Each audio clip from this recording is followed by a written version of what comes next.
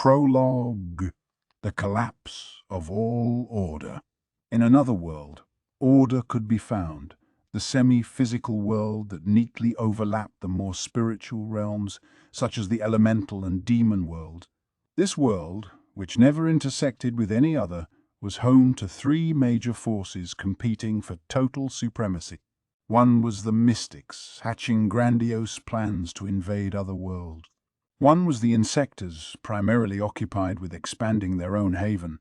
Then there were the cryptids, wasting away their days with endless battle and destruction. Once there was another force that had come from yet another dimension, but one of the other three had destroyed them and the dimension they came from. Such was the extent of this trio's unparalleled power. The mystics and insectors had each built a hierarchical society with a king at the top. Those in the lower classes were nothing but pawns, faithfully carrying out their orders, not even granted their own free will. The cryptids were different. Although they were semi-spiritual life forms, they had developed in a way that brought them as close to fully spiritual as one could get.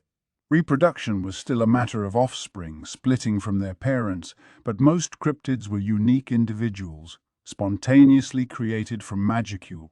Cryptids might be different in biological makeup from insectors, but their characteristics were quite similar to the insector ruling class. Unlike insectors, however, they rarely clustered together, for each individual cryptid possessed notable fighting ability. They were cunning and extremely belligerent despite their lack of intelligence, and there was no sense of cooperation at all among them, each one motivated purely by the lure of expanding their own dominion of rule. Thus, the cryptids were currently in a state of all-out civil war. Given how each of these three forces acted, there was simply no way they could live in harmony within the world they called home. The mystics and insectors had been fighting for well near eternity. Only when the number of cryptids ballooned to where they went fully out of control would these two bitter enemies drop arms and fight together to destroy them, a moment in history that had been repeated since time immemorial. Because of that, these races had never rested in their search for a safer domain, their eyes scanning the universe outside their own as they planned their hypothetical invasion. That, of course, would not be easy. Even with a lifespan that surpassed humans and bodies that disease or injury could never take, they had yet to achieve their long-held dream. The first problem was that they still had no easy way to open an invasion path to other worlds. Rifts in space occurred, caused by unique catastrophes called space-time vibrations. But they happened only once a millennium and, even then, lasted only a tiny amount of time. Sending a large army through them would be quite impossible. It was all they could do to send an advance team over to build a base of operation. There were, however, exceptions. These took the form of a gate, a rift connecting dimensions that was fixed in place within their world, known by the populace as the Gates of Hell or the Underworld Gate. Using this gate made it a snap to escape from their world, but since it was under the control of the demon race, the aggressors, the assorted species trying to invade other worlds, were denied access. That's why they were so keen on trying to seize control of it. But for now, everyone was in a state of detent. But one person there wasn't happy about this balance. Someone who, in fact, continually hated it. His name was Feldway, the Mystic Lord. This perpetual three-way relationship made his hatred burn all the fiercer, growing into an inferno that could consume the world in time. Feldway could remember it all. Veldanova created many species and races, but the task of supporting the world wasn't his alone. There were other beings willing to offer their help, and Feldway was the first to step up. The angel race was a people without their own will, created only to aid Veldanava with his work. The highest level of existence among the angels was called the Seraphim. There were 7 in all, and they each had enough energy to transcend even an awakened demon lord. Upon being granted names by Veldanava, they became the so-called 7 primordial angels, beings equivalent to gods. The first of these 7 was Feldway, who later became the founder of the mystic race. Feldway, who gained his own free will along with his name, swore his allegiance to Veldanavar, leading the angels and spending many years as his personal assistant. More and more species were born, one after the other. The mad king of the giants, the queen of the fairies, overseeing the stars, the founder of the vampires, a race created to build a civilization on the planet. Slowly they evolved from spiritual life forms to semi-spiritual, then to purely physical flesh and blood, losing their eternal life but gaining untold diversity along the way. Then, at long last, humanity was born, its fate interlocked with a parallel world in another dimension. They were fertile, capable of adapting to their environment. They had richly individualistic egos, along with a curiosity attuned to the mysteries of the world. Beldanava was delighted. He loved this fragile species more than any of the others, so he decided to remove any threats from the world that could prevent the humans from continuing to exist. Feldway was given the task as well, and with his own hands he defeated a slew of would-be menaces and monsters. But the last remaining adversary was a tricky one. It was Ivolage, the world-destroyer dragon who would later become king of the cryptids. Nobody knew where Ivolage came from or, in fact, how it came into creation at all. Did it reach here from some dark corner of the universe or the edge of another dimension? The only thing they knew for sure was that it was disaster incarnate. It was as powerful as a true dragon, but so lacking in intelligence that communication was impossible. Because of its destructive instincts, it had the potential to destroy the entire world in time. Even Feldway himself couldn't take it in a one-on-one battle.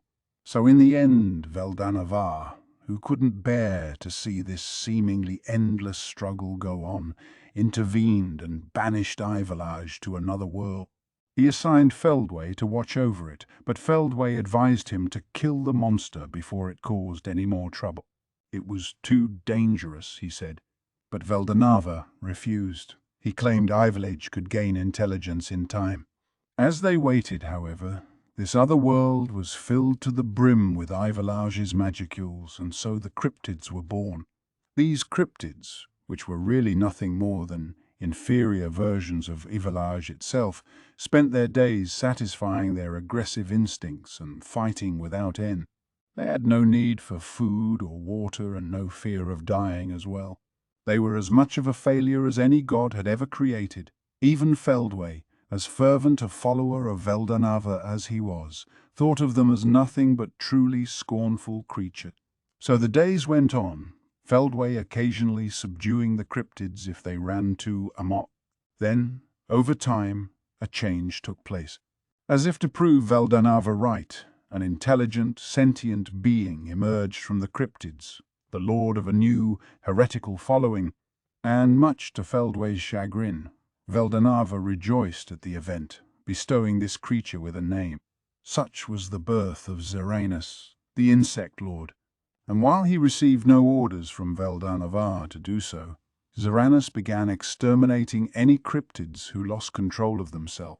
It was simply his fighting instincts taking hold of him, but Veldanava still approved. Eventually, Zeranus created his own insectors who served as his personal army. Before long, they grew to where they were a full-fledged faction. Feldway himself was also transformed. Having been exposed to magicules for so many years, he was no longer a seraphim, and the angels he led had also transformed into a new race. Feldway wasn't the only member of the 7 primordial angels to come to this world from the heavenly realm where Veldanava lived.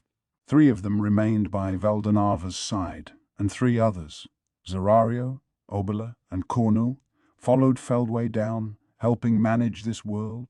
Now these 4 angels had undergone a mutation, evolving into a race known as Mystic Angel. The remaining angels transformed as well, developing their own sentience, and these became the Mystics, a type of demon in human form. Thus a brand new species was born, one wholly unchained from the conflict between demons and spirit. Through many eons, a new relationship slowly forged itself. Feldway and Zaranus didn't see eye to eye on very much, but both still recognized each other as a useful tool in dealing with the cryptid. They had a tacit understanding not to interfere with each other, and so they built a sort of cooperative relationship. The disappearance of Veldanava subsequently shattered this connection. At first, everyone believed he would come back at once. But even after centuries passed, there was no sign of Veldanava's return. Feldway wasn't sure what to think. Then the idea suddenly occurred to him. Perhaps Veldanava had abandoned them. Otherwise, there was no explaining why the supposedly immortal true dragon hadn't come back to life. And if that was correct, it was a hateful, lamentable fact for Feldway to process. All the humans on the planet, no, not just them, the elves, the dwarves, the beast folk, even the demons. He hated all of them, all these races classified as demi-humans, all of humankind. He wanted to destroy them, for anyone who had taken Veldanava away from him did not deserve to live. He wanted to unify the world created by Veldanava with his own two hands. And then he concluded he would bring his final condemnation down upon everyone who had committed that great, deadly sin.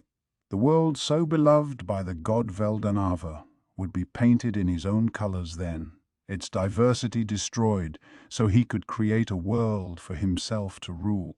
"Oh, Veldanava, my god!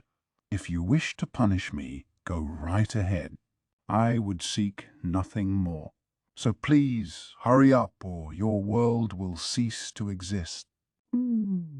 So Feldway, the mystic lord, acted as if testing the gods themselves. Such was the birth of magic races, the eternal adversary of mankind. Feldway first approached Zaranus, suggesting they could team up to destroy the cryptids and use that momentum to invade the planet. But ridiculous.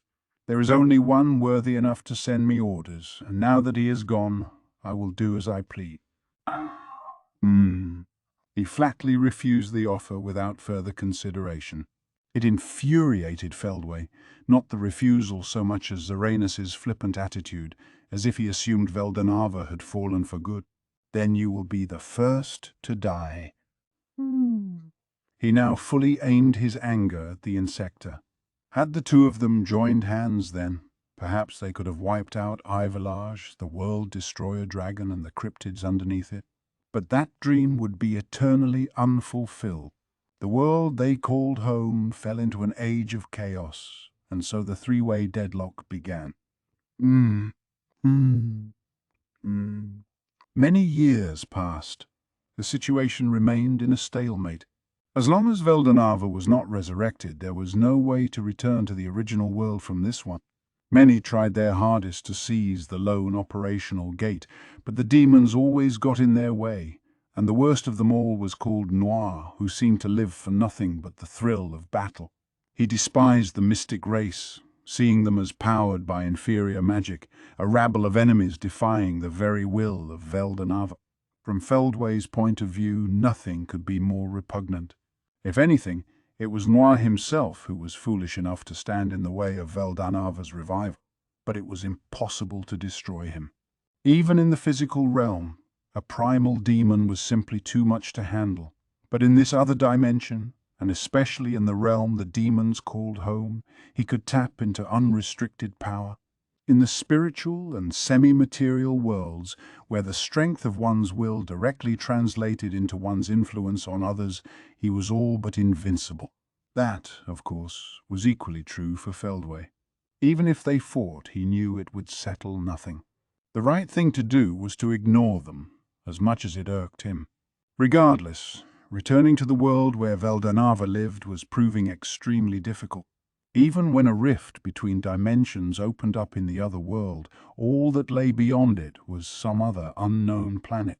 They tried to invade it as well, but it achieved little apart from staving off boredom. But right when the lack of progress was starting to truly frustrate Feldway, an opportunity presented itself. "Can you hear me, Feldway?" A mysterious voice spoke directly into Feldway's mind. "Who is this?" he asked it. The voice was bitter in its reply. "I am the will that lives within power. I am not yet free, and so I call myself Ludora. I reached out to you because I presume that you and I share the same goal." Ludora. The name was familiar. It belonged to Veldanava's close friend, a disciple-like figure and a man famed as the original hero. What he meant by the will that lives within power was unclear, but Feldway was still curious about what this so-called Ludora wanted. "Whatever its goal is," he reasoned, "if I find it frivolous, I will trace the origin of this voice and destroy it." So Ludora kept talking. "My mission is to restore Veldanava, the creator, and nothing else." "What?" Feldway's eyes lit up. The words sounded sincere to him, and they certainly piqued his interest. So he engaged with this voice to his heart's content. It no longer mattered to him what it was. What he found was that the voice belonged to Michael, Lord of Justice, an ultimate skill created by Veldanava. He never doubted the words for a moment, because it was aware of many personal details only Veldanava would know. Thus Feldway promised to cooperate with Michael, Lord of Justice. "Very well," he said. "From today forward, you and I are comrades, but it's going to be cumbersome if I don't have a name to call you." "Ridiculous. I already have a—" Feldway interrupted the cold, robotic response. "Ludora doesn't seem quite right, does it? I'm going to call you Michael instead." It was a playful remark, but the change it brought about was dramatic. It made the Lord of Justice, who had little awareness of its rule as a manners up to now, develop a defined mind of its own. "I suppose I must thank you for this, Feldway. I will not recognize you as my true master, but once I regain all my powers from Ludora, my temporary master, I will grant you a portion of them." "How interesting," Feldway replied. But instead of turning down the offer, he suggested an alternative. "No, why don't you be the master instead? If I don't do something about Zeranis, my main body will never leave this realm. I hate Zeranis, and he doesn't trust me at all either. Why don't you negotiate with him instead and have him see things our way?" That was the truth. This turn of events couldn't have delighted Feldway more. He was glad to see he wasn't the only one who thought Veldanava was gone for good, and if this voice was going to work toward his resurrection, there was no reason to turn it down. The question of who was whose master was just quibbling by comparison. Besides, Feldway and Zeranis had a long-running feud going. Feldway didn't think he would ever forgive Zeranis, so it was much more likely that Michael here could persuade him instead. And Michael seemed like he could do it. Or at least Feldway's intuition told him so. The voice reminded him of Veldanava in some way. He was sure Zeranis would lend an ear. So, for now, Feldway took a step back to see how things proceeded. It turned out to be a brilliant decision. Somehow or other, Michael really did persuade Zeranis. Part of this involved a treaty that officially assigned half of the world as the domain of the Insectors. But Feldway was ready and willing to give up on that. As long as Veldanava was revived, that's all he needed. Thus, a new relationship was established, and more than 1,000 years passed. Things went well. Ludora, who ruled over Michael, was continually reincarnating himself, losing a little bit more of his power each time. "How are you doing, Lord Michael?" "Very well, of course. And I've told you many times that I have no need for such honorifics." It's fine. It's fine. The fact that you and I are equals is a secret kept between us. We have to be careful lest we arouse suspicions." They were speaking just after Ludora's most recent reincarnation.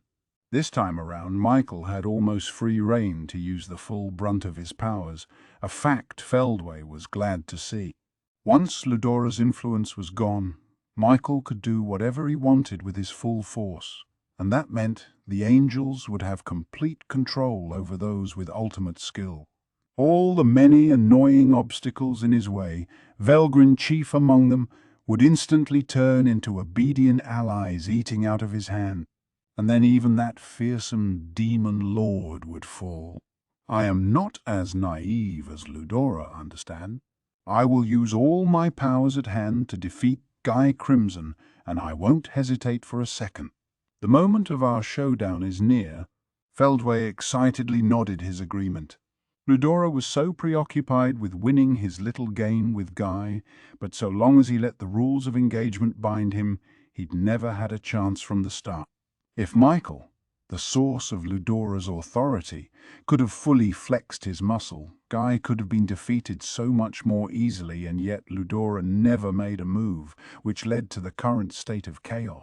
If we could just get rid of Ludora, the world would fall into our hand. Then all we'd have to do is wait for Veldanava to come back, wouldn't we? Indeed. That is why, Feldway, I have one favor to ask of you. What's that? Feldway's head perked up. This was a rare thing for Michael to ask. The first time, in fact. I want you to become my vessel. It was an offer Feldway had turned down in the past. They were still playing the roles of master and servant, but they were comrades on completely equal footing. Feldway didn't feel the time was right to take the wheel in this relationship, so to speak. But as Michael explained matters further, Feldway's mind began to change. You see, I have at long last taken a parallel existence of Velgrin's for my own. This will allow me to transport myself over to you while allowing Ludora to keep his powers. Michael could continue using Ludora as a decoy while tapping into his full Lord of Justice powers. And that wasn't all. Castle Guard, one of the greatest skills Michael could boast of, worked such that it protected only the one who held possession of the skill. Michael's loyalty to its master was the very source of its energy. If the skill extended out to its master's followers as well, that would deviate from its unwritten law that nothing is absolute in this world.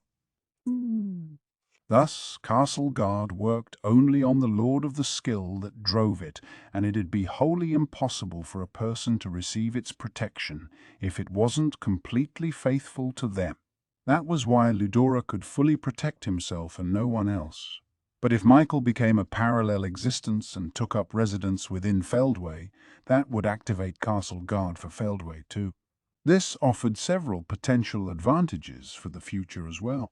If Ludora went away and Feldway became the undisputed Lord of Michael, he would immediately gain the energy provided by the more than 10,000 mystics he controlled. These weren't at all like Ludora's own loyal subjects. They were robot-like followers with no free will of their own. They'd never turn against him, and betrayal was an impossibility. There'd be no concern about these subjects suddenly changing their affiliation out of nowhere. It meant Feldway would have an even more solid defense than Ludora, something that exceeded his wildest dream. There was no reason to turn down Michael's offer. Feldway had plans to have Michael install himself within his body once Ludora was rubbed out anyway. This was just hurrying things along a little, as Feldway reasoned to himself. In that case, you hardly even need to ask. If you promise to keep our relationship as it's been, I'll gladly accept your offer. But of course, my friend. Come then, my friend. So Feldway obtained his own manas in the form of Michael, Lord of Justice. Finally, the day of the ultimate battle arrived. Ludora was to the point where it took a valiant, concerted effort to maintain himself, requiring the full brunt of his mental strength. Despite that, though, he had decided to wage a last confrontation against Guy. His plan: eliminate the demon Lord Rimuru, then add Veldora, one of the true dragons, to his arsenal. It was going well at first.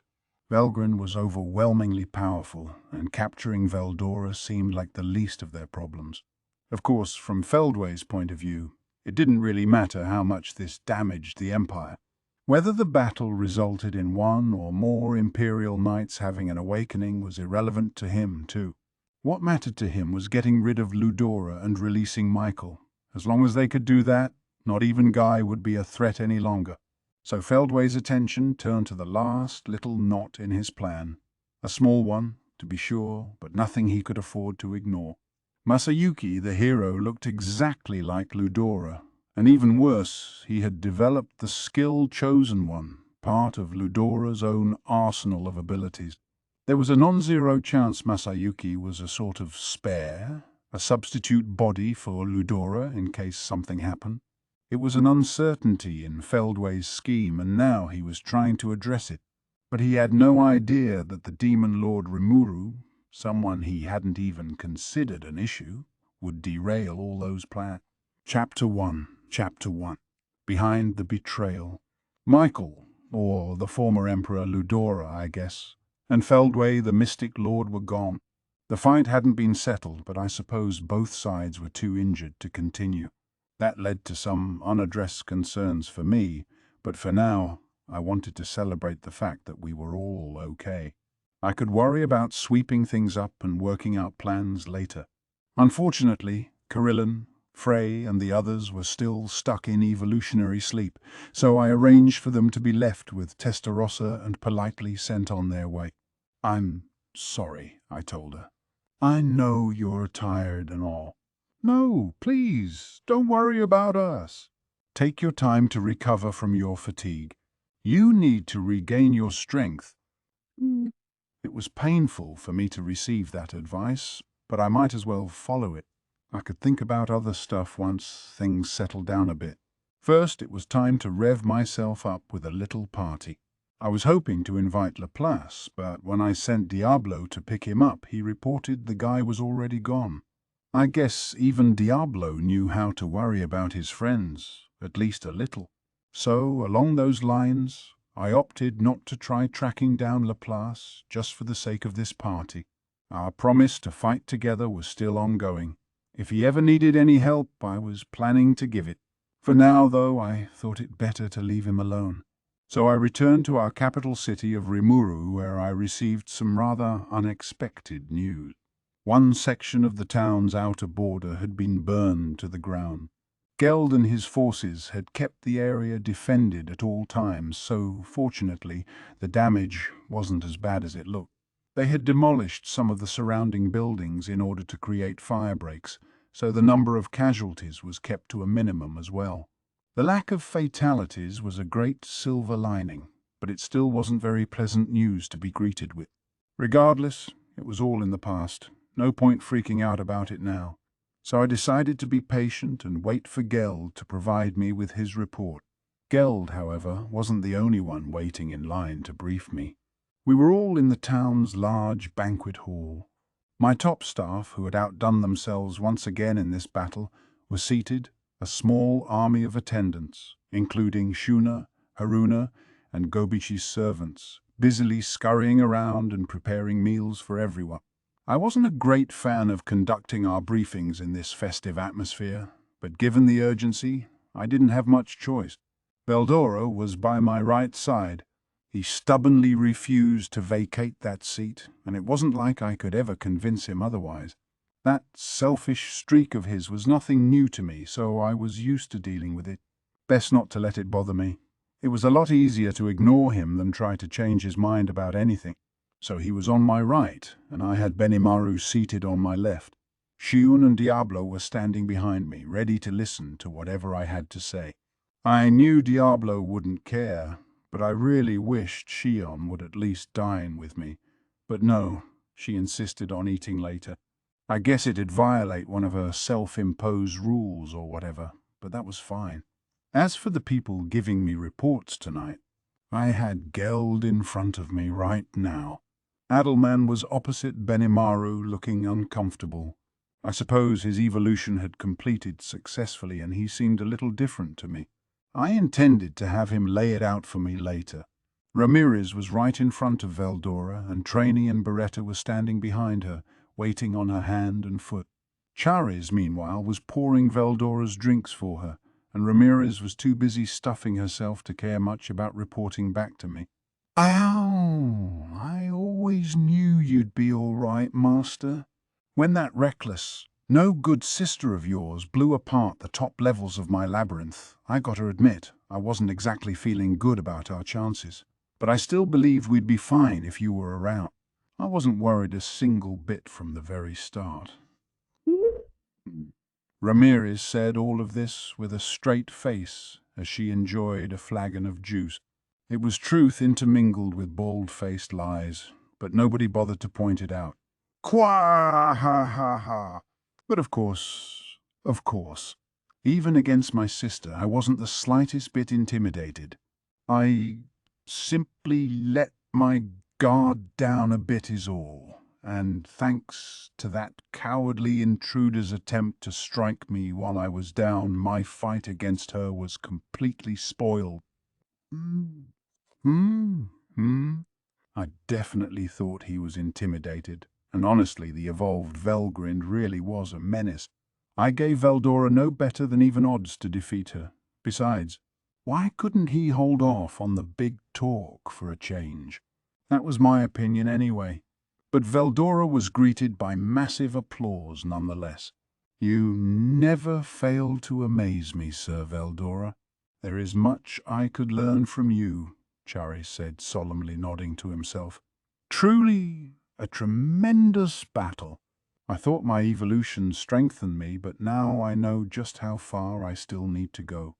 Benimaru was chiming in too, and his praise actually seemed genuine, which made Veldora give him a smug smile. But the good times stopped when Ramirez opened her mouth. Oh, you're so careless sometimes, Master. Still, that's probably gonna be all right. Probably. What do you mean, Ramirez? You see? I thought, better to let sleeping dogs lie. Being too loose with your speech has a way of painting you into a corner sometimes.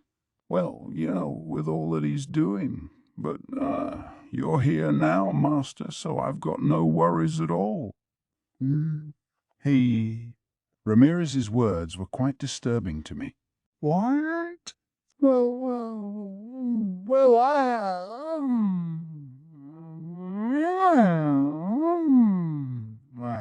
I am invincible. Veldora seemed to pick up on what this meant. Now he suddenly began making excuses, perhaps realizing he had dug his own grave. It was too late for him, though, and this kind of thing always happened to him anyway, so I didn't bother fretting over it. Personally, I was more concerned about Vesta sitting in the far corner of the hall. I left Veldora and his pals to their own nonsense and asked the rest of my staff what was up. Immediately after Rimuru left for the Empire, everyone who remained behind promptly went into emergency mode. The post-celebration excitement that prevailed across the city was gone in a flash, and that was true for Ramirez and her cohorts as well, as they returned to the innermost chambers of the labyrinth. The Dragon Lords under their control had completed their evolutions, which cheered Ramirez up considerably, but given Rimuru's emergency deployment, she was still anxious. Ramirez's aim in life was to make every day as fun as possible, and with the labyrinth, she felt that she had a glorious paradise that would make her wish easy to fulfill. After spending so long all alone, fending off the solitude with her elemental spirit friends, this realm had become something precious to her, something she never wanted to lose again. In fact, she was afraid of losing it. She thought things would work out like they usually did as long as Rimuru was around, although she still couldn't shake off a certain premonition. But that hunch was right. Veldora's sister Velgrind wound up attacking and destroying much of the labyrinth Ramirez saw as her pride and joy. The structure was physically indestructible, but when faced with a true dragon, a personification of unfair, irrational force, very little was impossible. When Ramirez first caught sight of Velgrind, she recalled an old memory that she usually made sure to forget. It was a long time ago, not long after she was born. And back then she recalled witnessing Veldora on a rampage, looking very much like the great Veldanava himself. Veldora, the Storm Dragon's key attribute, was wind, but he also had control over space and water.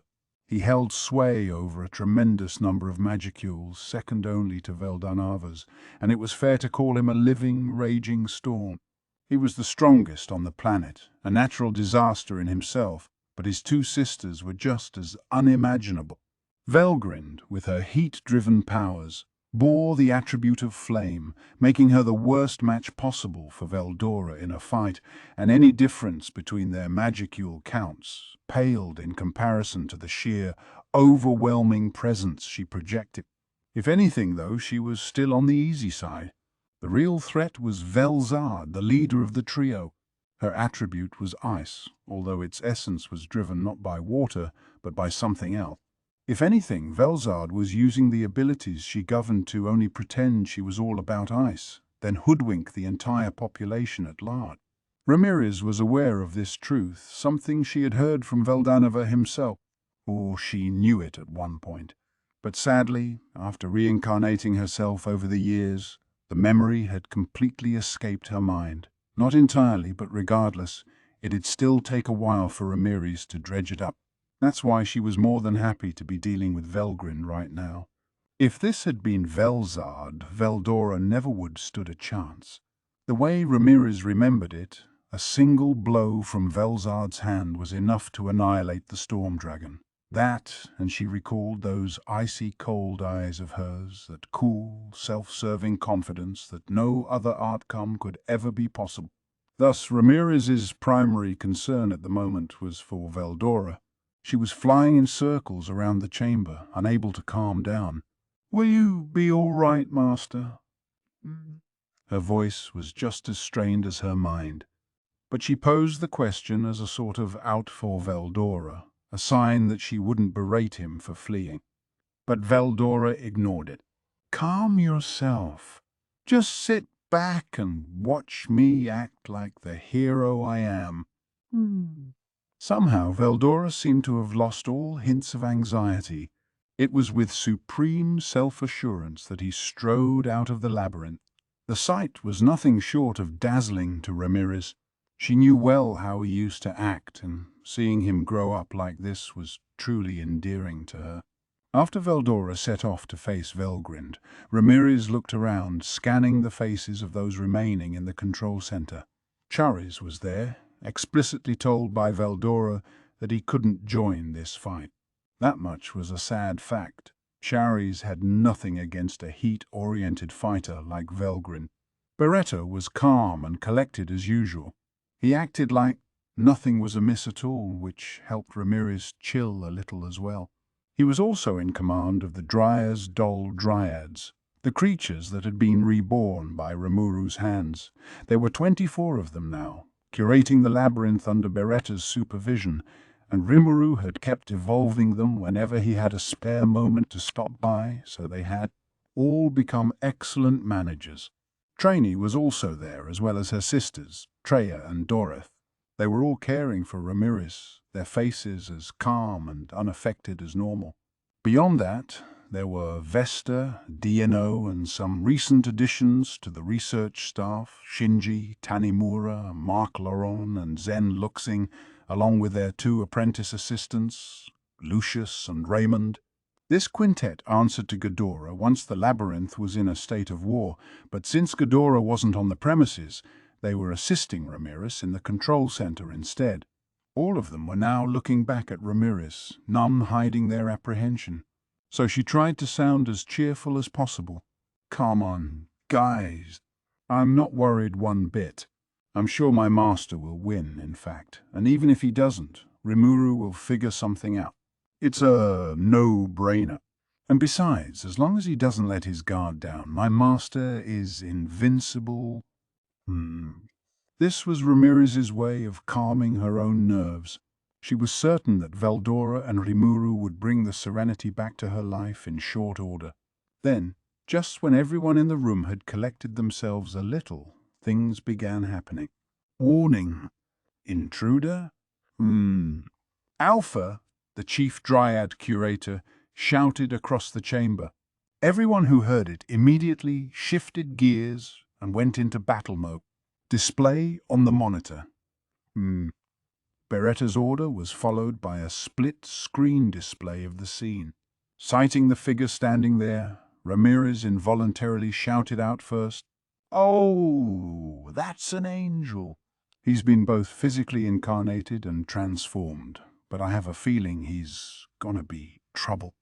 It was a strange sight to see, an outfit of pure white and a god-class weapon that let out a dark, lustrous sheen. The long, jet-black hair seemed to shine like a source of light, further accentuating the figure's beauty. Behind its back were 3 pairs of wings, which only made the figure more conspicuous. Estimated energy figures obtained. This. Alpha paused. What? What? Tell us. Trine's urging snapped him out of it. This is just an estimate, but the figure on the forefront has more than 3 million existence points. The 5 behind him were all measured at between 4 and 700,000. Alpha's statement froze the entire control center. One less advertised role of the labyrinth was to quantify information on the life forms that lived within it in order to build a database. The idea was to monitor the battles waged within its walls and use the gathered data for future crisis management purposes. That's what Alpha was referring to by existence points, or EP. It was a numerical statistic derived from a life form's magicule count and physical ability, plus the energy contained within whatever armor was equipped, although it didn't attempt to evaluate a target's actual combat ability. It was impossible to measure a person's honed skills and techniques, so one ZEP was considered a reference value and little more, but it was still useful for statistical purposes. Used correctly, they expected it to help strengthen the labyrinth's defenses. It allowed them to estimate the approximate threat level of an enemy by hitting them with an opponent of roughly the same EP value. This was all still in the trial stage, however, and the program didn't yet have all the data they needed. Statistical anomalies still ran rampant across the system. For example, there were seasoned fighters like Hakuro, whose existence points were at around 60,000, but could still storm over foes with an EP several times that. An even more notable exception was Gopta, whose EP was just under 20,000. The weakest among those ranked an A in skill, but on the field he was stronger than Bovix and Equix, each given an EP of 130,000 or so. Given those cases, most everyone working in the labyrinth assumed that one's EP ought to be taken as a guide, not the final verdict on someone's strength. It should be noted that within the Land of Tempest, one's ZEP rating was also tied to their rank at the local free guild, to wit. Guild rank under 1,000. 1,029.99. D. 3,000, 5,999. C. 6,000, 7,999. B. 8,000, 8,999. By 9,000, 9,999. 10,000 was an enormous wall for people to pass, but overcoming it brought you into the first class of strength. That earned you a guild rank of A and a threat level of hazard. Making it up to 100,000, though. That earned you a special rank and the threat level of calamity. Demon Lords had an EP of at least 200,000, based on Rimuru's hunches. Frey and Clayman, before his pseudo-awakening, would had an EP of around 400,000. That figure was the yardstick for assigning someone the guild rank of S, along with the threat level of disaster. However, an S rank didn't mean a demon lord by Tempest standards, given how a lot of the nation's top executives were as powerful as old-style demon lords. The Tempest government wanted to keep things simpler, so they built their own standards beyond this point. That's where things like the catastrophe threat level came in, currently applied only to true dragons and Guy Crimson. Other awakened superpowers were assigned the class of Special S. The pseudo-awakened claimant never stabilized his magicule count before reaching his end, but as Rimuru commented, I'd say his EP would have been around 7 or 800,000. Thus, Special S was defined as an EP of 800,000 or higher, and those lucky few with an EP over 1,000,000 were collectively referred to as the Million Class. For the sake of reference, an archdemon's EP was always fixed at 140,000, no matter who summoned them. That number was uniformly the same for all of them, as if they had all reached some kind of cosmic upper limit. Even Testarossa and her friends were recorded as having a 140,000 EP when they first came onto the scene, and while there was no way to verify it at this point, Ramirez and her team were certain there was no mistake about it. A million class member, said Ramirez, struggling to find the words. And if so, the first thing that comes to mind is that these are seraphim, aren't they? A high-level angel, a nodding Beretta added, who has transformed into one? Very troubling indeed. And even those following it are S-class. With our floor bosses asleep at the moment, engaging them could pose quite a challenge. But we have to do something, don't we? Ramirez replied, panicking a bit. Triney offered her a smile, trying to assuage her. Yes, we do, Lady Ramirez. Allow me to set off. Treya and Doreth stood up, following her lead. As will I, of course. Allow me to join you, my sister. But this did little to calm Ramirez's nerves. In fact, she panicked even more. Wait a minute. I know you've all gotten stronger, sure, but there's no way you beat him in the stats. That will not be a problem. One Zeep is nothing more than a guide, and now we will prove just how strong your followers truly are. Treya and Doreth nodded their eager agreement. Ramirez really wanted to stop them, but nobody had any better ideas. They didn't, but she truly loved Trainee and her kin, and as their master, pushing them directly into harm's way like this didn't seem like an acceptable option at all. No, I can't allow this. Like Rimuru and my master always tell me, we only fight battles we know we can win. They would have to put the labyrinth in full operation and buy as much time as they could. In the meantime, Ramirez thought they'd just have to hope things somehow got better. She knew that was escaping reality, but nothing else came to mind. But it was Charis who admonished her. Lady Ramirez, I'm afraid a stalling approach will be too difficult to pull off. We cannot approach the level of the sleeping floor bosses in a fight, and if we leave things as they stand, we risk seeing the labyrinth's most vital facilities destroyed. I think the only choice is to intercept them on the surface.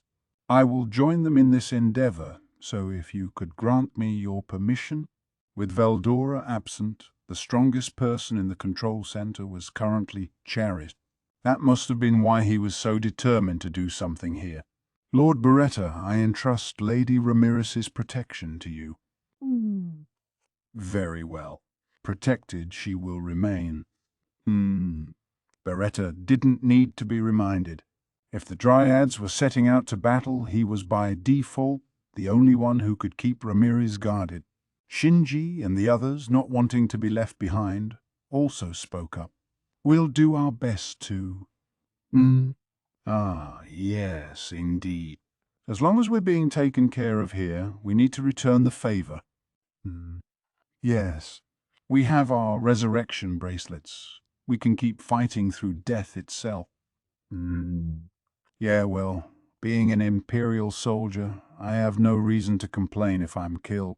I'd like to prove to everyone here that I'm more useful alive, at least. Right. Otherwise, Lord Ghidorah's likely to be enraged. So the atmosphere in the control center was relaxed. everyone pleasantly chatting as this mind-boggling foe loomed before them. Ramirez took a deep breath, then erupted into a big old smile. "Well, if that's what you're saying, then have at it. Gimme everything you got! As long as I'm around, you can die all you want, so don't go easy here. And I'll send my dragon lords over when they're ready, so you better be sure you win for me." Everyone nodded their agreement, and then, taking up the roles they were given, they swiftly moved into action. The intruder whose presence Ramirez had picked up on was Zerario, the leader of the forces under the mystic Lord Feldway's direct command. He was a former seraphim, but with his two companions, he ruled as one of the three mystic leaders, the trio that controlled the mystic. Each of them served as an army commander leading a vast force of their own, and normally they'd be nowhere near the front line. This time, however, Feldway had given him explicit orders. He was to take advantage of Velgrin's laying waste to the labyrinth and take out his assigned target at once. Feldway had told him what happened to the Imperial troops who had attacked the labyrinth before, and Zerario, reasoning that such a weak force would be nothing but a nuisance, decided that he ought to come to this labyrinth himself. 5 of his generals accompanied him. All of them were high-level angels, classified as cherubim or throne depending on rank, and by becoming mystics, they had gained magicule counts comparable to a demon lord. Their physical bodies were much more fragile, but in the labyrinth's environment, that wasn't much of a problem. Since the natural diffusion of magic force was suppressed down there, they'd all be able to fully leverage their ability. So Zerario was casually strolling toward the labyrinth, but, of course, he was interrupted.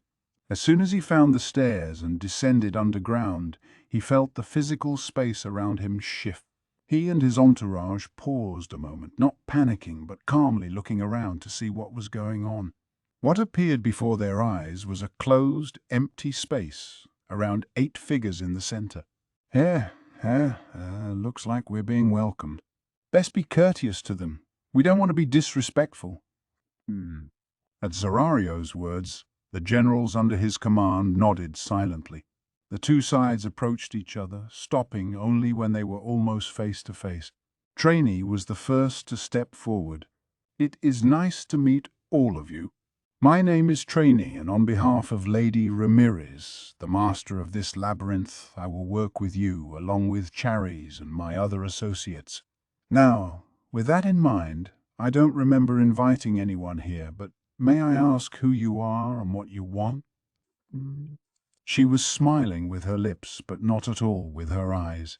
She was ready to react to anything that might happen, keeping a constant lookout for her opponent's moves. Before coming here, she had powered herself up as much as possible. She could summon a wind elemental lord housed within her and make full use of its power. Considering she had summoned only the high-level elemental Sylphide for her prolonged battle against Laplace earlier, Trini was clearly pulling out all the stops from the first move. The EP of an elemental lord, based on its magicule count, was around 1 million. For Trini, whose own EP didn't exceed 600,000, it was almost too much a weight to bear, but she was within the labyrinth and therefore able to be resurrected. So she was using up her full force for the upcoming fight, not worrying about any long-term effects on her body. Charis, 1 step behind her, was just as revved up to fight. Even if his opponent had twice as many magicules, that wasn't going to faze him for a moment. He'd had the almighty Veldora in all his overwhelming glory as a training partner this whole time. He had friends here, people he could trust.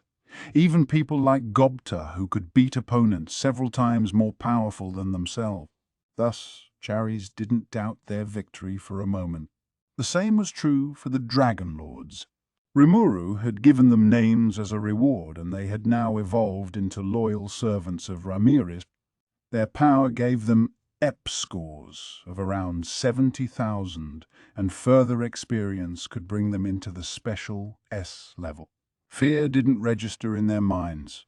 They were just itching to test out their powers. Treya and Dorith had also completed their spiritual unification with Sylphide. Treya was assigned to work with the Dragon Lords against their enemy's entourage, while Dorith was providing support for Trainee and Chari. Beretta's ep was about 400,000, but his skills far surpassed that. He was a valuable asset in battle, but as Ramirez's bodyguard, he couldn't leave her side. Thus, at the present moment, this was the best lineup the Labyrinth team could assemble. If this powerhouse team should be defeated, however well, in that case, they'd have to stage a last stand with everyone else on hand, Rigid and Gupta Chief among them. They were busy gathering their forces on the next highest labyrinth floor for just that purpose, and that's why they needed as much time as they could earn. Of course, nobody here was going up intending to lose. This is quite a surprise. I had heard that we wouldn't find much resistance left in the labyrinth, so I certainly wasn't expecting to see this gauntlet of worthy challengers. How fascinating. I'm quite excited, in fact. But allow me to introduce myself. My name is Zerario, one of the 3 mystic leaders entrusted with an army by the mystic Lord Feldway. It is a pleasure. Zerario bowed gracefully, his movements refined, as if he were a famed stage actor. But there was no emotion at all behind his speech. He was clearly condescending to Trainee and the others.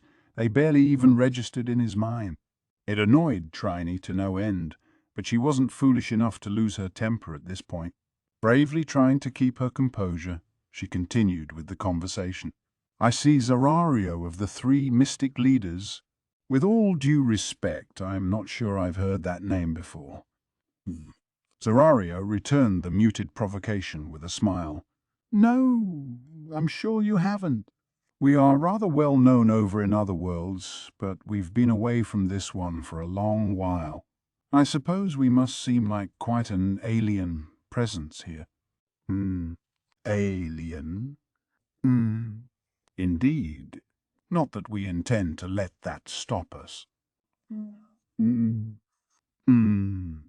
Right. But you asked what we wanted, yes? I'll gladly inform you, of course. In fact, if you could cooperate with us, I think it would save us all a lot of trouble. That will depend on what you have in mind. Very well, then. Our objection is to eliminate a boy by the name of Masayuki Honjo. If you will offer him to me instead of keeping him hidden, I will withdraw at once. What Zerario offered, his gentle good looks framing his soft, almost feminine voice, was a declaration that he'd kill Masayuki. Nobody was offering their agreement. Masayuki was Rimuru's friend, as well as an irreplaceable companion for Trainee and the rest. Ridiculous. I fear there is no room for negotiation.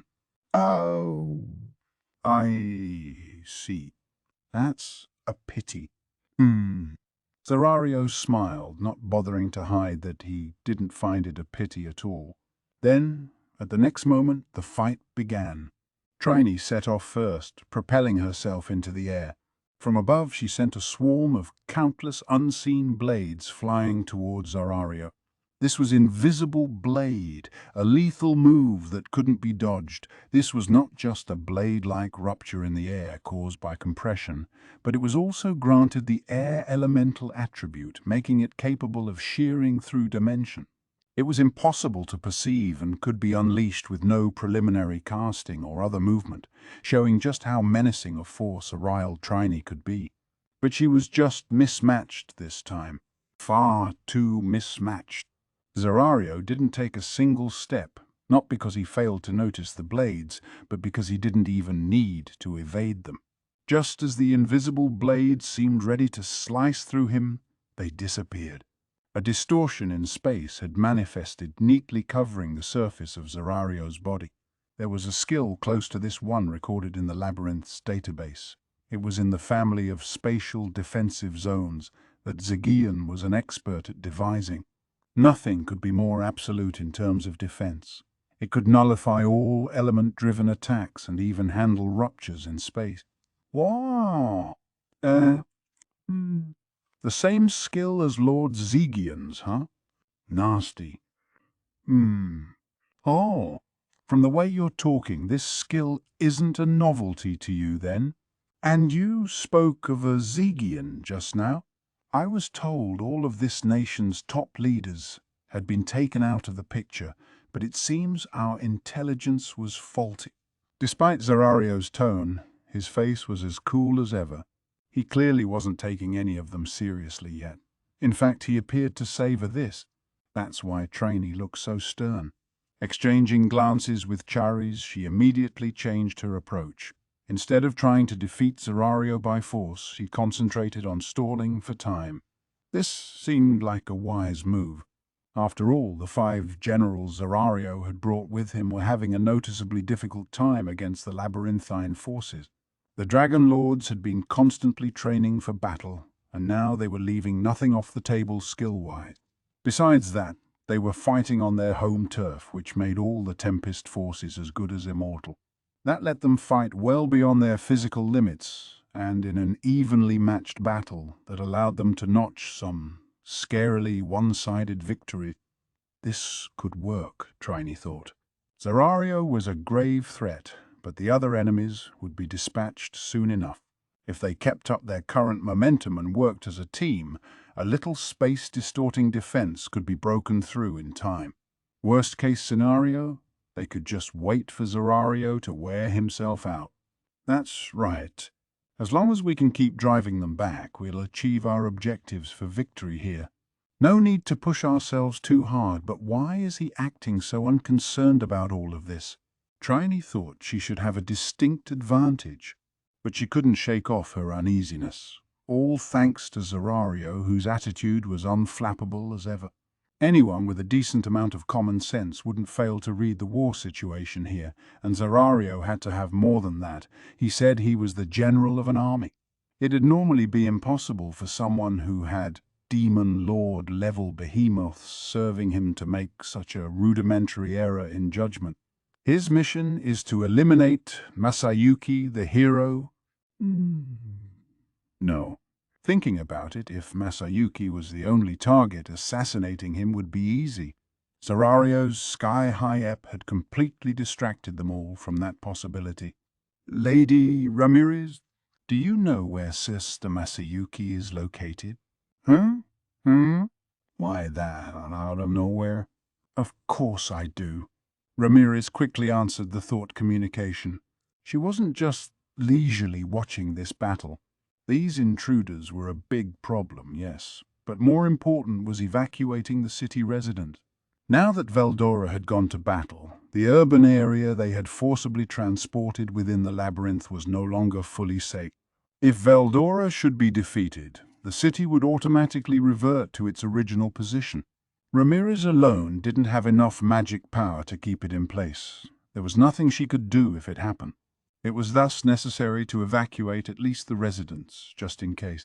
Fortunately, there was enough open space on floor 95, functioning as floor 100 at the moment, to deploy a decent-sized army. They couldn't allow regular citizens into the labyrinth's research facilities, but the floor overall was more than big enough for all the city's residents. Once Beretta pointed out that fact to Ramirez, she'd hurriedly sprung into action, and now the evacuation was underway. I need you to ensure he is safe immediately. I think you're worrying too much. Those are the only intruders so far, you know. Ramirez, despite her internal griping about how busy she was, answered Trainee's request. Just as she thought, Masayuki was safe and sound. Yep, he looks all right. He's in the city now, helping guide the evacuees out of there. Just as Ramirez said, Masayuki was playing a major role in the effort, helping to keep the citizens calm. If he wasn't there, there might have been enough mass panic to lethally delay the evacuation. It was times like these that Masayuki's innate skills really came into their own. So the situation down there was peaceful, with no signs of battle. If there were any signs, Ramirez, as the chief controller of the labyrinth, would know about it at once. Trainee, hearing all that, finally breathed a sigh of relief. All right. That's a relief then. Nonetheless, she seemed unconvinced. Are you worried? Ramirez asked her. Well, if the enemy tried taking Masayuki's life, I'm afraid the evacuees could get caught in the crossfire. Even Trainee felt this was overthinking matters. Nevertheless, something in the back of her mind was alerting her to consider every possibility, just in case. Well, all right. If you're that insistent on it, Trainee, I'll have Masayuki's gang go up to floor 70. That, finally, satisfied Trainee. Floor 70 was currently home to the surviving remnants of the Imperial forces. Even if some assassins showed up, those soldiers would boast enough resistance to buy them some time. That would certainly put my mind at ease. Right. Yeah. So Masayuki was dispatched to floor 70. Masayuki sighed to himself. People around here treat me with no respect at all. From Rimuru on down, all the big shots just loved acting on the slightest whim that popped into their head. These weren't ground-level minions. They really needed to consider their position and act with more caution. Not that all of them were like that, but don't you think, they should be more worried about my take on things, like how Shuna is? Those were Masayuki's true feelings coming out. If an elegant, beautiful woman like Shuna asked him to do something, Masayuki would have no complaints. That's why he was so delighted to help with this evacuation, but now Ramirez was interrupting him. Hey, so I want you up on floor 70 ASAP, she forcefully ordered without a moment's hesitation. Masayuki was less than excited about this, but despite appearances, Ramirez had a lot of power to work with. She had Veldora's backing, and she was also one of the people who knew Masayuki's secret. No matter what she said, there was no way he could defy her. Give it up.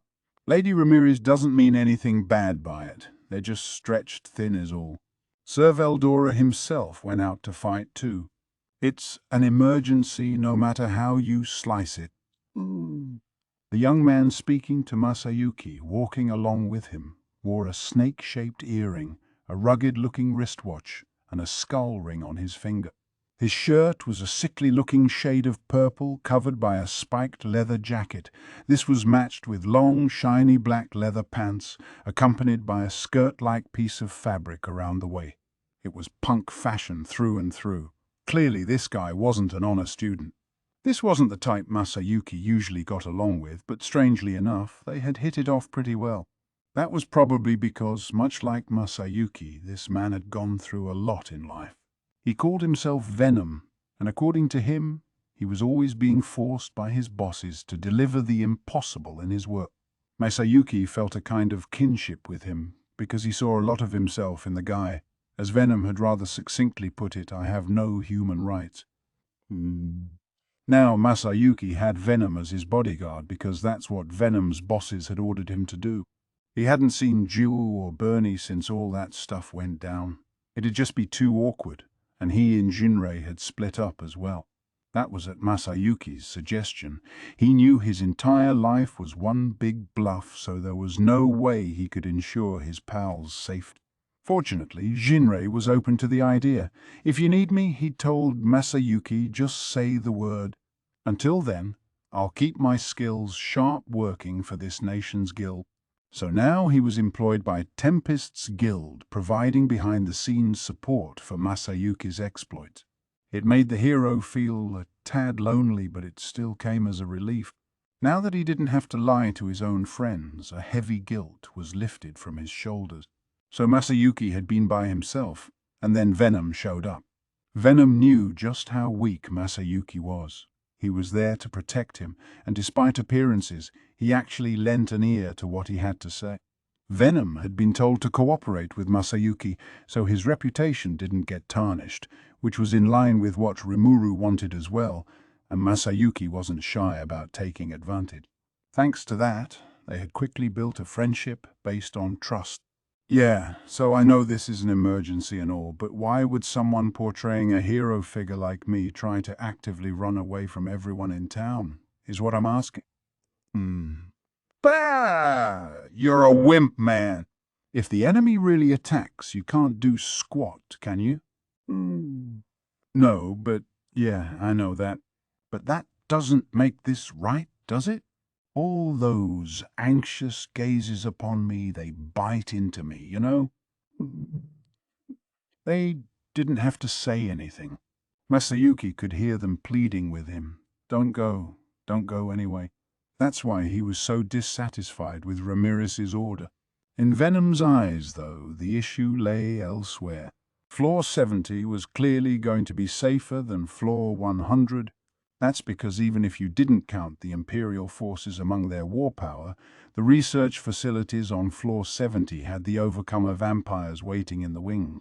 They were currently taking care of the children, so the way Venom saw it, Masayuki could come under their protection once he got there.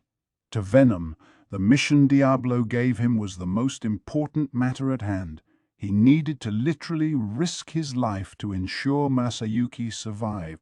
Yeah, well, I know how your just being there helps people feel better. But the evacuations are pretty close to complete now, and Floor 100's well protected, so practically speaking, if an enemy was powerful enough to make it this far, nothing short of the floor bosses would stop them. Floor 60 was largely undefended. Ghidorah was absent and Shinji's team had pulled out. Floor 70 was thus serving as their first line of defense. So you mean I'd be in more danger up there? Venom nodded. I suppose so. But don't worry, man. I'm here, and it's my job to protect you. Mama, well, that's what I'm hoping for, but Masayuki understood the situation he was in. If he was being transferred to the front lines in this situation, it meant some enemy was likely targeting him and him alone. Otherwise, there'd be no reason for Ramirez to expose someone as helpless as he was to even more danger. Masayuki had a resurrection bracelet, so he'd be quickly resurrected after any death in the labyrinth. It seemed clear Ramirez wanted to use him as bait for the enemy. Yeah, you're probably right. Plus, I'm sure she didn't want to get other civilians caught in the fight. They might realize how much of a wimp you are. Besides, following this order is just the right thing to do, you know? Oh, I know that, yeah, but I got my say in this, too. Jiwoo and Bernie were on floor 70. The awkwardness of running into them was a problem for Masayuki as well. I don't know what they're up to, but if they were just following orders, try not to hate on them too much, okay? Even if they tried to kill you, it's not like they really wanted to deep down. Humans are all complicated like that. It's not like monsters. That's what makes them such great toys for demons. Masayuki glared at the grinning Venom. I can't move on that easily, he thought. But as Venom said, it was hard to read someone's true feelings, and not even he could find it in himself to fully hate Jiwoo and Bernie. Dwelling on it would only hurt him. So Masayuki finally resigned himself to his fate once they reached floor 70, and he witnessed the construction site the Imperial forces were stationed around.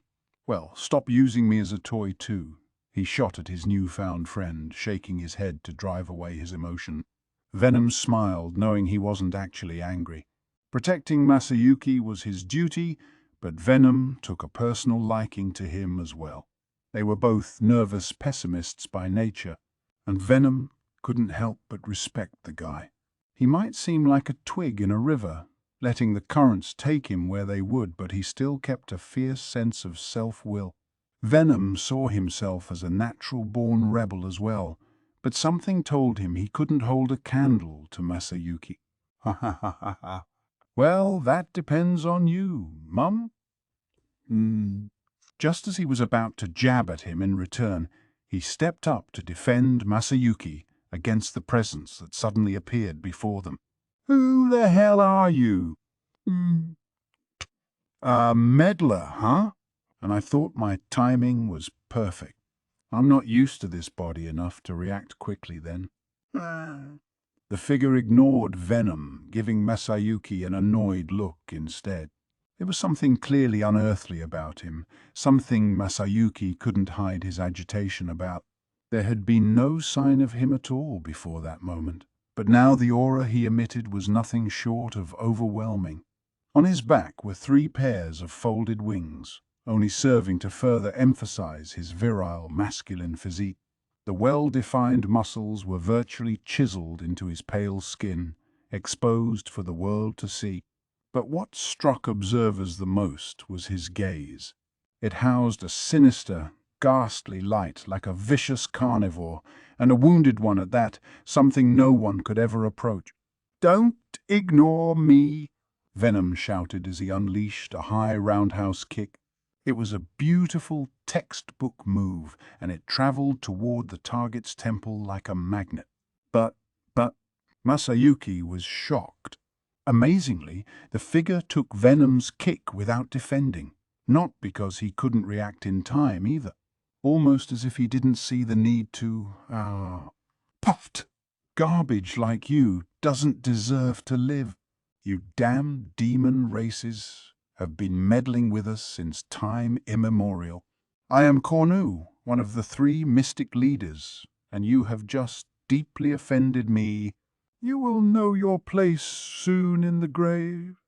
The man called Cornu casually swung an arm toward Venom. The next moment, a wave of compressed magic force was unleashed, gouging into Venom at an unavoidable speed. Masayuki was wondering why Cornu had bothered with the high-handed self-introduction, but only for a moment as he hurriedly went over to Venom's side. Are you okay?" Venom was alive. He had reacted just in time to deflect the magic bolt with his left arm. But the damage was staggering. His entire left arm was now gone, and there was a large hole in his left side as well. Not really, no. I hardly believe it, much less want to admit it, but it looks like that bastard's way stronger than I am. But don't worry. I promise I'm gonna protect you." With that, Venom casually stood up. He was nowhere near unhurt, but he was far from out of the battle either. "Oh, great! We've got an obstinate little bug here, don't we? This is why I hate garbage so much. They waste everyone's time with their pointless resistance." Watching Cornu moan about this made Masayuki want to tell him off. He didn't know why it was so important that he be killed, and he felt entirely responsible for Venom getting hurt as well. "Venom, I guess that guy's going after you, huh? You knew from the start?" "I had a hunch once Lady Ramirez contacted me, but it's okay. I may not beat him, but I'll buy us some time." But he probably hasn't killed you yet because of your bracelet.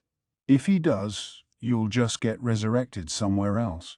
He's afraid of that, so he's trying to bring you out of the labyrinth alive. I don't think he'll throw us any attacks that might fall within range of you." Venom smiled defiantly, and he was right. Masayuki's resurrection point was set to the control center. That way, no one would see where he went. Knowing that emboldened him. Cornu, meanwhile, was annoyed that his motives had been exposed. He had good reason not to make any more mistakes, a reason that went back several decades. During an attempted invasion of another planet besides this one, he'd screwed everything up just one step before completion. Exactly what had happened was unclear, but a field of blazing fire had reduced the army he led to cinder. Thanks to that, Cornu, despite retaining his mystic leader title, no longer had any subordinates assigned to him. And while his wounds had healed, his mind still bore the sadness and despair he could never fully wipe away. Thus, despite the overwhelming advantage he had in this matchup, Cornu still felt like he was dancing on a cliff. Unfortunately for him, it didn't escape his adversary's notice. "I'll admit it. If this wasn't Ramirez's world, I never would have had to be here. It would be child's play to bury both of you, but while I'm at it, I think I'll let you taste genuine despair. Behold my true powers, and prepare to set off for the afterlife." Cornu wasn't the type of fool to let his guard down. He realized Venom would be no pushover, and now he broke out his full force so he could handle whatever may or may not come. Over his body, a suit of armor formed itself, emitting beams of black and golden light. This was the ultimate in God-class gear, the same type Zerario boasted, and it was available only to the 3 mystic leaders.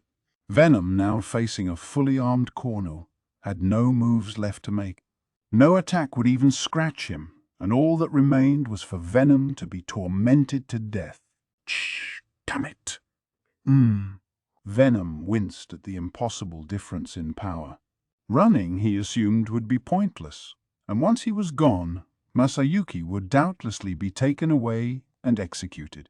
Venom himself would be resurrected within this labyrinth as well, but if he failed to protect Masayuki, it'd be Diablo's violent purge waiting for him next. I'm screwed, aren't I? Venom thought hard, almost ready to cry. There was only one option left: kill Masayuki himself so he'd be sent to a safe spot. So be it. But just when Venom was about to commit to it, "Hey, do we have some trouble over here? Mind if we lend a hand?" 2 men stepped forward, shielding Masayuki. "Are you Sir Minutes? And Sir Caligulio, too?" The timid Masayuki recognized them, having met them both a couple of times before. He recalled how nervous he had been, given how high in Empire society they both were. "Sir Masayuki, you may feel free to simply call me Minutes. Having His Majesty the Emperor's spitting image call me Sir makes me feel so self-conscious."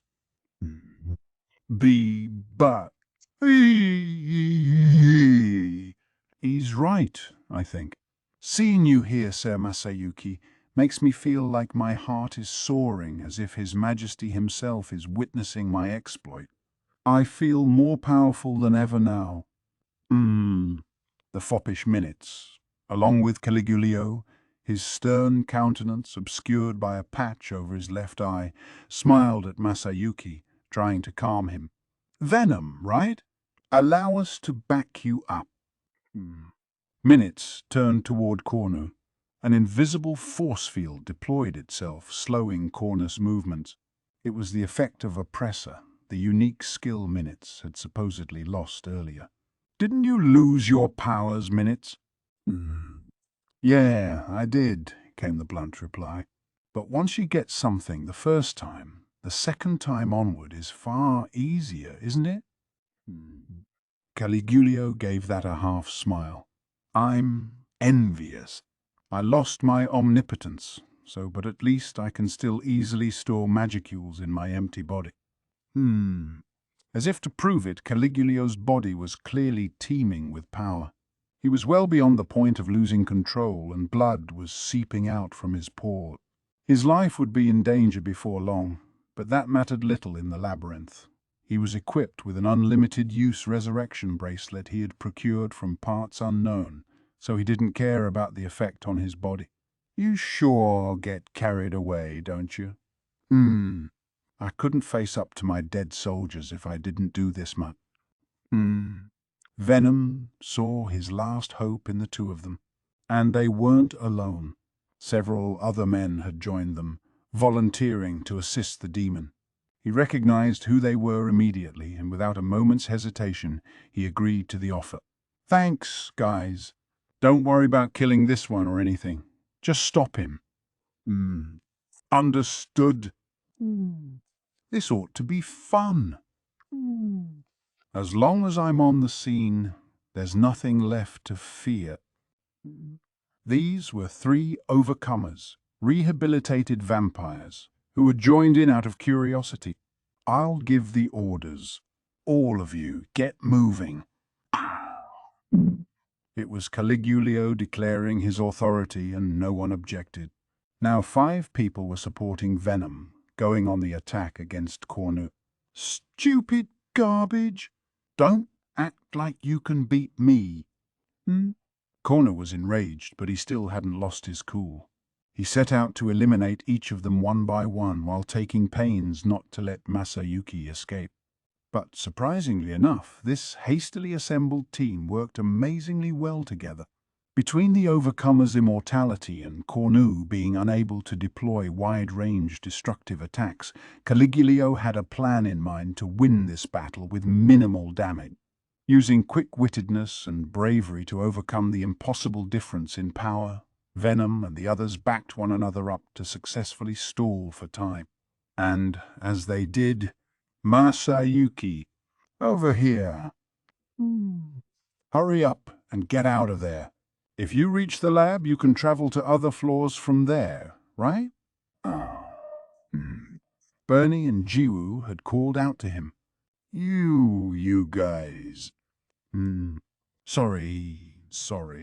I wanted to more formally apologize, but now's not the time for that. Just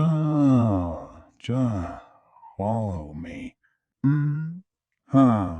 Wait a second. What you doing, Jiwoo? Bernie seemed ready to serve as Masayuki's bodyguard. Jiwoo, however, stood frozen on the spot, apparently casting a magic spell. Don't worry about me. I'll just pretend to be you to confuse him. By the time Jiwoo turned toward Masayuki to respond, she looked exactly like him. Come on. I guess he's holding back his attack on you, and Jiwoo can defend herself well enough. We gotta get out while we have a chance. That was apparently the plan they had come up with on the way here. The rest of the team endeavored to keep Jiwoo out of Cornu's sight as she transformed. Masayuki hesitated, but only for a moment. Okay. I'm just gonna be a drag on everyone here anyway. So he reluctantly agreed to the plan. The control center was in a state of uncontrolled chaos. The enemy who had appeared in the labyrinth out of nowhere was far trickier to deal with than anyone had assumed. Do we have the EP for the guy targeting Masayuki yet? Here it is. It's estimated to be around 1.8 million, or it was, but after equipping God-class gear, it's risen to 2.8 million. What? That's just cheating. Ramirez deeply resented Alpha's report, but there wasn't much point whining about it. She needed to get serious and come up with a plan, fast. God-class equipment only lends its force to whoever it deems its master. In Sir Alberto's case, the result more than doubled his existence points, and even then, he was likely not extracting his God-class gear's full power. Ramirez agreed with Beretta's analysis. With his God-class armor, Alberto had become something equivalent to a spiritual life form. According to the data taken earlier, his EP went from a starting point of around 180,000 to 400,000 and beyond. That seemed impressive by itself, but apparently there was still untapped power left in his God-class gear. Alberto himself had gone into his evolutionary sleep not long afterward, and no one could wait to see what he'd exhibit once he woke up. This evoked the question of just how crazy Kurobe was, given his ability to craft God-class stuff, but no one had any time to debate that right then. Regardless, God-class gear was as rare as it was astounding, except in the hands of the enemy. It was nothing but a mortal threat. So, now what are we gonna do, huh? Even Trainee and Cherries together are getting pushed around by that Zerario guy. If we got to deal with this Cornu character along with that, Venom and his friends don't stand a chance. Ramirez had reason for concern. Having become a demon peer, Venom's EP had shot up to 400,000. However, the leader of the Overcomer trio was 300,000 at best, and his two partners were 200,000. Minutes and Caligulio, both stragglers from the Imperial Army, had lost most of their powers. They could manage an EP of just over 10,000. Expecting them to put up a fight was foolish. In fact, one had to commend their bravery for attempting to join in at all. Still, the pair was brimming with enthusiasm. Menitz, oddly enough, was using his unique skill, Oppressor, something everyone assumed he had lost. The fashionable suit he sported was another concern. He sure didn't look like a prisoner of war, but Ramirez's mind was more on Oppressor at the moment. Caligulio's own ep had also been rapidly rising as of late, topping 400,000 just a moment ago. The rate of acceleration was finally tapering off, but the number was still increasing.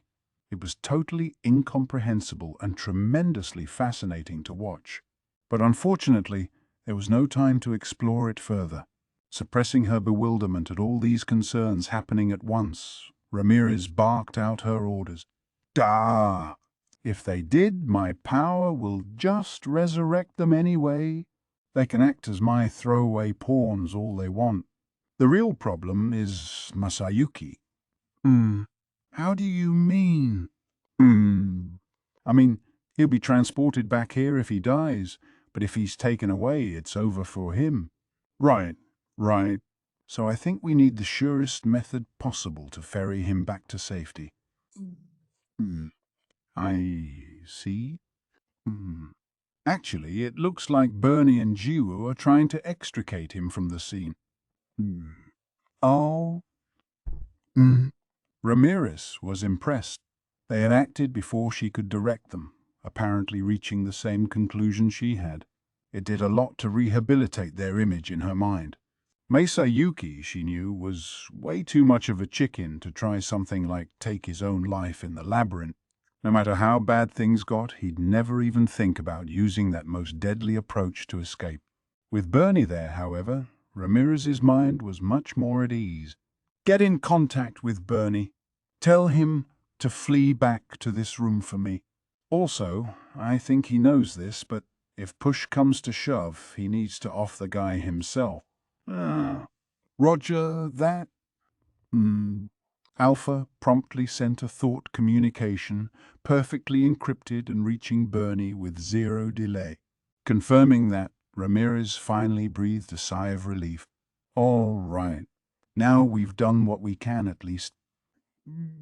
The large surveillance screen was divided into sections, showing off the state of battle across the labyrinth. The fight was tough in every video feed.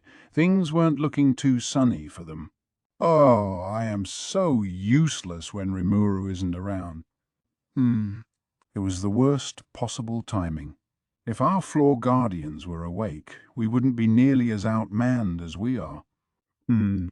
Well, I know that, but Beretta was certainly right. If their entire lineup was deployable right now, they wouldn't be so far behind in this fight. But even so, Ramirez felt a sense of responsibility as she watched things unfold. That was how irreplaceable the labyrinth had become in her life. Just then, Beta, who had been monitoring magicule amounts, shouted out in a strained voice, "Emergency!" Oh, now what? This was anticipated, but the magicule supply from Sir Veldora has been cut off. Unless it's restored, we have less than an hour until the city is deposited back on the surface. Oh. Does that mean my master lost? It was a hard reality for Ramirez to swallow. But if Velgren was their adversary, it was a reality she had to admit was possible. They had proceeded with the evacuation with that possibility in mind. For now, Ramirez opted to believe that Rimuru would figure something out for Veldora. Getting impressed wouldn't improve matters for anyone, so all she could do was think positively and proceed as best she could. How's the evacuation going? No problems there. Masayuki successfully persuaded the stragglers before he headed out. In any crowd of people, there's always one group that's good at griping about anything and everything, and the Tempest capital of Rimuru was no exception. Around 10% of the population had refused to evacuate, including residents and visiting merchants trying to profit off the situation. But even they were swayed by the voice of Masayuki. Well, they said, if that's what he wants. And then they finally got off their asses and left. The effect, close to brainwashing, startled even Ramirez. Gamma, tasked with overseeing evacuation-related matters, avowed that there was nobody left in the city. Her mind assured, Ramirez prepared to separate the city from the labyrinth. But if nobody's there, none of our defenses will function. Sadly, we will have to expect untold damage to the town and its buildings.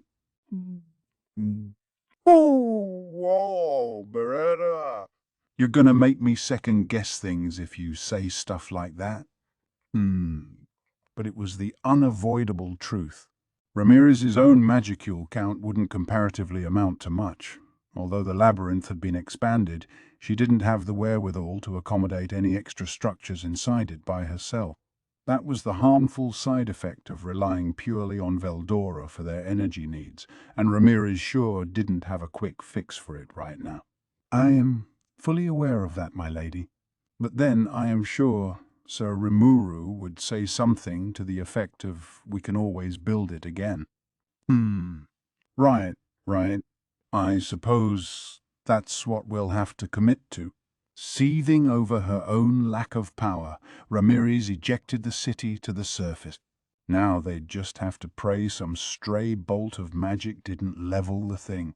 But... Urgent report! A new enemy has appeared on the surface, 2 in number. Precision measurements outside the labyrinth are not possible, but their EPI is estimated to be at least 1 million...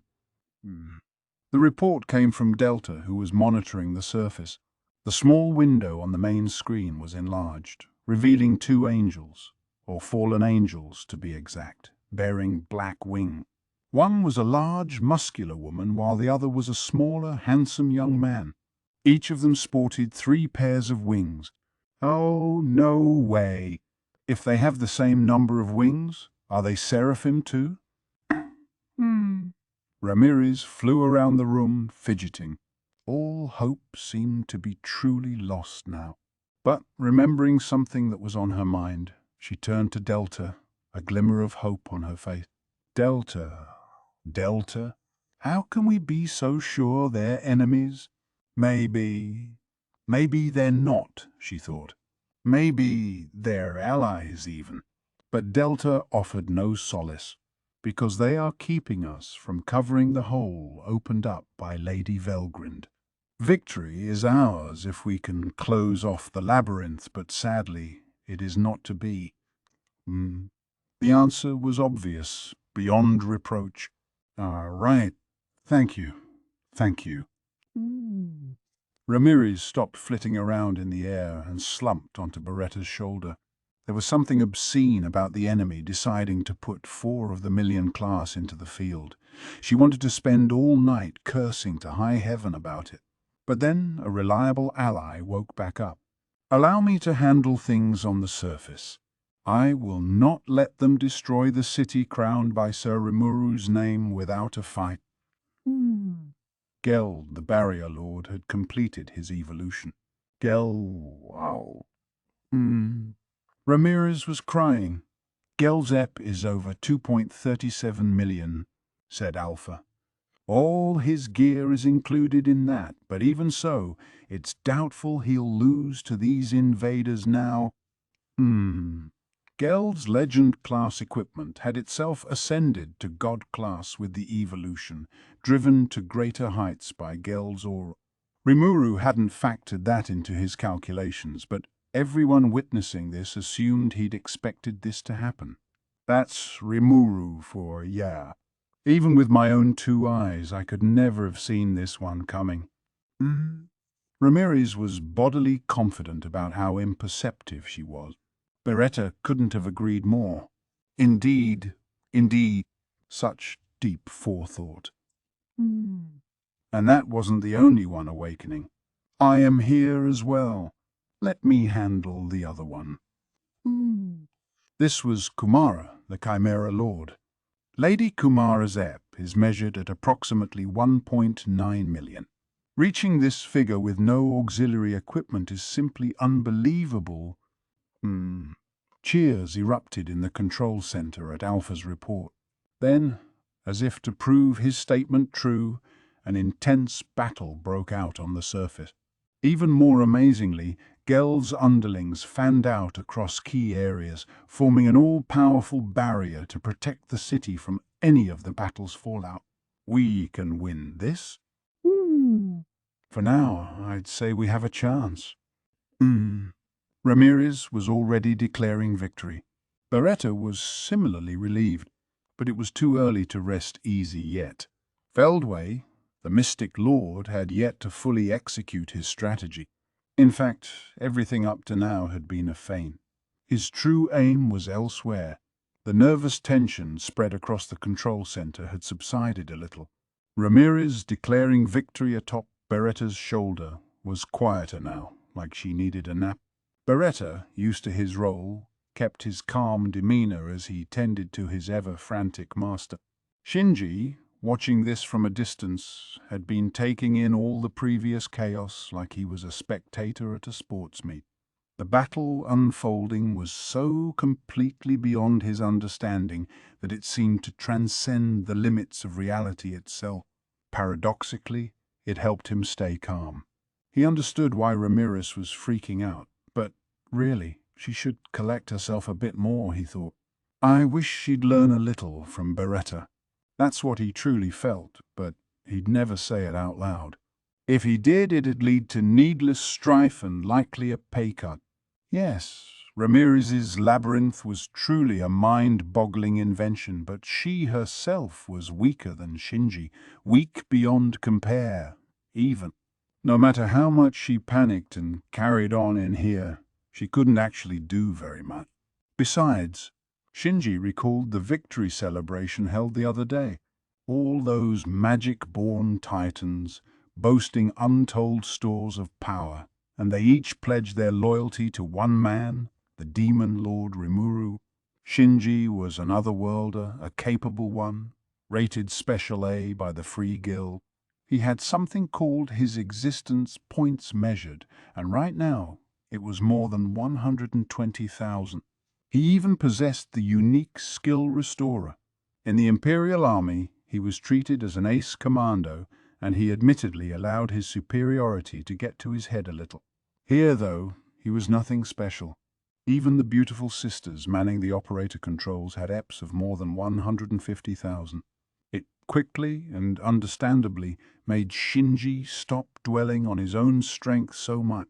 Furthermore, Marx's EP was pegged at 130,000, while Zen scored 120,000. They seemed pretty equal overall, and none of them would even register in the minds of the monsters being shown on screen here.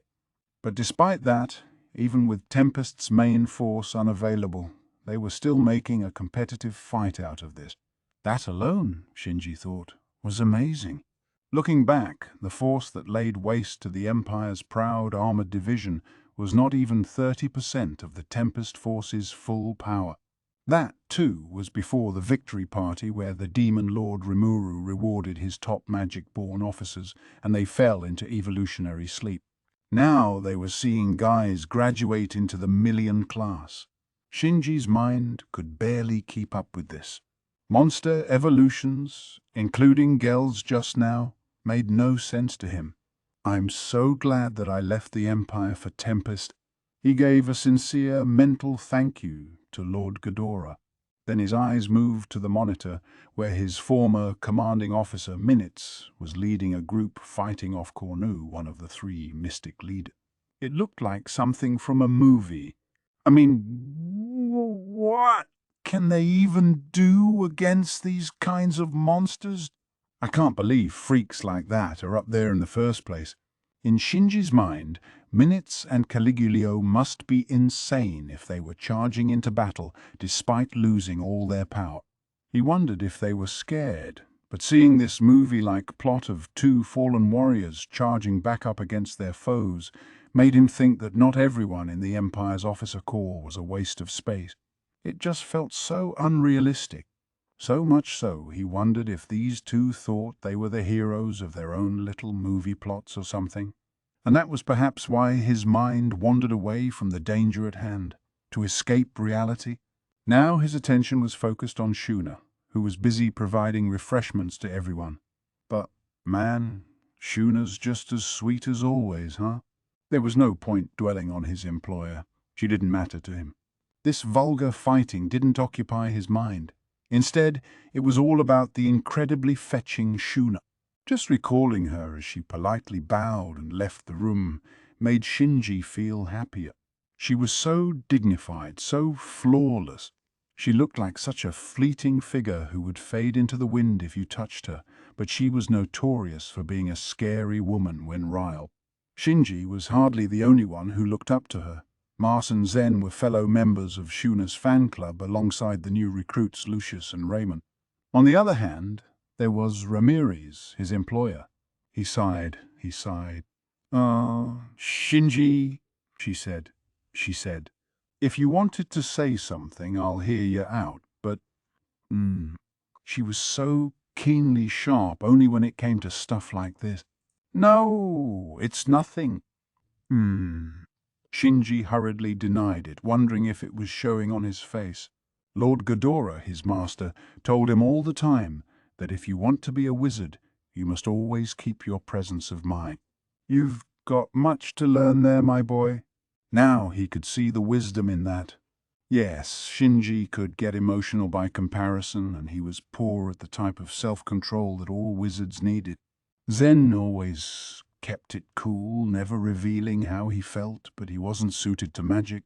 Too bad it wasn't the other way around, Ghidorah always told him, and now Shinji had to admit to his shortcoming. Well, if Lady Ramirez is unoccupied enough to yell at me again, maybe she'll forgive me for it this time. He knew he was dreaming. Besides, comparing Shuna with Ramirez was ridiculous from the start. It was like comparing a grown woman to a child. Or not even that. Shuna still exhibited traits of innocent youth, but the way she held herself was as a truly refined woman. Ramirez had been alive for millennia, but her mental age was still as low as her physical body's. She was a kid, in looks and in mind, and she couldn't even compete in the same arena as Shuna. The juxtaposition was so stark, Shinji even felt a little bad for Ramirez. Shinji's mind was far away from pressing matters, and that's why he could notice. One man among them, usually too lazy to lift a finger, had stood up from his seat, and Vesta, his dedicated boss, was sprawled over his desk, fast asleep. "Oh, Dino, what are you doing?" It was sheer coincidence that Shinji posed the question, but it turned out to be the MV performance of the day. Shinji, the least dedicated to this war of anyone in the room, wound up contributing more to it than anyone else. Dino stood up and attempted to carry out the duty handed to him. It was with a great deal of reluctance, given how much he hated working, but an old acquaintance of his had asked for it, and he couldn't turn him down. Besides, he had been taken by the compulsive idea that he had to do it. But something unexpected got in the way. "Oh, Dino, what are you doing?" The moment he heard Shinji's voice, Dino realized his mission had failed. He had intended to get everything over with before anyone could notice, but the exact right kind of interference showed up at the exact right time. It was a colossal blunder. No one could have ever predicted this act from Dino either. The hand that had reached out to grab Ramirez was now caught in Beretta's iron grip. It all happened in a single moment. If Shinji hadn't spoken up, nothing would have stopped him. "What are you trying to do, Sir Dino?"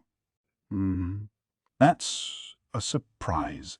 I didn't expect anyone to get in the way. I was waiting for everyone to relax and stop being so tense because you were around too. Seriously, Shinji, you really got a lot of potential, you know? You could be big. Dino was griping, but he half meant it as well. He knew only a handful of people in the world could spot his moves. That was why he'd had so much confidence this would work. Confidence that was fully shot now. Rolling his eyes, Dino sighed and stole a glance at Shinji. Then he shook his head and looked back, sneering at Beretta. By now, people around Shinji were seeing the weight of the situation, but there wasn't much they could do. Alpha and the other Dryads stepped up to surround Dino, ferrying Ramirez away from Beretta's shoulder and into their protection. Ramirez, left behind by these transpiring events, looked at Beretta, then Dino, trying bravely to understand her predicament. Shinji stepped away from Dino to attend to Vesta, but Mars and his other friends were just crouched over in their seats, not moving. They were asleep as well, despite everything going on, and now everyone could tell something was wrong. "Hey, Dino!" Shinji shouted. "You did something, didn't you?" "Yeah, kinda," came the listless reply. "But, like, if you got resistance to my power, you must have a pretty excellent skill there. You caught me off guard, Shinji." I'm not exactly happy about the compliment. He actually was a little happy, but Shinji didn't say that. Dino merely shrugged. He'd offered Shinji praise, but otherwise he didn't seem to care about him much, because he didn't even offer him another look.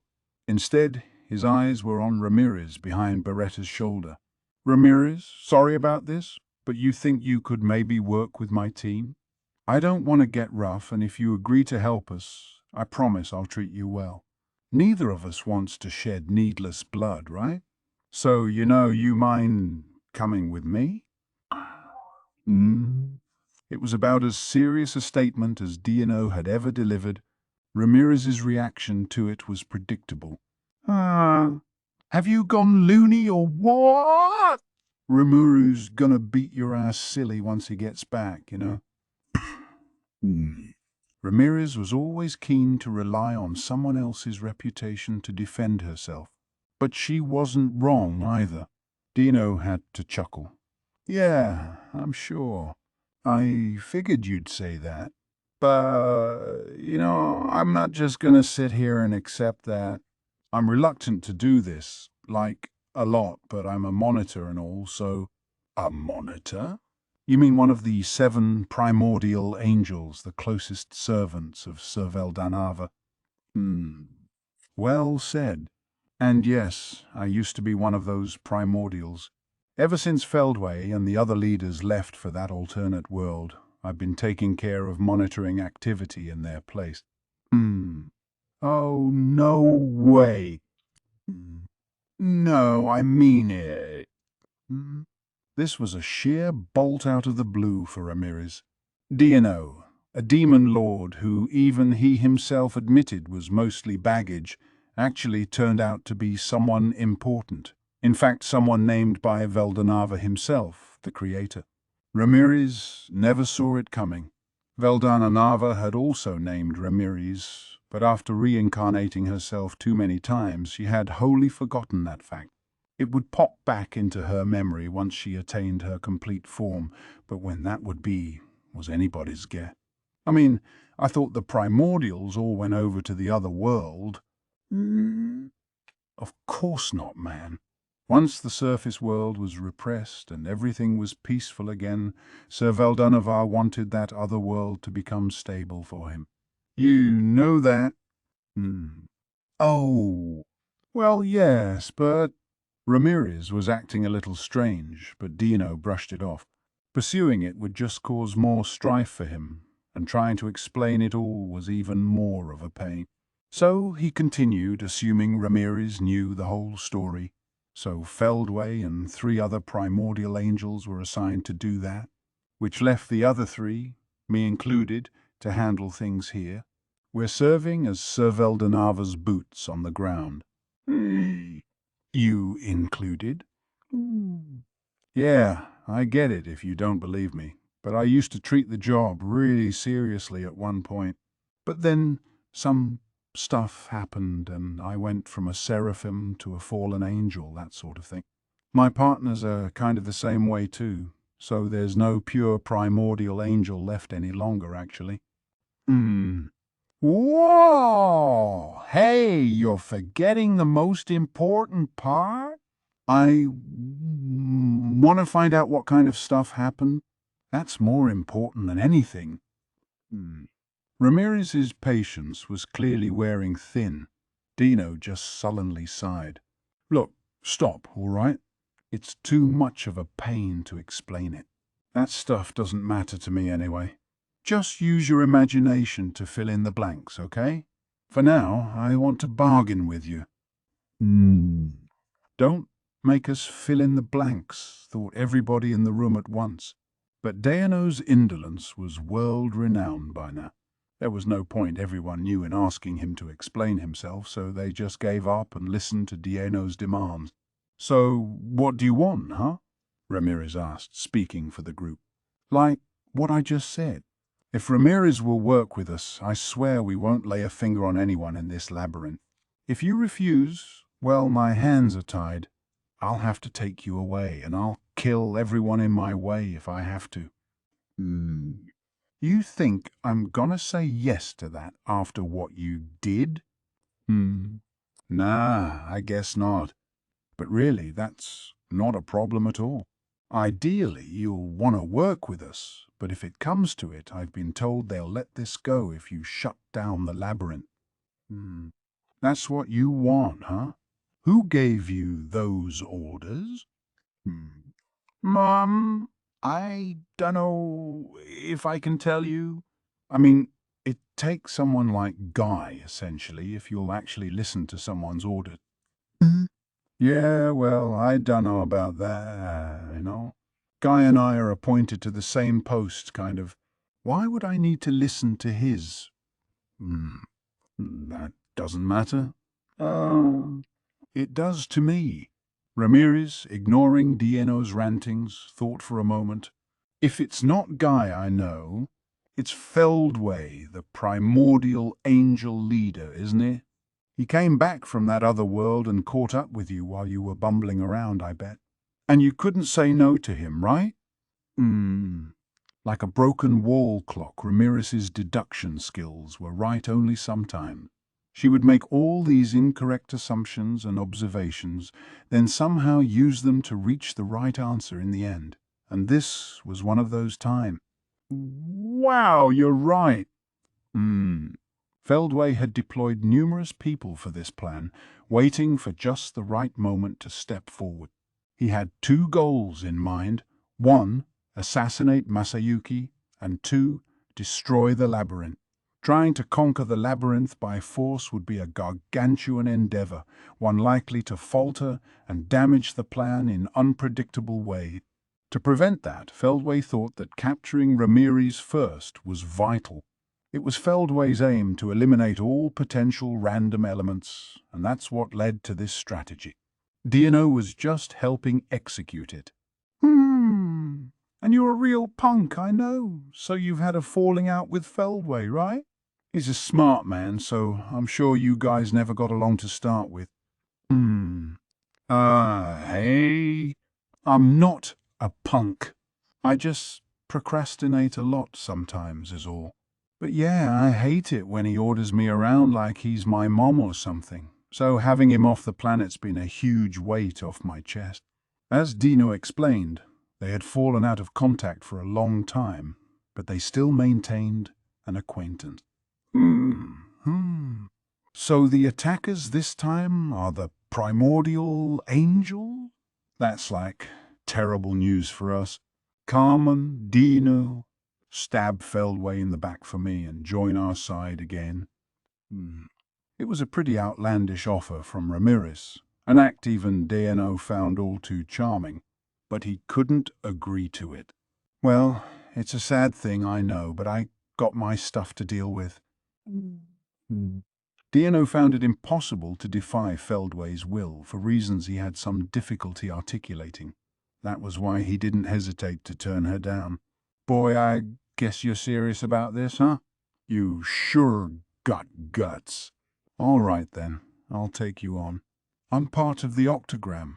I'll remind you, and I'm ready to protect this place until Rimuru comes back. Her mind was made up. Yeah, I really don't want to have to work for this, you know. Ideally, I'd like to live in a world where I could get 3 hot meals a day doing nothing. But, well, I sadly can't go easy on you with this. But, hey, I won't kill you or anything. So, go ahead. Try to chase me out to here. Daeno went back to his usual languid, carefree expression, waving a hand as he replied. Plainly, negotiations weren't working. The conversation was over and the battle began. Take care of this for me, Beretta, Ramirez shouted, perhaps channeling another demon lord she knew. It was taken for granted that Ramirez herself wouldn't be fighting. Dano knew that, so instead of playing dumb, he turned toward Beretta, waiting to see what he'd break out. The control center was now a battlefield, and although it was a pretty big space, it was full of desks, chairs, and other obstacles. It wasn't too suited for battle at all, and Ramirez honestly wouldn't have minded settling this elsewhere. But Dano wasn't going to allow that. There was every chance Ramirez would try to get away as they changed location. Thus, Alpha and the other dryads briskly put away all the more important components of the room as the two combatants looked on. When they were done, battle began between Dano and Beretta, neither of whom really cared where they duked it out. Dano was now carrying a broadsword about his height, produced from parts unknown. Its name was Fang Smasher, a thick, single-bladed weapon that could cave in a foe's skull with sheer, blunt force. It was a ponderous weapon, one that poorly matched with Dino's normal outfit of a robe and chestplate, but it somehow seemed to match him anyway. What's that sword capable of? In terms of EP, its value is 1,000,000. Alpha was at a loss for words in her report. Whoa! A god-class blade! From Dano. That's so cheating. Ramirez's complaints made little sense. Dano let them pass, holding Fang Smasher up high ahead of him. Beretta, right in front of him, was unarmed, but his body was composed of the magistral frame Rimuru had created for him. It was now well infused with Beretta's own magic force, transforming it into adamantite. It looked exactly as Rimuru had made it, but it was now far tougher and sturdier than before, and it even had Beretta's aura surrounding it, ensuring no run-of-the-mill weapon could touch him. He was a walking weapon at the legend class or higher, the toughest thing in the whole labyrinth. But even so, Dano casually brought his sword down in an arc. Beretta immediately crouched forward to dodge it. Being unnamed wasn't a disadvantage per se, but in this battle it perhaps wasn't the best bet for him.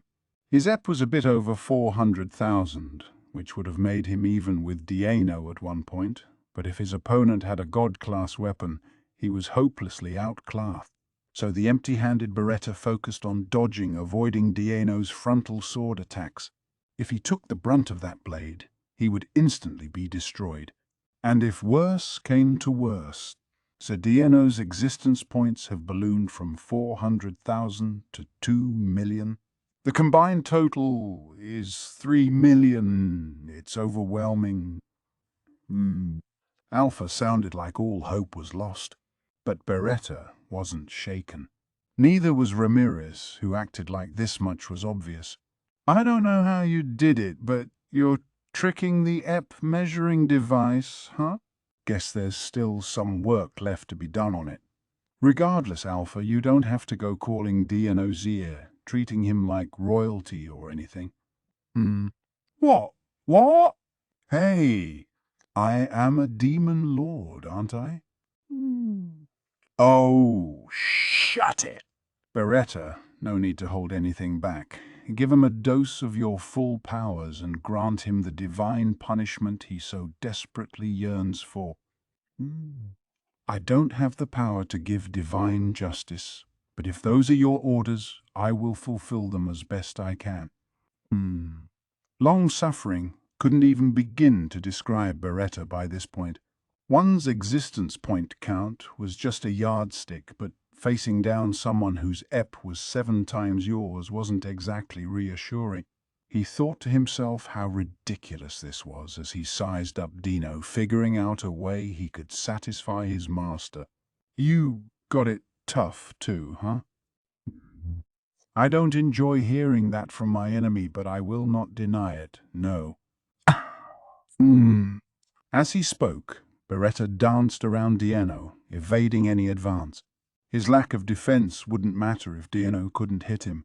It all came to how you thought about it, and Beretta was a living weapon, head to toe. Fighting bare-handed wasn't a hindrance. In fact, it opened a variety of attack approaches to him. Dino, meanwhile, was just lightly equipped, and only his large sword required any major attention. It'd pack a wallop if it hit him, but the same was true for anything Beretta unleashed. Thus, he had every opportunity to win. Such were his thoughts as he awaited his chance. As a chaos golem, transforming the elements he attacked with was child's play to Beretta. He used the unique skill reverser to constantly switch them around as he searched for a weak point on Dino, calculating every move he made in order to secure an advantage. But Dino wasn't about to take this barrage sitting down. Shh, right. You come from the dirty school of battle, don't you? I heard no one was a tougher fighter once you got on your opponent's nerves, and I gotta say, they're right. I appreciate the compliment. I wasn't complimenting you. Beretta was even using conversation as a weapon as he attempted to turn the tables on his disadvantage. He had no time to waste. He may not have been panicking, but as things stood, it took everything he had to just barely maintain this D10. Dino, meanwhile, had correctly surmised that he no longer held any great advantage. His attempted ambush had failed, and now he was paying for it with this pointless round of combat, completely wrecking his plan. Beretta and Dino were miles apart in terms of ability, but in terms of combat skill level, the difference wasn't all that wide. Despite that, though, it was clear Beretta was near his limits. Here, in Ramirez's labyrinth, he could be resurrected as often as needed. He didn't have to worry about running out of energy, and overloading himself power-wise wouldn't cause him any damage. He could constantly fight all out with no restrictions, and that was the sole reason he could hold his own against Dino. His environment was also protecting him, but that had its limits. He simply lacked the power needed to find a decisive edge. Impressive, though, Dino thought. No wonder he's part of the Black Tribe. I didn't think he would hold out this much. Dino had to revise his opinion of Beretta. If Charis and Trini had stayed in this room, the battle would have ended with a lot less trouble. Not that either of them were pushovers, but angels held an overwhelming advantage against spirits by default. Besides, the two sides' battle experience were incomparable. As befitting his membership in the Black Tribe, Beretta had top-tier fighting skills, enough to take on Dino even. Beretta would die instantly if he took a hit, but he still had the courage to calmly handle Dino's strike. Not only had Beretta not given up on winning, he even seemed to enjoy this. In a way, whenever Dino deliberately let his guard down a bit, Beretta didn't react at all. That was praiseworthy, but the fact that Beretta landed a cut or two on him with his occasional counterattacks was a major surprise. As a fallen, he was weak against the holy element, but that wasn't a fatal flaw to him. And yet Beretta's attacks were dealing actual damage. He was mixing the dark and holy elements with each other, transforming his attacks to where Dino's defensive barrier couldn't block them fully. They were, Dino realized, impossible to defend. Much like spirit-based attacks, they would always deal damage unless one could repel them spiritually. Dino was a former seraphim. He knew how things worked with this world. That's why a mere unique skill causing damage to him was such a shock, and it was Beretta's stunning sense for battle that deserved the most praise of all. But now Dino was growing used to those moves. His sword swings were leaving him more open than necessary, but he would accept that. The way Beretta was attacking every weakness he showed was unexpected, but still within what he could handle. While it may have looked like Beretta was pushing him around, none of Dino's strikes was even scratching him. The Fang Smasher could easily slice through even an adamantite body. One clean hit would turn the tide, so to Dino this was no major concern whatsoever. Beretta, perhaps realizing this, was focused entirely on stretching this out as long as possible. He was beefing up his defenses, apparently concluding that the death by 1,000 cuts approach wouldn't work. He's choosing the right tactic, though. After all, if Beretta keeps Ramirez protected, he wins. Dino was no fool. He could see how Beretta's mind was working. As long as Ramirez survived, nobody inside the labyrinth would ever die. But if she died, it was game over for everything. The labyrinth couldn't be guaranteed safe if she was kidnapped either, so it was obvious why Beretta was trying to bank as much time as possible. As things stood, Beretta was getting everything he wanted. But it wouldn't stay that way. Unfortunately for him, Dieno still had one last trick up his sleeve. He was only putting up with Beretta's stalling because he needed to neutralize him right here, right now. Fighting a foe who could resurrect himself infinitely was such a pain that way. If Dieno could capture Ramirez before Beretta revived himself, then all was well. But everyone else in the room was certain to dogpile on him then, and if he started aiming to kill everybody in the control center, Ramirez was likely to get caught in the crossfire.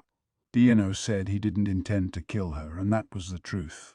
The truth, and also a pair of shackles holding him down. This is so annoying. I can't believe merely neutralizing Beretta is taking this much work. It'd be easy to just kill him, but well, all the prep work's done, so it no longer matters. Beretta, you've done well. Take a nap. Fallen hypno. So he unleashed his power. This was Fallen Hypno, a non-lethal broad-range neutralizing attack derived from his unique skill slot. It lured any living creature into a sleep from which they would never awaken until the caster removed the curse. Attempting to mentally resist it was pointless. It was a deadly sin of a move, at the top levels of power, but as the word sloth would suggest, it took quite a long time to trigger, a painful weakness. Still, despite that time lag, one needed to have an ultimate skill on hand to even think about resisting it. It was a truly fearsome attack, one that fully deserved to be called the strongest of unique skill-driven moves. Dieno wanted to neutralize Beretta and the others as quietly and peacefully as he could. He truly had no desire to harm anyone else in the control center. Shinji, his friends, the Dryads, even if they stepped up to protect Ramirez. Even Vesta, the first target he'd put to sleep, was someone he respected as a boss. Shinji's gang were acquaintances of his. There were even the buds of friendship sprouting. He really didn't want to do anything to betray them like this, but Feldway's orders were as absolute as they were incontrovertible. I can't believe how much work this is. Don't hate me for this, okay? I'll try asking Feldway to let you guys in here go, so Dieno muttered to no one in particular once he saw Beretta collapsing to the floor. Taking a glance at the sprawled out and snoring Ramirez, Dieno extended a hand, assuming his mission was complete. Not so fast. But he was stopped by an icy voice. Are you kidding me? Dieno turned around to find her standing there. Her cilia were shining in yellow and silver, the exoskeleton protecting more vulnerable sections of her body made of glossy black adamantite. Her wings, gleaming blue like an exotic butterfly's, comprised 2 pairs. They were the same color as the compound eyes on her forehead, giving her an otherworldly charm. This was Apito, freshly awoken from her evolutionary slumber, and while her colors had changed appreciably compared to before, she still looked largely the same. If anything, though, her beyond-human beauty was even further polished. There was an air of authority to her aura, like she had reached even greater heights as Insect Queen. Apito? Perfect. Can you destroy my chaos core for me? Since demons had zero need for sleep, Beretta was just barely able to resist Fallen Hypno. He was conscious enough only to ask Apito for the favor before descending into sleep mode. Sir Beretta, you're still conscious, but you can't move. Dano's shock caused him to react a beat late, and that made him miss Apito's next move. Without asking why he made that request, Apito shot out a poison stinger and broke Beretta's chaos core to pieces. The Osiris rapier, a self-regenerating weapon she was justly proud of, easily penetrated through the thick adamantite. She could produce this rapier within her own body, creating as many of them as she pleased. Without this evolution, though, there was no way she could have done the job. Beretta laughed. Impressive. Now I will die, only to be reborn in perfect condition. I must ask you to hold down the fort for a little while, Apito. He had stepped down as leader of the 10 dungeon marvels, but he remained Ramirez's personal aide, and thus he had the authority to give orders to the other marvel. Very well. Sadly, I fear I cannot defeat this adversary alone, so I hope you will return shortly. Despite her words, Apito's voice lent credence to the idea that she was sure she'd win. Dino, apparently sensing this, scowled. Come on, what a decision! You didn't even give me a moment to intervene. He was right. Leaving him to Apito, Beretta disappeared into a swarm of light particles.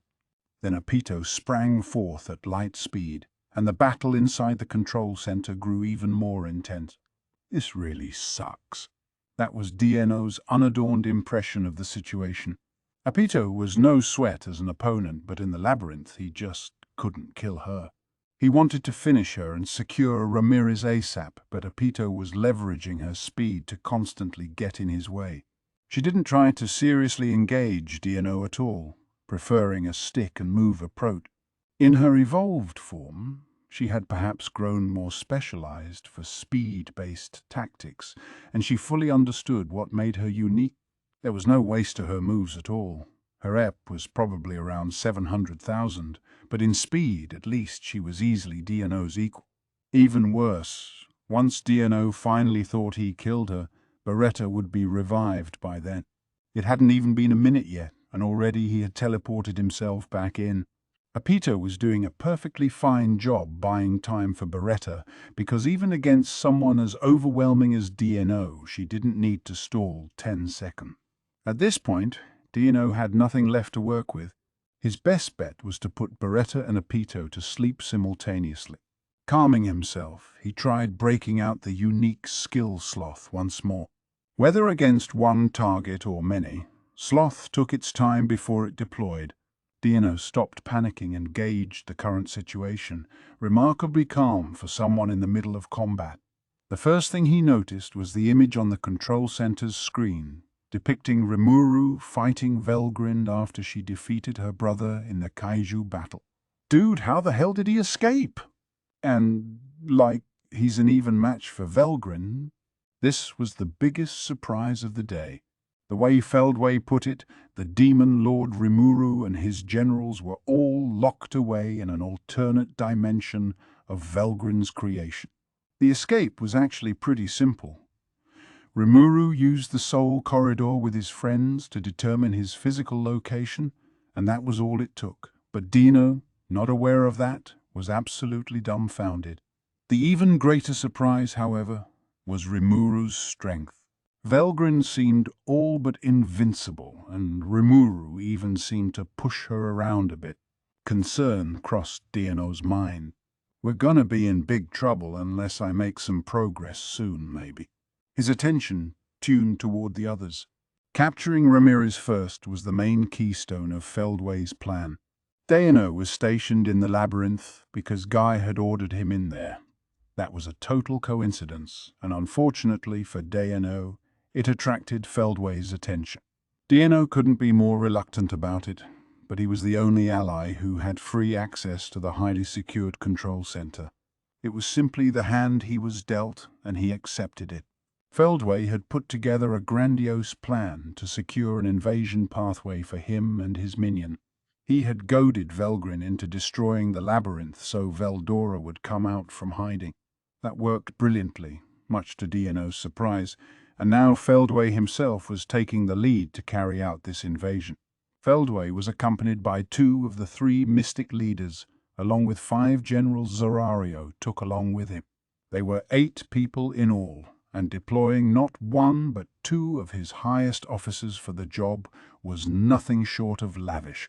Only Obela, the last remaining mystic leader, was left, and she was presumably handling guard duties over at the Mystic Palace deep in the other world. Hearing this plan, Dieno could only conclude that Feldway wanted this thing to succeed at all costs. But Dieno wasn't the only primordial angel on this planet who had been contacted about the project. Two others, living undercover in human civilization, had also been called up. They technically worked under Dieno, but Feldway didn't bother going through him for this. Their job was to keep the destroyed labyrinth going, a safety valve just in case Dieno somehow failed in his mission. It took only a passing thought from Ramirez to turn this labyrinth into a prison, and then getting out of here would be a huge undertaking that Feldway wanted to avoid. These were the two people Dieno was most concerned about at the moment. He scanned the screen for them. Oh, come on. They're in an even bout with Pico and Garasha? Pico was a tiny young woman, Garasha a much more imposing warrior type. With Velgrin victorious over Veldora, the city that had been isolated in the labyrinth was now back on the surface. Geld had stepped up to defend it, but he never expected Geld would be asked to fight the likes of Pico and Garasha. Geld the Barrier Lord and Kumara the Chimera Lord? Wait, Kumara's a cryptid, isn't she? She's not descended from Evilage, the world destroyer dragon, is she? Nah, no way. Dino quickly banished the ghastly idea his imagination gave him. They call them the 12 Lordly Guardians for a reason, I guess, he thought to himself as he checked on the other battlefield. There he saw Zarario, another one of the 3 mystic leaders. Wow! Zarario's kicking ass like usual, huh? He doesn't even seem to take this seriously either. Way to make it look easy against Charis and Trini. His old partner, Zarario, was as strong as ever. It always struck Dieno that he had this creepy underside he never revealed in public, but clearly he'd been improving himself over the past few millennia. Concluding he was in no trouble at all, Dieno moved on. And here's Cornu. I heard he screwed up the invasion a few decades ago big time. Maybe that's why he looks so distressed. As Dieno keenly observed, Cornu seemed to be panicking, and it was clear why. That previous mistake had cost him his entire army and injured him so badly that he needed several decades to fully recover. If he blew it again this time, Feldway was likely going to do away with him entirely. Even worse, if all was going to plan, Feldway was traveling alongside Cornu incognito as well. The pressure must be so intense, Dieno reasoned, that it kept him from exercising his full powers. He's got bad luck is all, but Masayuki's a wimp in real life, and I don't think anyone else opposing him is a challenge either. Venom's membership in the Black Tribe is a concern, but I guess he came on the scene way later than Beretta. He'll probably be okay. Dieno wasn't too concerned, in part because he wasn't that friendly with Cornu to start with. If he messed this up, Feldway would probably step up to wipe his ass. Things were still going to plan. It was perhaps this sense of relief that caused Dieno's lazy mind to play tricks on him. It's odd though. Why am I here worrying about if this operation will work? Like, what's gotten into me? A pretty important question. Something bothered Dieno about this whole plan, something he couldn't get out of his mind. He couldn't put it into words exactly, which irritated him, but he figured he'd put his finger on it before long. Unfortunately. Why are you playing around, Dieno? I am going on the move shortly. Carry out your mission at once. The calmer part of Dieno's day had come to a close. I really hate working. Dieno had no argument with Beretta or Apito. In fact, he liked them. That's why he resented these orders so much, but there was no defying them. Ah, well, he said to himself as he decided to get serious about this. Feldway, fresh from reminding Dieno about his orders, was in hiding as he watched Cornu fight. Cornu tended to be overconfident in his abilities, but he was still a reliable ally. He had received his name from Veldanava, just like Feldway had, and Feldway considered Cornu a valuable asset. But Cornu had put in a terrible showing last time. losing a third of the entire army despite possessing overwhelming power against the piddling planet they invaded. That was more than enough reason for Feldway to forsake him, and Cornu knew that full well. Clearly he was fighting for keeps right now, not toying with his foe like he usually did. It wasn't a sight Feldway welcomed. The three mystic leaders were expected to be all-powerful dominators in battle, not people to be toyed with by far weaker enemies. These were enemies Cornu should finish off in one blow, and instead he was letting them run all over him. He had completely fallen for the enemy's trap, not even realizing that Masayuki had been replaced with an imposter. It was beyond exasperating at this point. It almost made Feldway want to kill him, in fact, but he somehow contained himself. Then, ignoring Cornu entirely, he stepped up to take out Masayuki. Meanwhile, Masayuki left the scene with languid steps. The idea of fleeing the battle alone didn't sit well with him. He was, of course, quite scared, but the idea of abandoning his friends was even scarier. If something happened to him, he'd spend the rest of his life beating himself up over it. Masayuki stopped for a moment and turned around. From far away, he could see his friends fighting for their lives. Minutes was keeping the enemy contained. The vampires were capitalizing on their immortality to divert their attention, and Caliguleo and Venom were attacking whenever they found a hole to exploit.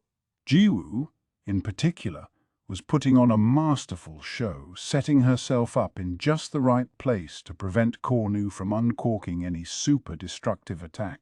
For such a hastily assembled crew, they were showing real teamwork, but if they lost even one person, the whole thing was likely to crumble.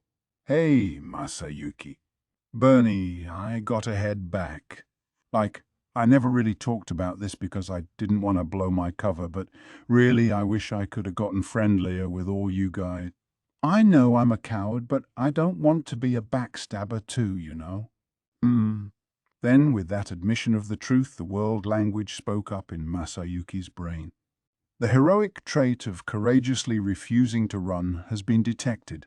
Now that all three conditions have been met, a hidden power of the unique skill Chosen One has been unlocked. Invoke? Yes. Yeah. No. Huh? Thought Masayuki. He was afraid he'd gone and screwed up yet again, sighing in relief when he realized he hadn't. He didn't really care about any more hidden powers within him, but there wasn't much point in turning back on this whole thing now. So, Masayuki agreed to it. Confirmed. New power added to Chosen One's successful. Heroic recourse is now permanently activated. A long, complicated description flashed across his mind. It gave him an ache of nostalgia as he marveled at it, gradually grasping his new ability. He was already in possession of heroic aura, which awed his targets into submission. Heroic compensation, which offered near impossible levels of luck. Heroic charm, which granted courage to his companions, and heroic action, which was still kind of a mystery but seemed to massage events so they always worked out to his benefit in the end. Heroic recourse, the recent addition, apparently made him into a kind of magnet for heroes. Guide the souls of the dead? I became a vessel? What's up with that? What? I don't really need that skill if it requires all my friends to die. Masayuki saw it coming. Yet another totally useless skill in his quiver. He hadn't expected much in the first place, so it was no genuine disappointment. As long as it didn't actively make things worse, that was enough. Masayuki, you. So, come on, Bernie, how about we go back? Returning to the subject at hand, this new ability of his was already lost to the ether. All right. If that's what you want, I'll join you. Bernie scratched his head in defeat. Then, sharing a grin with each other, they turned around, and things kicked into high gear. Feldway was on the move. Bernie meant nothing to him, but he was blocking him from taking Masayuki away. His fighting stance was full of holes. Feldway could off him with one swing. Or really, Bernie's actual ability didn't matter. He was just garbage in Feldway's mind, without so much as a breeze. Without even revealing his presence, Feldway attempted to decapitate Bernie with his drawn sword, but all that resulted in was a sharp, echoing sound, blade clanging against blade. "You're stopping me." "Who are you? What you doing?" For an instant, it surprised Feldway. He was answered by a young girl in a mask. "I am Cronoa, and what I'm doing is being a hero." A moment of silence. Then Feldway's burst of laughter. "Look at this. A hero gracing us with her presence. Let me give you my name then. I am Feldway, the Mystic Lord." The name didn't faze Cronoa. Her mind was now in perfect sync with Chloe's, and she was a cold steel machine of warfare. "Mystic Lord? So you're the boss of these magic-born? I came out because I couldn't let this injustice go on in front of me, but if you're a threat to humanity as well, I'll just eliminate you here." Pretty brave talk. Let me put you in your place, fool." The moment he stopped speaking, Feldway, dressed in his scarlet-red uniform, took action. Cronoa, in her white-themed Holy Spirit armor, also disappeared. Flashes of red and white light streaked before the eyes of Masayuki and his friends. They had all but gone invisible to them, but the sounds were deafening. There were no shock waves, however, not even a slight breeze. The battle was taking place on a dimension beyond anyone's comprehension. This masked girl had come to Masayuki's aid once before, and now she was doing it again. He understood that, but as he was now, he doubted there was much he could do to help this girl. What should we do? This is on a level far beyond anything we can intervene in. No point dwelling on it. We just gotta do what we can. Come on! Let's go help everyone! The sounds reaching his ears told Bernie that he was being targeted. The fact that he couldn't even react to it at all told him just what sort of realm this fight was unfolding within. It wasn't because some spell had weakened him. He was simply isolated, incapable of putting up a fight, no matter what he did. If so, he couldn't just run around like an idiot here. He had to take action, a thought drilled into him by his military experience. "All right, I don't know who that Cronoa person is, but let's leave this to her." Masayuki, meanwhile, was used to having exceptional events take place around him. Clearly, getting out of Dodge was his best bet. So, regardless of what Bernie and Masayuki were doing, Cronoa and Feldway were crossing swords. But the fight didn't last long. Countless strikes and parries occurred in the space of a few seconds. The witnesses wondered if there would ever be any resolution to this at all. But then Feldway noticed, "So that's where it was.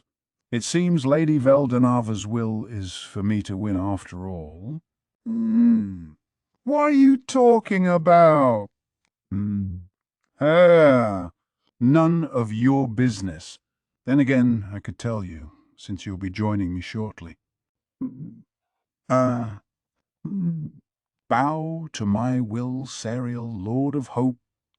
It was an absolute order, and even an angelic ultimate skill couldn't resist Michael's ultimate dominion. "What did you do?" "Oh, you're still conscious? You live up to your reputation as the world's strongest hero, Cronoa. But resistance is useless. It's only a matter of time before you fall under my rule." Feldway rejoiced at his sheer luck. Crono, the hero's exploits, were legend across the world, even in the Empire. Having Serial work its way into her was truly a gift from the gods. Cronoa fell to her knees, just as Feldway had willed her. "I am Serial. Your orders, Sir Michael." Her mask came off, revealing her face and the beauty it held, and those were the words that came from her sweet, pinkish lips.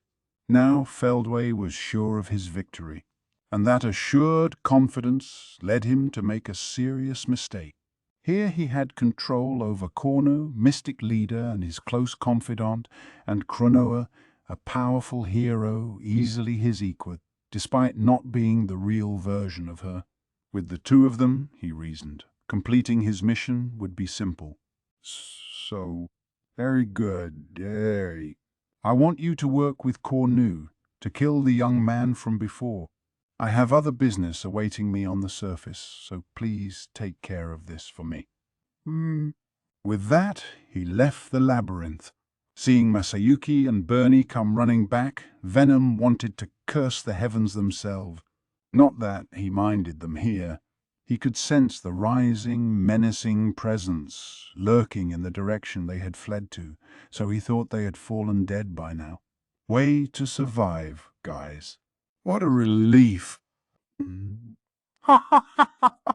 Little early to be saying that. The enemy's still around. Yeah. Venom had to admit it. Cornu was strong. They had an immense advantage fighting in the labyrinth, but it wasn't a matter of whether they could win. They weren't even sure they'd survive. But despite all that, one look at Masayuki's face, and Venom felt tremendously relieved. Baseless confidence filled his veins, and he couldn't help but think it'd all work out somehow. Minutes and Caligulio, apparently feeling the same way, looked much healthier than before. Maybe it's not appropriate, but I'm really having fun here. Right, you are again. I feel so light on my feet, as if His Majesty himself has joined me on the field. The two Imperial officers shared a laugh. Even the vampires, who had no reason to be that involved in this, seemed eager to continue the fight. Cornu, meanwhile, was confused. Just when he was about to attack, a second Masayuki appeared out of nowhere. He looked closer, wondering if he'd misjudged his foe's position, but it was definitely Masayuki. One of them had to be a fake, which was exactly what the disguised Jiu was. How dare you trifle with me? All you worthless insects and your stupid tricks. As enraged as Cornu was, he had no way of telling which Masayuki was real. His senses told him both were about equal in strength. Each of them was a little hard for him to grasp. That's what made this so maddening. If Cornu got riled up enough, he might easily kill them both at once. But then they'd get revived in parts unknown, and he'd have to find them. Thus, Cornu faced an even more nerve-wracking battle than before. But then a helping hand arrived. Is that you, Sir Cornu? My name is Sariel, in the service of Sir Michael. An unfamiliar girl flew in faster than anyone's eyes could follow, offering her help. Cornu had no reason to doubt her words. This girl, Sariel, was infused with the aura of Michael, just as she'd hinted. Thank you. You aim for the Masayuki on the right. Don't kill him. He must be captured alive. Whether it was a stroke of luck or not, Cornu had just pointed out the real Masayuki. Yes, sir. Sariel nodded, her eyes turning toward her target. Masayuki, sensing this, began sweating a little. Then their eyes met. Sariel? That girl called herself Cronoa, and I'm not really sure what her deal is, but she turned traitor on us that fast. Masayuki was lost for a moment. Then he gave up all hope. But Crono's beauty was so flooring that he hardly felt any fear. In fact, he was too preoccupied to feel anything. What's with that girl? She's so cute. It wasn't very appropriate, but the shock made him forget all about being on a battlefield. There was only one way to describe her, a beauty for the ages, the same conclusion a certain blonde-haired demon lord had also made. It made Masayuki wish she would keep the mask off for good, among other stupid complaints that ran through his mind. But as stupid as these thoughts were, They offered him a glimmer of hope. Sariel's hand reached for her sword. Masayuki mentally prepared to die. His life flashed before his eyes in a sort of sloppy, haphazard manner. Man, I can't get over how hot this lady is. Seriously, she's got to be the hottest woman I've seen so far in my... Then a frigid chill came over him. His self-preservation instincts were shouting at him to stop with this train of thought. He decided to trust them. Second hottest, actually. Yeah, probably second hottest. Because number one has to be. The face in his mind belonged to a blue-haired beauty, the last one he'd seen in his original world. Right, yeah, that one. She looked really sweet and everything, and way sexy, too. Not even the threat of imminent death deterred Masayuki from his delusions. But that was actually the right answer. Heroic true love detected. Now that the fourth hidden condition has been met, the unique skill chosen one will evolve to the ultimate skill Lord of Heroes. Masayuki was lost. This wasn't love he was feeling. It was more like primal lust than anything. Why was this voice in his mind trying to pass it off as virtuous or whatever? It was so embarrassing. He wished he could complain about it to someone. And besides, why do I get an ultimate skill, even though I didn't even do anything? He screamed to himself internally, accusing the world language of stretching way too far out to justify all that. But nothing could change these results. Besides, getting an ultimate skill whose purpose he knew nothing about didn't exactly seem like a winning edge against Sariel in front of him. I'm glad I got this and all, although it's coming a little late, you know. But hey, I've made it this far. If I'm done for, I want to go out with a bang. So Masayuki let a bold smile spread across his face. The effect was dramatic. Protect His Majesty? The Imperial soldiers on the scene, who had kept their distance up to now because they'd just get in the way, began an all-out suicide assault, like their lives no longer meant anything to them.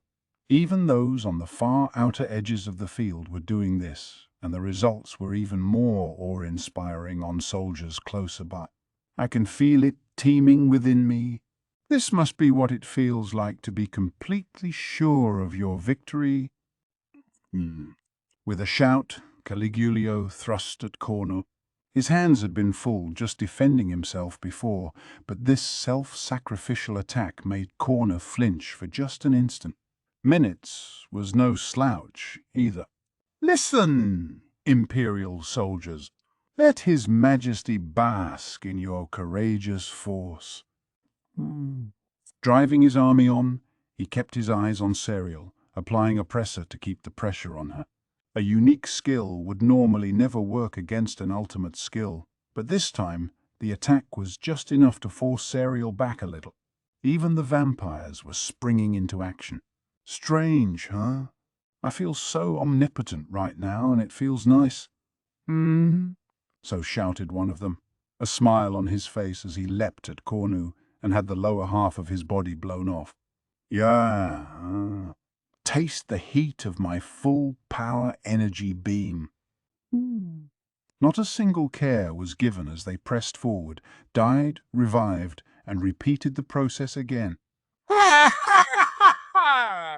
I love this. Some of them were even using their perpetual resurrection skills to serve as human, vampire, shields for the other soldiers. Intense wasn't the half of it. This was a vast, vicious attack like nothing before. What made it possible? Masayuki's new ability, of course. Unlike his unique level skills, Lord of Heroes, while firmly in the lowest rank of the ultimate family, granted him the chance to compete against anyone else's ultimate skill.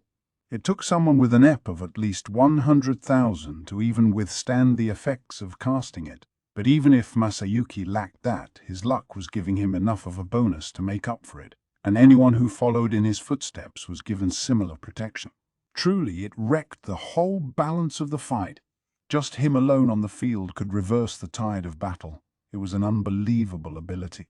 And if Masayuki hadn't had the chance to see Chloe Obit's unmasked face just now, he never would have awakened to it.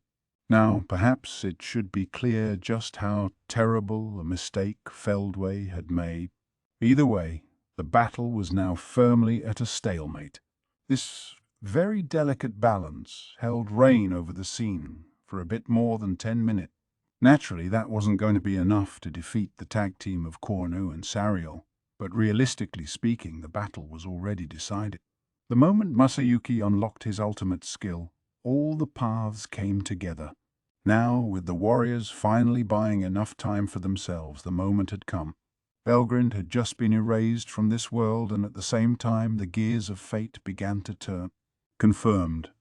Trans-dimensional soul corridor with the subject Velgrin established.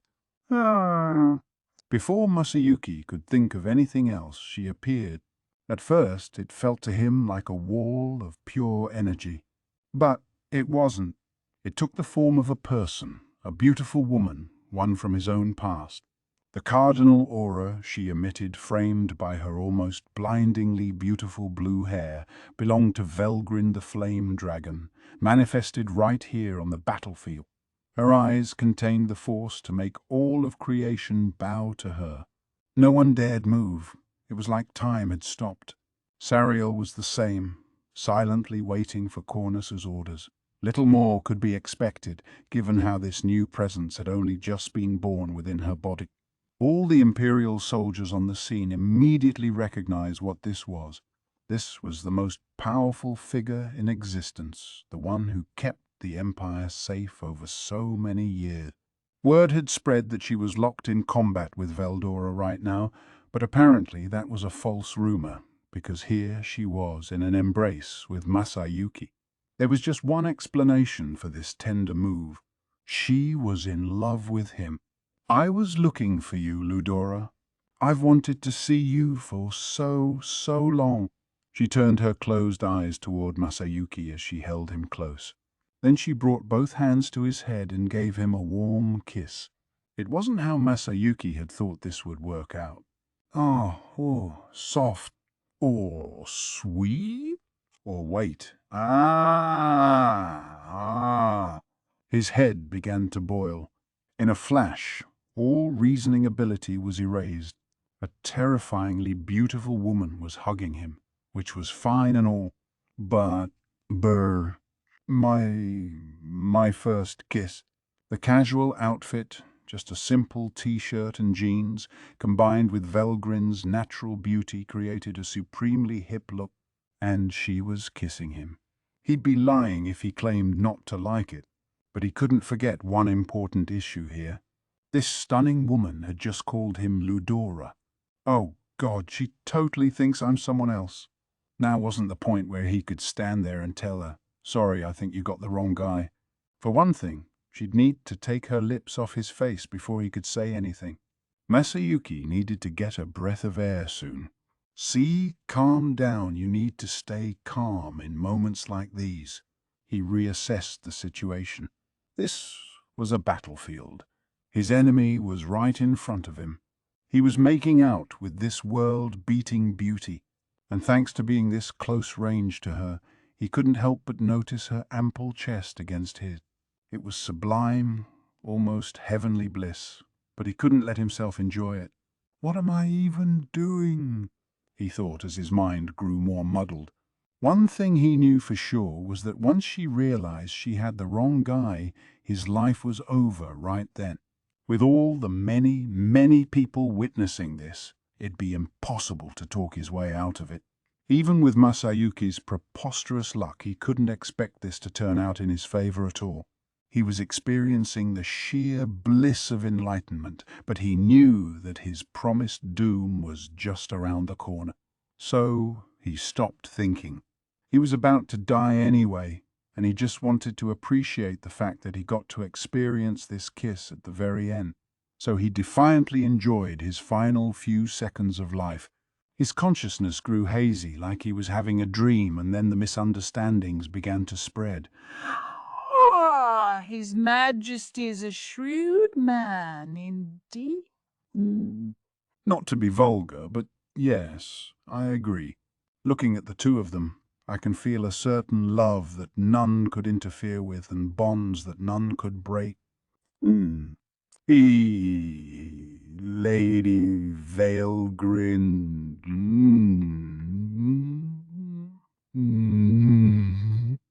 He. So the Empire's guardian dragon was smitten with His Majesty, was she? Indeed.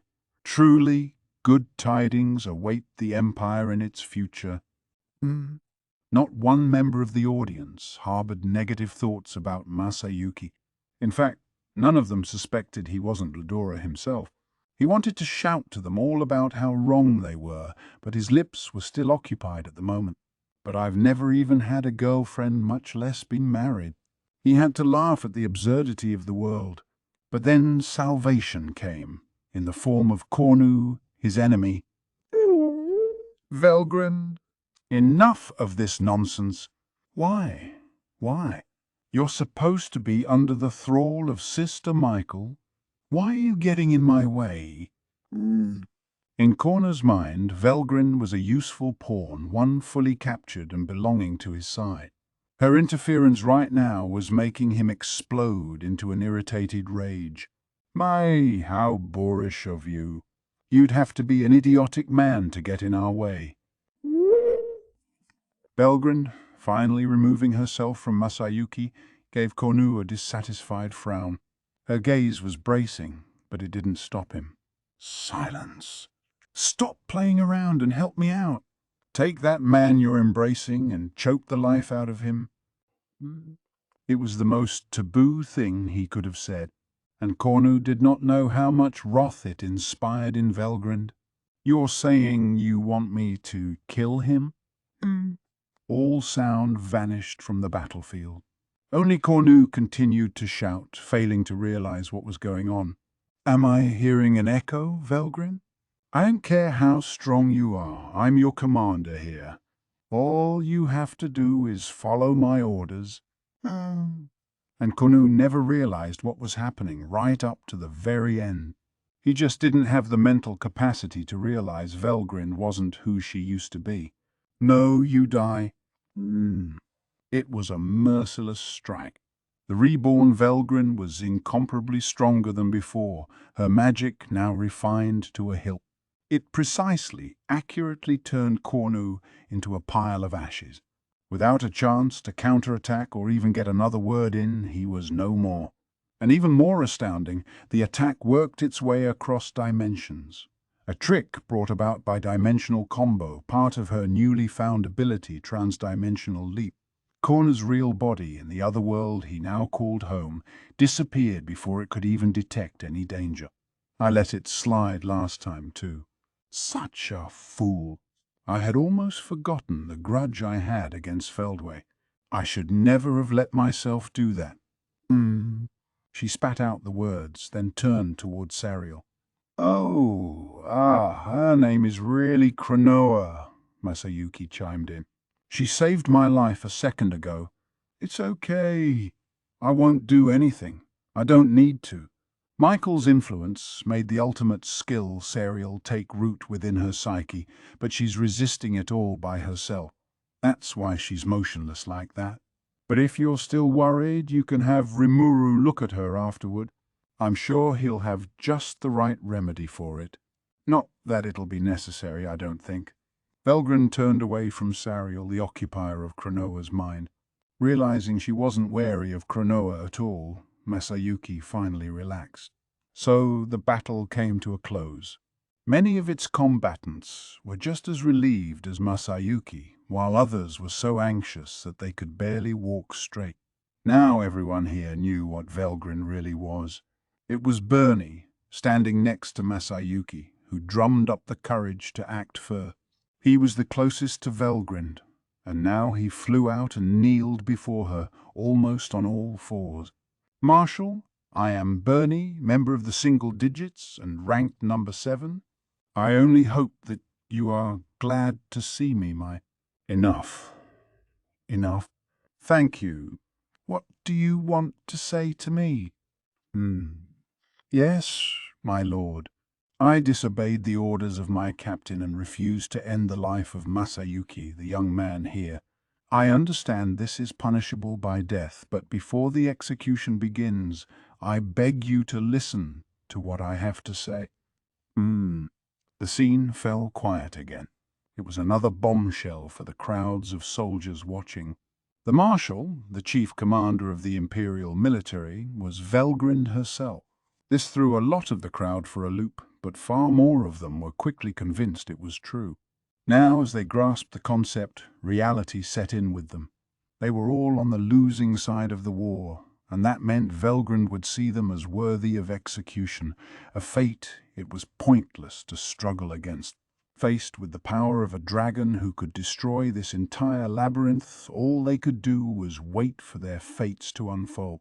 They instinctively formed lines, nervously awaiting their judgment as the conversation continued. Right. What is it? All of us, before you remain just as loyal to the Empire as we always have. No matter what the Emperor decides, we are ready, willing, and able to carry it out to the letter. It is with that in mind that I beseech you, my Marshal, to allow this army to return home. You are free to pin the blame for this on myself and the officers. None of us would breathe a word of dissent against that. But, all right. Bernie was crestfallen, his most earnest begging cut off midway. There was no avoiding fate. Tears flowed as he realized just how powerless he was. Velgrin rewarded that with a little snicker. Oh, I'm sorry. Did I give you the wrong idea? Maybe you're all not the brightest lights out there, but you did work hard for us. I appreciate that. Thank you for protecting my beloved Ludora. All the soldiers immediately took a knee, lowering their heads. So then? Oh! I wasn't thinking about doing anything to any of you. Only Ludora truly matters to me. But I know Ludora thinks the world of you all, so I'll grant you my protection. I always have and I always will. It was like a gospel from heaven. Cheers erupted across the crowd. Some broke down in sobs, Caligulio and Minutes among them. They believed in and were moved by everything Velgrin told them. Glory to the Empire! Glory to His Majesty the Emperor! The excitement was palpable, the noise deafening. Masayuki wondered what had gotten into these people. By the looks of things, this throng thinks that I'm Emperor Ludora. Like, come on, Bernie, tell them, if the truth comes out, it's me who's gonna pay for it, you know. She even kissed me. I'm so gonna be killed, aren't I? His name wasn't even Ludora, but nobody on hand doubted that it wasn't. He wondered if his sanity was beginning to slip on him. That kiss was a sheer joy, but honestly speaking, Masayuki didn't want to get caught up in any of this. What's wrong? You don't look too happy. If there's something on your mind, by all means, tell me. The desolate Masayuki was a bit shaken when Velgrin directly addressed him. Oh, no, there's nothing on my mind. He had trouble assembling the words. The awkward display clouded Velgrin's face. Could it be, she gingerly asked, that you don't remember me? This felt like a test to Masayuki. But what was the right answer? Get it wrong, and he was in huge trouble. Gimme a break, he said to himself as his mind raced. If this was a yes-no question, then yes, he remembered her. She was definitely the beautiful woman who became the last thing he ever saw in his original world. But did he know her name? That guy called her Velgrin. Isn't that the name of Veldora's sister? Crazy, strong, and everything? And the guardian of the Empire and stuff, too. This internal struggle was paying off. More and more facts came into his head, and based on how the Imperial soldiers had reacted, his supposition was likely correct. So he placed his bet. "You're Velgrind, aren't you?" Velgrind's face erupted into a broad smile. "Yes, yes. You do remember, Ludora." Even now, Masayuki's luck didn't abandon him. Simply being called by her name elated Velgrin. And that wasn't all. "Ah, now I realize why you had that concerned look. I was so overjoyed to see you that I forgot, but your name right now is Masayuki, isn't it?" Ah. Things got better and better for him. Any concern that Velgrin had the wrong guy was now firmly in the past. "Wait, this girl knows that I'm Masayuki Honjo." Sheer relief. The kind of relief he hadn't felt since the day he was born. He was so relaxed, he almost lost control of his bladder right there. Then he tensed up again before things went hairy on him. That's right. I'm not Ludora right now. I'm Masayuki. And, I think I'm a little confused about all of this and stuff. Ha ha ha." As he chuckled, he kept a careful eye on Velgrin's reaction. But she wasn't the only problem. Based on how this has transpired, I'm totally sure the crowd here thinks I'm Ludora. If I say I'm someone else up here, it's just gonna confuse them, won't it? I can't have people accuse me of posing as the Emperor. I gotta tell them I'm not the guy. He wasn't sure if it was something he'd go to jail for, but either way, Masayuki wanted to set the record straight. So he decided to come clean, but Velgrin wasn't having it. "Oh, it's not a problem. The Empire's worthless. It's simply a possession of Ludora's, kind of a hobby of his. He just kept it safe because he needed it for his competition against Guy. If you don't think you want it, I could raise every square inch of it for you." Truly, it was the words of a god, an existence beyond human perception. The Imperial soldiers turned pale. All eyes were on Masayuki. "No! Stop! Don't! Quit acting like it's my fault." Feeling the heavy burden of this responsibility, and the eyes burning holes in his skull, he spoke up. "No, I do cherish the Empire. Like, even Rimuru wants to be friends with it in the future and stuff. Once this war is over, we could sign a treaty and be friendly and so on, right?" At the very least, he pleaded, he didn't want the Eastern Empire to experience a border-to-border nuclear winter. The soldiers looked up to him like he was a god. If Velgrin said she could do it, she would, and probably with a casual flick of the wrist, too. If Masayuki didn't protest, the Empire was doomed for sure. Everyone knew that, and now everyone deeply appreciated Masayuki. "Oh, well, if that's how you feel, I'll keep helping with it then," Velgrin replied with a smile. The soldiers heaved a collective sigh of relief. Caligulio spoke for the crowd. "There is, if you don't mind, just one matter I would like clarified for us." His face was pained. Clearly, he didn't want to say what came next. "What's that?" Velgrin asked, her voice indicating that she wanted this over with already. "My lord, I wanted to inquire about Sir Ludora, our current emperor. What will happen to him?" A spark of recognition crossed her face. "Ah, right. I guess none of you can visually see the essence of a person's soul. Ludora, right now, is nothing but a shell. The soul of the true Ludora has gathered here inside my beloved Masayuki." Me? Yes, you. You may not recall it, but you absolutely were Ludora.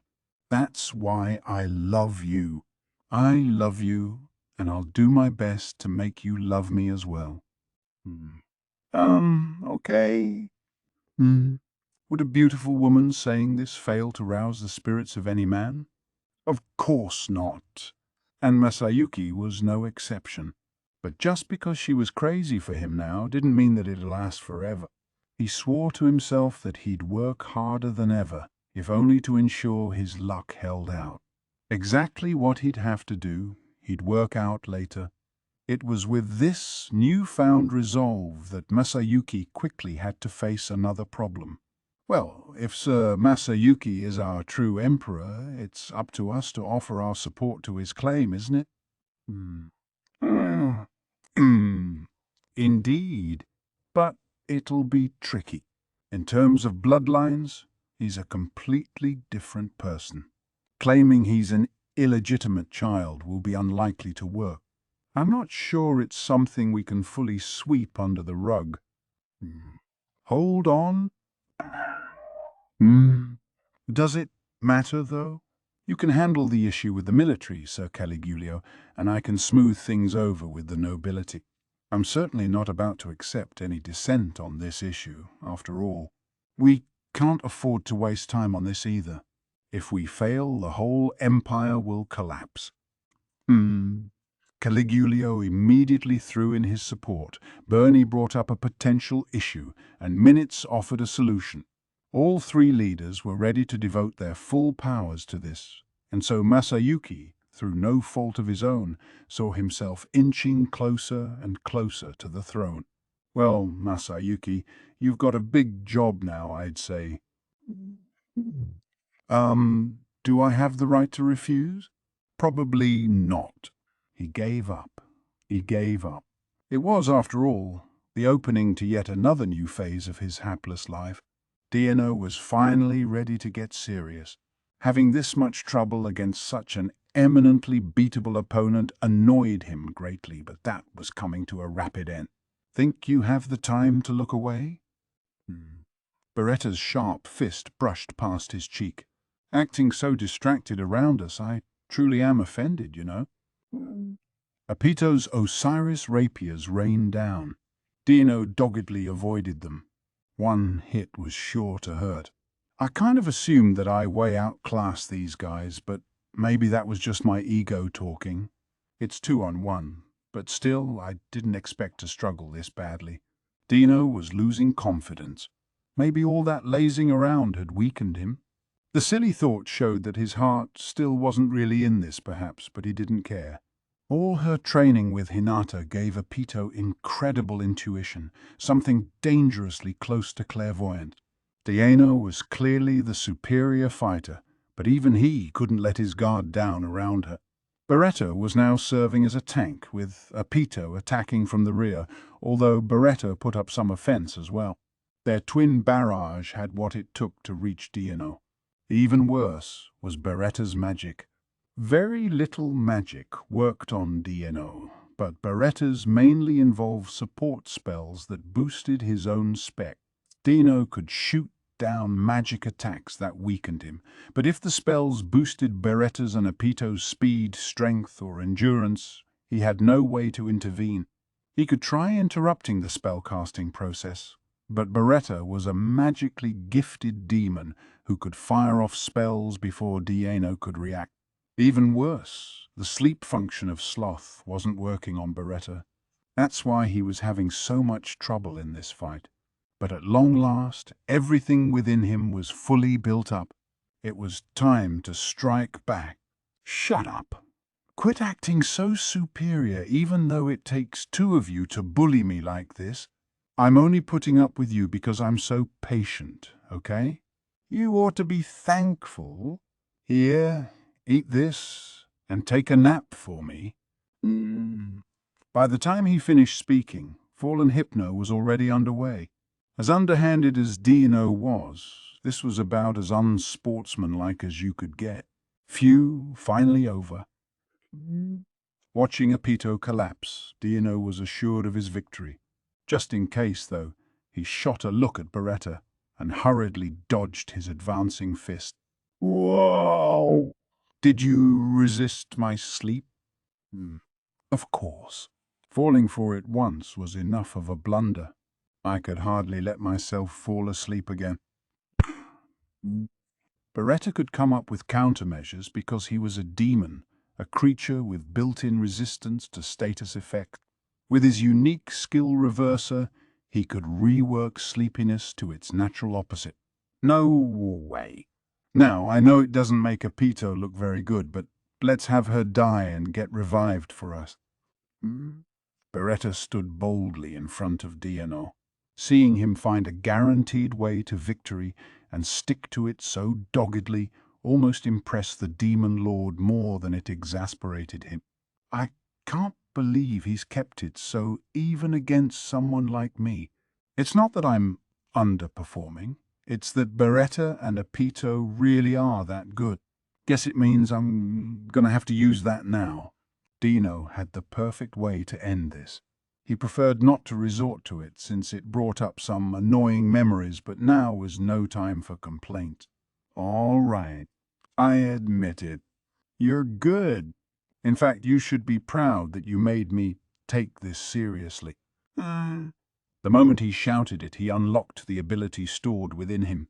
The ultimate power granted to him by Veldanava. The ultimate skill, Astarte, Lord of High Heaven. Confirmed. Using the creation ability of the ultimate skill, Astarte, to evolve the unique skill Sloth successful. Dino's sloth skill had the unique trait of building up its force the less its owner physically moved around. It could hold a store of energy for later use, and that's what Dino now used to evolve Sloth into the new ultimate skill Belphegor, Lord of Sloth. That was his last option. Evolution, a subset of the ultimate skill Astarte. With Astarte in hand, he could evolve his skills, but not anyone else's, to have whatever effect he desired. That wasn't all there was to it, of course, but either way, Dino wanted to keep Astarte hidden as much as he could. There were eyes everywhere within the labyrinth, with all kinds of data being constantly recorded. As a monitor himself, he had a natural inclination not to fully reveal himself. Besides, I know Rimuru. He's crafty, constantly working on a vast scale with deep insight. When he killed off Clayman, he even presented that screen with his evidence on it. If he sees my power, I'm sure he'll try to take measures against it. The Demon Lord Rimuru was underestimated at one's peril. There was no such thing as being too careful, a credo that had baked itself deep into Dino's bone.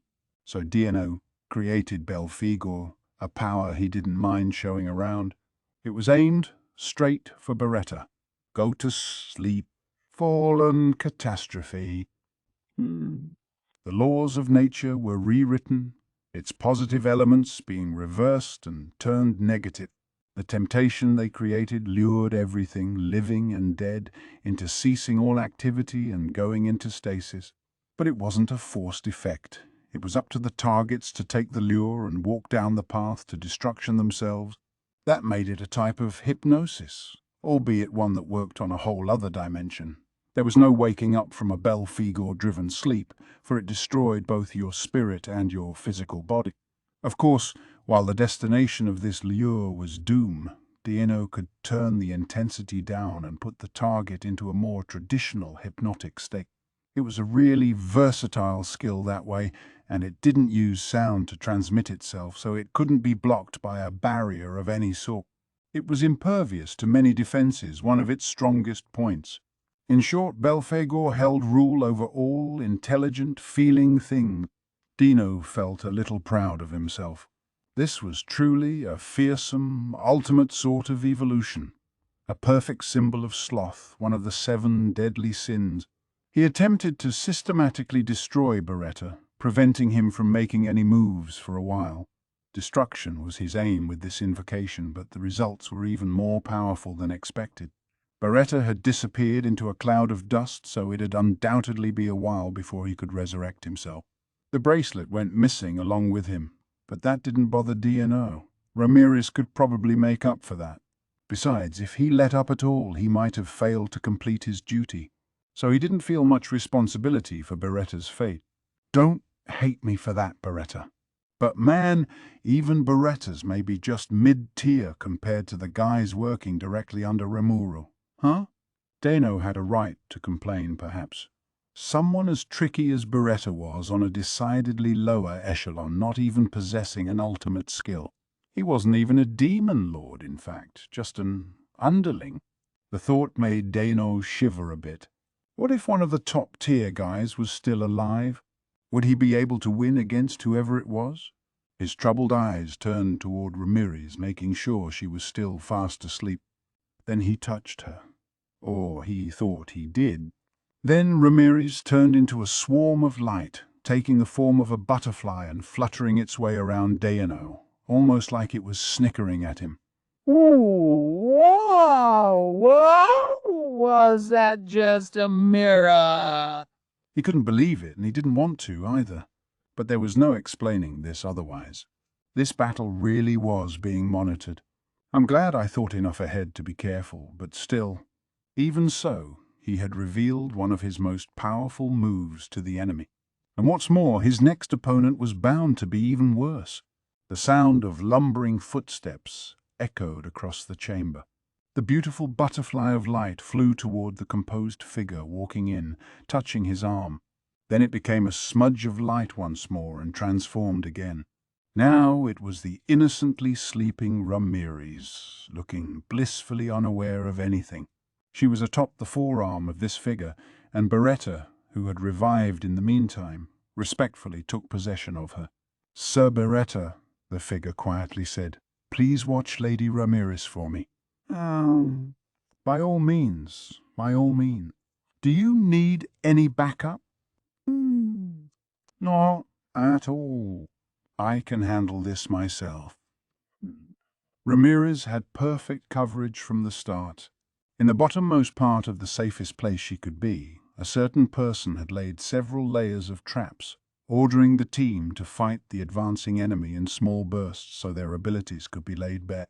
Most of all, however, this labyrinth had the world's strongest guardian inside.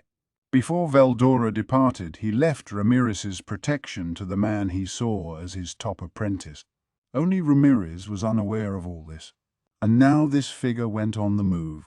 This man, standing before Dano, was Zegion, the Mist Lord and the undisputed champion of this labyrinth.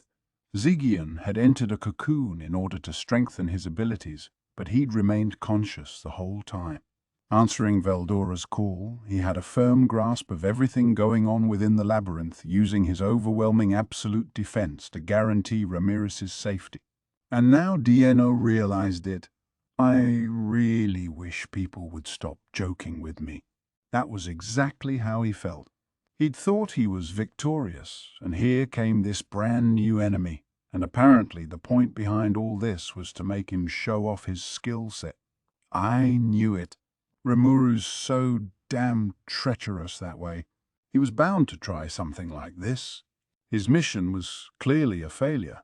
He had failed to score Ramirez, and now his own escape was looking questionable.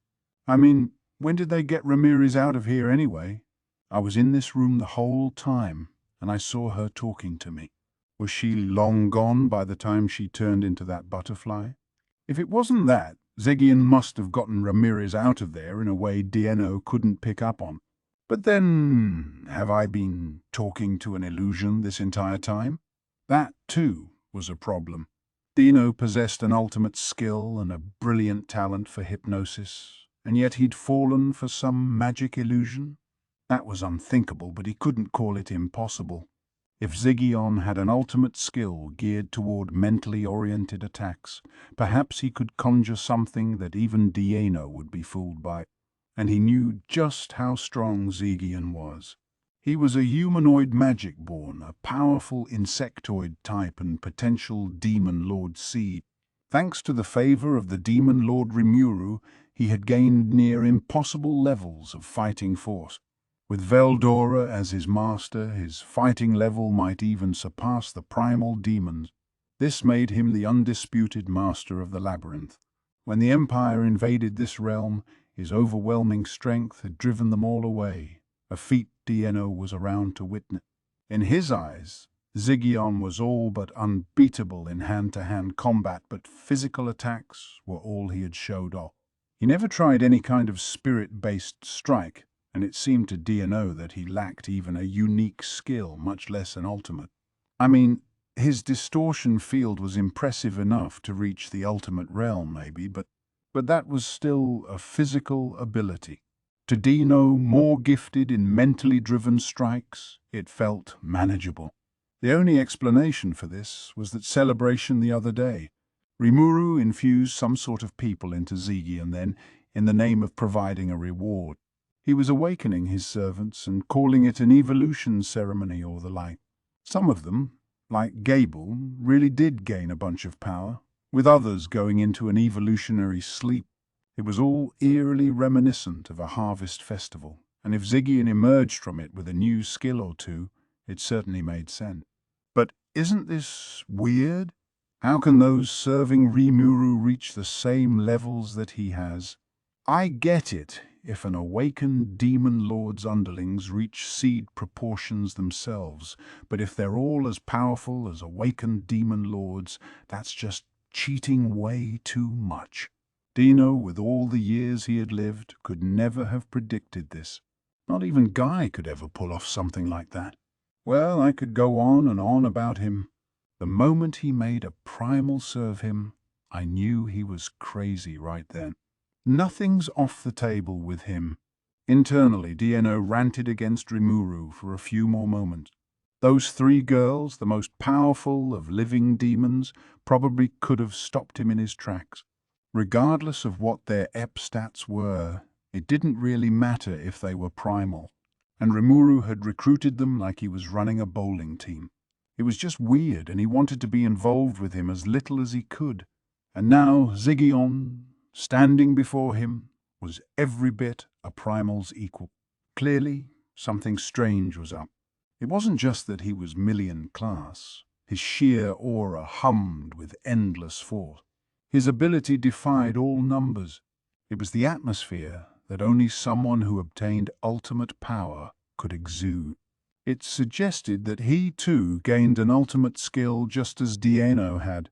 This is exactly why I hate working so much. He wailed inside at the bad hand he'd been dealt. Then he sighed, a clear tinge of resignation to it, as he groped around for a potential best solution, but no good ideas came to him that easily. And then time stopped waiting for him. As D&O spent a short while pondering, the unaffected Zegion strode forward. "Did you have any last words?" Zegion asked. "You were hiding here, watching until I revealed my secrets, huh?" "Come the hell on, man. That's dirty." Ignoring his own dirty deeds for the moment, D&O vented his frustrations to start with. It was little more than lashing out, but if it riled his opponent at all, that be to his benefit. It's called war. Zegion was, of course, undeterred. I know. D&O countered, and that was the end of the exchange. Tension coursed between them. D&O knew how strong Zegion was, a fact he could call an advantage. But Zegion now knew the full extent of his own skills. A frontal assault was the only option, but close-range combat was Zegion's specialty, and although it wasn't confirmed yet, he likely possessed an ultimate skill too. D&O, meanwhile, was more about spirit attacks, unless he used his true finisher move, but he wanted to avoid that in the labyrinth. Well, I already blew my cover in a lot of ways, but yeah, that really needs to end here. Besides, D&O kidded himself. If escape was all that mattered, he was probably still safe on that count. "Not coming for me." Zegion's words were heavy. The question seemed to bolt him to the floor, but D&O used his willpower to fight back. "Ah! Don't you look down on me. I'm part of the octagram, you know, and I've lived way longer than you. No way am I gonna lose to a little kitten like you." He whipped his large blade up high and swung it down towards Zegion. "Take this and breathe your last fallen strike." This was no tit for tat exchange of blows. He meant to end it here with this massive move, as befitting someone as lazy as D&O was. And Fallen Strike certainly had the punch for it. By infusing his sword with his unique skill slot, Dino had created an ever-changing illusory battle style that tricked his opponent and allowed him to control the fight. Now that skill had evolved into Belphegor, its effects multiplied many times over, so his illusory sword style was more polished than ever. He may have hated taking action, but Dino's battle sense was undeniable. Even so, Dino had decided that close-range combat with Zegion was a little too dicey. If his abilities failed to work on him, the illusory sword style would fail on him. Now, he figured, was no time to hold anything back, so he broke out one of his special moves. That was Fallen Strike, one of the few traditional sword moves in his illusory style, and he packed all of his muscle into it. His intention, to defang his opponent. Now his blade was infused with negative waves of emotion, robbing his foe of the will to live if it so much as scraped his skin. It wasn't an illusion or hallucination someone could ignore. For the weak-hearted, it was impossible to resist. Only those with a strong enough mind to obtain an ultimate skill could fight it off, and even then they wouldn't emerge unscathed. The slothful will Dino infused in the strike packed a physically destructive effect inside. Even if you dodged it, it emitted negative waves in all directions, and simply being exposed to them would sap your mental drive and thus your ability to battle. He could capitalize on that to strike the final blow off the follow-through, and then it'd be over. The move cornered his foe in so many ways, making it one of the best Dino could make, a masterpiece he had complete confidence in. If Dino wanted to leave this room alive, his best bet was to defeat Zegion without holding back. He liked to hide all his best moves, but if it made life easier for him, he wouldn't skimp on them either. Not even Guy would look all that great if he took a direct hit from this. Think you can fare any better? Dino grinned, all but assured of his opponent's death. It'd be impossible, he reasoned, for anybody to expect this major strike from someone so demonstrably lazy in life. Now, he thought, singing his own praises in his mind, everything was back on track. Zegion didn't move, not because he couldn't react in time, but because he had no problem dealing with this. Reading the path of Dino's blade, he stopped it just before it landed on its target. Fang Smasher, the mighty god-class greatsword, had enough force to crush any type of matter in the world, but even when it was swung down on him, the exoskeleton covering Zegion's left hand, now converted into crimson steel, easily blocked it. "Damn fool!" Dino shouted. "You didn't even try to dodge my blade. The battle is mine." Now, he thought, acting like such a lazy bum all this time had finally paid off. It wasn't really an act, to be honest, but he kidded himself into thinking so. Zegion, as expected, had stopped his high-speed strike. Swords this big lost out in velocity, so that was no surprise. The damage, however, would be untold. Zegion blocked it with one hand as if swatting something away. It was impressive to see.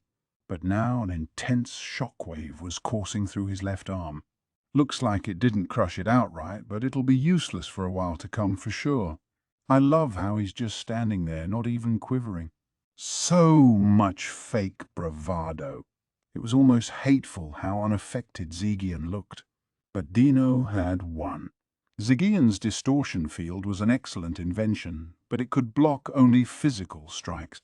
Fallen Strike, upgraded to its ultimate level, could penetrate any physical obstacle as it delivered its payload. I put him off guard, made him think it was a sword attack, but actually delivered a lethal spirit strike. My strategy won the day. Yes, Zegion was strong. That, Dino predicted, was why he was likely to look down on him and try to act as superior as possible. He was best in close range, and this chamber was a perfect arena for that. The way Dino saw it, there was no way he'd try to evade anything. He spat. I wish you guys would knock this off already. I know that Bracelet's gonna revive you anyway, so I really need to retrieve Ramirez soon. He headed for Beretta. But then he stopped. Something felt off. For one thing, Beretta wasn't even wary of him. After all this battle, plus revealing several of his trump cards, Dino was running short on Magicule. He still wouldn't lose, but Beretta was acting like he was assured of victory out of nowhere. His face wasn't visible under the mask, but it still felt creepy somehow. "You think you can beat me?" Hey, don't be silly. Whether I could or not is irrelevant. I am not your opponent." The moment he heard that, Dino was struck with an intense chill. In a frenzy, he turned toward Zygian, and yes, there was something unnatural about that stationary figure. The fact that he wasn't pulverized by a god-class strike proved that his left arm was god-equivalent. That meant he could have a will strong enough to work as a spiritual life form. All that deliberating over whether he had an ultimate skill seemed pointless now. The evidence was clearly on the yes side. "No way!" "Let me ask you, does your attack have a delayed effect? Because otherwise, did you think a passing breeze like that strike could defeat me?" God damn it, Dino thought. Zygian really did have an ultimate skill. Exactly what kind was unclear, but if it could nullify his spiritual attack, it had to be exceptional. "You were wondering if I possessed an ultimate skill, weren't you? If so, you should have pieced several attacks together instead of that meager swipe. You need to realize that your laziness cost you the victory." "Don't act like you won this," Dino almost screamed. Instead, Zygian thrust his left fist at him. His fingers opened outward, and from them 5 beams of light shot out. It was his dimension ray. Ow. Leaping away to dodge it, Dino just barely avoided lethal damage. It came, however, at the cost of his right arm, which was now severed at the elbow. The pain made him want to cry, but there was no time for it. His instincts were warning him that he truly was in danger if this continued. "You really did find an ultimate, didn't you, you bastard? I didn't expect you to neutralize fallen Thanatos as well. Are you telling me spirit attacks don't work on you?" Fallen Thanatos was a lethal spiritual attack Dino had instilled in his fallen strike just now. It acted strictly on the minds of its targets, so even if his foe was a replication or the like, it would still impact the actual person, no matter how far away he was. It was a sure kill move, no escape possible, but Zygian was totally undeterred. Dino could hardly believe it, and he was right to. If he wanted to win, or really if he wanted to escape here alive, he needed to solve this mystery. So he asked Zygian, knowing full well an answer was not likely to arrive. "I have no duty to inform you why." Zygian naturally was unmoved, but his bitter voice continued. "But you are so pitiful, I will dignify your question with a reply. I am an illusion, a ghost. From the very beginning you were wrapped around my finger. I have been granted the title of Mist Lord, ruler of the Phantom Realm, and now you realize that no spirit attacks can faze me." It was the strong offering mercy to the weak. Hearing it, Dino quickly arrived at the truth, and then he was shocked. If his skill had been nullified, it meant his foes was stronger. Zygian, he now realized, had evolved into something as good, if not better, than him. The him right now, even. "You've got to be kidding me. He was this good at close range, but now he's even better at spirit attacks? And he's the ruler of the Phantom Realm? So he can, create independent worlds of his own? Oh man, how much stronger did that bastard get? No damn way I could beat him with no preparation." Dino possessed the strongest of sin-based skills, one freshly evolved into an ultimate, but Zygian had shut it completely down. His skill was still unfamiliar, but that was no excuse. Zygian didn't have an ultimate skill until just recently either. Dino was hardly weak, but this time he had picked the wrong opponent. All too wrong. The whole idea around attempting to kidnap Ramirez, in fact, was wrong at the core. The moment Zegian completed his evolution, its failure was all but ensured. Realizing this, Dino turned his face upward, and just then he was stunned by a person he saw on the screen. Oh, Velgrin.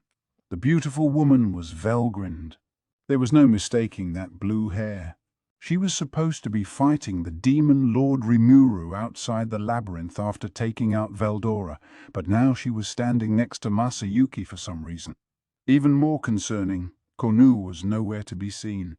No, no, no, no. He had a bad feeling about this, and those tended not to lie to him.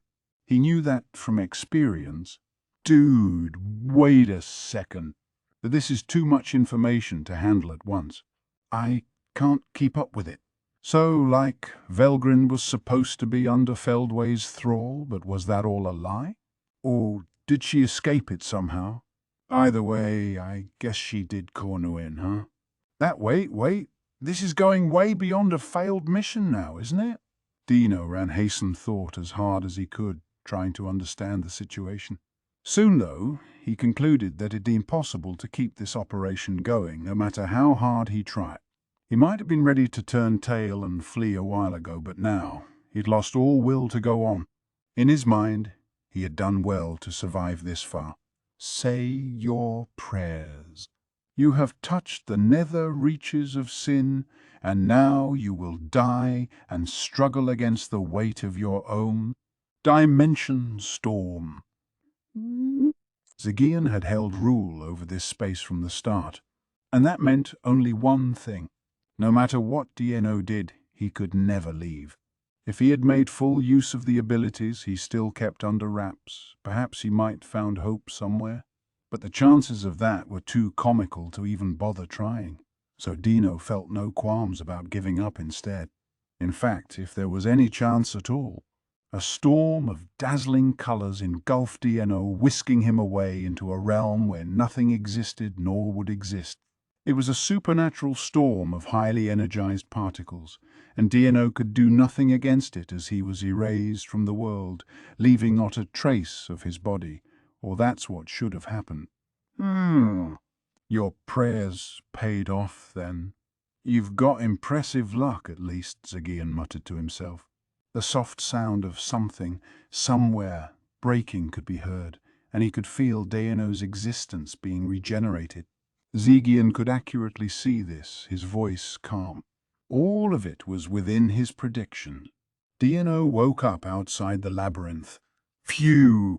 I won the bet, huh? He breathed a sigh of relief. His equipment was all there, completely undamaged.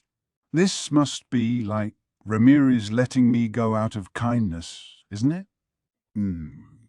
Dino looked at the broken bracelet in his hand. It was a resurrection bracelet, a cheap one he'd purchased at the labyrinth shop long ago. He had never made use of a save point, so his location was reset to the surface after he died. He kept it on as an escape route, figuring something like this was entirely possible. Well, she never gave me an unlimited use bracelet, so she must have been pretty suspicious of me from the start. She could have cancelled this one on me too, though. She sure went easy on me. He wistfully reflected on it. Here he was, secretly carrying an insurance item created by a girl he was sent to kidnap. It took someone like Dino to justify an act so unprincipled in his mind.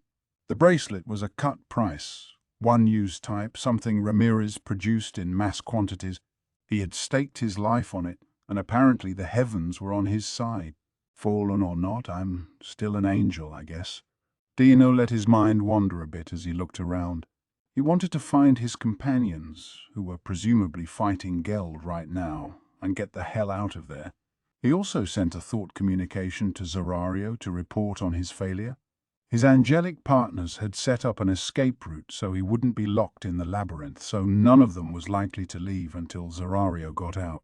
But with things falling apart like this, sticking around was a bad idea. Still, though, that dude was way too strong. It sucked so bad. Even recalling Zegian made him want to whine to himself. Feldway was going to be seriously angry, but still he was lucky to be alive. Like, this might be the first time any of Feldway's plans didn't work out. I guess Cornu screwed up again, but, well, I don't know where he is. We really should never have opposed Rimuru. He had never been too eager about his role in this. Now Deanna wondered why he ever accepted it in the first place. Thinking about the future just depressed him. Really, if Zegian had become that much of a monster, a conventional assault on the labyrinth like this was hopeless. He, along with all the other top-level people in Rimuru's government, was a total monster. Dino couldn't say exactly what had happened to Rimuru and his team yet, but he was sure it was nothing he'd be glad to hear of. This is why I didn't want in on this. Dino just wanted a tranquil life in the labyrinth. And now look at what had happened. Perhaps it's what he deserved for what he did, but it was still depressing. I don't know what's going on in Feldway's mind, but I doubt he'll give up. Not that this is ever going to be possible. If he had to guess, the best chance they'd ever get had come just a moment ago. That was wholly gone now, and Dino knew it wouldn't come back. Plus, there was one more problem. Ah, man, and now that I've made myself an enemy, there's no way I can go back. To someone as lazy-minded as Dino, life in the labyrinth was about as comfortable and easygoing as it got. It might have been work, but helping Vesta was fun. Gabble got along with him too, occasionally doing favors for him and so on. Whenever the research team made a new discovery, it gladdened him as well. These were engaging days he had spent with Vesta and the gang, and in time he saw them as friends. That and something else Dino almost forgot. He only came here because Guy ordered him to. He was functioning as a spy for him, reporting back on goings-on inside the labyrinth. Dino didn't think Guy expected much from him really, but that just soured his mood even further. He can be such a pain when he's mad. He truly was. But now, fretting over all this seemed pointless too. So Dino headed over to his companions instead. By the time he reached them, the battle was at a stalemate. Geld the Barrier, Lord and Garasha were locked in combat, and amazingly, they were equals in sheer muscle. Dino could hardly believe what he saw. If he's equal to Gara, that makes him stronger than me, huh? And if he's like that right after his evolution, that's just, Geld was blooded. Exactly who the blood belonged to was unclear because he had no obvious open wound. Injuries dealt with magical damage couldn't be healed with a potion, and Garasha was clearly throwing around enough magic to destroy him. If Geld was unhurt by all of that, either he had crazy defense or superhuman healing skills. As Dino thought about this, Garasha swung her longsword. It slashed through Geld's scale shield and cleaved into his arm. Geld didn't respond. Throwing away his broken shield, he took a new one out from his stomach and returned to his fighting stance. And there Dano could see it. There wasn't even a scar on Geld's arm any longer. It's ultra-speed regeneration. And it's advanced enough to even heal Garasha's attacks. Now he had an answer. But Dino wasn't too happy about it. Oh, why are you so stubborn? None of my attacks is even phasing you. Are you crazy or something? Mum, am I? I'm not sure myself. Perhaps I should give more praise to your attacks. Oh, sarcasm, huh? Ka! I have to kill you in one stroke or you'll just heal instantly. Oh, be praising you for how damn tough you are. Such was the exchange as Geld and Garasha flew back into battle, gouging into each other's openings without caring how much it damaged them. Geld's meat cleaver was deflected back by Garasha's circle shield, generating an intense flurry of sparks and a shockwave that travelled along the ground. Dino was too dazed to use his chance to speak up. Geld always existed behind the scenes as this revered figure. He did nothing flashy in the war against the Empire, and Dino didn't see him as much of a threat. That was a serious mistake. Now I'm sure of it. Everyone in this damn country is just totally insane. He forced himself to accept this as fact, a truth finally dawning on him, even as a fearsome aerial battle erupted above it. Ah, stop irritating me with all that flying around. That's what I want to say. You got a lot of nerve flying with no wings. A simple matter if you have control over gravity. But I'm getting bored with this game of tag. Can we put an end to it? Again, that's what I want to say. The bewitching Kumara was taking on Pico, who looked like a young child by comparison. They actually made a good-looking couple, but their battle was pretty intense. Pico's black thunder, launched so often that it seemed to cover the ground beneath them, had blackened the surrounding area, but somehow it never quite reached Kumara. It made sense. Reiko, the thunder tiger and one of the tail beasts that Kumara kept as a pet, was born to handle lightning, making defense a simple matter. Then Kumara went on the move as if declaring it her turn. Using 8 of her tails in an elegant, flowing pattern, she unleashed 9 tail slash, only to have it blocked by Pico's lam. A shrill clang shot across the battlefield. They were an even match for each other, and once again Dino had to revise his opinion of Kumara's fighting skill upward. She's one of the 12 lordly guardians, isn't she? Man, better not mess with any of them. He had to admit it. There wasn't any need to point out this or that member. They were all threats. That was the safest way to think about it. As former Seraphim, Pico and Garasha were up there with awakened demon lords, they had been away from battle for a while, so their capabilities couldn't be compared that simply, but they clearly weren't pushovers. With Tempest's leaders out of the picture, Dino figured he and these 2 women were enough to take over the labyrinth, and yet Feldway was ever so careful, deploying 2 mystic leaders and even joining the fray himself. Victory was completely assured, but look what they had here now. The reality of it all made him feel dizzy. Pico and Garasha seemed to be gradually losing their cool, perhaps because their battle skills were so rusty. But whatever level they were at now, they used to be top-level Seraphim. If 2 out of the shining 7 primordial angels were struggling this much, their pride must have been in tatters. Dano wasn't helping much, but he ignored that for now. Hey, guys, retreat! We gotta retreat! The 2 of them reacted angrily to Dino's shouting. But we're just getting to the good part. Stop talking nonsense when I'm about to get serious with this. Shut up! This entire operation fell apart the moment you joined the melee. Pico and Garasha's role was supposed to be rear support. There was a large blank in their battle experience, so they were playing it safe this time. If they had been dragged into a fight, it proved the enemy was more powerful than expected. A tactical victory here meant nothing strategically for the war. Wait, is the mission off? Oh, yeah, it is. I wouldn't have fled the labyrinth if it wasn't... What? But didn't Faye come up with our plans? A perfectionist as careful as him misjudged the enemy, you're saying?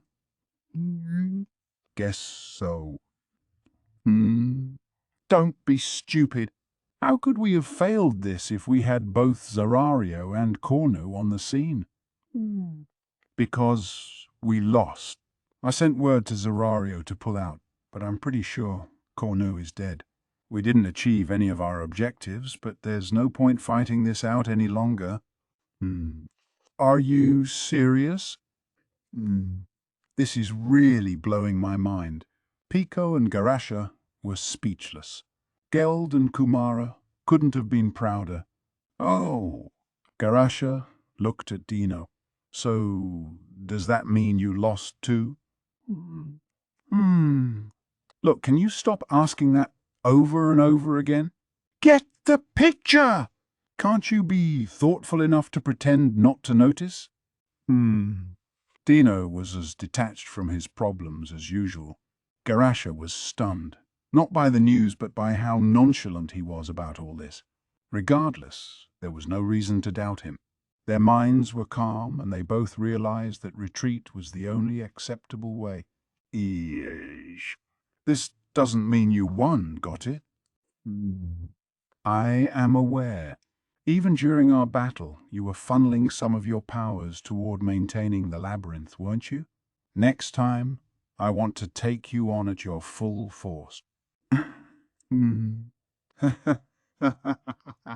Now you're speaking my language. I like that. In that case, see you. Recognizing each other's strength, Garasha and Geld made a friendly parting of ways. Pico and Kumara, on the other hand. Your name was Pico. You're lucky to escape alive today. What? Come on, I wasn't even trying that hard. You're the one who ought to thank their lucky stars? They glared at each other, then huffily turned away. It was two opposites attitude-wise, but either way it heralded the end of battle. With that, Dino and his allies managed to escape in one piece. Zerario was always cool-headed. His job on this mission was to serve as a diversion, and he carried it out with perfection. The troops he brought along with him were fighting on the same level as the resisting forces in the labyrinth, literally. But, surprisingly enough, they would need to reconsider their enemies. That was the conclusion Zerario made as he sized up the battlefield. Most impressive of all were the two people in front of him, Charis and Trainee. Those were the names they gave, and Zerario felt it was worth his time to memorize them. Even so, he reasoned that it still wasn't worth his time to exercise his full powers against them. I was told only the most insignificant of resistance remained for us, but that appears not to be the case. I thought my counterattack wiped out their forces in the labyrinth, but that powerhouse Zigion was still in there. Hopefully, Cornu and Dino wrapped up their missions before he awoke. It was a cause for concern, but Feldway's plans never went awry. That's what Zerario trusted in as he enjoyed this battle. Lord Veldora is going to laugh at us for being toyed with by these half-engaged foes. I wouldn't worry about that. Veldora's lost to Velgrind and fallen into our hands. That's not a funny joke. It's not meant to be. You saw it too, didn't you? They're a little panicked. The magic-born Charis boasted superb strength. He was a rare talent, even given all the many dimensions Zerario had seen and destroyed. Trainee was impressive too, a magic-born infused with an elemental lord, but she couldn't beat out Charis. Her gifts lay in high-intensity magic, but none of it worked on Zerario, so she wasn't a problem. Charis, too, could fire rays of heated light by nimbly controlling and compressing heat energy, but Zerario's distortion field could neutralize it all. No, the thing he had to watch out for was Charis's calm and precise decision-making. Unlike Trainee, he seemed to size up Zerario in this battle, proceeding carefully and testing out how every move of his worked. Zerario's experience told him that a foe like this couldn't be trifled with, but it was just about over now. Once Charis panicked a bit, he lost his careful style. The battle was about to get a lot less enjoyable, and Zerario thought it time to wrap things up. I hate to say it, but let's bring matters to an end, shall we? You are both quite heroic warriors and extremely strong to boot, but sadly you do not pose a challenge to me. The difference was apparent. Zerario had a much larger energy store, but the deciding factor was how they matched up. Angels held an advantage over spirits, and Charis and Trainee, whose powers were based in the elements, had no decisive measure against a seraphim, even a fallen one, like Zerario. I hate to say it, but Dorith appears close to her limit. I cannot keep my elemental lord for longer than a handful of seconds. Sir Sharis, do you have any strategies left? No, sadly. But Sir Rimuru and Sir Veldora taught me nothing if not the core strategy of never giving up. So don't worry. Despite it being a hopeless situation they had no way of clawing out of, Charis grinned as if the battle had just begun. Triney smiled back. In that case, let me join you. We can't allow these insolent intruders to do as they please in Lady Ramirez's labyrinth. They were heavily damaged, but still ready to fight. Their hearts showed no sign of breaking, which made Zerario roll his eyes. Oh, come on. I don't think you're foolish enough not to see the writing on the wall, but are you planning to pathetically cling to life until the very end? Because if you think you can resurrect yourselves regardless, you are very much mistaken. By Zerario's calculation, Dieno would have ferried Ramirez out of the labyrinth right around now.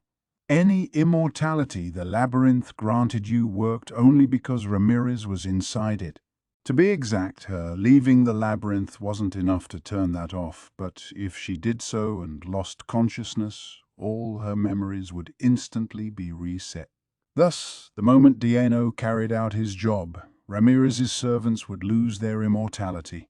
Zerario knew that, and that's why he went easy, piling damage on Charis and Triney instead of killing them outright. In recognition of your valor in battle, I could grant you a proud, painless death if you like. That was his way, as one of the strongest of warriors, of offering mercy. But Charis and Triney were obviously uninterested. Hey, think you've already won, fool? Indeed, you never know what could happen in a battle. As long as we don't give up on victory, we will never lose. Don't you know that? That sore loser stance was enough to rile Zerario. Not enough to make him lose his calm, but he didn't appreciate this sass. How annoying. I was trying to grant you mercy. Mercy? So many people lose their fight after trying to act so undisturbed. Do you know what we call talk like that? We call it a death flag. Charis recalled the things never to say list he'd discussed with Veldora once. There were a few absolute no-nos, but the worst of all was trying to act cool just before you secure the win. If you're out to kill, you have to take action, not get distracted. Otherwise, you're simply giving your opponent time to strike back. Oh, stop it. Are you expecting a miracle too? They do happen. Sir Rimuru's engineered quite a few of them in his time, and his troops are so used to seeing them, they often imitate them for themselves. And look what we have here. In the labyrinth, merely buying time in a battle often held little strategic significance. The same was true for this one. Exactly. And if you wish to strike at Lady Ramirez, friend and servant to my God, let it be known that Adelman the Gehenna Lord will take you on. But instead, all that stalling allowed for the birth of another warrior. What does throwing one more body into the fray achieve? Zerario was far more concerned by Dieno's delays reporting back to him. He's late. I know he's lazy by default, but whenever he procrastinates like this, it only creates more work for me. That, combined with things not going his way in this battle, irked him more. And now this knight-like man was standing in front of him. I hate to fight in a large group against a single opponent, but I am no longer a righteous paladin. Deeds matter to me more than chivalry, and I hope you'll forgive me for that. This was Alberto speaking. He bore a suit of god-class armor gifted to him by Rimuru, and after the more metaphysical gifts he'd received thanks to Adelman's awakening, he had evolved into a Gehenna paladin. Now, as the rightful owner of the shining armor he wore, Alberto pointed his sword at Zarario. "There's another one?" Zarario said. He could tell that the aura Alberto emitted was a fearsome sight to behold. His movements were the mark of a seasoned swordsman, and the god-class blade in his hand contained the potential to seriously wound Zarario. One look and it was clear he shouldn't be ignored. "I'm here, too." This voice belonged to Venti, the Dragon Lord of the Underworld, who had awoken from her evolutionary slumber, reborn as a Gehenna dragon. She offered Zarario an elegant bow, a trick she must have learned from somewhere. Zarario rewarded it with a blank stare. Now he realized just what sort of fix he was in.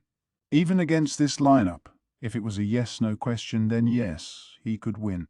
But victory alone wouldn't be meaningful. Unless DNO took Ramirez out of the picture, Zarario wouldn't even have a victory. "If I go all out here, I'll simply reveal my hand and have nothing to show for it. But if I don't, I'll be in trouble against this crew. Against Charis and Trainee alone, Zarario could go easy and still hold his own. But if 3 titans on an awakened demon lord's level joined in, not even he liked his chances. But he still needed to serve as a diversion, or Feldway's entire strategy would fall to pieces. Zarario enjoyed a perfect record for carrying out his missions. He refused to allow that to happen. So be it. I'm going to kill them all anyway. Let's show them what I've got." But just as Zarario steeled his resolve, "Ah, yes, allow me to relate something that I think you'll find interesting. The area I normally guard is on floor 70, but why do you think I've been ignoring the intruders in there?" What? What? Well, no point keeping you in suspense. Let me sum it up for you. It's because there isn't even any need for me to show up. What are you getting at? Adelman, the undead in the mage's robe, flashed an evil grin. Zarario was getting peeved. Hold on. There was no need for him to show up.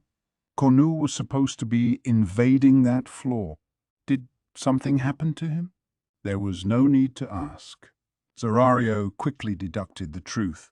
But since Adelman was here to divert Zarario from his mission, he said it out loud anyway. "The foolish intruder has been eliminated by Lady Velgrin. That's why I came here without a trace of concern in my mind." Zarario wasn't dumb enough to doubt his foe's words. Working on the assumption that Cornu was defeated, he probed further about their number one aim. I see. I'm sure Cornu was defenseless against Velgrin then. It seems some strange events have been taking place, but enough about that for now. So is this pittance of a force all that remains from your side? Why wasn't Velgrin here? Probably because of Masayuki, Zarario figured. Masayuki must have inherited Ludora's soul after all. Feldway, poring over the Imperial Information Bureau's records, had ordered Masayuki killed in order to eliminate the possibility. But now the possibility was the truth, and Velgrin must have realized it. Bad luck for Cornu, then. This wouldn't have happened either, if we hadn't swapped roles as planned. But Velgrin can be safely ignored. As long as Sir Michael is with us, it'll be easy to rule over her. Right now, Dino was the key factor. You seem undisturbed. Well, perhaps you were strong enough to take on Lady Velgrin if needed, then? We really have been underestimated, haven't we? Heavens, we could have taken you on en masse and lost even. Charis and Adelman were being clever for a reason. Based on Zarario's attitude, they could tell he was hiding some great, unknown power. Despite that, however, the advantage was still with their team, as Adelman was about to explain. I think I understand the reason for your question. Your true aim is Lady Ramirez, is it not? Our standing orders always tell us to place Lady Ramirez's safety above all other concern. When he woke up, checking on Ramirez was the first thing Adelman did. As long as she was safe, everything else could work itself out. Besides, it was Rimuru's supreme order. They were all floor guardians tasked with guarding the labyrinth, and that meant keeping Ramirez safe. So, is Lady Ramirez safe? Of course, Lady Trini. Zegion came to her aid, and I'm sure he won't let anyone touch Lady Ramirez. Ah, quite a relief then. Trini smiled. The rest of the group looked just as relieved. Now they could focus entirely on the enemy right here. For Zerario, meanwhile, the mention of Zegion's name made him fear the worst about Dino. Zegion can cast Distortion Field, as far as I recall. If Dino got serious, no, there's no point expecting that much from him. He was never too enthusiastic about this to start. By now, I'm sure he had a notably accurate picture of matters, and it was at that moment when Dino sent him a thought communication. Hey, Zerario, you hearing this? The mission's a failure. Velgrin got into the battle, and Cornu screwed the pooch, I guess. I'm running into some serious hombres here too, so I'm splitting. You better run before the labyrinth closes up. See you around. It was all so one-sided Zerario couldn't help but chuckle at it. How very Dino-like of him, he thought. But the time to retreat was here. Winning this battle would be pointless, and he had a reason to avoid pointless maneuvers. I have to say, I've never been so humiliated before. Look at me, forced to retreat against this rabble I could knock over with a flick of my finger. It won't be the case next time. Remember that. After matter-of-factly playing the sore loser, Zerario took his team and teleported out of the sea. The group he left behind was filled not with the glory of victory, but a sense of sheer relief. They had kept the labyrinth safe. Now all threats were gone from the labyrinth. Zegion turned off his fantastical world ability, then faced Beretta, who had just finished laying Ramirez out on a couch. Did we let Cedino get away? Looks that way. Yeah. No need to put it like that. Lady Ramirez was merciful enough to allow Cedino to leave. Beretta was right. Zegion had noticed that Dino was wearing a resurrection bracelet, but he still let him go. It was a sort of experiment. Would Ramirez's protection work against someone openly hostile to her? And the results were now clear. Dino placed his bet. It paid off, and he was alive. To Zegion, it was the same thing either way. Carrying out this experiment was a pleasant bonus, but his victory condition here was to keep Ramirez safe, and that was now complete. If Lady Ramirez wills it, I have no objection. Beretta nodded. If they had fended off the enemy, there was no need for further bloodshed. If the enemy couldn't realize what a merciful act this was, though, next time would be different. Depending on how Dino reacted, Zegion was prepared to pursue him. He was prepared to kill him if he didn't get the hint and run away, but that no longer seemed necessary. Dino was now convincing his allies to retreat, and 2 of them had accepted the invitation and left the area. So what about this Zerario? Sir Adelman is dealing with him. His presence has disappeared, so presumably he gave up and left. Adelman and his cohorts were awake and back in action, and that was apparently enough to dissuade the remaining enemy. Excellent news. Yes, and we would have easily lost if Lady Ramirez wasn't here. Indeed. Even if we didn't, we likely would have lost many, and that's as good as defeat to us. Exactly. Zegion and Beretta exchanged nods, agreeing to consider ways to beef up their security measures later. With this, the continued safety of the labyrinth was assured.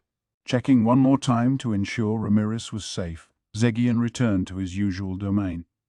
Chapter 2. The Interviews. So, yeah, I was in a real dilly of a pickle for a second there. I had just finished hearing the report from Ramirez's team. Sounded like things got way hairier than I expected. Is Chloe all right then? No problems there, Shuna said. The moment she reverted to her child form, she regained consciousness. We've placed her in the medical center for observation, just in case. That was a relief. I had been told first thing that we had no casualties, but I couldn't really breathe easy until I saw things for myself. She was probably sleeping, so I decided I'd stop in to visit her the next day. Still, what an enemy we had to deal with. That diversion posing as an invasion, luring us into lightening the guard around Ramirez. And Dino picked that moment to turn traitor. He was more powerful than Beretta, and not even Beretta and Apito together could stop him. Apparently, he was this close to scoring Ramirez, but Zegian popping in just in time had saved the day. One false move and it would have been a monumental disaster. The thought of what would have happened if Zegian hadn't woken up then made me shudder. I couldn't thank him enough for being on time. I have to say, though, it was a surprise to see that Velgrin came back. I'd been told she was working with Masayuki and the Empire's top commanders to discuss their future direction. I'd need to meet and talk with her later, and no doubt she'd want to collect her thoughts before then as well. But if Velgrin stepped up to protect Masayuki, I guess that pretty much proved it now, huh? It made sense to me, but it also just added to the pile of questions I had. But we could tackle that stuff later. For now, I was going down my list of people due to brief me. Well, Ramirez, I'm glad you're okay, at least. Oh, you don't need to tell me twice. And yeah, no, it's not like DNO tried anything funny with me at all, but if I got trundled out of the labyrinth, I would have been in a heap of trouble. Right? I mean, if I really tried at it, I could kick that kid's butt 6 ways to Sunday, but still... Good to see this ordeal didn't shake her at all. She was clearly angry about it, but now that she was safe, she was back to issuing idle threats like usual. In fact, she had still been peacefully sleeping when I got back, mumbling along the lines of, damn you, dang you, Dino, I'm gonna execute all 48 of my shore. She always aggrandized her strength in her dreams, and that was apparently just as true when the target of her ire was safely far away from her. Yes, Dino should be grateful that Lady Ramirez didn't break out her 48 death strikes. Trainee, looking after her, wasted no time propping up her ego. Right. I know. Ramirez eagerly nodded back. This was exactly why she got carried away all the time, you see. I asked Trainee in my mind to cut it out a little. My sincerest apologies, Sir Rimuru. I was negligent in my directorial duties. I never imagined Dino would turn against us. Vesta, meanwhile, was hanging his head low. He had shown up here ahead of everyone else in order to say sorry to me. In fact, he always had a strong sense of duty that way, and this event had shaken him pretty hard. So I smiled back, trying to soothe him. Nah, quit worrying about it so much. We all had our doubts about Dino from the start, so Ramirez, Trainee, even Beretta, they all eagerly agreed with this. He's a demon lord, you know. I didn't trust him from the start. No. And I did not expect him to try anything this bold, but I always made sure he was kept on careful watch in case he tried something. And he was more dedicated to his work than any of us expected. That surprised me more than anything. They were trashing him pretty badly. I kind of wanted them to trust him a little more, but that was all shot now.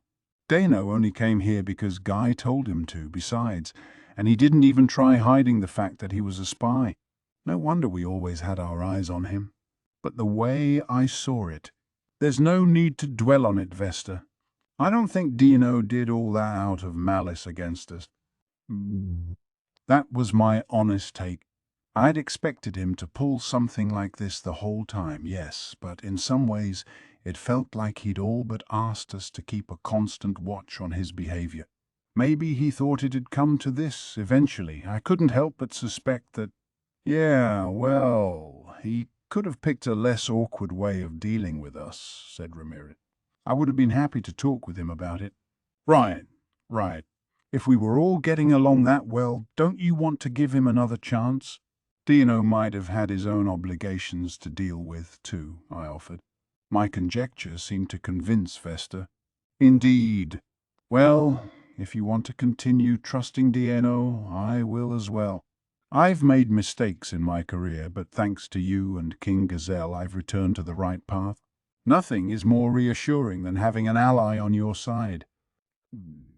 Vesta relaxed his expression a bit. He seemed to be over whatever was bothering him, and I was glad for that.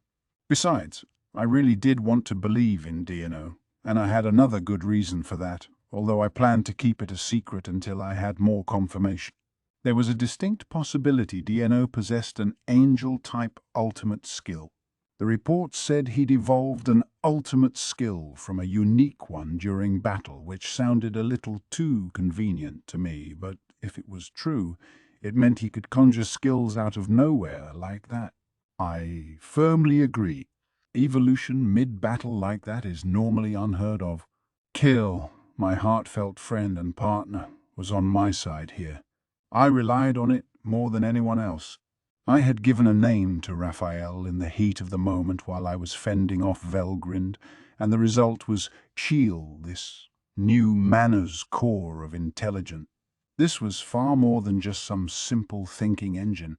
Much like Chronoa, it performed its calculations independently from its master, kind of like I had a second mind operating in my body. It was clearly sentient, and now it was far more human-like in its reactions. That, I suppose, was why I felt so assured after CL backed me up just now. It had made plenty of mistakes as well, but no reason to bring that up now. Besides, if it had remained in its unevolved Raphael form, I would have been in serious trouble, right? And looking back, it hadn't been operating too well when I was faced off against Ludora, or Michael, I guess. Apparently because of Ultimate Dominion's effects. That habit of falling silent whenever the conversation wasn't going its way was as strong as ever. Basically, what I'm saying is that I likely would have lost if it hadn't become Seal for me. Looking back now, it made me shudder how close to the brink I had been for a moment. This strikes me as pointless theorizing at this juncture. Wow, it's more of a sore loser than I am. Force the conversation into a conclusion and leave it at that. A page from my book. I know we both marched to the beat of our own drums, but still... Anyway, it seemed clear to me that Dino was hiding some kind of special power I'd like to know about. It is likely he was trying to disguise it. However, given his unnatural behavior, I'm certain he possesses certain other abilities as well. If CL says so, it's likely true. Dino was probably being controlled by Ultimate Dominion, what with having an angelic-type ultimate skill and all. He and I weren't connected by a soul corridor, so I couldn't just go and remove it from him that very moment. But I might be able to do it if we ever faced off against each other. That being said, there was still a chance Dino had betrayed us out of his own free will, so I couldn't be too optimistic. Either way, though, I wasn't going to write him off as a hated enemy just yet. It would have been nice if the topic ended at this point, but Vesta wasn't the only person down in the dumps. I sincerely apologize, Sir Rimuru, for exposing Lady Ramirez to danger. Now it was Beretta taking a knee and bowing his head before me. "Whoa there, Beretta!" Ramirez yelled.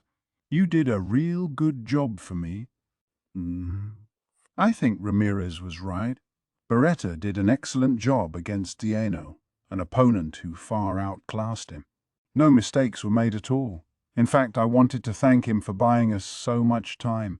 I was concerned that Beretta would blame himself for any setback he'd faced in battle, and it looked like I was right. He and Vesta are good reminders that there's such a thing as being too dedicated. No, you successfully stalled for time like you were trained to do. You did a great job for me. But Lady Ramirez granted me the post of Dungeon Master, the keystone to all our defenses. You, as well, directed me to keep Lady Ramirez guarded. And now look what happened.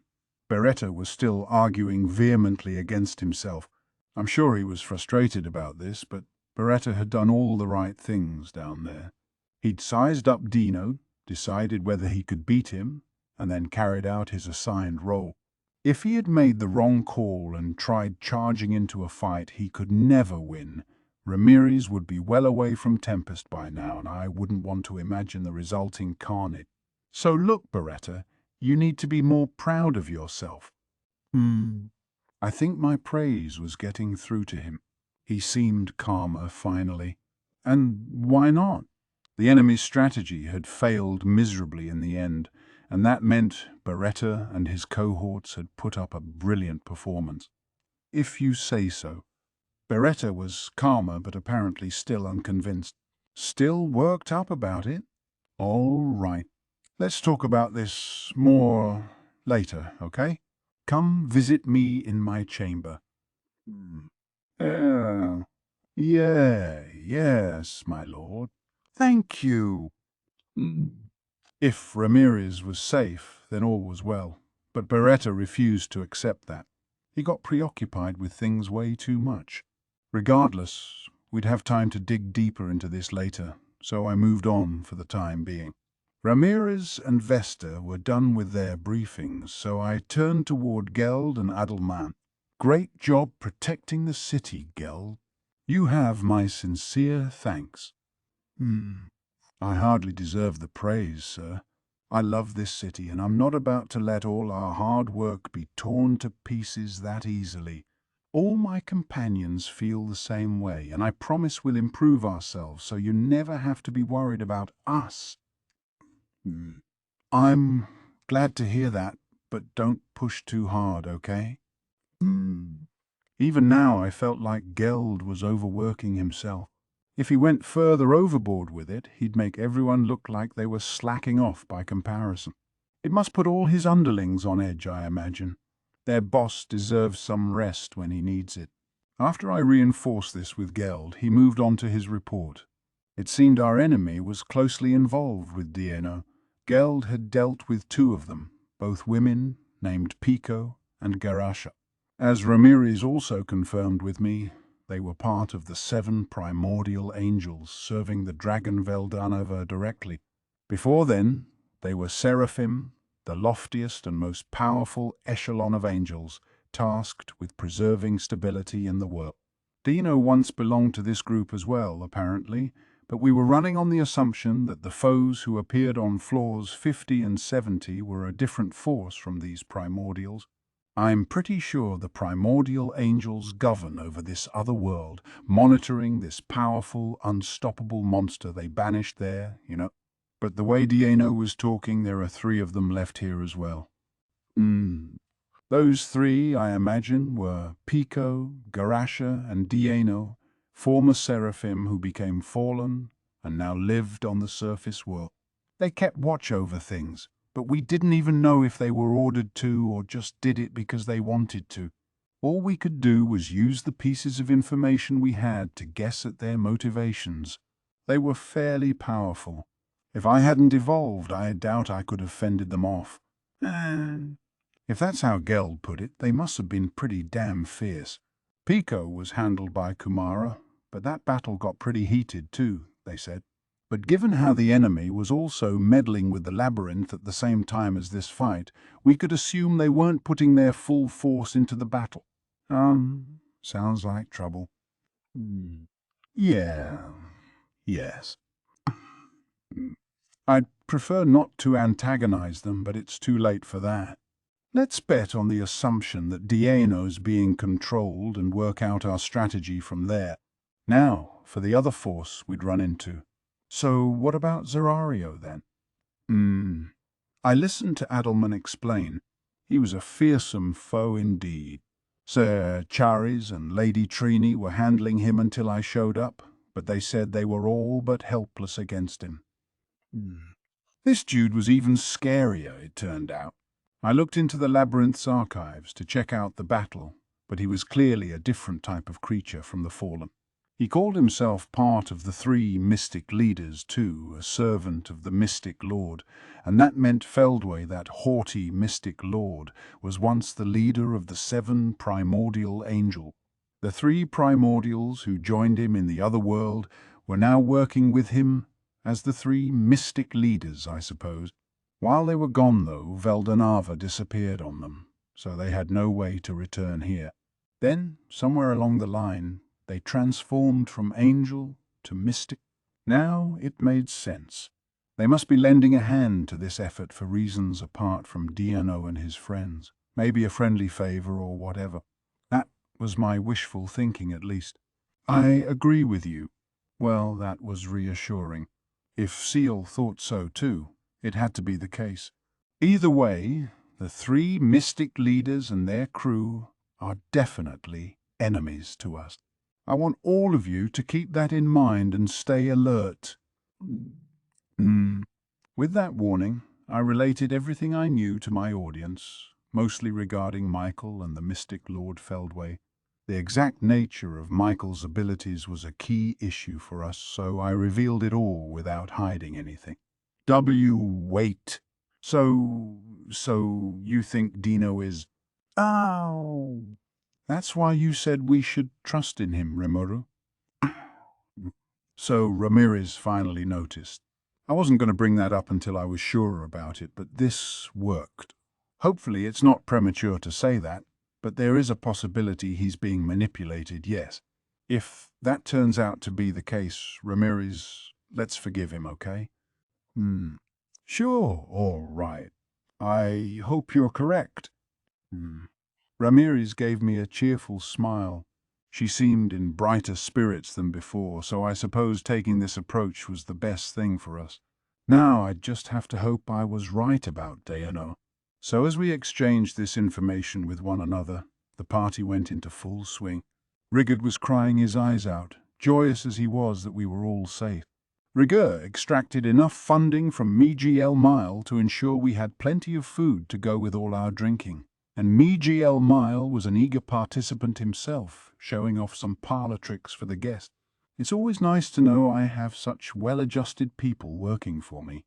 With all the major briefings over, we were a bit more relaxed now. Relaxed and having some serious fun. I don't know who these 3 mystic leaders are, but let me at them, and they'll be eating dirt in no time. Great to hear, Benimaru. And really, I could barely recognize him compared to before he set off to battle. Wonder what happened to him? And with me on your side, our next war is guaranteed to end in victory for us.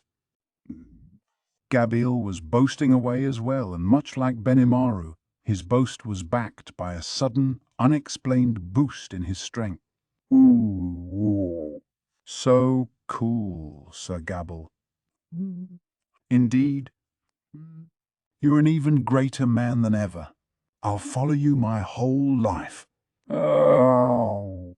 His forces were as jubilant over him as always. My brother, please don't get carried away. You nearly got yourself killed this time, didn't you? And all of you realize that heaping all this praise on him is exactly why he gets so full of himself, don't you? Soka wasn't as appreciative of this, but I hope she'd let it slide for today. Gable did do a lot to worry her, though, so I wasn't going to step in and stop her. That wasn't just me running away from trouble either. I want to make that very clear. A bigger concern was the dude next to me domineering over the entire crowd. Qua! Ha! I understand you got your rear end beaten, Charis. I keep telling you that you need more training. I have no defense, my lord. Qua! Ha ha! No, you'd better not make excuses. Be brave enough of a man to admit your defeat. He already did, dude. And didn't Veldora lose to Velgrin too? Was he in any position to laugh in people's faces about their losses? Didn't you lose too? Ah, wow. What are you talking about, Rimuru? I didn't lose at all. I was just a little out of shape. And he was making excuses about it too. For all his lecturing Charis, he was barely one to talk either. But my master, you know, he couldn't help it. The enemy interfered with him in, like, the most cowardly way ever. It doesn't count at all. Yes, indeed. Well said there, Ramirez. No, my winning record remains unblemished. They haven't forgotten that Velgrind is right there, have they? It was such ugly excuse-making, I thought about bringing it up. I wouldn't have needed to worry so much if Veldora didn't lose, but we all knew how that turned out. Charis, I know Veldora can be a pain, but I hope you won't abandon him, okay? Don't worry about that. Sir Veldora is my master now, and I intend to improve myself so I can earn more of his favor. So serious-minded. Kind of reminds me of Geld, in fact. That sure went to waste serving someone like Veldora, but still, I was really glad Charis had decided to serve Veldora for me. The party continued on, and with it came a wealth of fine drinks. I was worried we were letting our hair down too much, but I was the only one. My officers, after all, had no problem neutralizing alcohol in their body. That made me wonder what the point of drinking was at all. Then, but as they put it, they could still enjoy the feeling of inebriation and the way it loosened their tongue. I was the same way, so I decided not to go too deeply down this rabbit hole. All right, Sir Rimuru, allow me to fill you up. Hold on, Diablo. It was my turn next. Diablo and Shion were bickering with each other behind me. I really had a lot of trouble figuring out whether they loved or hated each other. They squabbled over the weirdest of things. Now, quit fighting over pointless matters and have something to drink yourselves, won't you? I'd be happy to. You can't trick me. I fall asleep when I drink, so I'm going to worry about attending to Sir Rimuru first today. Diablo was a wine person, it looked like. I can't speak intelligently about how wine tastes, but yeah, that suited his personality well. As for Shion, well, it wasn't that booze put her to sleep so much as it made her blackout drunk, getting tangled up with other people, causing a scene, you name it. Shuna had to keep a sharp eye on her, and the fact that she remembered none of it afterward made it harder to deal with. I'd usually offer her grape juice at times like these, but if she was abstaining today, that was fine. Actually, looking closer at the two of them, hadn't they gotten stronger too? In fact, all my top officers had grown in one way or the other, actually. Not just awakened, it was like something else happened to them. Please stop being suspicious of me. Oh, sorry. But, yeah, not even CL could help people with their evolutions. I just provided a bit of a helping hand. Wait, you did? I really wanted to dive into this, but we were in the middle of a party. If Seal could do that now, it'd still be able to tomorrow, so let's just enjoy this moment for all we can. So, procrastinating on all my problems until the next day, I immersed myself in the feast. All my officers took the next day off. I felt bad for working Rigard and the administrative staff, but I asked them to check on the condition of our city's infrastructure and relay to our citizens what was going on.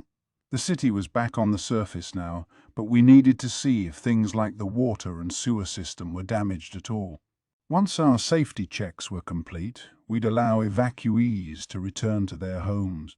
We had just wrapped up a major war, so I wanted our administration to get the rest it needed, but we also had to consider everyone else's lives as well.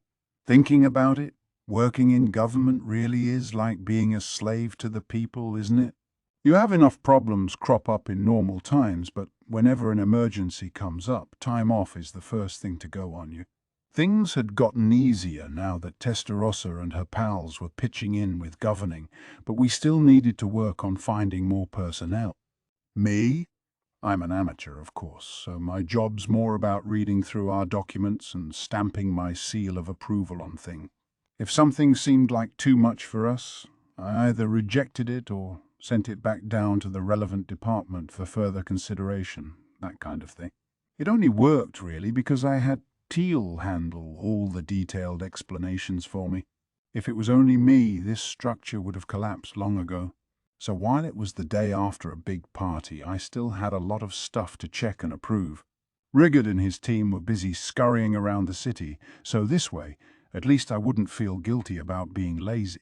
But first, before I got to work, I decided to see how Chloe was doing.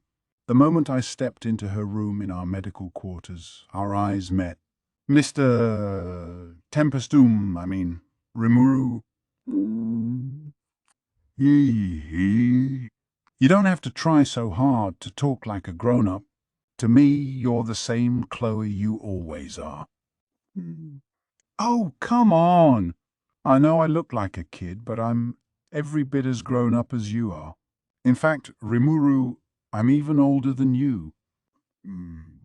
I get that, but I dunno, exteriors do count for a lot. When a total stranger sees me, they apparently think I'm a cute little girl after all, which was becoming a big hang-up for me. Careless words can really sink ships. That's important to remember. So I told Chloe how happy I was to see her safe, although she was blushing and pouting at me. She reacted by hiding her face in a pillow. Ah! That's so unfair, Rimuru. How should I be interpreting this? Unclear. It is too difficult a question to answer. If CL didn't know, I certainly didn't have a chance either. So I just said now, to try to assuage Chloe. After waiting a while for her to calm down, I asked for her story, what had happened in the battle and what had resulted from it. Well, I'm perfectly fine, but I can't talk to Chrono anymore. The ultimate skills serial almost went out of control, so she's suppressing it for me. So Michael's rule was influencing her after all. Trying to take over something this precious was all but picking a fight with me.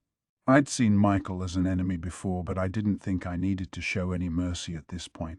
How do you feel now? I don't know. I can't fully handle Yog-Sothoth, and Cronoa isn't around to talk to, so I don't really know what's going on. Things sounded more serious than at first glance. I hadn't been relying on Chloe's battle skills from the beginning, but I guess I kidded myself into believing she could defend herself well enough. I rued that thought now, but the way things stood, Chloe's safety took first priority. As I am now, I have the right to interact with data particles, so I can influence Cronoa as a manas. If I go into Chloe's spiritual space and invoke ability adjust, I could likely remove Michael's influence. Oh, so Seal could act upon her. Chloe, I think I can improve things for you if I act upon your skill a little. You can't do that, Rimuru. Back then, right at the end, Cronoa told me she couldn't exist independently if I relied on you any longer. Like, if I want to stand hand in hand with that man, I have to get out of this situation by my own power and stuff. And I agree with her, too, so I can't have you help me, Mr. Tempest. Chloe stared me in the eye as she spoke. Her own eyes were sharpened upon me despite her childish exterior, and I could imagine the beauty they'd have when she was an adult woman. It was more than enough to leave an impression on me. Not that I'm into kids or anything. It's just that Chloe was so incredibly... better stop there. I was going to be following in the footsteps of a certain blonde-haired demon lord before long, and that'd be a big downgrade in my book, so I turned my mind elsewhere. All right. But if anything comes up, tell me, all right? I'll always be happy to talk things over with you. I patted Chloe on the head. She smiled appreciatively at me and gave a slight nod. The moment I was back from my visit, Vesta asked to speak with me on an urgent issue. Whoa! What's up? Thank you for taking the time to see me. I know you must be exhausted by now, but I've received word from King Gazelle. That's right. Vesta propped his glasses back up on his nose. As you likely surmise, he's demanding an explanation for all this. Great. We staged a gigantic war in the backyard, then unceremoniously left without even bothering to clean up. No wonder he was mad at me. We didn't confine this whole deal to my territory, after all. We got the Dwarven Kingdom mixed up in it. Yeah, did he sound angry? I'd surmise he wasn't elated about it, no. Vesta wiped the sweat from his brow. I'll bet he was nervous. He had been partying it up with me over beer last night after all, so this was kind of his fault too. I was sure that with all the stuff we'd dealt with, he simply didn't have the time to deal with Dworgen matters, and it'd be mean to press him on that. But I was also sure Vesta felt irresponsible for not letting me know sooner. I was the most at fault, but can you send a reply saying I'll explain matters at a later date? I think we'll need to add an acceptable excuse, sir. That's Vesta for you. Sharp as a tack about this stuff. I love how much I can rely on him. Either way, we needed to organize a lot of things before we could give him, or anyone else, a coherent explanation. The first thing was to work out a schedule for this meeting. For now, I was leaving King Gazelle in Vesta's capable hands. Once we had everything worked out, then I'd discuss matters with the king. Now I was on my lunch break. Banishing all troublesome issues from my mind, I focused on enjoying my favorite meal of fried karaage, chicken, and yakisoba noodles in sauce. Then the thought occurred to me. What kind of stuff has Seal been up to behind my back? Teal had mentioned last night that it provided a bit of a helping hand, and I thought I needed to work out exactly how much of a hand it was and what exactly it involved. Keel's bit of help could often be far more than a bit after all. Mum, being treated with such suspicion is quite upsetting to me. So began Seal's testimony, just as I thought it had been up to all kinds of nonsense. The first thing it did was upgrade my skills without permission. That was based on the ultimate skill Shub-Niggurath, Lord of Abundance, and I did receive a report about all that after the fact. When Velgrin's ability Adjust wrapped itself up, her skill Ragul, Lord of Relief, was integrated with the remains of Uriel, Lord of Vows, the essence of both being inherited by Shub-Niggurath. Keel had gone over all that with me, but I was too focused on Velgrin to pay any attention. So I went back over the documentation we had and listened to Seal explain Shub-Niggurath for me again. It was, in a real way, the crystallized result of the bonds I shared with the monsters who served me. Create skill. Craft new skills using information taken with food chain or analysis. Copy skill. Create a copy of an acquired skill. Grant skill. Give a copied skill to a qualified target as a gift. It can also be revoked later. Save skill. Digitize an acquired skill and instantly recreate it. That was the gist of it. My soul had a limited capacity, so I could only memorize so many skills at one time, it seemed. That's why some of my skills were more attached to my physical body than to my soul, but that type could express themselves only weakly. In my case, I had 4 ultimate skills at once, so I was sure my capacity was pretty close to maxed out. No, you have actually attained 5, not 4.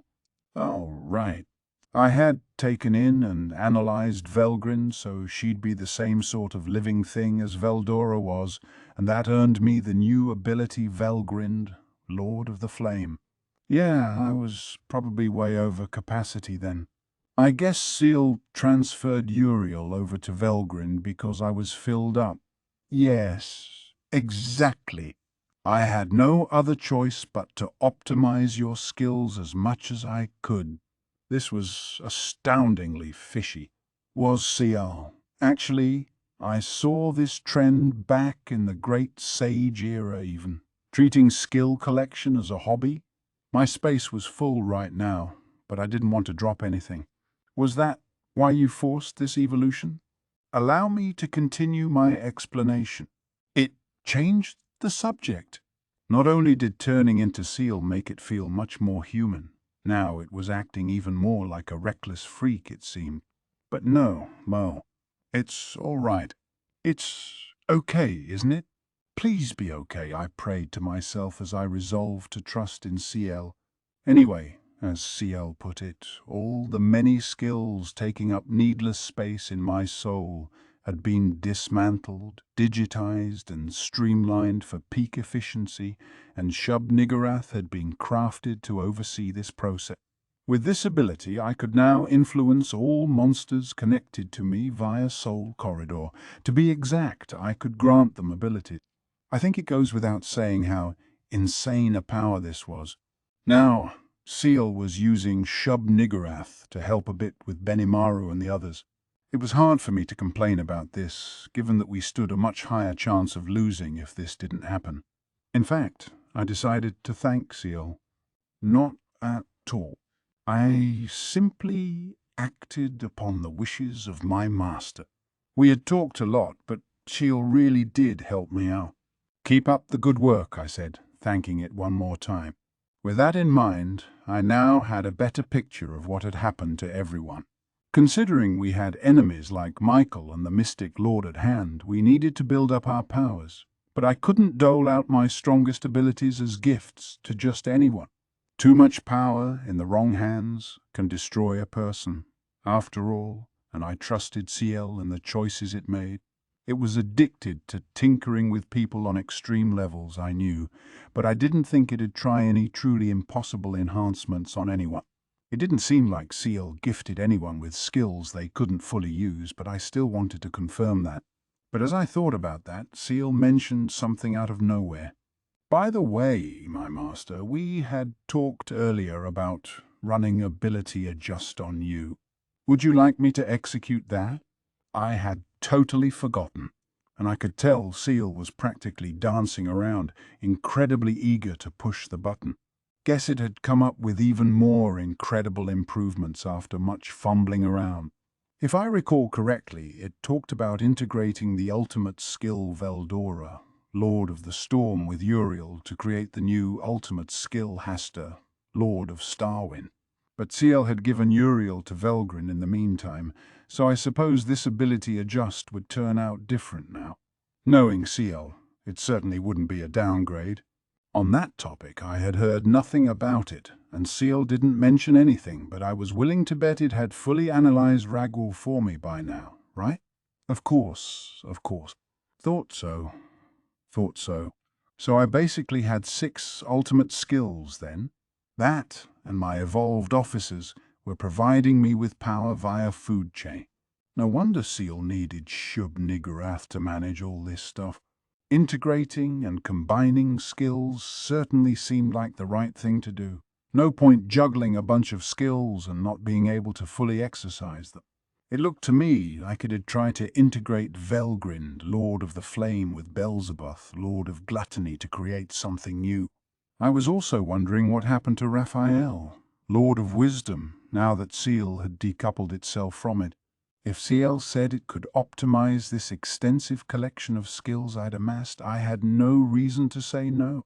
We weren't at war right then anyway. I didn't see the problem. Okay, let's go through with it. Acknowledged. Executing with haste. I was just about to say, wait, but it was already too late. Looking back, I'd committed a lot of mistakes in life. I'd regret them, but then I'd go commit more, never considering the consequences, and here I went again, huh? Why did I give out permission so carelessly like that? I never even checked exactly what kind of fearsome modifications Seal would perform on me. I never should have given it carte blanche like that, but Keel already had all its preparations in place, and it pressed the figurative ability adjust button instead of letting me hem and haw over it. "It's too late to stop it now," Seal bragged, whistling a tune as it went. I think I'm safe in saying that Seal expected all this. The way I'd casually give permission, then immediately try to walk it back in a panic.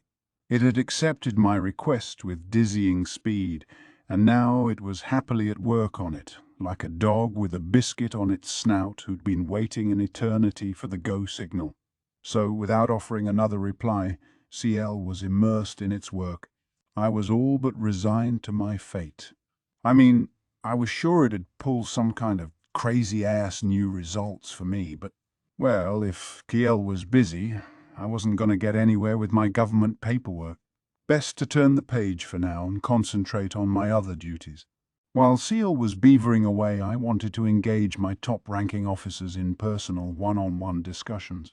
I sent Shion and Diablo out of my room for privacy reasons, and so I was alone for a little while. Shion needed to check on her own troops, so she left without complaint. But Diablo was a brat about it, talking about the need for a guard and whatnot. Finally, I told him, depending on how these conferences turn out, I might relieve you of your secretary duty. Wouldn't Testarossa be much more qualified anyway? She's strong and beautiful, and any secretary bodyguard of mine needs to be strong. You see what I mean? That seemed to get the point across to him, and he left my office in a hurry. Hey, I had no intention of that at all, but he was so susceptible to this kind of talk. I was sure he was desperately staging practice combat with Testarossa and the other evolved demons right now. I doubted he would lose, but it could be a pretty good fight, actually. Losing would be a good lesson for him anyway. He needed to feel in danger some of the time. Now I was going to use this moment to interview my official. I called Shuna and had her work out the schedule. That evening, I would have them visit this office in order, starting with those Feast of Obligation. First up was Beretta.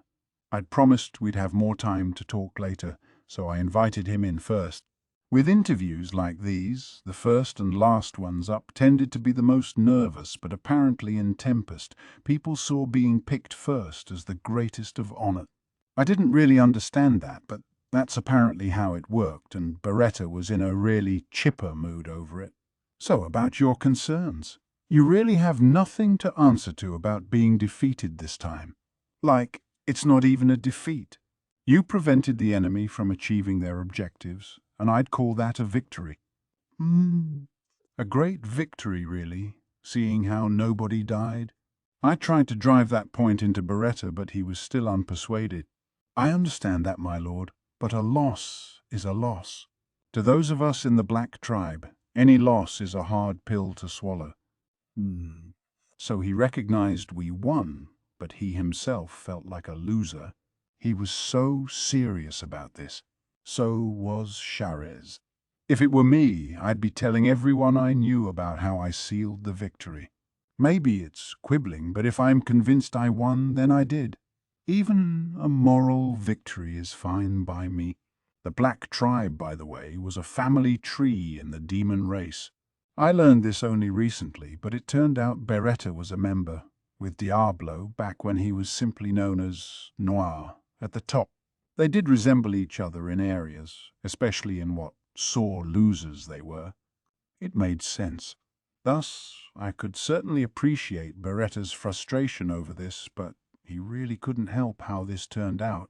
I awakened my troops as an award for victory in this war, but the recipients had to be both Demon Lord seeds and connected to me via Soul Corridor. And Beretta wasn't. He satisfies these conditions. Whoa! You scared me. Kiel was busy with its own work, but I guess it was lending an ear to our conversation. So maybe it could help with my paperwork then. I happen to have enough souls gathered here to awaken just one person. What is your decision? Are you dodging my questions again? Maybe I shouldn't have evolved that ability of CL's. Negative. No fact like that has been detected. No, Seal. Stop acting like you've suddenly been downgraded back to Raphael. But in that case, it looked like we'd gained some more souls in our fight against the Imperial force. Using those, I could make all of Beretta's dreams come true. He worked real hard after all, and I gave him no reward for it. I mean, he was technically serving Ramirez, not me, but I still saw him as a cherished friend. Protecting Ramirez was a tremendous job, and I wanted to keep counting on him for it. How about I show him how much I care, and ease one of his concerns while I'm at it? Well, I can understand if you're despondent about your lack of power. Let me give you further powers, then. I stood up, mustered the most demon-lordliest pose I could, and extended a hand toward Beretta. Remember, all I can do is offer you assistance. What happens next is up to you. So I used my 100,000 souls trick on Beretta and carried out the evolution ceremony. Since I was the one who named him, he no longer could evolve by himself, and maybe this was necessary to karmically make up for that. Wow. Oh. You wouldn't? Beretta, you are likely to evolve now. May Ramirez continue to enjoy your protection. He was pretty surprised, but the evolution completed without a hitch, and much like the rest of Diablo's tribe, he wasn't put to sleep by it. As for how this evolution turned out, name, Beretta Eep, 1,978,743. Race, high-level Chaos Elemental Chaos Metalloid. Protection, Labyrinth Protection. Title, Guardian of Ramirez. Magic, Dark Magic. Ability, Ultimate Skill Deus Ex Machina, Lord of Machine Divinity. Tolerances, Cancel Melee Attack, Cancel Ailments, Cancel Spiritual Attack, Cancel Natural Elements, Resist Chaos Attack. There it is. Beretta's body had also transformed into crimson steel, the divine metal, equivalent to God-class equipment. That explained the huge leap in EP, and it resulted from his adamantite body absorbing the massive number of magicules pouring out of him. By the way, stood for existence points, not energy points, for reasons I wasn't let in on. Beyond that, the biggest shift was giving up the unique skill reverser for the ultimate skill Deus Ex Machina. This skill encompassed the abilities Hasten Thought, Universal Detect, Lord's Ambition, Mineral Domination, Control Earth Attribute, Inverse Fusion, Control Space, and Multi-Layer Barrier. I worked hard on that. Yes, I'm sure you did. Good job! You certainly don't hold back when someone grabs your interest, do you? My skills are important and all, but your hobby's never far from your mind, I suppose.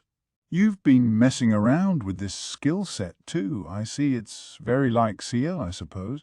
But enough about that. Look at Beretta! Combining mineral domination with control earth attribute, let him freely control and manipulate any kind of mineral. He'd need some materials to work with, but there was a storehouse of magisteel in the labyrinth that was also connected to the surface world, so we should be able to spot him some. This ability was a side effect of evolving his body into crimson steel, it seemed. So it was kind of like control over the earth element then. It let him transform metal into any shape he wanted, no matter how tough it was. Any weapons that hadn't been enhanced with magic or an aura hardly mattered to Beretta any longer. But even more vicious than that was how it allowed Beretta to freely make his body any shape he wanted. He could give himself an invincible body of liquid metal, like the bad guy in a classic action movie, impervious to pretty much any type of weapon, sneaking up on foes like a slime, enveloping them, suffocating them to death. Just thinking of the possibilities made me shudder. He'd normally keep his usual form, that moving work of art, ball joints and all, but that was no longer what he looked like, so you had to be careful. Thus, Beretta was now a kind of derivative spiritual life form. Call it a metallic life form if you want. It was actually a pretty moving moment, wasn't it? Seeing this doll I made on a whim evolve to this level, looking at him, letting my emotions swell, I realized Beretta was now kneeling before me. I will never forget the great gift you have given me, Sir Rimuru. By my very life, I promise I will carry out the mission you have granted me. He was ready to go. I wanted to tell him not to push it too much, but with the dangers facing Ramirez, he may not have a choice. He'd have some tough battles ahead of him, no doubt, but I was sure he'd live up to my expectation. His protection, after all, was what let me sleep at night. Thank you, I said, nodding at Beretta. Now he was no longer troubled. My job was done, so I told him to return to his station and concentrate on recuperating for the time being. As I waited for my next interviewee, I thought about skills for a moment. Between the Evolution Festival I'd held earlier and the information I gained fighting the Empire's best, a couple of questions had formed in my mind. Skills were a type of power that took root in one's soul, following the rules this world worked under. One could also receive them from the world language after training hard enough or performing an impressive feat. I never gave them much deep thought, but really, it was an odd phenomenon. I'd just written it off as that sort of thing before, but during all this, I now had a question I couldn't ignore any longer. Basically, what was the true nature of skills? I'd had possession of a unique skill from virtually the moment I came to this world. In fact, I heard the world language in my mind just before I died in my old world, which showed that skills weren't exclusive to this one. That supposition only added to the questions, but now I couldn't stop wondering if people over in my other world could use skills too. Unique skills were something that only heroes or champions could ever obtain. As unique as they were, their effects ran the gamut, but they were all extremely powerful. They were physical manifestations of the user's desires, unleashing their effects based on what the caster wanted. In my case, I started out with Predator and Great Sage, the latter of which I never even asked for, which was funny. How rude! I very much was desired by you, Sir Rimuru. No, I think it was mainly because I was a virgin who wanted. Never mind. Out my mind with it. If that's what Seal claimed, maybe that's what I hoped for, deep in my subconscious. Any further investigation would be dangerous, so let's leave it at that. But back to the topic. Skills latched onto people's souls, but that hadn't always been the case. Those obtained by pushing the physical envelope with your body could be etched into your body, not your soul. That's often what happened when a skill was obtained from monsters. Sometimes you gained a skill just by consuming them. These were called race-intrinsic skills, possessed by all members of a race and passed down across generations. If you wanted to earn a skill through hard training, the best you could hope for was an extra one. What mattered more came after acquiring it. If you could boost your mastery of that skill, or perhaps combine it with your sword talents to create original moves, you could have a powerful force in your hand. Magic, too, was a kind of skill, as proven by all the spells I had consumed and learned. So there were many things that the term skill could cover, but the most important among them were unique skill. These were abilities created strictly within individual people, and each one was different. Some unique skill families were like each other, but it's believed that no two unique skills were exactly alike. They would sometimes be repeated over great lengths of time, but that was a special exception. Ravenous, the unique skill possessed by the Orc Lord that had attacked us, was one of those. It's a race-intrinsic skill passed to awakened members of the race, something that existed only within certain bloodlines. Ravenous was also attached to its owner's physical body, so other races likely could not handle it. I had combined it with Predator immediately upon ingesting it, so I never had to worry about any of those issues. Shizu's unique skill Deviant was believed to be derived from her soul. She'd entrusted it to me, and that's why I became able to use it, but Otherwise, I wasn't sure I would have been able to get it at all. I had the impression by now that soul-derived skills were the stronger kind. By the way, the ultimate enchantment alternative that Ludora gave me was, as you'd expect, rooted in the body. You needed to be at least a saint to have the energy required to work it, so unless you created that ability yourself, it'd be pretty inefficient to use. Maybe that's what gave you a chance to defend against even powerful, unique skills. Jiu and Bernie had ultimate skills, but Diablo had defeated them anyway, which was normally unheard of. Unique skills didn't work on ultimate skills. Only other ultimate skills did. There were exceptions. Chloe's unlimited imprisonment and absolute severance, along with Masayuki's chosen one. But trying to beat an ultimate skill wielder with just a unique was insanely reckless. Even uniques could vary widely in power, but when stacked up against an ultimate, the difference was like heaven and earth. Someone who gained an ultimate had gained a new insight into the world. It therefore existed on a higher plane than magic based on the world's rules. Resisting it would require something like disintegration, the most powerful of all holy magic, or the kinds of ultimates the primal demons threw around. That's why I thought Diablo might beaten them with an ultimate of his own, but something told me that was wrong. I mean, he probably could just steamroll it straight through all that and won anyway.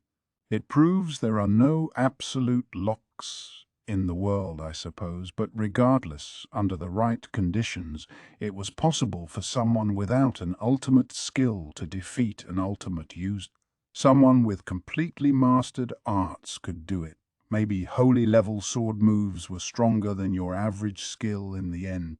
Still, if you wanted to take on ultimate force, the best way was definitely to have an ultimate force of your own. To sum up, skills may be etched into your soul or stored in your body. Unique skills, based on my experience, could be awarded when you have a strong desire or craving for one. This process is more about compatibility than talent. No matter how much you want one, you won't earn it if your EP count isn't high enough. Wishing really hard wouldn't work alone. Only when overcoming challenges and obstacles in your way could you earn one. Skills are stronger when you earn them for yourself rather than being awarded them by someone else. Skills that manifest themselves within one's soul also outclass ones that take residence in the body. No two skills are identical. Even skills with the same name are likely to be different in terms of capability or rules of operation. They evolve based on the user's wishes, so they may change in many unpredictable ways depending on that. The difference between unique and ultimate skills isn't necessarily insurmountable. The strength of a skill is easily swayed by the owner's mind. It likely took a stronger will to extract better effects from them. Skills are, at the core, the ability to affect the laws of the world simply by wishing it were so. Activating such power, the kind that impacts the very root of the world, is impossible without a steel will. It's clear how important the power of one's will is. That, and the ability to size up a skill and work out how to use it correctly. I'd had Raphael with me, always ready to explain how to use a skill the best way. Other people may use their skill incorrectly and fail to get the most from it, even if the skill was born from their own wishes. Among more recent examples, DNO certainly made some amusing mistakes with his. Oh, I asked for more details, and Seal was excited to offer some. DNO's skill evolved itself mid-battle, as I stated earlier. Sloth, the sin-based skill that's among the strongest of uniques, had turned into the ultimate skill Belphegor, Lord of Sloth. This would normally be a truly fearsome force to reckon with, but Zegian still thoroughly thrashed him. Zegian's overwhelming strength was one reason, I'm sure, but there was another, more fundamental issue at hand. DNO wasn't using Belphegor correctly. He was using it for disguise purposes, though, so maybe he didn't try to fully examine it at all. Belphegor. evolved from sloth, itself the result of Diano's lazy personality, had the trait of growing weaker the more its owner moved around. It was thus meant more for supporting the user's friends and underling. It was a skill that could have granted the power Diano stored inside himself to his companions, and that would have been the most useful way to use Belphegor. This all happened while we were gone, but video from the entire battle was stored in the Labyrinth archives. Analyzing it was part of Seal's hobby, and now it was kind enough to report the results to me. Guy definitely wouldn't have made that mistake. He'd grasp the essence of the skill and use it correctly each time. But someone as lazy as Dino would judge the book by its cover and never notice what was really lurking inside. If anything, the biggest mistake our enemy made this time was making Dino do actual work. If they had let him goof off all day like usual and made his friends Pico and Garasha do all the work instead, Geld and Kumara might have gotten into real trouble. Maybe we were lucky that way. My giving Dino work and helping him see that labor can be satisfying might have been the break that led to our victory in a way. But if he got a rep for screwing up more often as he worked, it'd be awful for his future, so if we ever bury the hatchet, I better explain all of this to him. So gaining a correct grasp of your skills can be far from straightforward. Sometimes they triggered without your even wanting them to, like with Masayuki. Skills like that were frustratingly difficult to control and even harder to fully master. Understanding and mastering the essence of a skill was really the same thing as grasping your own mind. It was tricky, something you had to dedicate yourself to your whole life. If you just saw a skill as a handy weapon, you'd never extract the true worth from it. You are exactly right. So face up to me more and treat me nicer, please. I felt like this was the wrong interpretation, but I decided not to dwell on it. Right when I was reaching this conclusion, I heard a knock on the door. Benimaru came in, guided by Shuna. You called for me? I understand this is a one-on-one interview, but what did you want to ask me? He spoke up the moment he sat down on the sofa facing me. Perhaps he thought this was some sort of classified conversation, but it wasn't. Oh, I apologize. This is just kind of a whim on my part. Whim? Yeah, all of us gained a lot more power in this war, didn't we? We can measure people's existence points in the labyrinth, so I thought we'd take a moment to grasp exactly how much war power all of us have. I see. Yes, that is important. Benimaru's face brightened up. I guess he was prepared for a grilling about life as a newlywed. Well, no, I am curious about that stuff too, but it'd be abusing my authority if I asked you point blank, wouldn't it? It would, because Zoe is all like, aha, if you evolved that well, you must be taking care of business at home. You're such a late bloomer that I thought I'd need to give you some help and so on. Big brother? Shuna interrupted us with a smile and a tray with some slices of cake. The sheer impact sent shivers down my spine. Are you speaking untowardly to Sir Rimuru? Sorry. Even the tough as nails Benimaru couldn't beat Shuna. And look at you too, Sir Rimuru. You need to rebuke my brother, not play along with his silly talk. Yeah, okay. I'll be sure to. Firing back would achieve nothing. Understanding that, I waited for Shuna to get in a better mood. The cake was nice and all, but thanks to how anxious we were, I could barely taste it.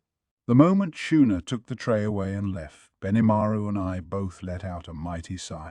Phew, that was a mistake. Yeah. Next time we talk about things like that, let's make sure it's the right time and place. Roger that. I was trying to say that I didn't like that talk either. Why'd it turn out like this? True. true. Although the way he was phrasing it, it was sounding dangerously close to bragging. But we could go in depth on that later. For now, as we planned, I wanted to examine Benimaru's current state. Name: Benimaru. EP: 4,397,778, 1.14 million for Gurren. Race: God Ogre. High-level Chaos Elemental Flame Soul Ogre. Protection: Rimuru's protection. Title: Flare Lord. Magic: Flame Soul Magic. Ability: Ultimate Skill Amaterasu, Lord of Shimmering Flame. Tolerances: Cancel melee attack, cancel natural elements, cancel ailments, resist spiritual attack, resist chaos attack. That's how things turned out. Damn, he's strong. The ultimate skill Amaterasu was obtained in exchange for giving up the unique skill-born leader. It included the abilities Hasten Thought, Universal Detect, Lord's Ambition, Regulate Thought, Dominate Heat, Dominate Space, Multi-Layer Barrier, and more. Some of Velgrin's abilities were reflected in this list, Seal told me, but Benimaru was also very close to getting an ultimate skill by his own power. Seal just gave him a little nudge in that direction, it claimed. Still, if Benimaru's EP count was more than 4 million and that got bumped up another million when he had gone out, wouldn't that make him stronger than Luminous by now? I should note here that you probably couldn't fake your EP. Or, to put it more accurately, the existence points of someone in the labyrinth could be measured to a high level of accuracy. If you wanted to try faking it, you'd need to do something like carry a concealed God-class weapon on you or keep a separate body elsewhere like Velgrin. A mere replication would produce much smaller EP counts, so it'd be spotted as a fake pretty quickly. Outside the labyrinth, there were lots of ways you could fake EP, but trying to bring that game into the dungeon was like trying to sneak up on someone in a swimming pool by keeping your head underwater. Ramirez's appraisal skills would easily spot it. She was good at detail-oriented work like that, despite all her many other shortcomings. Unfortunately, she didn't really understand what she could and couldn't do.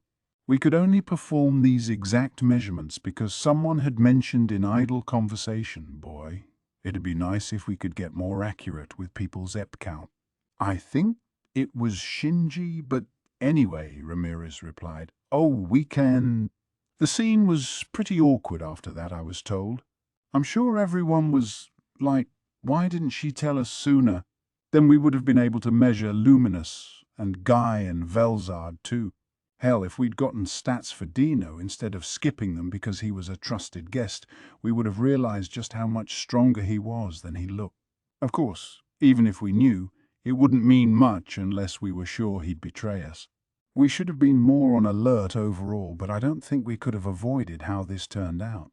Anyway, although they were just reference figures, EP was a useful yardstick for measuring someone's strength.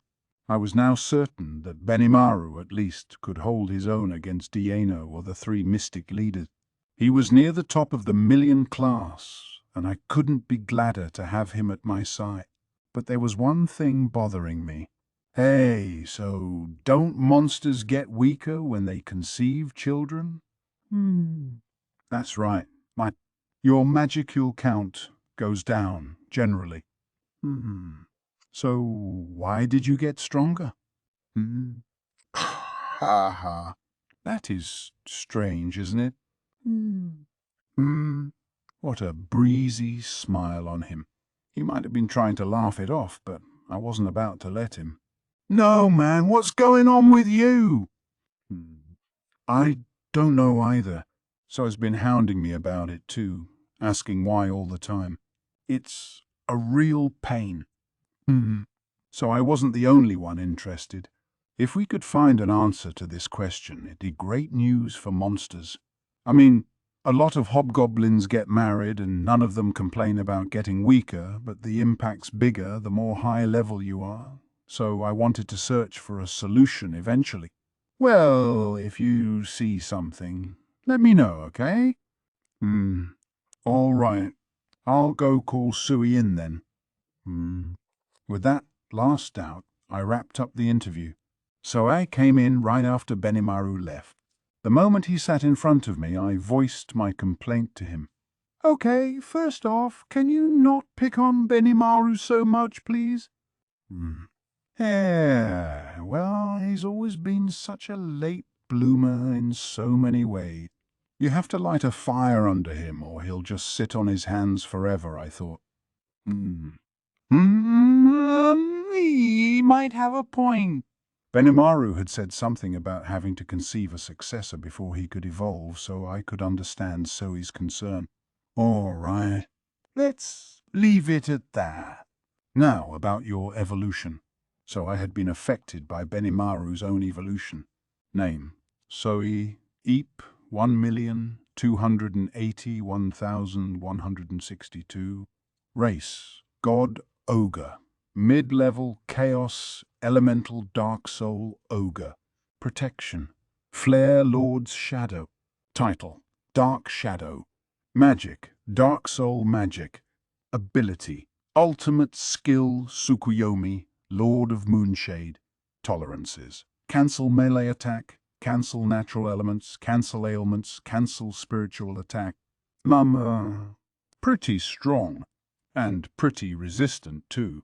Defeating Sui would require some sort of ultimate level attack, maybe chaotic or sword-based in nature. TL had awarded him the ultimate skill, Tsukuyomi, and it came with quite a list of abilities. Hasten Thought, Universal Detect, Eye of the Moon, Insta-Kill, Ultra-Speed Action, Spiritual Control, Parallel Existence, Control Space, Multi-Layer Barrier, and so on. Wow!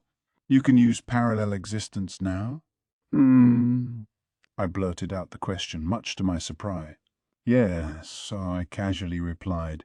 I cannot control multiple selves simultaneously like Lady Velgrind, but even if it's just one existence, I'm certain that it's still a useful skill. Yeah, I'd be pretty certain too. Now Zoe was another step closer to de facto immortality, but maybe Eye of the Moon was even more worth diving into. It let him control shadows in any way he wanted, allowing him to do many things without being spotted by a target. It was notable for its broad, effective range. It could cover an entire town even. Nothing was better for intelligence gathering, not to mention assassination missions. Zoe's skill is quite an achievement. I packed it full of things he wanted in order to recreate the ninja in my master's memories. I thought it was a pretty big heap of abilities. That was the reason, huh? One impressive aspect of Eye of the Moon is that Zoe's replication can use it as well. He could send replications across the land, share information among them with Eye of the Moon, then use thought communication to spread this intelligence worldwide. I could tell CL was proud of it. The more I heard about this skill, the more amazing it sounded. Basically, it was an upgraded version of Argos, my surveillance magic. He could monitor the situation in locations worldwide, then capture it in video with sound even. Now I could rely on Zoe for just about anything, and he definitely had a job leading our intelligence for as long as he wanted it. Okay, I'm going to give you a new title while I'm at it. You will now be known as the Darkness Seer. I hope you'll continue to lead Team Kurayami and serve our nation. Yes, my lord. I'll do everything I can for you, Sir Imuru. No, do it for my nation, not me. But whatever. Great. I appreciate it. I offered So my heartfelt thanks. We spent the next hour or two discussing an assortment of things. His grievances, how Soka and the gang were doing, that kind of thing. He told me that his team of 5, Soka included, had grown to attain an average EP of just under 200,000. Soka herself was at 261,898, quite high. Once upon a time, that made you the adjutant to a demon lord. Even now you could fight off some pretty high-level foe. She must have grown her force a lot in this war. There is no better training than war, so I told me, a line I thought I'd heard somewhere before. But I wanted to remind him not to assume someone could do something just because he could. Everyone is different, with their own talents and things they're not so good at. I knew all about Zoe's talents, but I didn't want him putting a similar workload on his troupe. Do that, and we risked losing some real talented personnel. But isn't it natural for us all to make every effort possible for you, Sir Rimuru? Well, no, it's not. I mean, if you stick to that way of thinking, you're gonna lose followers eventually, you know? You need to value your troops more than that. Consider ways they can find their work more fun and stick to it for longer.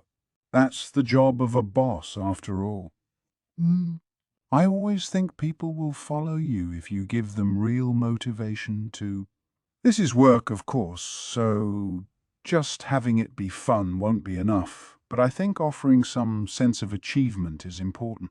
If you're constantly struggling under an impossible workload, you'll never get the joy of achievement. And when someone achieves something, giving them even more work after that is a definite no-no. I know that piss me off. You do it, I'd say, but with Sue, he'd actually do it all, which would lead to self-loathing and a lot of mental stress. That was my concern. You need to treat your tools well, in other words. Stop calling your co-workers tools. Look, it's great to take pride in your work, but it's nothing that's forced on you, okay? As their boss, you gotta recognize people for their achievements. They'll be happier that way. I see.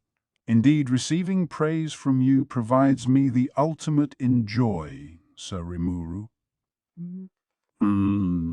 He's pretty serious-minded too, or maybe just tiresome. Anyway, why don't you take this opportunity to hold a little get-together with your troops? Understood. As the boss, it's my job to grasp my staff's mental state. I will endeavor to provide more care for them. Don't go overboard. Well, I'd expressed my concern to him at least. A few days later, Soka and the gang sent me a letter of thanks. It was literally stained with tears of joy, so I patted myself on the back for that. Job well done! My next interview was with Gabble, who arrived after dinner. Gwahahaha. I, Gabil, have come at the bidding of my master, Sir Rimuru. Today, or tonight, as always, Gabble was in high spirits. I invited him to sit, reminding him to keep it down in the evening like this. Once Shuna provided some tea, I got straight to business. You certainly performed well this time. Everyone got back alive because of your hard work. Great job holding out until the end. I wanted to personally thank you for that. I was grateful to Gabble on a personal level, not as leader of Tempest. If he had given up at any point, we definitely would have lost some people. Sir Rimuru? Even those words are enough to move me to great heights. Gable sobbed. I waited for him to calm down, not wanting to ruin his reverie. The fact that we survived this war, much less emerged victorious, is all because of you, Sir Rimuru. That voice. I was sure of it when I heard Lord Ghidorah's whispering, but that was your voice, wasn't it? Oh, did he pick up on Seal's voice? Ma'am? Kind of. It'd be a long story to explain to him, but really, Shiel was my joker card.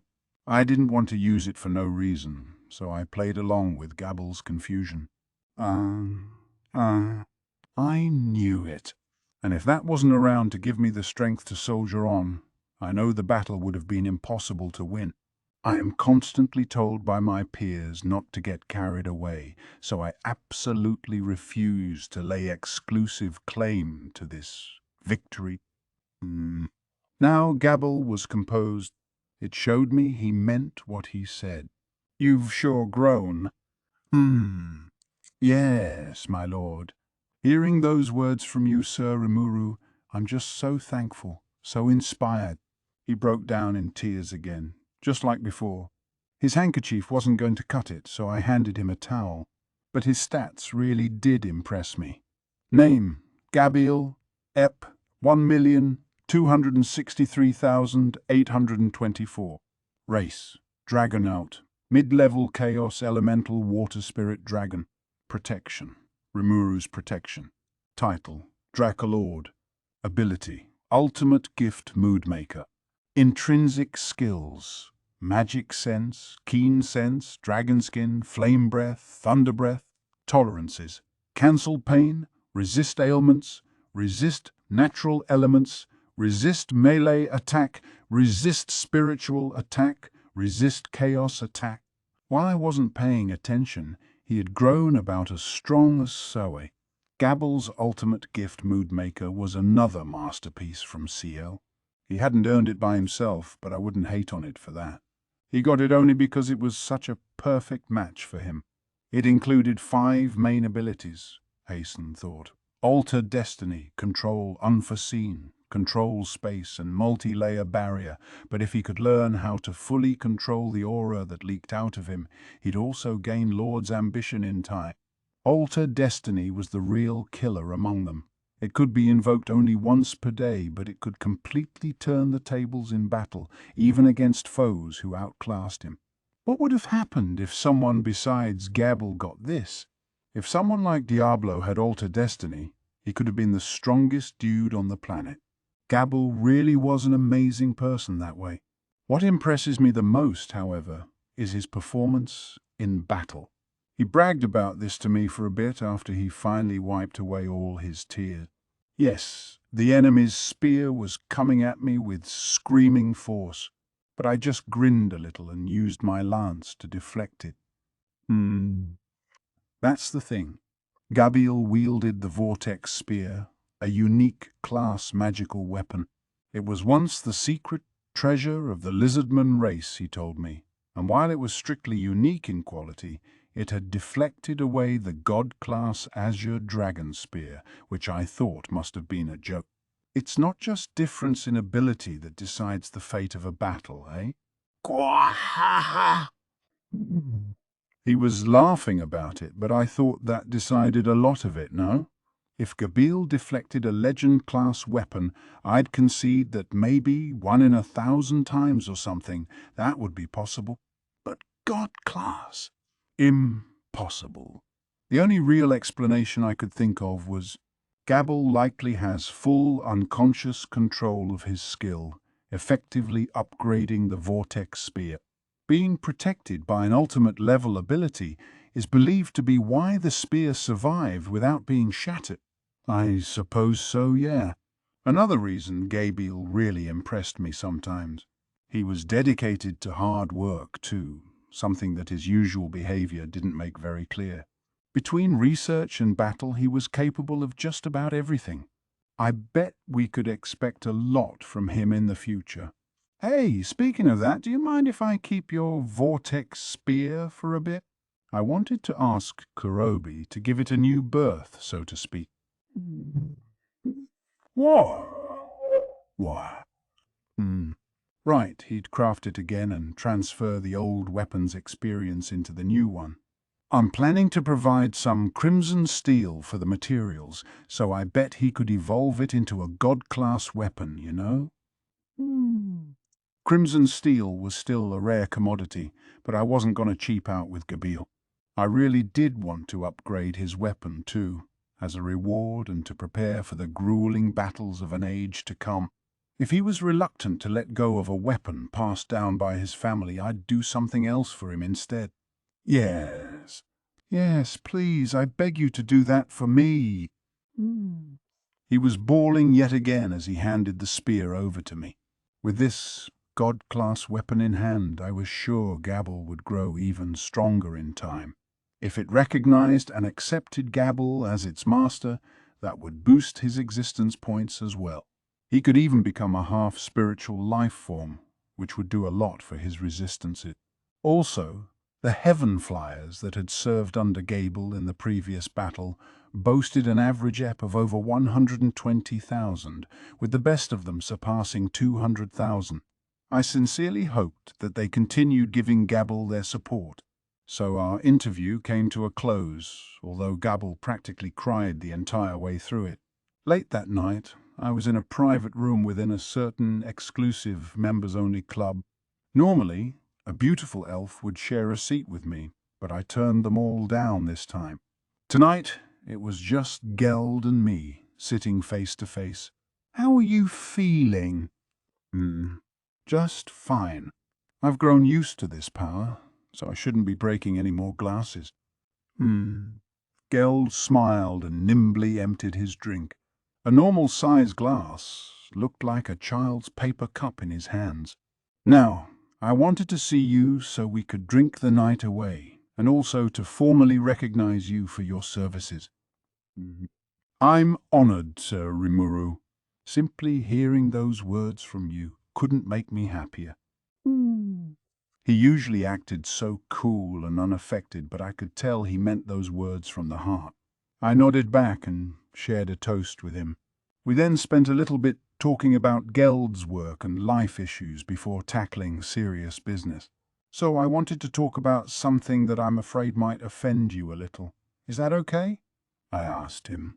"Go right ahead. I would consider nothing you do offensive." "No, like, I can be pretty insensitive to people sometimes, so I wanted him to cut me off if he didn't like it. I'm the sort who gets pretty cutting with his joking around without meaning anything by it, so if I went too far, I hoped he'd stop me. I'd always had the gift of gab like that. This one time in grade school, I went to this girl and... Actually, never mind. It's beyond embarrassing, and we've both long since moved on. I'm aware that I'm lacking in tact even now, but I'm trying to improve on that, avoiding any witty rejoinders that bring people down. Whether I'm succeeding or not is another thing, but if Geld's all for it, let's press on."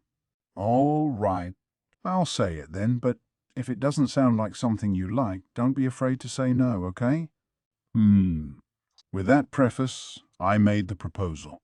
It was, of course, an offer to accept a round of Seal's ability adjust, but I was hiding Seal from everyone, so I framed it with Geld more like, "Mind if I futz around with your skills a bit?"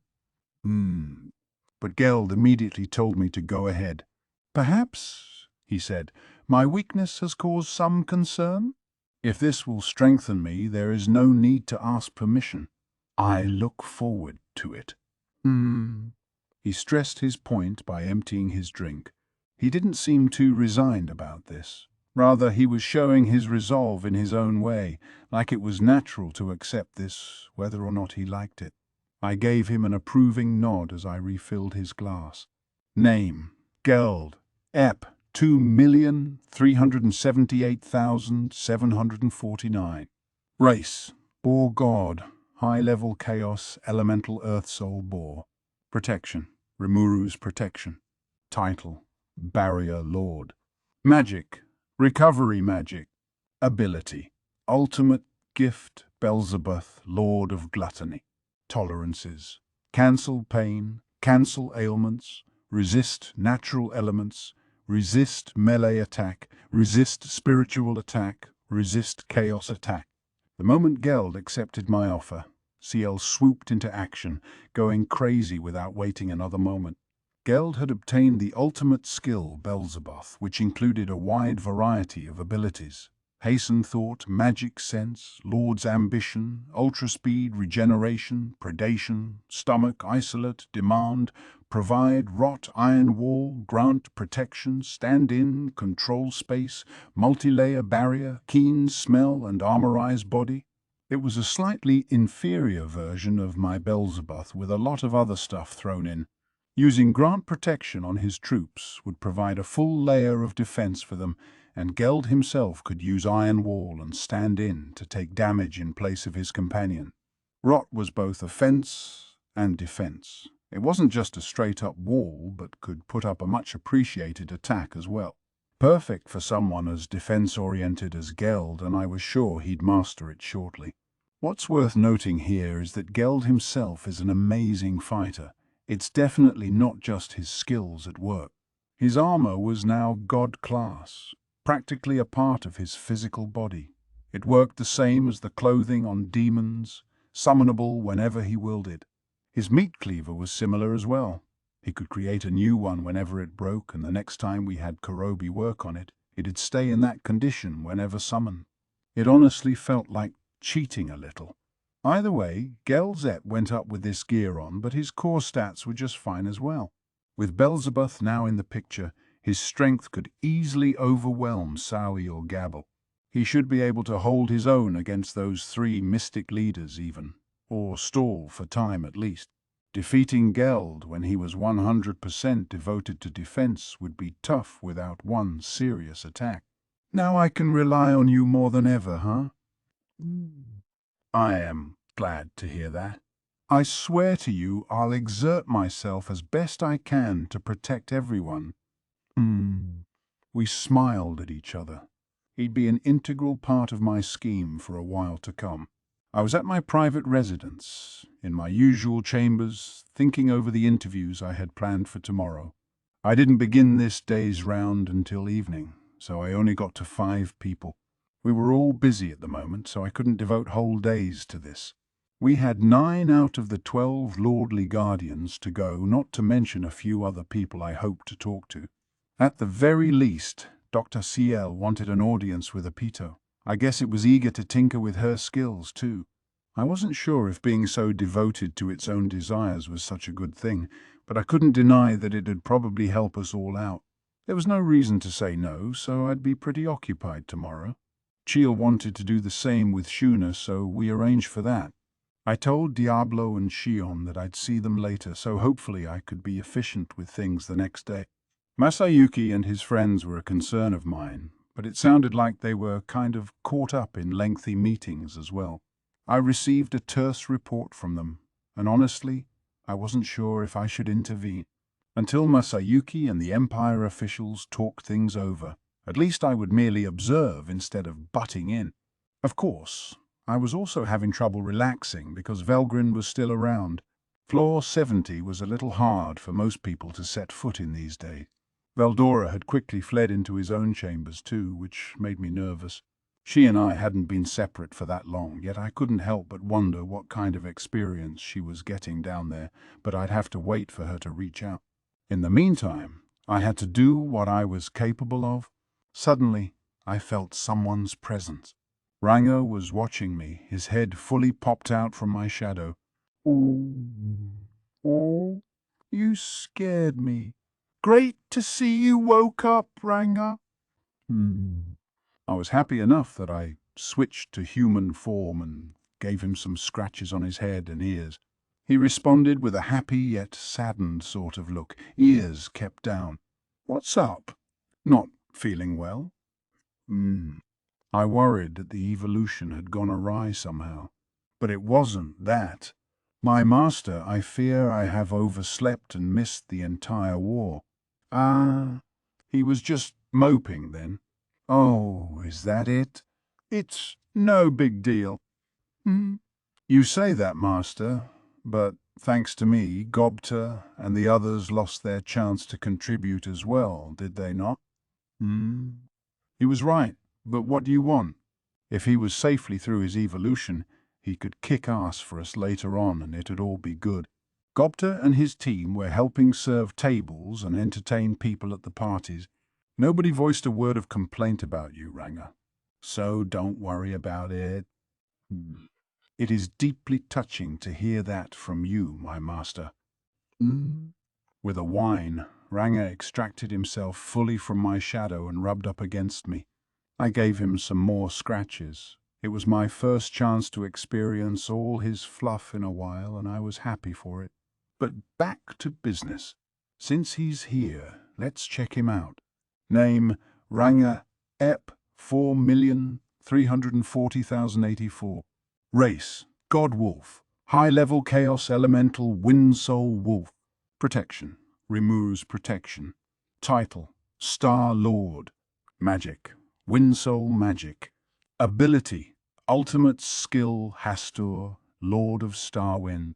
Tolerances. Cancel melee attack. Cancel natural elements. Cancel ailments. Resist spiritual attack. Resist chaos attack. Oh, Ranga's race went all divine too, huh? And like he looked a lot stronger than, say, a local god worshipped by some tiny backwater. This wasn't a problem, was it? I suppose Soy would be treated as a kind of supporting god to Benimaru, but I guess once your EP passes 2 million, you take on divine properties. I couldn't be sure of it, but that's what it felt like. We will need to collect more sample data, but it seems like a valid assumption. Right. You become a saint upon reaching 1 million, so maybe 2 million was the magic number for demigodhood? Taking on divinity didn't make you a de facto god, really. You weren't omnipotent or anything, but you'd be seen as a symbol of strength at least. And sheesh, Ranga was past 4 million. That was, like, equivalent to a swordless Benimaru. What a fearsome evolution he'd had.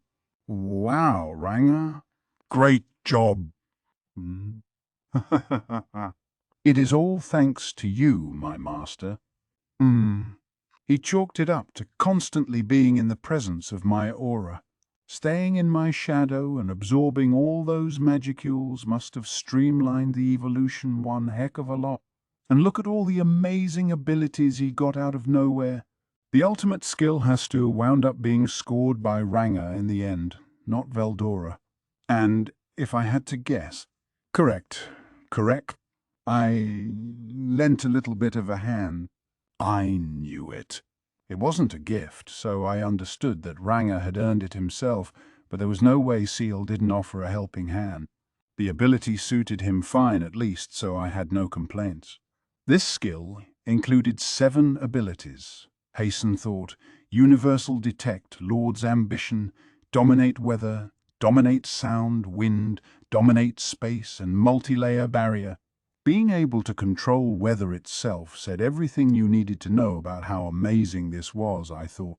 Truly a skill befitting Ranga. Now my only worry was whether Gobta could make full use out of the guy.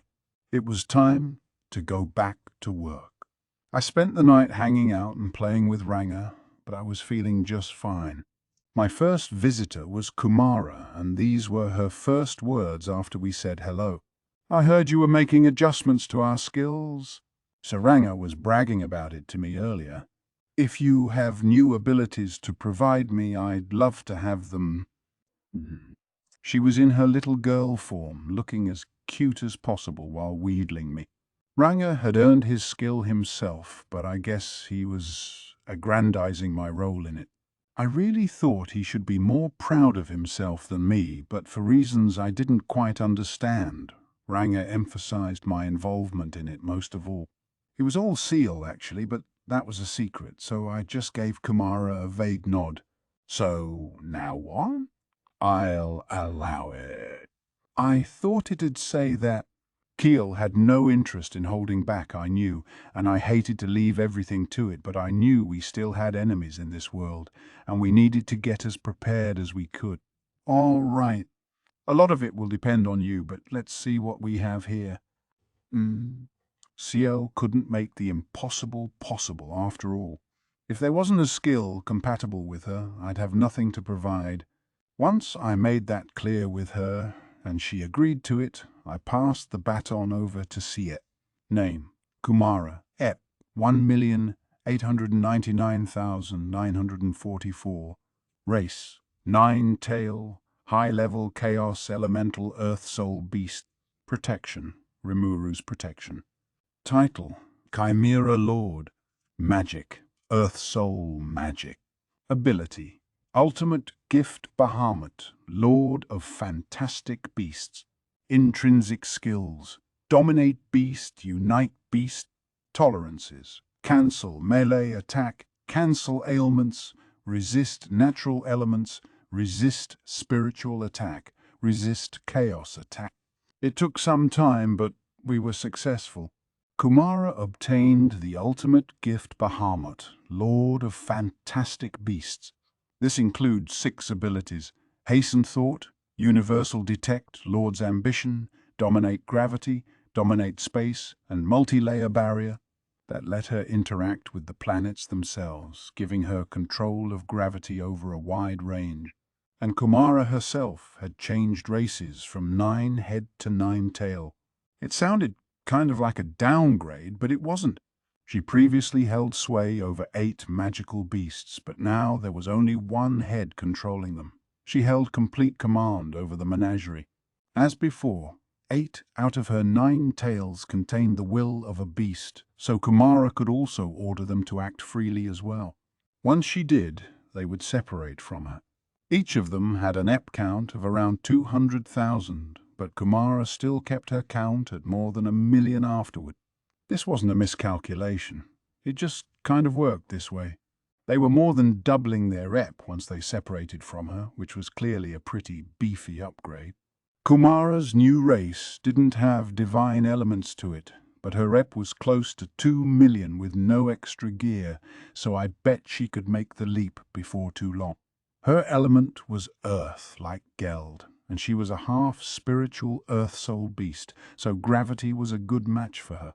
Looking solely at the stats, Kumara, when combined with all her beasts, was close to the upper echelon of the 12 lordly guardians. Sadly, however, she continued to lack experience. So I would still beat her, but maybe she stood a chance against Adalman or Gabil. She clearly had some disturbing potential, though, making her one of our best prospects. She was still young, after all. Let's see how she grows. My next visitors were Apito and Zigion, arriving as a pair. Apito came into my chamber first, leaving Zigion waiting in the hallway. I didn't mind having both of them in at once, but they were all about sticking to the one-on-one interview script, so I respected Zigion's wishes. The moment we were seated, Apito gave me a small, gift-wrapped box. "I have some freshly harvested honey for you, Sir Rimuru." "Oh, how kind. Thanks. I smiled warmly. Her honey was a panacea, and even better, it tasted astonishingly good.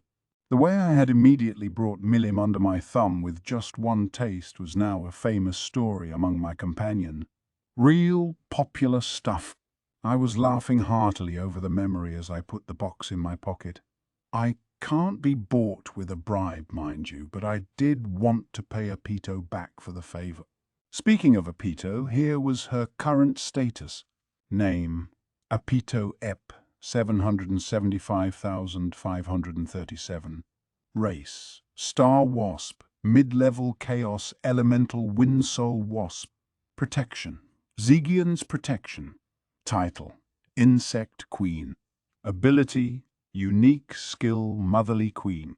Tolerances: Cancel Pain, Resist Melee Attack, Resist Natural Elements, Resist Ailments, Resist Spiritual Attack. If you asked a typical adventurer to take down a bug like this, they'd think you were stark raving mad. Apito's on-the-field strength was well beyond that of the old-school demon lords.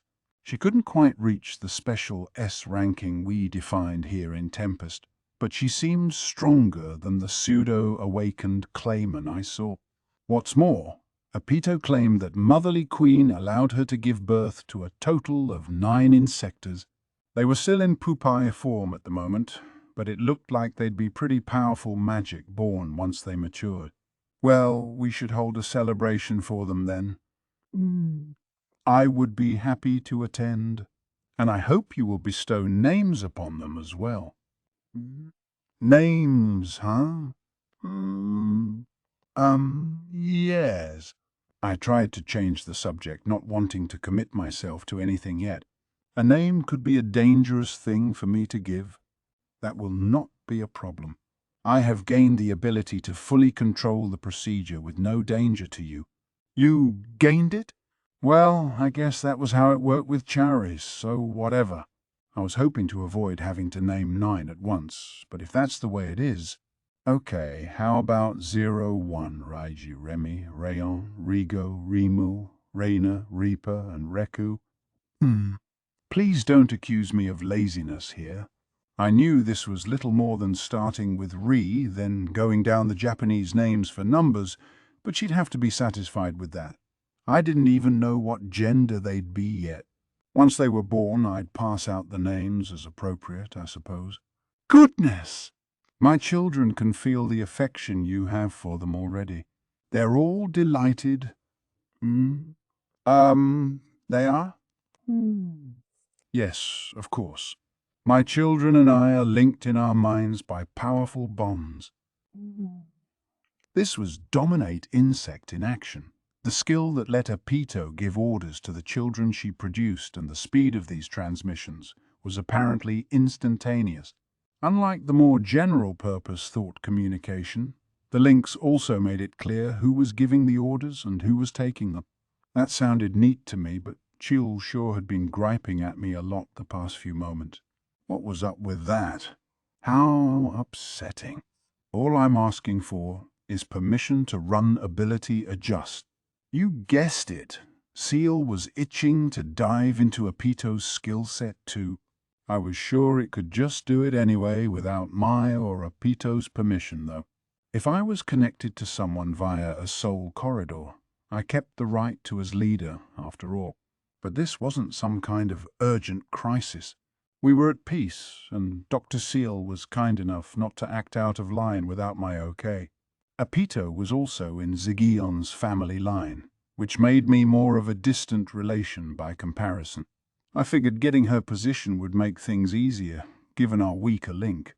So, knowing full well what the answer would be, I posed the question. By the way, Apito, if you're interested, I'd like to readjust the future direction of your skills. But what do you think? How do you mean? Well, I was told that. I can see that your skill set has the potential to be further evolved. You could become a commander type, leading the insects as you do now and directing your clan in battle, or you could become a champion type, leading them yourself into the fray. The difference between the two is simply that you can continue spawning new follower insects as a commander, but not as a champion. On the other hand, being a champion would boost your physical abilities and your skills would be geared more toward battle as well. I parroted out everything Dr. CL had told me. That's when I realized why CL didn't just do it. There were two distinct possibilities to choose from, and Apito had the choice. If it wasn't her call, her skills would never unlock their full potential. That, I added, and you have the option to stay as you are, of course. If I chose champion type, Apito immediately responded, that means I would never bear children again. Does it? The birth insect ability of Motherly Queen would be lost, but her non-skill-based reproductive ability would be retained. She could still give birth to successors. No, I think you'd be able to have kids like normal. You'll just have to do it the traditional no-skill way. I see. In that case, I have nothing to worry about. My children have obtained the birth kinfolk skill, so as queen of my army, I can have them create as many troops as I desire. So Pito's already given part of her skills to her kin, in that case. Therefore, I think I would like to stand on the front lines myself. She made exactly the declaration I'd thought she would. And CL, eagerly awaiting this moment, sprang into action. Apito's ability adjust is successful. Her unique skill, Motherly Queen, is being evolved into the ultimate skill Proserpine. It was over in a moment. The whole thing didn't take a second. I guess Shiul had everything analyzed in advance. Okay, it's fine. Now your job's to check over everything and make sure you can use it to the hilt. The ultimate skill Proserpine featured abilities like Hasten Thought, Magic Sense, Keen Sense, Dominate Insect, Army Command, Ultra Speed Action, Lethal Attack, Control Space, and Multi-Layer Barrier. These were just boosted versions of powers she already had, so I was sure Apito was comfortable with them. I was sure she'd train all of them without my ordering her to, but I gave her that piece of advice anyway. I am filled with elation and gratitude. With this sheer joy in my heart, I once again declare my exclusive loyalty to you, Sir Rimuru. Apito kneeled on the floor. I gave her the most fatherly nod I could, and our interview came to a close. So she left and Ziggian came in. He humbly picked a wooden chair to sit on rather than my guest's sofa. The strongest dude in the whole labyrinth, but he was so polite and thoughtful as well. I guess his exoskeleton would scratch up the leather, so that's why he'd made that move. How refined. I have to say, though, Ziggian did an incredible job for us. Powerful beyond measure, he could have formed a twin barrier with Diablo even before being evolved. He was already a level above the rest of the 12 lordly guardians, and this new evolution only added to that. In fact, looking at the labyrinth archives, he'd defeated Diano without even revealing his full abilities. Scary kid. Honestly, I'm glad he's on our side. Ziggian, you performed brilliantly for us. If you hadn't woken up in time, I'm not sure how it would have turned out. Oh, don't be silly. You no doubt calculated the exact time I would awaken, didn't you, Sir Rimuru? Yeah, sure I did. Not really, no. I did suspect Diano of wrongdoing, yes, but I didn't think he'd take action just when we were the most lightly guarded. Hey, hey, hey.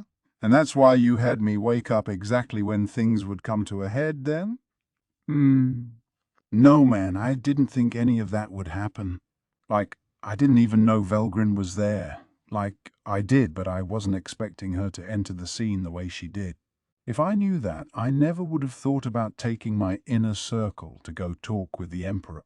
That choice had us playing catch-up this entire war, and we emerged with the win only because luck was on our side.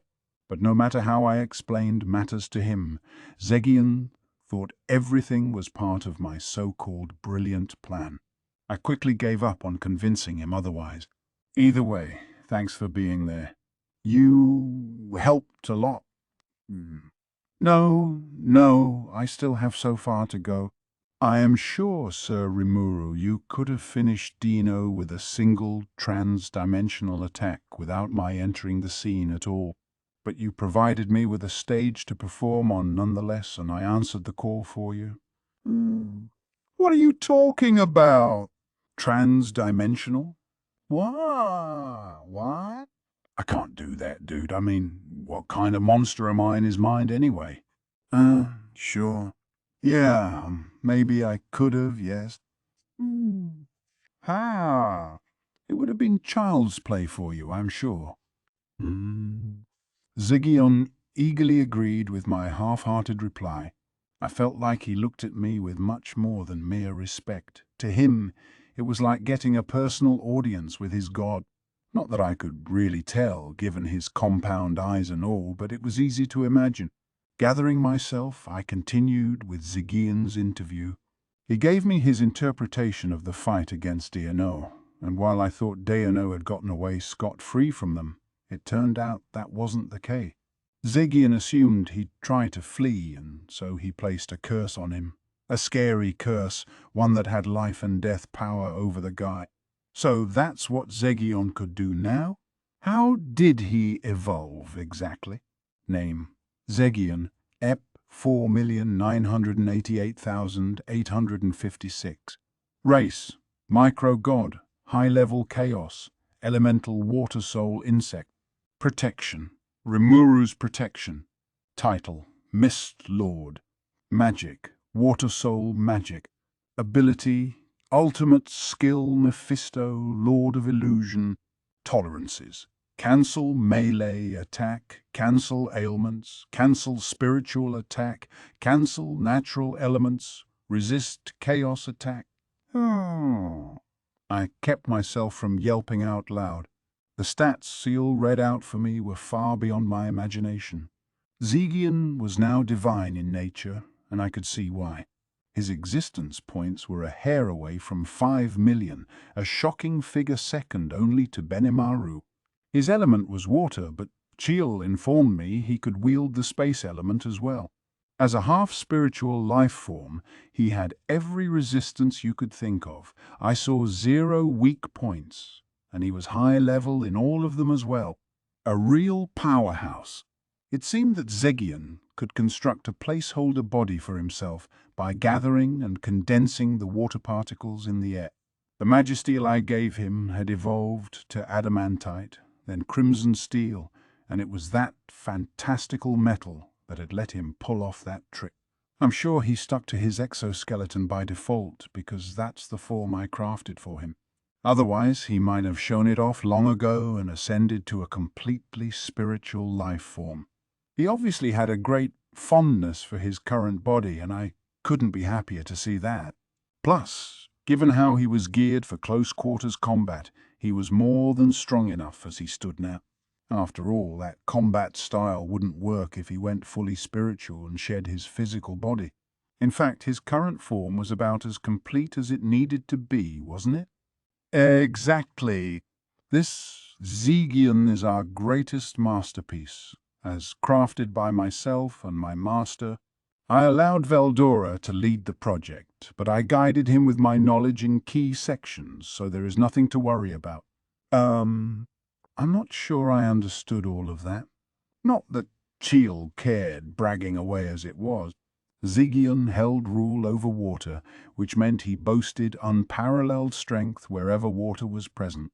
This included the water vapor in the atmosphere, which meant he held a battle advantage well near anywhere on the planet that contained air.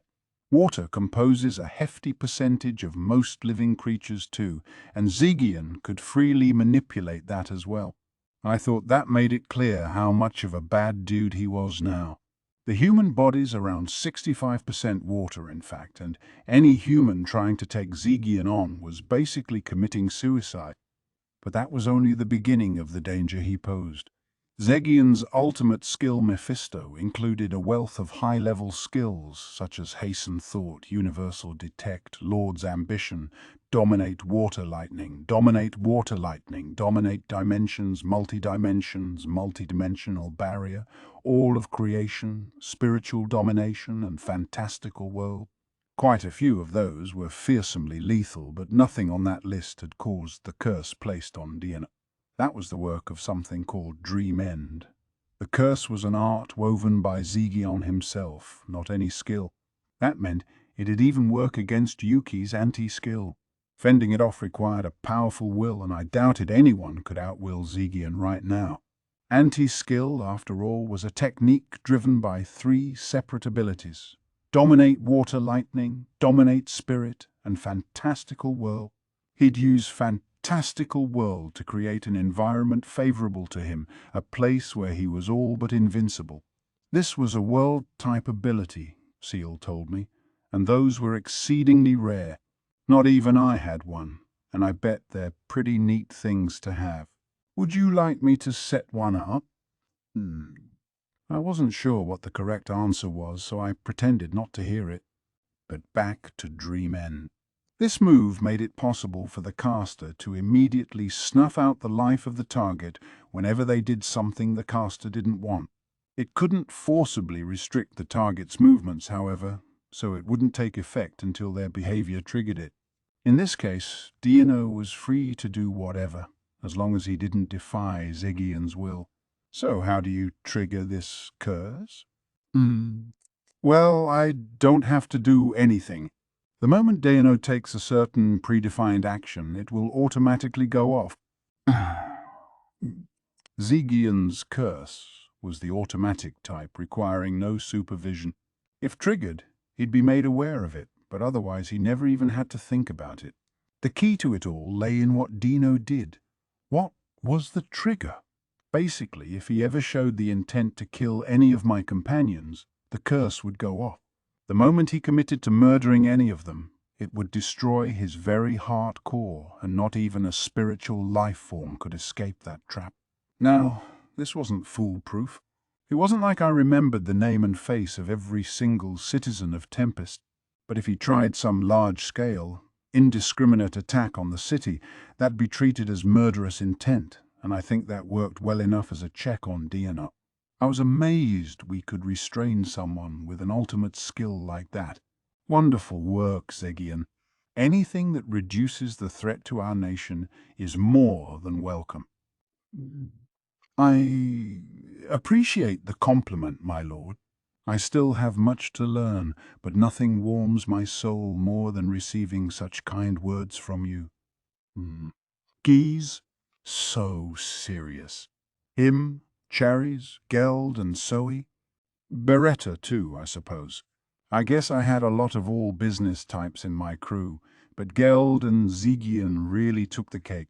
Guys with so much talent like that, never resting on their laurels, constantly putting in hard effort, and that's why they became such a threat with every new breakthrough they made. I hope they'd continue that pursuit for a long while to come. So, to sum up, Mephisto was one firecracker of an ultimate skill. Dino had no way to undo the curse on himself, I was assured, but you could never say never in this world. Maybe he had some unknown ability that let him slip out of it like a loosely knotted rope. But even if he did, that wouldn't harm Zegian's rep at all. It'd just mean we were dealing with a shrewd enemy. Because, honestly, Zegian was the best all-around package I could think of. He took advantage of the brief moment Dano was dead to place that curse on him, and I thought that was where his real, scary genius lay. Having fancy pants skills isn't a threat. Being able to fully leverage them is, and along those lines, I didn't think anyone was better geared for battle and more attuned to his skills than Zegia. Maybe call it covering all the bases? Many people in this world boasted skills that boosted their already extensive abilities, but Zegian's skill set was more about covering for what he wasn't intrinsically good at. He could use all of them well, even working them into new, original moves. Amazing. What else could I say? The battle sense he had and the level of training it took. He could bust out fantastical world, create an advantage, and expand his tactical edge rather than boost what he was already great at. Truly top class among my companions. I realize now that not even a so-called fighting race like the primal demons could beat Zegian. He was just so fearsome. No wonder Seal called this its masterpiece. Even the strength he showed off up to now was no doubt just a tiny glimpse into everything he had.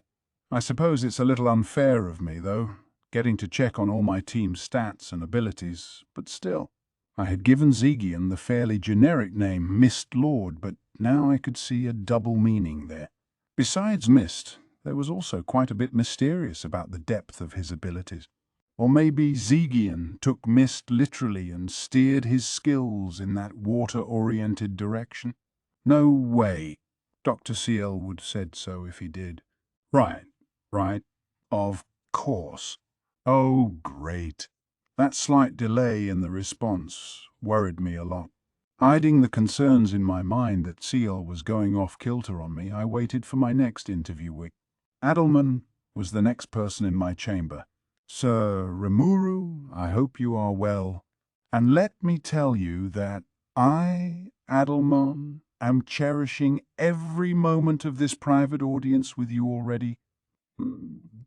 Adelman was something beyond serious. I just nodded and motioned him toward my sofa. If I didn't make him wrap up his spiel fast, he'd be at it all day, so I sat him down as quickly as I could. So, how are you feeling now that you're awake? Excellent, sir. My spirit feels enriched, and I can feel holy force penetrating every pore of my body. He really did have a glow to him, too. I feared what I was about to discover. Name: Adelman, EP 877,333. Race: white, mid-level chaos, elemental light soul bones. Protection: Rimuru's protection. Title: Gehenna Lord. Magic: necromancy, holy magic. Ability: ultimate gift, Necronomicon. Tolerances: Cancel melee attack, cancel spiritual attack, cancel ailments, cancel natural elements, resist chaos attack. Thought so. Here he was, this servant of the dead, and he'd gone all in on the light element. If I had to name the one person on my team who looked the most like a demon lord, it'd have to be Adelman. Seeing him boast the light element was almost too sweetly ironic.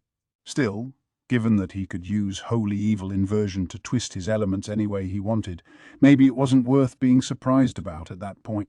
It felt like the exact opposite from the element he should have, but no point fretting about it. There was a lot of other stuff about him to occupy my attention anyway. He had the existence points of an awakened demon lord. His stats were so ridiculous that I was getting a headache just looking at them. But the biggest issue was Necronomicon, his ultimate skill. Where did it even come from? I gave it to him. I didn't need to ask. I couldn't think of any other explanation, but yes, Seal was fiddling around again. And the best thing of all is Necronomicon, this power you gave me, Adelman happily noted. It is a font of knowledge for me, the very root of my newfound strength. Necronomicon included a bevy of abilities: Hasten Thought, Universal Detect, Lord's Ambition, Cast, Cancel, Analyze and Assess, All of Creation, Mental Strike, Holy Evil Inversion, and Dominate Dead. In addition to things he already had, he could now also invoke necromancy and holy magic with no casting time required. In addition, his rule and protection over the dead had been boosted, giving his armies a jolt of additional force. Adelman was gleefully explaining all of this to me now, and if he was happy about it, so was I. I didn't want to rain on his parade. By the way, Necronomicon is in the same family as Grimoire, the skill I gave to Ghidorah. I removed the items unsuited for Adelman from Grimoire and added abilities he would find more useful. Keel sounded like it was fishing for compliments. That was the first I'd heard about it giving Ghidorah any new abilities. Amazing, certainly, but I wasn't sure I welcomed this news. Clearing my mind for a moment, though, I recalled that Adelman and Ghidorah were both researcher types. They were close friends as well, I'd heard, and they'd often go diving into magic tomes together. They were magic-obsessed maniacs, really, but they weren't hurting anyone, so I let them do as they pleased. They might discover the meaning of life or something, for all I knew, and devoting yourself to your passions is never a bad thing. As Seal put it, Necronomicon and Grimoire were natural complements to each other. They certainly seemed to suit those two well, and yeah, I guess this was the right move to make. That was the end of Adelman's interview, and now I was headed down to see how Alberto and Venti were doing. They were so awed by the idea of meeting with me that they'd initially turned down the request. Apparently, they needed to prove themselves more in battle before they'd feel deserving of the charm. It was beyond dedicated of them. In fact, I couldn't understand the logic at all. Who did they think I was, anyway? Still, I had to check up on the people serving me. Alberto was Adelman's dedicated servant, and so was Venti, or call her Adelman's pet, if you like. If their master ever died, they'd probably take the ride with him, but as long as Adelman was all right, they were immortal. That, Seal told me, was why it had granted both of them an ultimate skill. It took a lot of work. I'm sure it did. But it's your hobby, right? No doubt this was just Seal's gentle personality manifesting itself. Trusting in that, I looked over the stat reports. Name: Alberto, EP 682,000, 639 600,000 for his spirit sword. Race: white, mid-level chaos elemental flame soul man. Protection: Rimuru's protection. Title: Gehenna Paladin. Ability: Ultimate Gift Immortality. Tolerances: Cancel melee attack, cancel spiritual attack, cancel ailments, cancel natural elements, resist chaos attack. Name: Ventiep, 984,142. Race: Gehenna Dragon. Protection: Rimuru's protection. Title: Dragon Lord of the Underworld. Ability, ultimate gift eternality.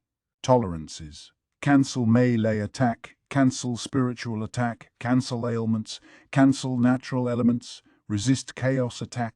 The effects of their evolutions certainly goosed their EP. They also cancelled a lot of attacks now. Their resistances were looking real sharp. It worked that way for Adelman as well, so I guess dying once could earn you a bunch of those. The ultimate gifts they had were largely identical despite having different names.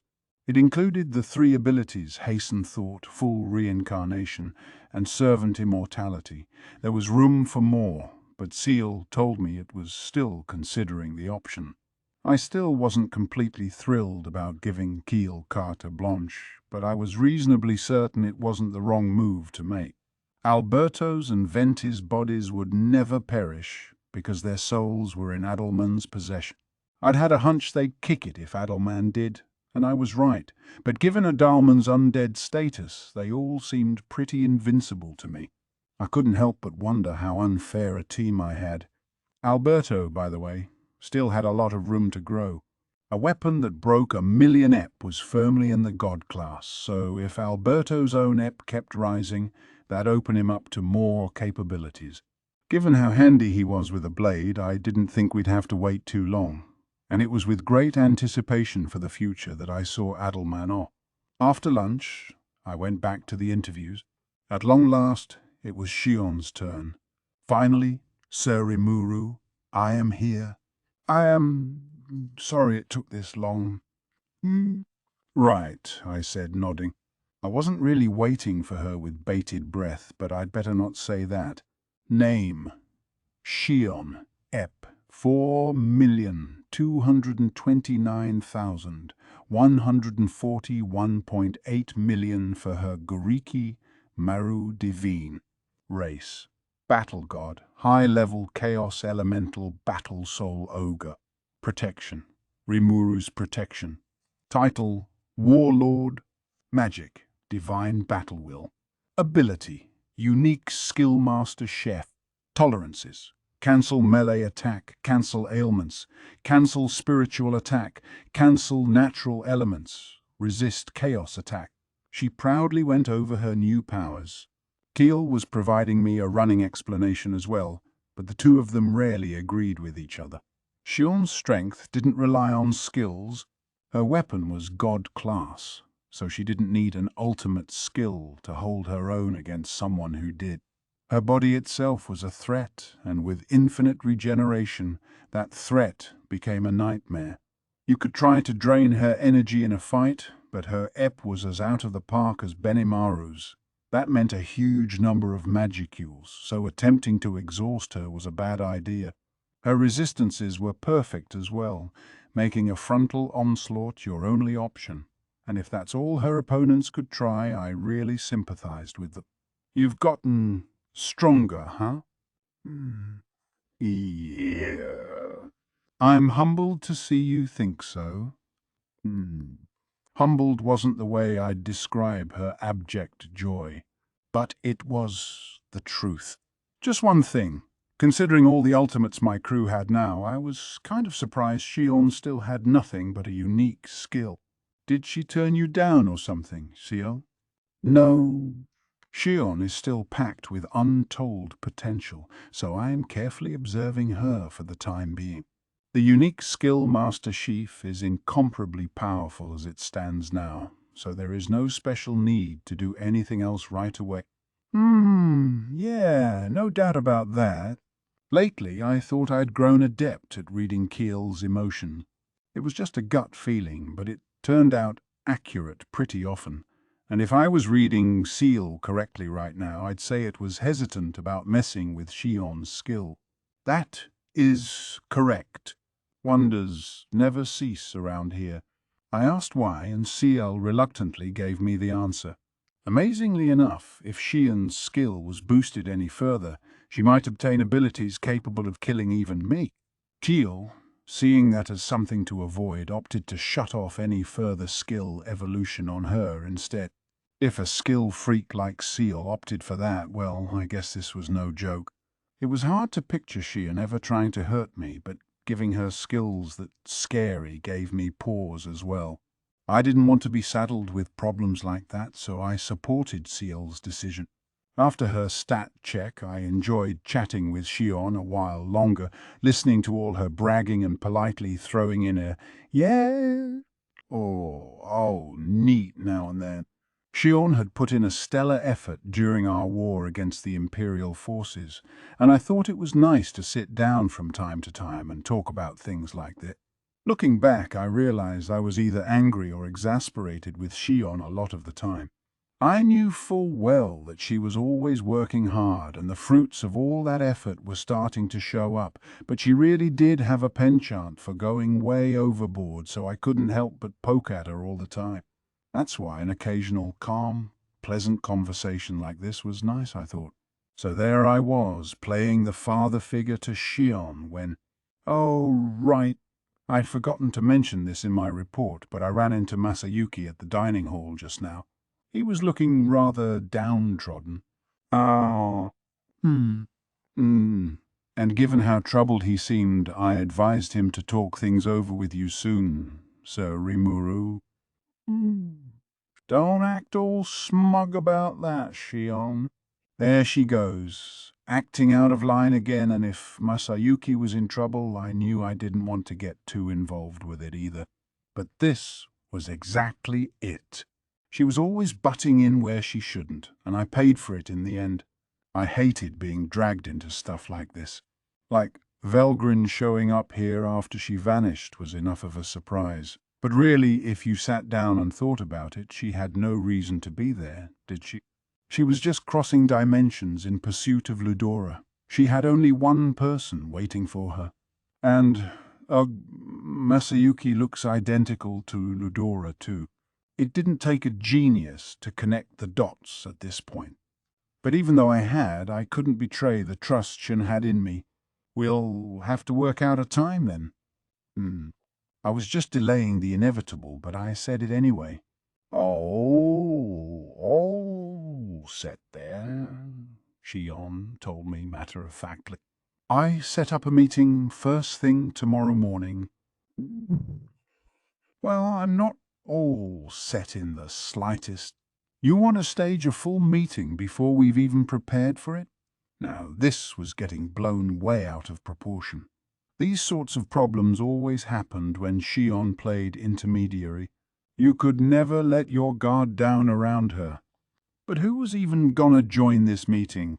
I was in the midst of my man-to-man interviews, and now look at what had happened. I still had all the demons to meet with. If I didn't finish things up today, we'd have to postpone it for some other day that may never come. Would that anger them? Or drive them to violence? I just didn't know. All right. In that case, tell Rigid and Benimaru to be fully prepared for the meeting. Very well. I'll be on my way then. Shion all but skipped out of my chambers. Bringing a head to my hand, I hurriedly called for Diablo and his cohorts. The last people on the interview list were Diablo, Testarossa, Carrera, Ultima, and their underling. I wasn't sure I'd get to them all, so I wanted to speed things up, but this turned out to be dangerous. Hey, I'm finally up, am I? You have no idea how long this wait has felt to me. Way to exaggerate. I had booted him out of my office yesterday afternoon. Quit acting stupid, Diablo! We still haven't settled our score, so it all be fine for me to see Sir Rimuru. Carrera, looking pretty beaten up and ragged, was at Diablo's throat, with Ultima not far behind. She's right. I haven't thrown in the towel yet either. No. Don't think you can weasel your way out of this. Ultima, too, was so hurt that I was amazed she could stand up. Wasn't their clothing part of their bodies, technically? If they were this ripped up and they didn't have the energy to restore them, it had to be a pretty serious injury, right? But they were still cheerfully bickering with one another. Demons really are built tough. Enough of this. Arguing in front of Surimuru is simply rude. Testarossa finally intervened, bringing some much-needed quiet to the room. She acted so elegantly, ignoring the three quarreling demons and even providing some tea for me. Her outfit was in perfect order as well, presenting a kind of dignity that was otherwise absent. Now, Sir Rimuru, we were told that you'd fire Diablo and name one of us as your second secretary, but sadly we have not completed the selection process yet. What do you think we should do? I really don't think I said that. Maybe leaving the demons for last was an error on my part. I now had extra work coming up thanks to Shion, but even before that I still needed to report to King Gazelle. Looking back, I should have tackled my thorniest problems first, but it was far too late now. I was short on time, so let's exercise some of my soft power to get through this. Well, I hate to say this, but I've run out of time for a long conversation with you, Guy. I gotta call all your servants in too. No need for that, my lord. Yeah, I don't think you have to. It just go to waste on them. Right. If you want information about our underlings, I'll give you whatever you need. Exactly. And no servant of mine is foolish enough to try butting into the precious time you've devoted to us, Sir Rimuru. Diablo, Carrera, Ultima, and Testarossa replied to me with a smile. Okay, was about the best response I could muster. Keel, too, said there wasn't any major need to summon every single demon. Diablo and the 3 demonesses, it noted, had already said to go ahead, do whatever you want with us. That still felt like I was ignoring all the other demons, but Seal had a grasp of each of them already, which was news to me, but I convinced myself that of course it would. It had to manage all my people and stuff. So I moved on. Anyway, the first person I interviewed was Diablo. It goes without saying. Kicking the 3 others out of the room, I had him sit down. He could barely stay put in his seat, so excited he was. Name, Diablo, Eep, 6,666,666. Race, Demon God, Primal Demon, Devil Lord. Protection, Rimuru's protection. Title, Demon Lord. Magic, Dark Magic, Elemental Magic. Ability, Ultimate Skill, Azazel, Lord of Temptation. Tolerances, cancel melee attack, cancel ailments, cancel spiritual attack, cancel natural elements, resist chaos attack. Come on, was my first thought. The fact his EP was all the same number was a dead giveaway that he was gaming the system. I didn't say anything, though, since CL didn't.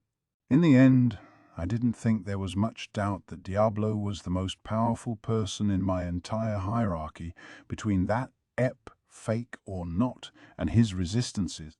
His Azazel skill contained Hasten Thought, Lord's Ambition, Control Dimensions, Multi-Dimensional Barrier, All of Creation, Dominate Punishment, Dominate Punishment, Dominate Charm, and World of Temptation, mostly the same abilities I had. He carefully went over these with me, clearly looking for someone to brag about them with, and Dr. Seal gave him high marks for his understanding of them. Though really Diablo was stronger than me, wasn't he? Given how I couldn't really use my skills without Seal's help. His magicule count was immense, his level high, and the quality of his skills beyond question. He was an exceptionally omnipotent demon in every way, and why he decided to serve under me was a total mystery. He had an unquenchable thirst for battle, not to mention a fixation with me that bordered on problematic, but I enjoyed being able to count on his seemingly infinite stores of strength. With this evolution, I now wondered how he'd do in a practice battle against Zigion. I was sure it'd turn into a great fight. He and Benimaru, too. I felt like Benimaru was always going easy on anyone he fought in training, in part because if he got real serious, it'd raise acres and acres and acres of land and kill off thousands. But that was no issue in the labyrinth. I suppose Benimaru didn't enjoy revealing his skills much either, but still, water would win over fire element-wise, so I think Zigian would have an edge over Benimaru, but there was no telling unless they actually duked it out. Then again, there was no need to rank my troops like this. I could just call Benimaru, Diablo, and Zigion my top 3, and that should keep any strife to a minimum. That was all I needed from Diablo. As for his servants, he told me that Ghidorah had joined Venom as his apprentice. Apprentice? Yes. Adding him to my team eliminates any worry that he'd betray us, you see. I thought we were safe from that by now, probably, but still, it was a relief to hear.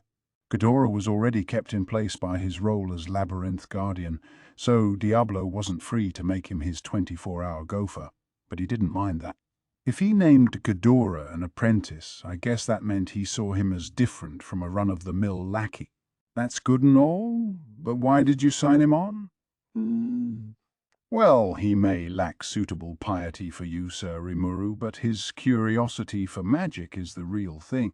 He has potential by human standards, so I thought I would initiate him by interacting with his mysterious art of reincarnation.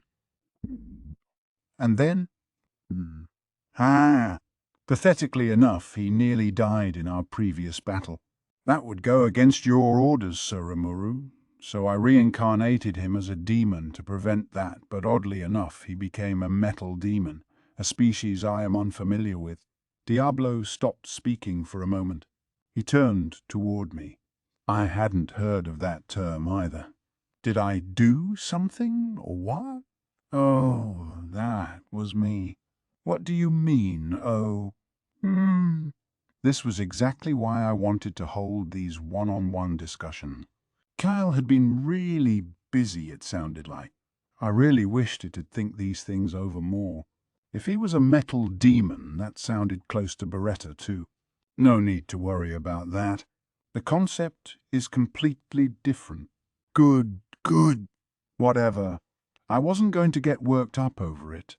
Not that I needed to, but either way, I was getting sick of all this. Maybe it's thanks to the little push I gave him. I had to be honest. There was no other option. This elated Diablo, as I expected, so we wound up talking about it for a while. Summing up, Diablo had taken a liking to Ghidorah as well. They had an ongoing promise that should something happen, the demon would have him join his family. Ghidorah was famously obsessed with magic, being the teacher of that magic-born raisin and all, and I was sure he wouldn't hesitate to become a demon to satisfy his intellectual curiosity. That's the kind of guy he was, and as long as he didn't bother me, it was best to let him have his way. Besides, I didn't mind having that old man nearby either, so it was all good to me.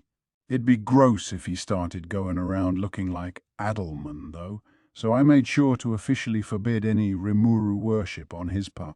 No way was I gonna allow another wacky cult member in my midst, apprentice of Diablo or not. All right. Well, he's your responsibility now, so take good care of him. Old man Ghidorah looked pretty aged to me, honestly. It felt kind of weird phrasing it that way, but then again, Diablo was even older, old enough that concepts like golden years were thrown right out the window. So maybe all of this was fine. Regardless, Diablo now had 2 personal assistants to watch over. With a bow, he left the room, Testarossa quickly taking his place. She was as elegant as ever as she sat down in front of me. I had no intention of following through on it, but part of me wondered if I really could name her my secretary. Actually, no. I'd need to name Diablo my chief diplomat then, and I was sure he'd go berserk in that role. I got enough problems already. Let's stick to this. Besides, I had other business with Testarossa. I wasn't sure how to bring it up yet, but before I could, she presented me with a sheet of paper. It contained statistics on the demons in her family. Name: Moss, Ep. 1,079,397. Race: Demon Peer, Archduke. Protection: Blanc Clan. Title: Empress's Aid.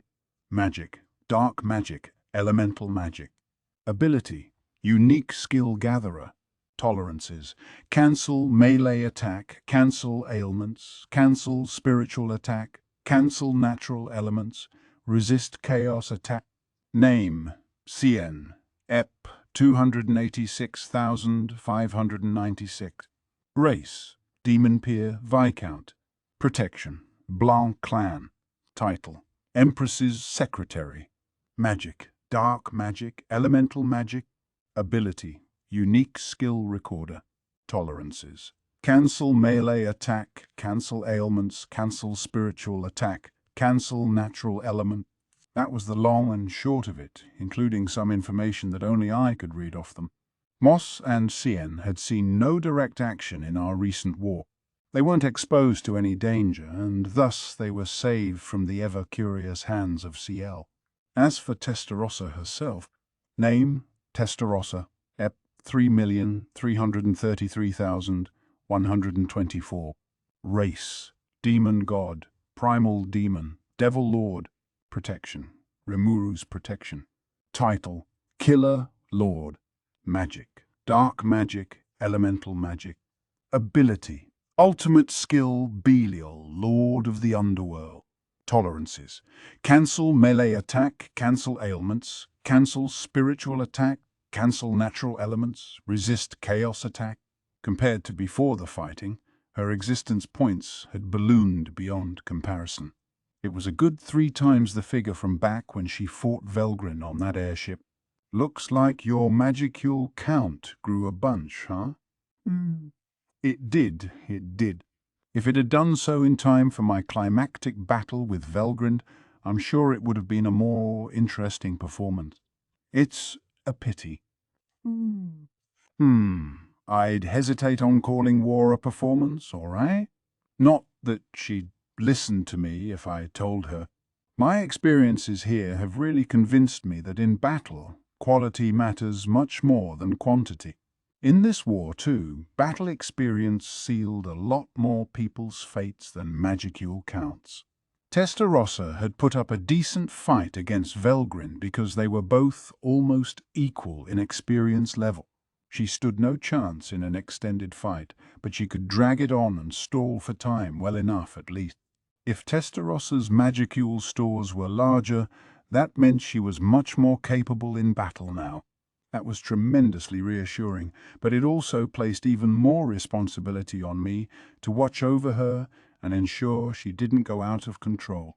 I was leaving all that to Diablo at the moment, but now I thought I should pay a bit more attention to her.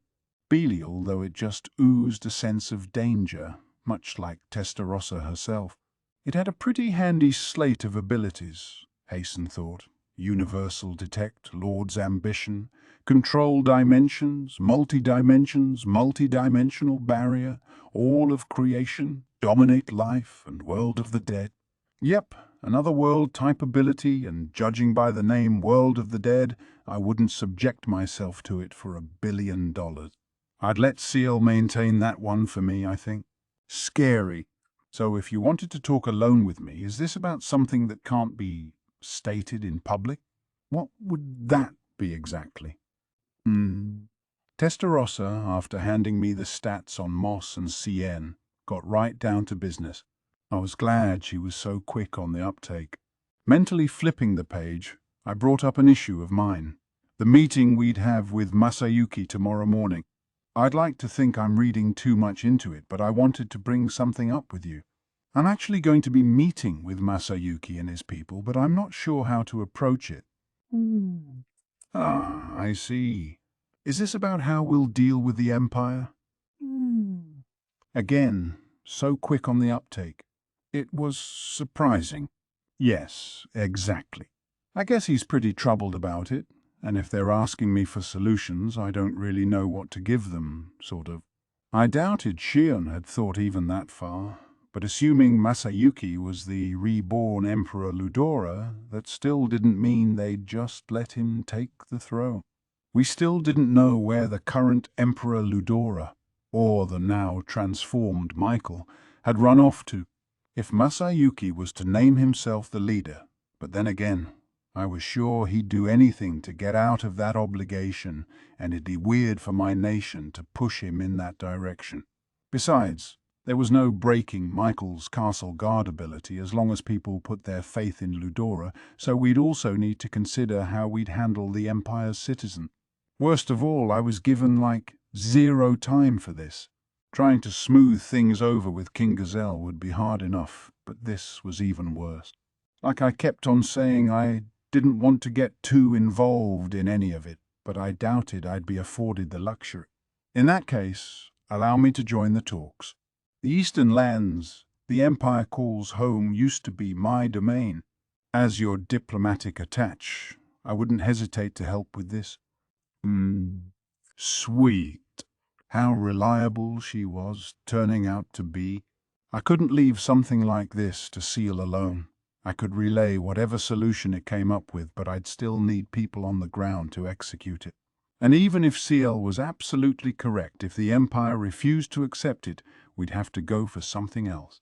Unless we were going to make the Empire a vassal state of Tempest, I didn't think we had the right to meddle in the administrations of other countries. Along those lines, I was sure Testarossa had the mental powers to deal with whatever came up. She did well with the Western nations, and once we came up with our direction, I'd feel safe leaving the rest to her. Okay, see you tomorrow morning then. Very well. I am on the job. Testarossa's smile reassured me once again. I was feeling a tad better. That was all I had for her, so I stood up to see her out the door when, Sir Raimuru, there was one more thing I wanted to report. Oh. As I think you recall, the former Imperial General Caligulio has filed a request for clemency. That jogged my memory. It was another theory issue, but I didn't see anything impossible with his request. All right, why don't we deal with that right now? Good thing Testarossa had remembered for me. Her attention to detail was another reason I felt so secure with her. So, hoping to finish up that job before dinner, I joined her on the way to our research lab. There were 2 people to go. After a quick meal, I called in Ultima. I was about to die waiting for you, she said, all cutesy as she plopped onto the sofa. It made me smile a bit. I'm sure she'd make a darling little sister for someone. It made me want to break out some tea, along with a few of my favorite cookies. Oh! You'd do that for me, Sir Rimuru?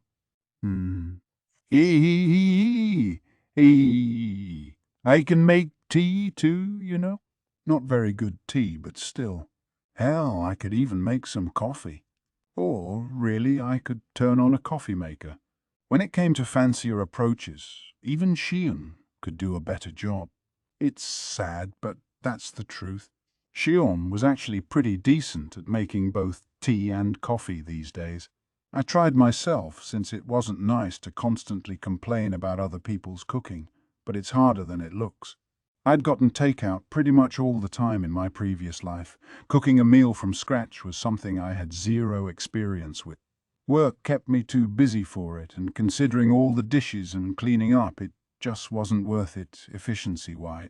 So the kitchen in my apartment was just as spotless as when I'd first moved in. I'd buy a cookbook occasionally, figuring I'd give something a whirl when I was free, but of course I never did. That memory was serving me well now, at least, so I guess it wasn't a total waste of money. Regardless, if all it involved was grinding some beans and adding hot water, even I could whip up some coffee. Oh, not at all. I'm more than satisfied just with this tea. If she was that happy about it, then so was I. Well, no need to say no to coffee, though. It'll take some time, but we can talk in the meantime.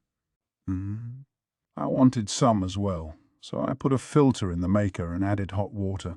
This whole coffee maker setup was the work of Kaijin, and mass-produced versions were now on the market, so the cafes were doing pretty decent business too. The fragrant aroma of coffee beans filled the air as I presented as suave and sophisticated an air as I could to Testarossa. I was sure this would do wonders for my rep. Making good impressions about things like this was so important. I personally find it petty. And I personally don't give a crap. This was a broad, advanced strategy, nothing petty about it. Besides, there was no point acting all strong around a bunch of battle-addicted primals who lived for war every waking moment. Better to compete with them in a different genre entirely. You have already showed your dignity to them well enough, so I feel you do not need to worry. It's fine, all right? I didn't mean to look dignified in their minds in the first place, but it didn't matter. Let's get back on topic. So, can I hear your report then? Certainly. First, let me give you this. I was given a written outline of her clan's stats.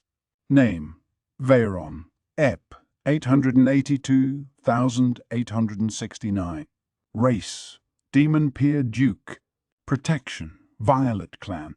Title, Poison Princess's Butler. Magic, Dark Magic, Elemental Magic. Ability, Ultimate Gift Artist. Tolerances, Cancel Melee Attack, Cancel Ailments, Cancel Spiritual Attack, Cancel Natural Elements, Resist Chaos Attack. Name, Zonda, Ep, 301,316. Race, Demon Peer, Viscount. Protection, Violet Clan. Title, Poison Princess's Chef. Magic, Dark Magic, Elemental Magic. Ability, Unique Skill Fusionist. Tolerances, Cancel Melee Attack, Cancel Ailments, Cancel Spiritual Attack, Cancel Natural Elements, Resist Chaos Attack. Baron's strength grabbed my attention first, but what really threw me was Zonda's Unique Skill Fusionist. This wasn't in the same family as Shion's wacky master chef skill. Instead, it was designed for situational awareness and supporting ally. Via its fusing process, it could heal any sort of wound on anyone. It didn't meddle with the laws of cause and effect the way Shion's skill did, so that was a relief. Next up, Ultima herself. Name, Ultima. Ep, 2,668,816. Race, Demon God, Primal Demon, Devil Lord. Protection, Rimuru's Protection. Title, Pain Lord. Magic, Dark Magic, Elemental Magic.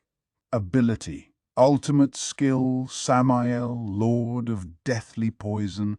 Tolerances, Cancel Melee Attack, Cancel Ailments, Cancel Spiritual Attack, Cancel Natural Elements, Resist Chaos Attack. Ultima, much like Testarossa, had grown a lot, and her magicule count had been constantly rising since her evolution completed. She was well into million-class territory, but how much stronger would she get? I was glad to have her on my team, but too much would be a threat. And we can't forget about Ultima's abilities either. The ultimate skill Samael gave her: Hasten Thought, Universal Detect, Lord's Ambition, Control Dimensions, Multidimensional Barrier, Detect Weakness, Craft Poison, World of Destruction, all geared for killing, huh? Craft Poison was the nastiest of them. Combine it with Detect Weakness, and she could instantly create just the right poison to kill her opponent. But I was even more curious about World of Destruction. It was a vicious world-level ability, one that could unconditionally kill anyone and anything except for spiritual life form. Kind of a supercharged version of my own merciless skill, I think. It wouldn't work against the truly powerful, so maybe it was best to have that one sealed away. Ultima, my apologies, I began, pouring coffee into a cup to calm myself down. What about...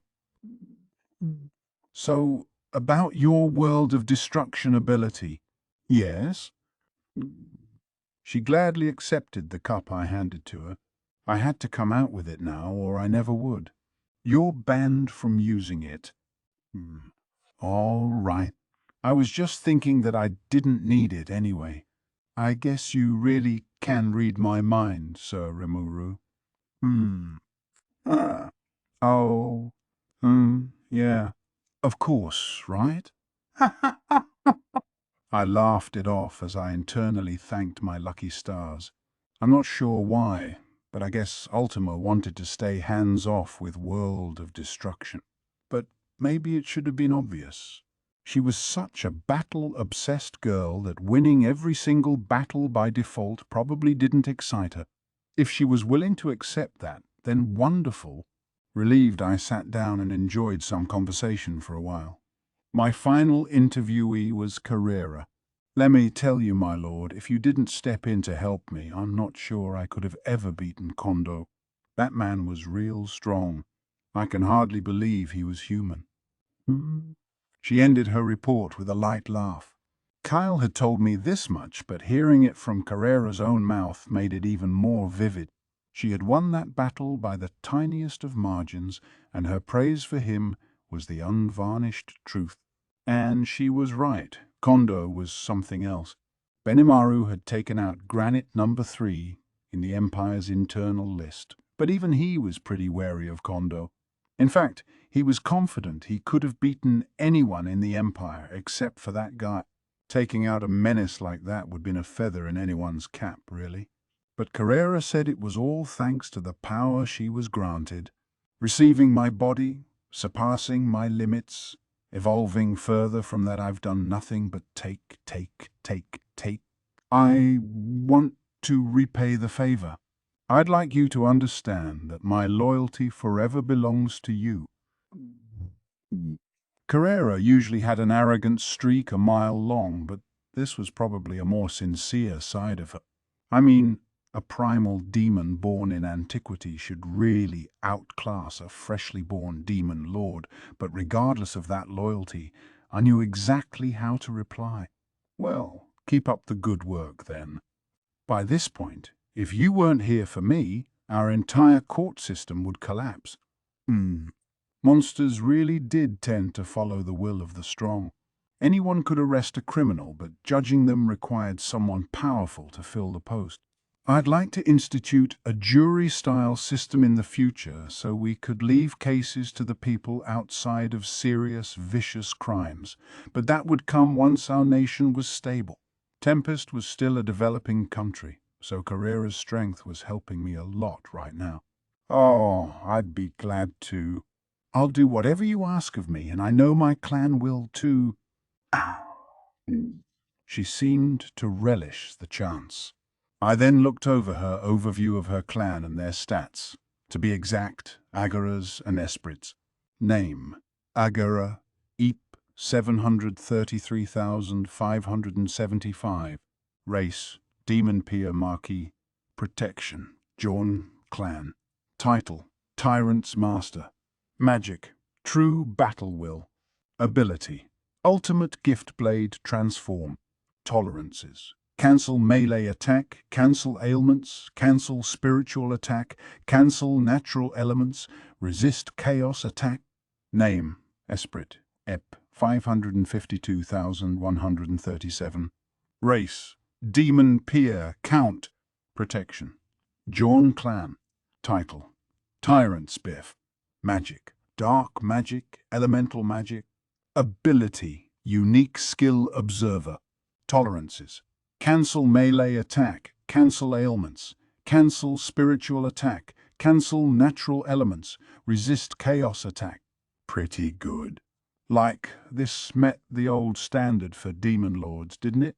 Agara was equivalent to the pseudo-awakened Clayman, and if I had to guess, he'd win if he fought him back then. I really felt like this business of having multiple old demon lord level underlings working for you was wrong in some way.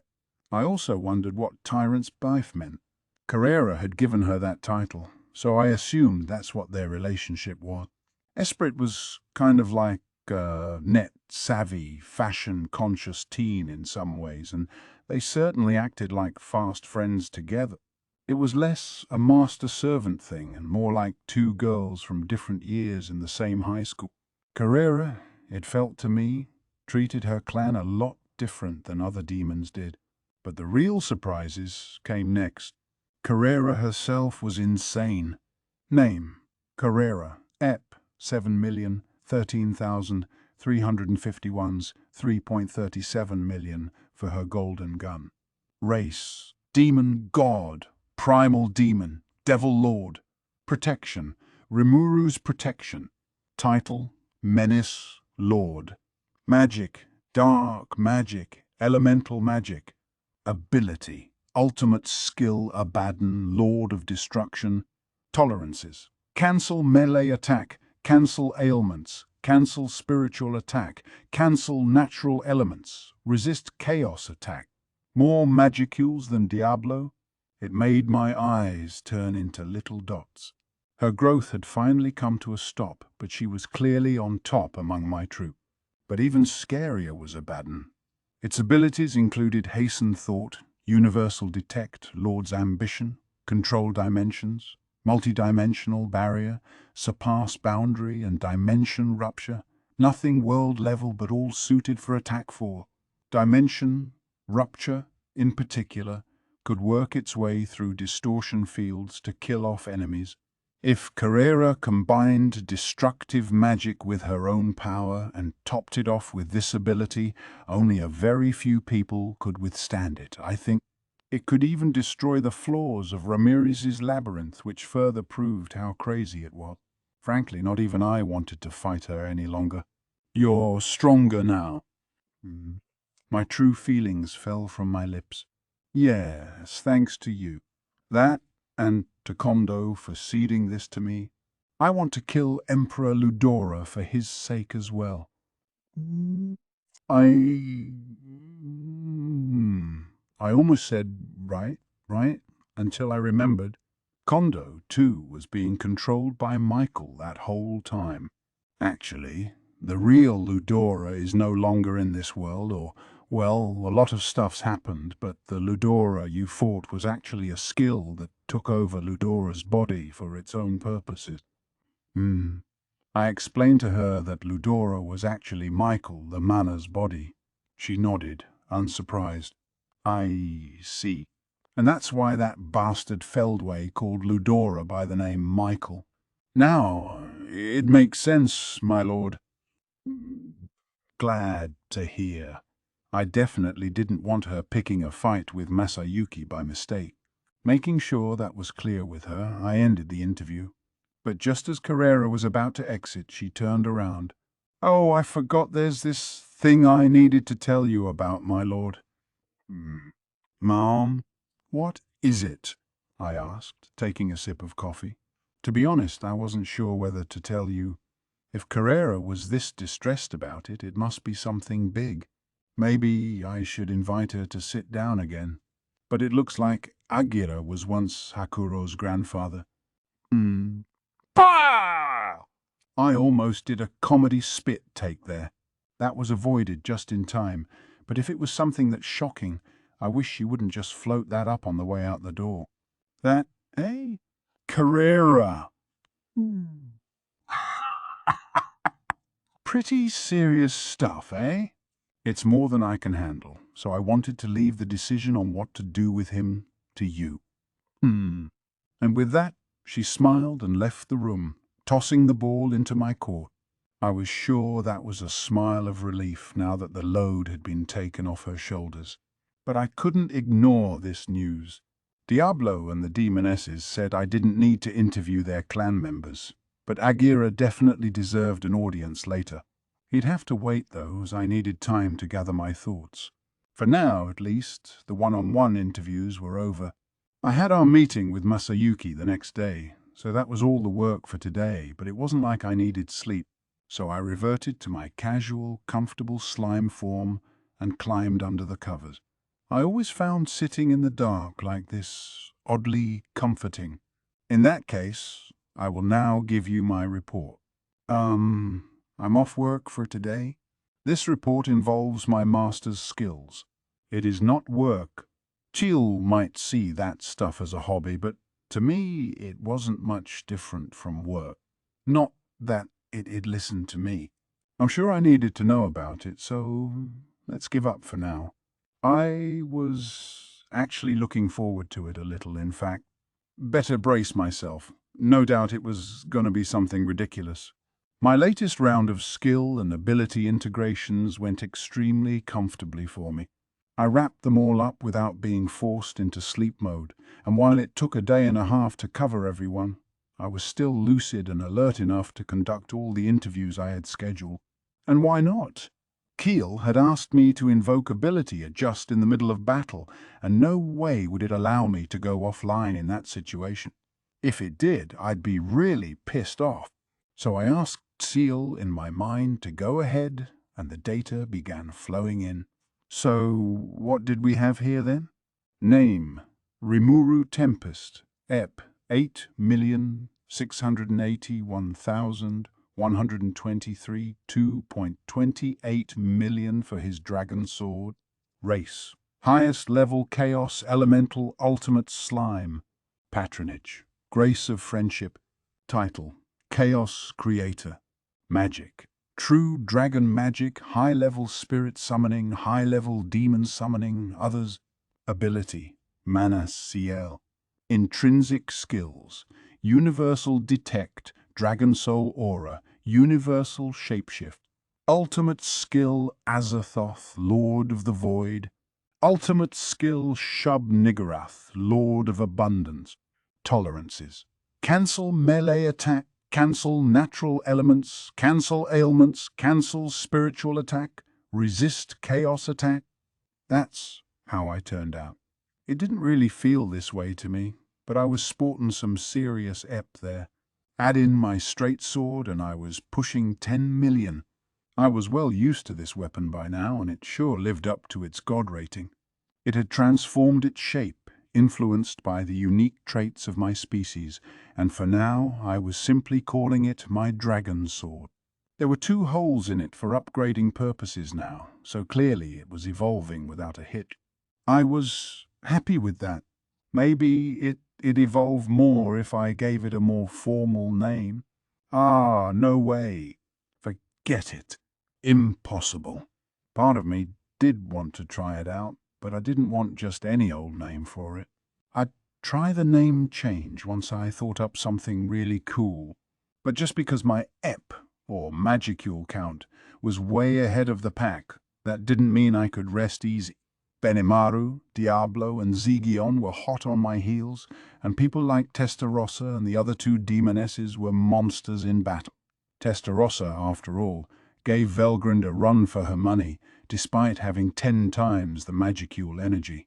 It proved that stats weren't as important as how well you used your powers, I suppose, and by powers I meant your Magicule count, fighting level, and abilities put together. In the battle against the Empire, they had all made maximum use of that power. If I wanted to prepare for the battles to come, I certainly couldn't let myself fall behind. For now, at least, I was ahead of Carrera and clearly living up to my reputation, so let's focus on other matter. The protection I received from Veldora was gone, taking the form of a patronage instead. Had I grown to where I was offering my patronage to others rather than accepting their good graces? Anyway, I'd better quit trying to escape reality. It was fine that my stats got streamlined and all, but I had only 2 skills left. Luckily, Dr. Kiel couldn't wait to explain matters. First, I integrated the obsolete Raphael and Belzebuth. Wow. Wait! What was that? What did it just breathlessly spit out? It integrated Raphael, practically my parent at this point, because it was no longer necessary. Is that a problem? So I wasn't mishearing this. I knew that, of course, but I never thought Seal would go through with it. Like, could Cheel even exist without Raphael? Yes. I am already independent, so there is no need to worry. Kiel calmly answered my doubts. Even Raphael, something at the core of my being, was just more grist for Dr. Seal's mill. Its deeds were a shock to me, but as it was explained to me, this wasn't a big deal because Raphael was a shell of its former self anyway. What mattered was what was inside, and so Seal had gone to work. No feelings, no deep emotion. The way it so thoroughly cut away all unnecessary skills was clear to me now. If it wasn't a problem, then fine, but did it need to consume Beelzebub as well? Of course. I really should have had it check with me first, I weakly replied, but Seal kept on explaining like it knew it was in the right. To sum up, my skills had transformed beyond recognition. It was way more than mere adjusting at this point. I mean, adjusting skill was what it did, but it still made no sense to me. So what were these skills now? The first one, Azathoth, Lord of the Void, was born from integrating Raphael and Beelzebub. Veldora, Lord of the Storm, as well as the just-acquired Velgrind, Lord of the Flame, were also sacrificed for the cause. All the related abilities were carried on, however, so Seal claimed it was no problem at all. That meant Azathoth contained the abilities Soul Glutton, Void Collapse, Complex Space, Release, True Dragon, Flamer Storm, Corify, True Dragon, Flamer Storm, Control Dimensions, and Multi-Dimensional Barrier. My old summoned True Dragon was gone, but turning Release True Dragon on and off had the same effect. Besides, now that Veldora and Velgrind were free, they could come to my side with no magical coercion, so I really didn't need it. Corify True Dragon piqued my interest, and that turned out to be literal. It allowed me to turn the true dragons into blade cores I could put into the holes in my straight sword. I repeat, it took the massive energy cloud known as a true dragon and condensed it into a little ball for my sword. I was afraid to even imagine what sort of incredible force that would unleash. I'd need their permission for this, but really I was too scared to even picture when I might need to bust this out. Better seal it away for now, I thought, shutting it down before I even tried using it. I mean, no way Velgrin would agree to it, but I bet Veldora would be up for trying anything once. That concerned me, so I kept it a secret. More to the point, the real killer abilities here were the ones provided by Azathoth itself. Soul Glutton, a superpowered version of Predate and Glutton, consumes the target, soul and all. Void Collapse, the ultimate destructive force driving a world of chaos, requires a Manas to fully control. Complex Space, a world of chaos, a superpowered version of my stomach and isolate abilities, a prison cell that locks away anything that must be isolated. Control Dimensions, gain a grasp of time and space, allowing for instant transport with a single thought, can even impact time. Multidimensional Barrier, a multi-layer barrier kept on at all time, provides absolute defense via dimensional faults. That was how Dr. Seal explained it, and now things were sounding pretty intense. It tried to do all this to me during battle even. It's nuts. That talk of absolute defense via dimensional faults, though. Doubt I could trust that one. This was passing itself off as stronger and safer than a distortional field, but there were no absolutes in this world. I wouldn't be tricked that easily. Of course, I should have realized the moment Ranga obtained Hastur that I was due for some serious ability upgrade, so it wasn't a surprise so much as a feeling of sheer exasperation. With Azathoth in hand, I really didn't need any other abilities, did I? The second ultimate skill in my inventory was good old Shub-Niggurath, and those were the two skills this round of ability adjust had left me. These were clearly power-ups from before, but at first glance it felt like I had lost some abilities. Hasten thought, for starters, but I could still use that one just fine. What was up with that? That family of skills. Hasten thought, predict future attack, analyze and assess, parallel operation, combine, disassemble, cast cancel, all of creation, food chain, dominate thought, dominate laws, and transform element, are calculation-based abilities that have been integrated with myself. They are thus available to you at a faster reaction time than before. I guess I should praise this as a massive leap forward.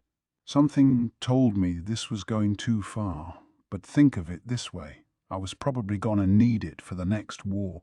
Wimping out now would lead to more losses later. That was the resolve I needed here. If I wanted to enjoy peace in the future, I couldn't leave anything behind and I couldn't show any mercy.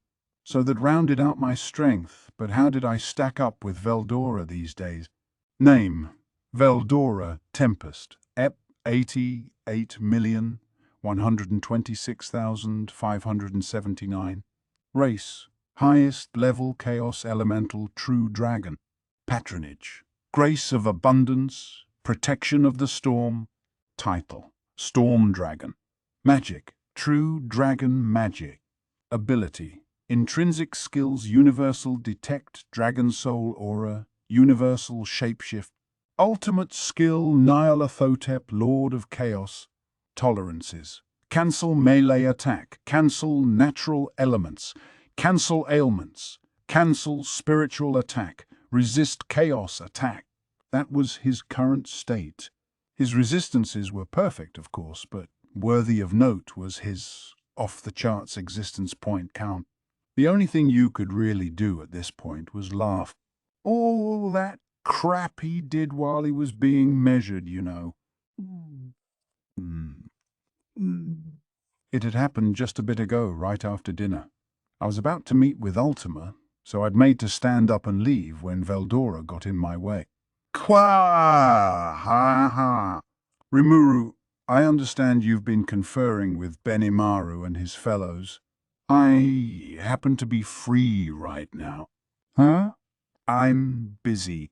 Sorry, but I'll play with you when things calm down a bit. Wow, wow. It's not that. I was just wondering when you'd confer with me. Pardon? I didn't need to interview him. Like, Veldora wasn't my servant or anything, and if I wanted his stats I could ask Seal for them. But we talk all the time anyway. Do we need anything that's formal? Stop being such a stick in the mud. Yeah. You need to realize how lonely you're making my master and me here. Great. Ramirez was joining in now. But seriously, we really did talk all the time. And yeah, I'd love to break out my avatar core and play with you guys, but work's more important. Besides, we were in the throes of war right now. Remember? We didn't know where Feldway was, so things had simmered down at the moment.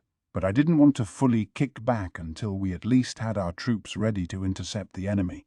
Stop being selfish, all right? Once things settle down, I'll... No. I don't mean it like that. I've grown stronger, you see, so I wanted to brag about it to you. I know you are busy, so you only need to be with me for a few moments.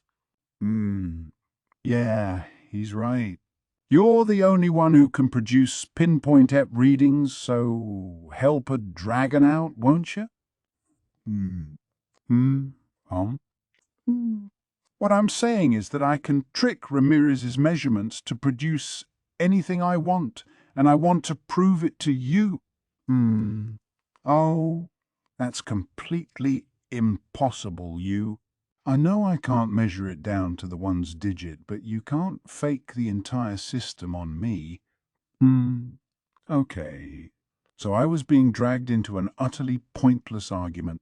Once it reaches this point, they refuse to listen to anybody else. It's faster just to play along a bit than defy them. All right. Let's go to the control center then. So I measured Veldora's existence points. The equipment for this was connected to the monitors all around the labyrinth, but only the main panel in our control center could operate it. Kyle could synchronize itself with the labyrinth, allowing me to take measurements anywhere we wanted, but that's my little secret. I was short on time, so we quickly trundled over to the control center. Right. So I measured my master and I came up with an EP of 88 million. And that's impressive enough, but he insists he can push that figure higher whenever he wants. I want you to yell at him, not to be so full of himself. It was an unimaginable figure. No human could beat him, not even a million class-level saint. But was the number accurate? Yes.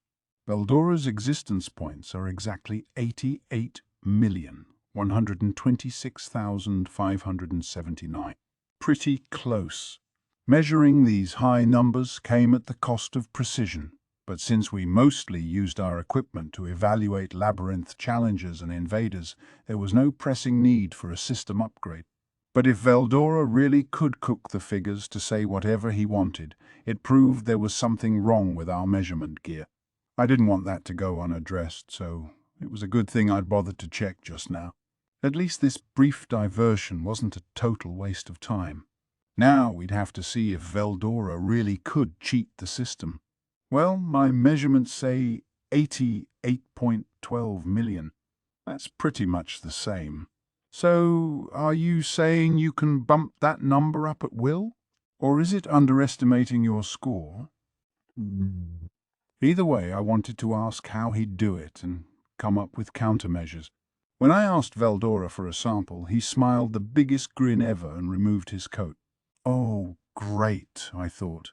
A bead of cold sweat felt like it was running down my skin, even though I'd stopped sweating long ago. Then that laugh came roaring through. Behold, and look closely as I unleash my true power. With a loud, echoing whomp, the coat fell to the floor. It was followed by the wrist and ankle bands he had on his arms and legs, all smashing against the floor and leaving cracks. Taking off heavy clothing wasn't going to up the numbers. I'd never let that happen. EP measures the amount of energy within you. It's got nothing to do directly with your battle performance. But Veldora didn't get the message. Well, go ahead! Measure me with that machine of yours. But don't blame me if I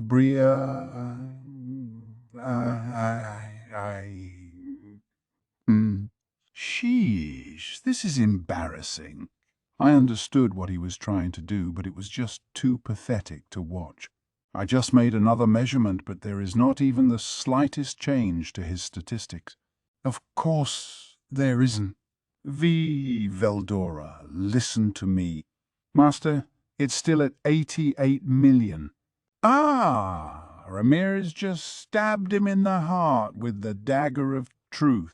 Don't be ridiculous. Rimuru, be honest with me. My must have doubled by now, did it not? I gave him a sympathetic look. I know you can hide your aura, but EP has kind of a different nuance. Then, as earnestly as I could, I explained that existence points were a measure of your energy store, not some kind of battle level from action manga. Veldora turned bright red upon realizing his error. It was an amusing story at this point, but he didn't need to fake anything. This really was an incredible reading. Nothing apart from an ultimate level attack would scratch him, and the abilities he'd gained were incredible too. Dr. Ciel's adjustments had evolved his skill into Nyarlathotep, Lord of Chaos, which included hasten thought, analyze and assess all of creation, control, probability, parallel existence, investigate truth, control dimensions, and multi-dimensions of barrier.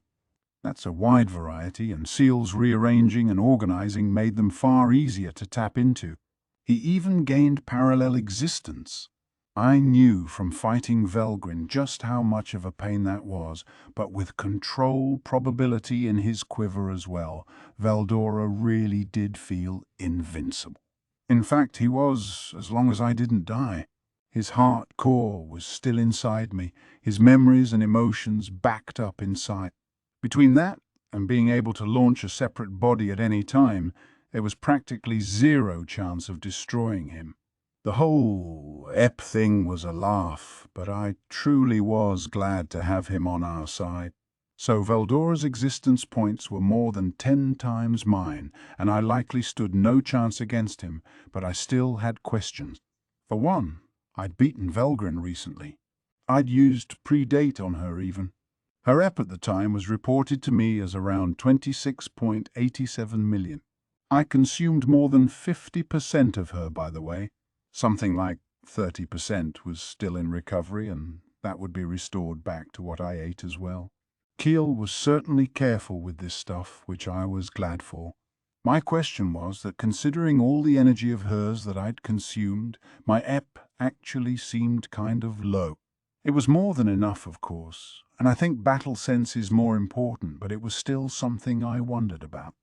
The answer is obvious. The energy you consumed was taken into your body at one point, but it was turned into your blood and flesh and then set free via Release True Dragon. And what does that mean? It means that my master's maximum existence point value can be accurately defined as the sum of Veldora's and Velgrin's Ep. I was forcibly stunned into silence. So when I had Released True Dragon turned off, that's when I could break out my full force. But, the output's the same either way, so maybe having more energy didn't mean anything. I was sure Velgrin made separate bodies of herself because she maxed out what only one of her could produce, too. There's no limit to someone's potential force, but if you can't hit someone with it, it's a moot point. Gain enough to destroy an entire planet, and it gets hard to precisely control it, too. Maximum power, I concluded, meant little to nothing. I should also note that Velgrin's estimated Ep when I consumed her was 49,829,987. That was Seal's calculation, and I'm sure it was perfect, but right now her count had gone way up. Name: Velgrin, Ep, 74,350,087. Race: highest level Chaos Elemental True Dragon. Patronage: Grace of Flame. Title: Flame Dragon. Magic: True Dragon Magic. Ability: Intrinsic Skills: Universal Detect, Dragon Soul Aura, Universal Shapeshift. Ultimate Skill: Thugha, Lord of the Fire God. Tolerances: Cancel Melee Attack, Cancel Natural Elements, Cancel Ailments, Cancel Spiritual Attack, Resist Chaos Attack. That was Velgrin's current status. She went down by a fifth, only to then go way past her initial value, more of an evolution than merely growing. Her abilities were the same as before after a round of CL optimization, but I was sure she was a master at using them. Thugha comprised, Hasten thought, flame excitation, parallel existence, control dimensions, transdimensional leap, and multidimensional barrier. A real rogues gallery. I had last seen Velgrin several days ago, so I had no idea what she was going through. Presumably, I'd see her tomorrow, and I really wasn't sure how to approach her. She'd be scary if I riled her, so I resolved never to goad her again. My interviews, really a way to check on our current state with CL, had come to a much-appreciated close. Chapter 3. Toward Rebuilding. I was still dreading the talk with King Gazelle I owed him, but today was our meeting with Masayuki's band. That's where my attention was fully devoted. So I met up with Testarossa, feeling a bit relieved. This conference was more of a summit, potentially. A meeting between two heads of state, so we had to pick the attendees at the meeting hall carefully. Benimaru and Rigard would join my side. Shion and Diablo would accompany me, of course, and Testarossa would round out the pack. Masayuki, meanwhile, was bringing along Velgrin, followed by Caligulio and Minutes, with Bernie and Ju at the rear. Our participating members were gathered in the lounge-style waiting room. This was all coming together suddenly, but nobody voiced any complaints about it. Shuna was volunteering to serve us all, even, so we couldn't be more prepared. As for our aims today, well, I wasn't here to take over the Empire. Michael and Feldway, the main criminals behind this war, were missing, and Lieutenant Kondo, architect of the entire operation, was dead. Kondo's thoughts were likely being controlled by Michael, and I wasn't about to pursue a dead man's crimes. The Empire's flagship apparently contained most of the higher-up people in their military, or at least the ones who survived. Belgrin, the once and former marshal, was the most powerful among them, and since she had no interest in invading us and expanding the Empire's boundaries, I figured we'd be declaring the war over, working on reparations, and figuring out the rebuilding process. We had 700,000 Imperial soldiers we could put to work, but how we'd divide them up was an open question.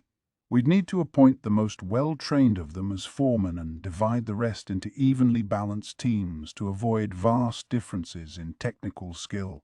But look at me, getting way too ahead of myself. Before me now, an eye-opening beauty passed by, the breeze flowing past her blue hair.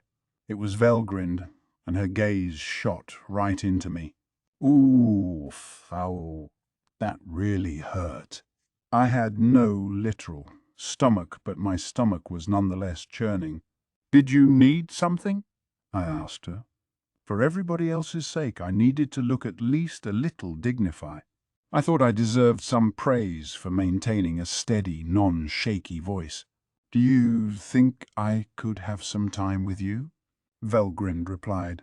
There was ample time until the meeting began, so I nodded, and then Velgrind and I had a private chat. "Is Veldora doing well?" "Oh, very much so." "Ah, that's good." Velgrind, despite her gentle smile, was concerned about Veldora. My response seemed to relieve her, but seeing her smile like that tugged at my heartstrings a little. Veldora, after all, still had a lot of hang-ups about his sister.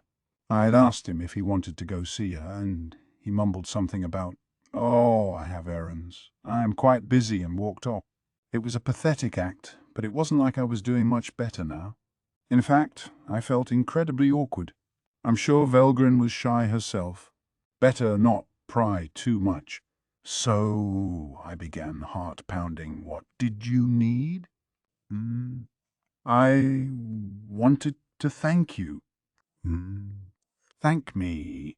I dunno. Why are you looking so pale? Did you think I was going to drag you behind the school and challenge you to a fist fight?" "Why do you know that trope?" I shouted. Velgrin snickered. "Well," she said, "my journey to find my beloved Ludora proved far more exciting than expected." It sounded pretty grueling, from what I could tell, but Velgrin had a mission in mind, so to her it was a journey of hope as well. That must be why she could describe it as exciting. The journey brought me across many worlds and many ages in my search for him. In fact, I even paid a visit to your own native world. Whoa, no way. Whoa, way. I was wondering why she was sounding a bit more casual with me. It should have registered with me when I saw her clothing, actually. She was in Imperial garb now, but when she first showed up in our labyrinth, she had been in a t-shirt and jeans. That was her look as she beat the crap out of her enemies, and seeing the footage from our archives was just surreal. People on the scene who saw it, not to mention those getting their asses kicked by her, must have thought it was some kind of fever dream. But if she was bumping around my world, that also meant there was a way to return there from this one. Of course, I died over there, so there wasn't much point in investigating that, or was there? Velgrin had suggested she could travel through time as well. If I could analyze that ability, then perhaps... Roger that. I will begin analysis. How kind of seal to do that? Maybe I was just giving it a new hobby, but this kind of thing was right up the doctor's alley, yeah. It's wonderful to have a little hope, at least. I was sure at least a few otherworlders on this planet wouldn't mind a way back, and I'd love to make that happen in the future. But we'd pursue that later. So Masayuki's the reborn version of Ludora? Yes, he is. He is. There's no doubt about it. His soul is all but completely intact. Belgrin lowered her voice a little. Now we have to work on his memories. So Masayuki was still Masayuki even now, huh? Eyeing him across the room, I thought he looked just as unconfident and lost as he usually did, so that was a relief. No offense to Velgrin, but to me, at least, Masayuki wasn't Ludora at all. Well, I'm not sure what to say to you. Oh, that's wonderful. Didn't quite fit, and neither did Orr. That's too bad, so I talked my way around it. Belgrin lightly nodded, not angry at all. She seemed a lot less affected than I thought, which surprised me. You look confused, but I've experienced a few things in my time. Dreamlike moments, brief instants that seem to last forever, deeper and more intense than even my time with Ludora. So I really appreciate this, Rimuru. It's all thanks to you.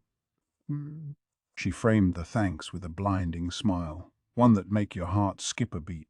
That frigid dignity that could send you to the floor with one glare was completely gone. She felt so calm now, like a completely different person. Well, good then? Yes. So let me promise you one thing, Rimuru. I will never be your enemy again, as long as Masayuki doesn't wish me to be. So don't betray him either, all right? I couldn't ask for a better pledge, and she didn't need to worry about Masayuki and me. I had zero interest in backstabbing him. All right. By my name and that of my friends, I swear I will never betray Masayuki. I might tell a few white lies sometimes, and maybe we'll get in disagreements too, but as long as that's understood. Belgrin's gaze turned icy again. Icy and terrifying. Okay. I'll do my best not to lie to him, and I won't argue with him unless it's about something really important. Eesh. Why was I the one making promises now? I kind of regretted being so honest with her. Still, seeing Velgrin express her gratitude to me certainly took the edge off my nerves. I may have had my reasons, but I did do quite a bit to her, and seeing that she wasn't holding a grudge was a tremendous relief. But just when I thought this summit would be a nice, tranquil affair, I heard someone tearing into the chamber from the waiting room. It was Vesta. Oh, what's with all the panic? I have good reason to panic, Sir Rimuru. I just received an emergency message from my residence. King Gazelle is reportedly on his way here. By his residence, he was referring to the family he'd left behind in the Dwarven Kingdom, I assume. Vesta was a big name in Dworgen. A duke, in fact, second in nobility only to the king, and he'd been in upper-class circles since birth. I was sure that's why he was so envious of commoners like Kaijin, but regardless, getting kicked out of Dworgen didn't mean he lost contact with his relatives. One of his dark agent Prot GS was keeping his house in order, and they stayed in close contact with each other. Exile or not, Vesta was still a duke after all. Hearing that King Gazelle didn't strip Vesta of his nobility or demote him was certainly a surprise to me, though. He only punished Vesta himself. Nothing at all happened to his name and family. He also didn't have any official successor yet, so his peerage hadn't been passed on to anyone else. King Gazelle had to be smart enough to know he'd reappoint him to his cabinet at some point. That's why he didn't punish him that much. He just wanted to see some regret for Vesta's action. Plus, I doubted he wanted Vesta's family rebelling against him either. If they made a serious effort, I bet they could easily trigger a civil war in Dworgen, so the good king wanted to avoid pointless conflict. He was objectively a talented figure, and his relatives were as popular as they were influential. King Gazelle had to consider all of that in his decision, and that's how he wound up serving me. So the Vesta house was still alive and well in Dworgen. Vesta therefore kept some connections with the royal palace, and that emergency message came from one of his contacts. But what would drive Gazelle to do that? Why? We were going to brief him on things later, weren't we? Yes, we were, but it would appear His Majesty's trust in me has been flagging as of late. Oh, come on. That's impossible, isn't it? I wouldn't be so sure. Between negotiating potion prices, picking out non-medical technicians to work here, and deploying my entire family to procure personnel for us, I've been up to quite a number of things. If he suspected Tempest was toying with him, I'd have little to respond with. Remember, I'm still resolved to the eventuality I'll spend my whole life here. Vesta really was doing whatever he wanted, huh? I saw him as more sober than that, but I guess he was an ex-minister. As a politician, he must know everything about that world along with its seedier side. But I shouldn't be sitting here admiring him. If King Gazelle was coming, now really wasn't the time to kick off a summit with the Empire. I couldn't afford to keep him waiting any longer, but I also felt that him storming in with no advance notice was a little rude too. What does a leader do at a time like this? Isn't King Gazelle the rude one here? I knew he had his grievances against Vesta, but that was no reason for me to give him special treatment. Exactly!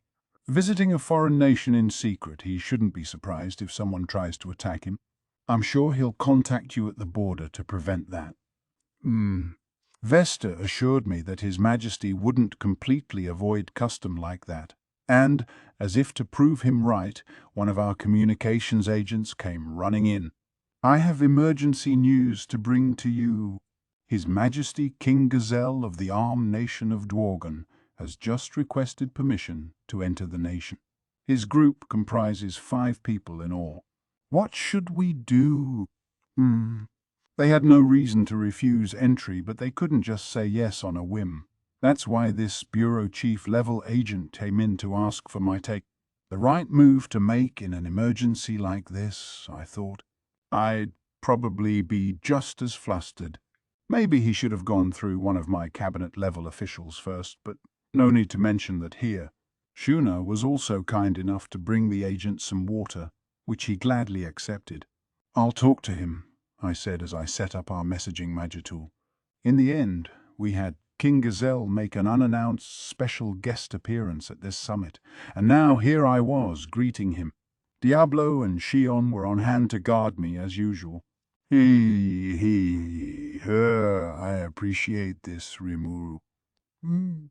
Oh, yeah, like you weren't expecting this from the start. Even on one of their flying warhorses, it took a full day to travel from Dworgen to Rimuru, our capital. However, both of our capitals were equipped with portals that allowed for instant magical transport. The fact that he was showing up at our border, despite that, likely showed that he wanted to talk to me first. You noticed? There was nothing funny about this, but I wasn't sweating it. I'm just glad that Velgrin agreed to have you participate in the summit. Yeah, about that. You're not planning to join hands with the Empire, are you? That was Gazelle's concern. I thought so. It'll depend on how our talks turn out, but that's my intention, yeah? Well, can you hold on that for a moment until I can hear your reasoning? I had no reason to say no, so we went into a small cafe located close to the border. The staff set up seating for us in a tremendous rush, and the adventurers who were seated there before us prudently finished their drinks and left for the time being. I felt bad for that, so I declared to the place that I'd cover everyone's tabs, which made me a pretty popular slime for today. We had about half an hour before the summit's scheduled beginning. We could travel there in an instant, but still we had just enough time to talk about all of this. I spoke first, so I recognize we forced you to handle nearly all the post-war cleanup for us. That's fine. Our soldiers are still working around the clock on those matters. It's hard work, but compared to dying in battle, it's nothing to complain about. None of them bears a grudge against you about it. In fact, they're quite thankful. That was good. Nobody likes the guy who doesn't bother tossing his plates and empties at a barbecue, so I was a little worried. But yeah, it had been a tough battle. I was sure the joy of surviving it took all those little quibbles out of everyone's minds. All right, so what would you like to hear about? There were some things I didn't intend to settle on until after the summit, so I couldn't provide all the answers right now, but still, well, I want to hear it directly from your mouth. You don't have any ambition to team up with the Empire and attack our kingdom, do you? What is this guy talking about? That sounds like work. Why would I ever volunteer to do something like that? I had no reason to, and nothing to gain from it. Plus, it'd destroy all the trust I'd built with the Western nations. That choice was never available to me from the start. Not at all. I'd lose all the trust that I've spent so much effort building, wouldn't I? It cost me one of my most reliable backers, and it put so much needless trouble on my plate. Honestly, I'm wondering why you think I'm such an idiot that you felt the need to ask that question. Gazelle looked legitimately relieved at my snarky reply. Man, he was seriously worried about that sort of thing. Your Majesty, my sincerest of apologies. This scenario was my suggestion, and it is entirely my fault that I have raised your ire. Please find it in your heart to forgive me. Dolph, recognizing my indignance, stepped up to apologize. I had him explain his reasoning to me, and basically it went like this. If Tempest and the Empire were to join hands, Dworgen would find itself sandwiched in between two large rivals. Any military operation would become a suicide mission, so the dwarves were bound to lose a great deal of diplomatic power. If their rivals decided they didn't need to listen to a rival they weren't afraid of, they'd be all but forced to accept whatever conditions they were given. That's why they wanted to tackle that issue in advance. But either way, it's not like this is something Dworgen can stop, is it? I have no interest in going to war, but I do think it's possible we could join hands with the Empire. Exactly. It all comes down to what you think in your own mind. Dworgen is a large nation, but we don't have the war power that could defeat a true dragon like Velgrind or Veldora. Perhaps there was no point in Dolph voicing his concern, but as king, I'm in no position to accept a scenario like that. Gazelle looked serious as he spoke. It was a king's job to take responsibility for his people, duly considering any possibility that may arise. Perhaps this was a pointless thing to be concerned about, but they had no 100% guarantee we wouldn't declare war on them, and the same was true of the Empire, even if we didn't act. What if we formed an alliance with the Empire and they attacked Dworgen? Which nation would Tempest side with? These questions were kind of tough for me to answer too. Do you understand now, Rimuru? You tried to negotiate once with the Empire to keep them from waging war. That is perfectly fine, but it didn't consider the needs of Dworgen, our nation, at all. That is not a bad thing, mind you. Your only responsibility is for your own people. But I have to say that I have difficulty accepting it. That made sense. It was true that Tempest could form alliances with both Dworgen and the Eastern Empire, but there was nothing at all between Dworgen and the Empire. If they warred with each other, we'd be kept from moving much at all. But hang on. Right, but we have an agreement that if one of us is in danger, the other one will offer military support. But there is no time limit in place for that, is there? There is no such thing as an agreement that stays effective for all time. Everything must be done in increments, providing safety for only a limited time. In fact, an agreement with a built-in time limit could be seen as safer, actually. I wasn't sure what this meant, but Teal clued me in. Let's say you had an agreement you wanted to do away with, which would be harder to cancel, the one with a time limit or the one without. Without a time limit, you could send out feelers toward ending the deal at any time, but with that time limit, Both sides could call the deal safe until it expired. Breaking a deal and attacking the other side hurts your trust a lot more than waiting until the deal ends and declaring war then. That, of course, applies only to your reputation with other nations. Someone like the Empire with its territorial aspirations likely didn't care about that at all. Of course, for us, breaking a time-limited agreement was out of the question. The moment we renewed the deal, that gave us the duty of staying compliant with it. If we tried something funny, the Western nations would abandon us, and that went completely against our strategy, so it was better to set some more formal rules in play. Right. So you see a scenario where we'd build an alliance with the Empire and break our agreement with you? And that worries brought you over here? I'm glad you understand our concern, Dolph replied. Yeah, I can see that being a worry. Okay. In that case, if we do wind up signing an alliance, I'll be sure to carefully go over all the terms related to that kind of thing. Everyone looked reassured by this. See? I told you that was too much worrying. King Gazelle was lording it over his men now. Didn't he have a responsibility for his people and all that? He sure didn't show it to his own officials. Sir Rimuru, our time is almost up. Oh! Shion looked at her wristwatch. That was another thing I'd built with Kaijin and his team for fun. A secretary could probably use a watch, I thought, and she loved it when I gave it to her. All right. Ready to go? I will open a transport gate then. So our impromptu talk came to a close. We left the cafe, and in another moment we were back in the meeting hall. It was 10 in the morning, and everyone was assembled in the hall, sitting around a circular table with a notch cut out of it, kind of like the AC in a vision test back in Japan. The formal name for it is the Landolt C, invented by the Swiss-born ophthalmologist Edmund Landolt in 1888. That was pretty smart of CL, but I didn't need any trivia at that moment. Stick to the main facts. This notch was in place so people could walk through it and stand in the middle of the circular table if they so chose. We had a large screen set up facing the notch, positioned so nobody's view of it would be blocked. Since 3 nations were now taking part in this summit, we decided this arrangement would be better than having each side face each other.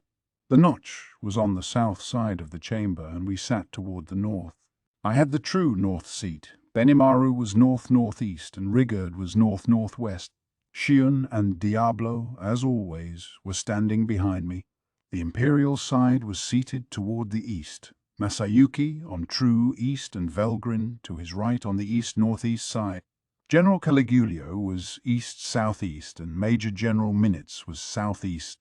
Juwu and Bernie were standing behind Masayuki, guarding him. If they were, I assume they'd work matters out with each other. Nice to see.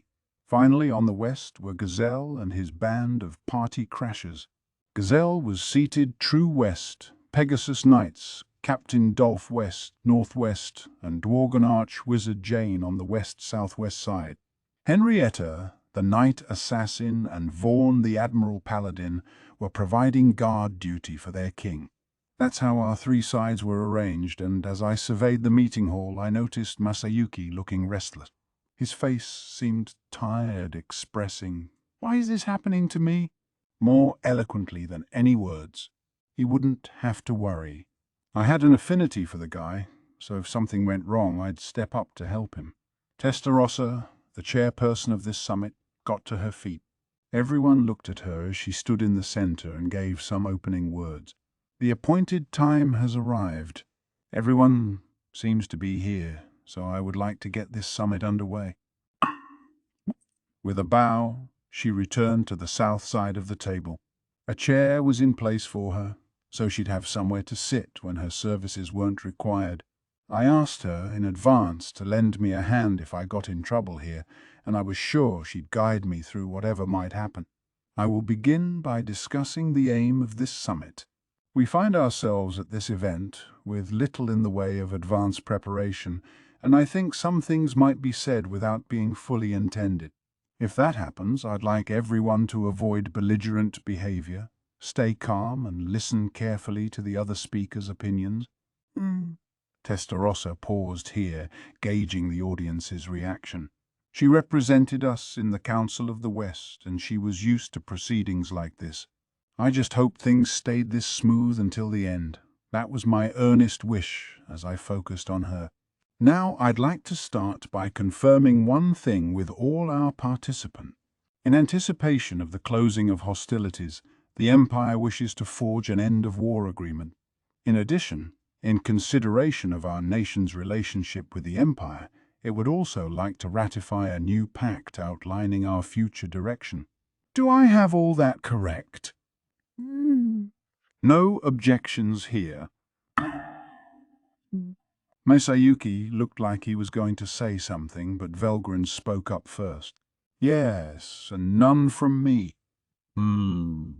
Gazelle nodded his heavy head as well. They had both acted ahead of me, so I hurriedly spoke. Right, so first I'd like to go over the current situation with all of us. Anyone mind that? I was sounding pretty awkward, but so what? I waited for everyone's reaction, acting like I deserved to be here. Masayuki looked toward me, gaze respectful. I love that guy. Why, yeah, I do think I'm all that and a bag of chips. Like, this hall's filled up with the most powerful people from the most powerful nations in the world. It's not like I was having dinner with the Prime Minister of Japan in my previous life. Hell, I never even saw a member of the National Diet in person.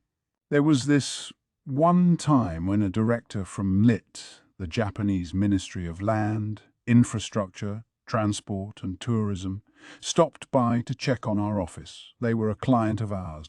That's about it, though, and even then, it was just one of those awkward, informal office tours. We didn't wine and dine this person or anything. At first, I would have been nervous even chatting with someone like that about non-work topics.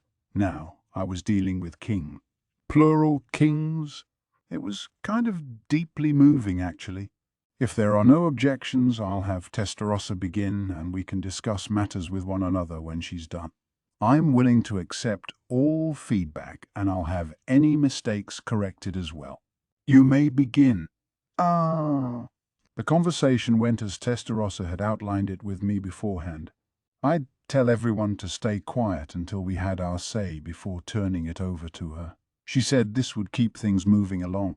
People on the same level as me, King Gazelle, Emperor, for now, Masayuki and his proxy Velgrind, could speak up whenever they wanted, but anyone else who did so risked punishment for insulting the words of their king. I wasn't sure how I liked that, but if it made things easier for me, let's do it. So Testarossa began her rundown. She went over how things had worked out atop the airship, stuff Gazelle and the other dwarves weren't aware of, although she glossed over the truth at a couple of key points.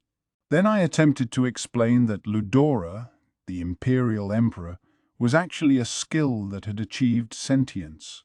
But when we got to the part about how we won the battle against Velgrin... Wait.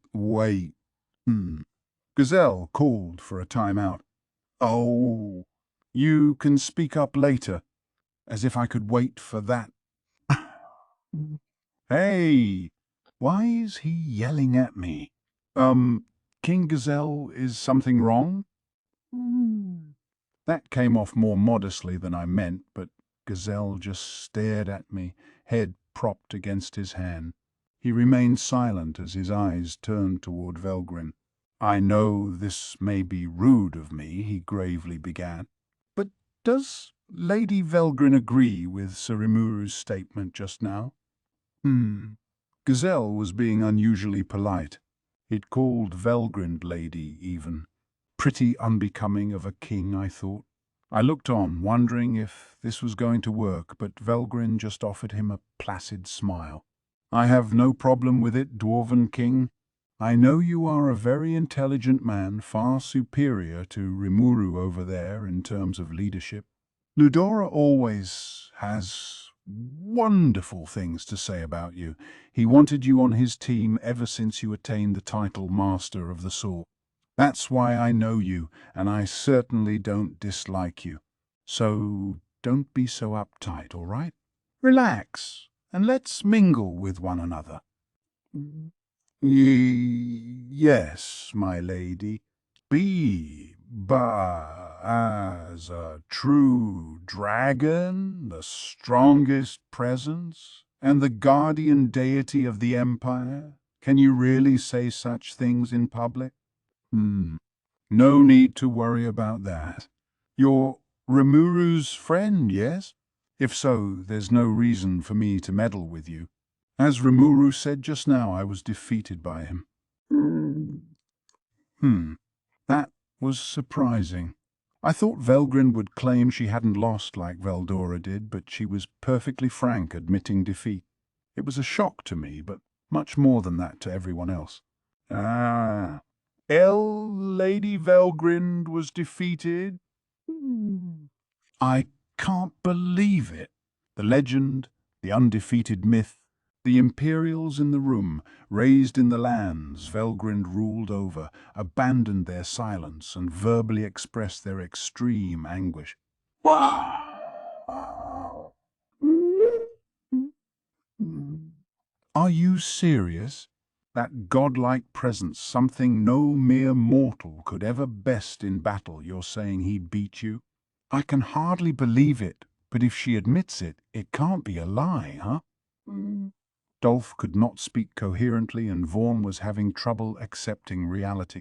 Meanwhile, Henrietta alone was looking at them, and King Gazelle having a little smile to herself.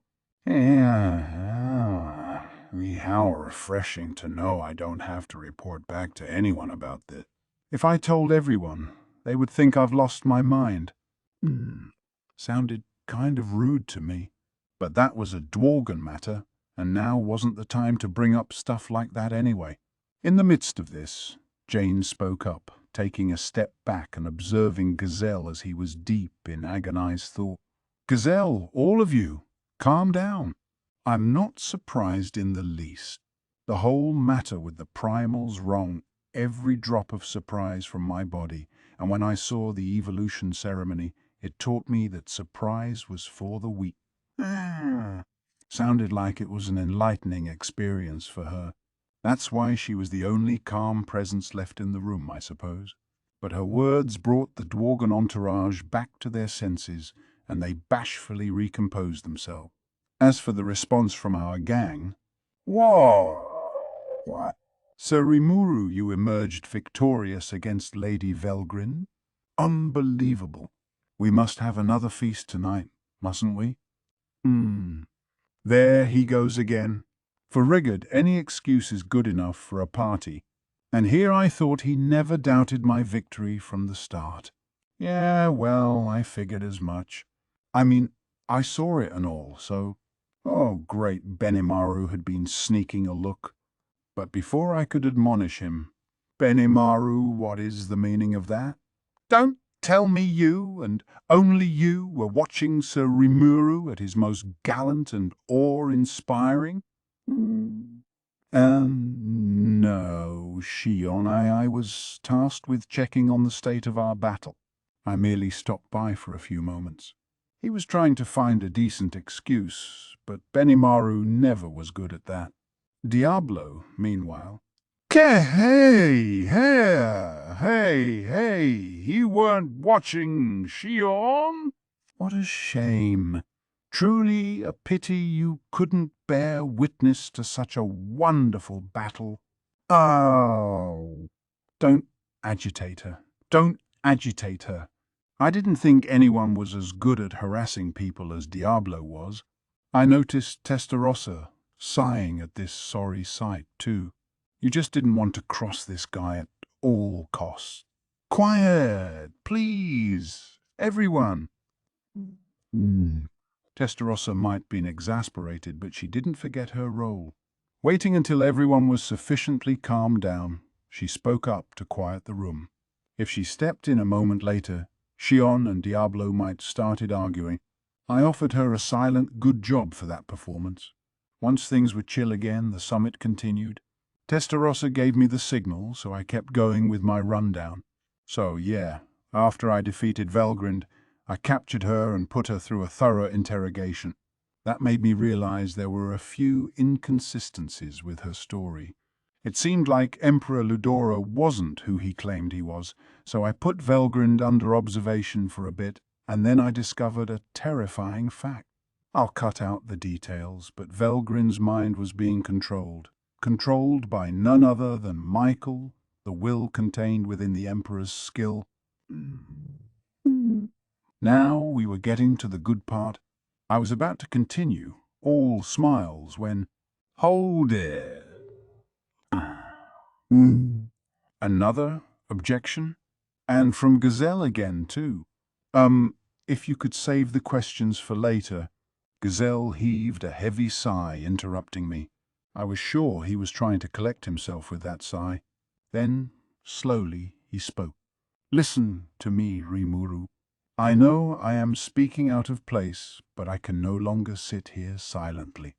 No? No! Why are you cutting out the details? How would we ever accept that a skill powerful enough to control the mind of Lady Velgrind exists among us? And what did you say? The will contained within his skill? I've never heard of such a thing. Do you know anything about this, Jane? I've never heard of the like. Gazelle was trying to contain himself, but he just couldn't hide his agitation. Jane, no doubt lost in her own thoughts, was slow to respond to him. It was odd that nobody was complaining about Gazelle's interruption. Velgrind was smiling a bit, enjoying all this, like nothing mattered as long as she had Masayuki. The current emperor, on the other hand, had already lost track of the proceedings. He was just sitting there, all but declaring to the world that this had nothing to do with him. I had a feeling such a bold presence would give Caligulio and his people the wrong idea and boost his rep, not that he'd ever note it. But enough about him. Benimaru and the others looked really curious, too. They hadn't pressed me on this before, given how I didn't really want to talk about it, but I was sure they wanted to. That's probably why Testarossa didn't stop Gazelle, but quickly realizing her error, she tried taking over again like nothing had happened. "Quiet, everyone, please."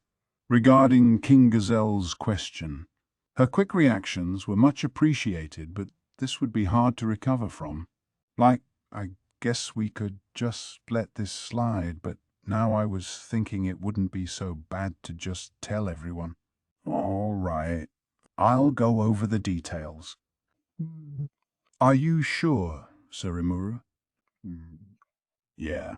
We have nothing but national leaders in this meeting hall.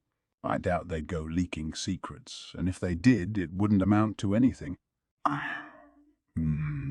It's true.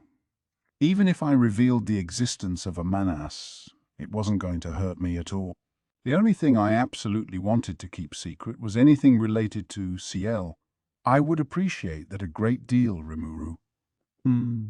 Gazelle bowed his head, expressing his gratitude. He sounded the way he did back in our training partner days. I guess he stopped trying to put on a formal facade with me. That put me at ease, too, so I dove right in. I went over the complete story, how the ultimate skill Michael had achieved sentience thanks to the exhaustion of its owner, Ludora, turning into the Manas Michael. I also discussed everything I knew about the skill's vicious abilities. An ultimate skill? And no unique level skills can work against anyone who possesses one. Not precisely. The strength of skills can vary depending on the willpower driving them, so there are still some unique strong enough to beat an ultimate. Those are the rare exceptions, though. Arts, too, are direct reflections of the wielder's will, so those can hit home against an ultimate as well. I think King Gazelle's would, for example. They would? And magic's the same way, too. A magic spell is kind of a skill and an art at the same time, so depending on your strength of will, you could defeat an ultimate skill owner with it. I think you know what I'm talking about, don't you, Jiu and Bernie? Having lost to Diablo, I figured they understood. They both nodded listlessly in return. Diablo, meanwhile, was giving us the most distastefully blissful smile as he pondered over something. Nothing good, I was sure. I wanted to tell him to stop thinking, but if he was behaving himself, I guess it was no problem. Shion was mumbling to herself, I really should procure an ultimate skill for myself then, and the like. She realized they call them ultimate because they're really, really hard to get, right? But I had the strangest premonition that she'd actually do it. It kind of scared me, so I stopped thinking about it. So that about covers it. Michael's got a very special ability that lets him take full control over anyone defined as the angelic type. That's why Velgrin couldn't resist it, and it brought her under its thrall without her ever realizing. I think Lieutenant Kondo was also affected by its rule. I was told that he was released from it just before his death, which gave him enough time to pass on his will to Carrera. Kondo? The figure stalking the halls of information? Him as well? It's hard to believe, but I'm not foolish enough to doubt Lord Rimuru. Oh, so then Sir Damrada? Yes. I think he realized before any of us that something was wrong with His Majesty the Emperor. The Empire side was stirring, although not enough to interrupt me. This normally wouldn't be allowed, but there wasn't much point clamping down on it. I kept soldiering on so no one would bring it up. Now we believe that we've discovered Michael's goal as well. It is aiming to revive Veldunava, its creator and true master. No! The shouting began anew. I wasn't sure who it came from. Well, I did, but I wasn't going to start naming names. So now that we know they were under Michael's rule, I have no intention of pursuing the Imperial higher-ups for war crimes or the like. If they decide to continue warring with us, though, that's another story. I paused and looked at Masayuki's group. Masayuki himself was unmoved. He was so disinterested in this, it was almost mesmerizing. Caligulio and Minutes, meanwhile, were half chuckling at the thought. They had no reason to fight me and absolutely no chance of winning either. I'd probably react the same way. Looks like they're okay then. But I'd surmise that none of the Imperials here wish to do that, and we've already worked out our differences with Velgrin. Michael was disguising himself as Ludora, and now that he's disappeared, they'll need a new leader, won't they? That's part of what today's summit is about, but would the Empire be able to offer their take on that? I turned the floor over to Masayuki's group. We needed to know this, so we were all on the same page and could figure out what direction the Empire was taking. That's what Gazelle's team was most concerned about, and I felt we needed to lay everything out on the table for them. It was a big bet, of course. Normally, in a summit like this, you'd state your opinions and get feedback from all parties involved before holding any public meeting, apparently. We were flying by the seat of our pants here, though, so I couldn't guess how it'd turn out. In national talks, you weren't supposed to do this, but Testarossa wasn't stopping me. This was just the consensus opinion on running a summit after all, and she was smiling like there was no problem with my approach, so I ignored my worries and kept things frank. So how would it turn out? Minutes? Yes, sir. Minutes, will brief you on this subject. Regarding the current state of the Empire, we have lost more than 2/3 of our war power, making it impossible to continue with hostilities. We are prepared to accept a treaty of unconditional surrender, but there is one problem to address as well, namely, the lack of a fully ordained leader on our side. This is something Lord Rimuru himself mentioned just now, but our most important priority at the moment is establishing and backing a new leader for ourselves. And since we have this opportunity today, I hope that all of you will accept and recognize our new emperor here. Minutes gave the speech without fumbling over himself once, bowed, then looked at Gazelle and me. Is that your proposal? Gazelle asked me. So you were expecting me to appear unannounced from the start, Rimuru? What? Not really. I see we've been outfoxed, haven't we? This meeting isn't about Tempest and the Empire banding together. It's about Tempest backing the new Emperor and building a solid base for the Empire to grow on. And in that case, indeed, we in Dworgen would gladly contribute to this. I would expect something in return, however. Why did we just go from talking about accepting this new emperor to this weird idea that we'd be backing him? I am honored to hear you say that, Your Majesty. We, of course, will provide consideration that should prove suitable for both of your nations, as much as we can possibly provide, so please be assured of that. I have to say. Minitz here was talking and acting like a seasoned politician, wasn't he? Not at all like when he was in battle. He was elegant then too, but I guess he was the type who looked natural doing just about anything. Meanwhile, I was struggling just to understand what was going on. Nobody could tell because I couldn't sweat, but inside I was freaking out. Anyway, if Gazelle had given his approval, I guess I was up next. Benimaru and Rigard were stealing glances at me. I lightly nodded back and began speaking. Sure, I approve as well. And depending on how things turn out, I promise I'll provide him our full support.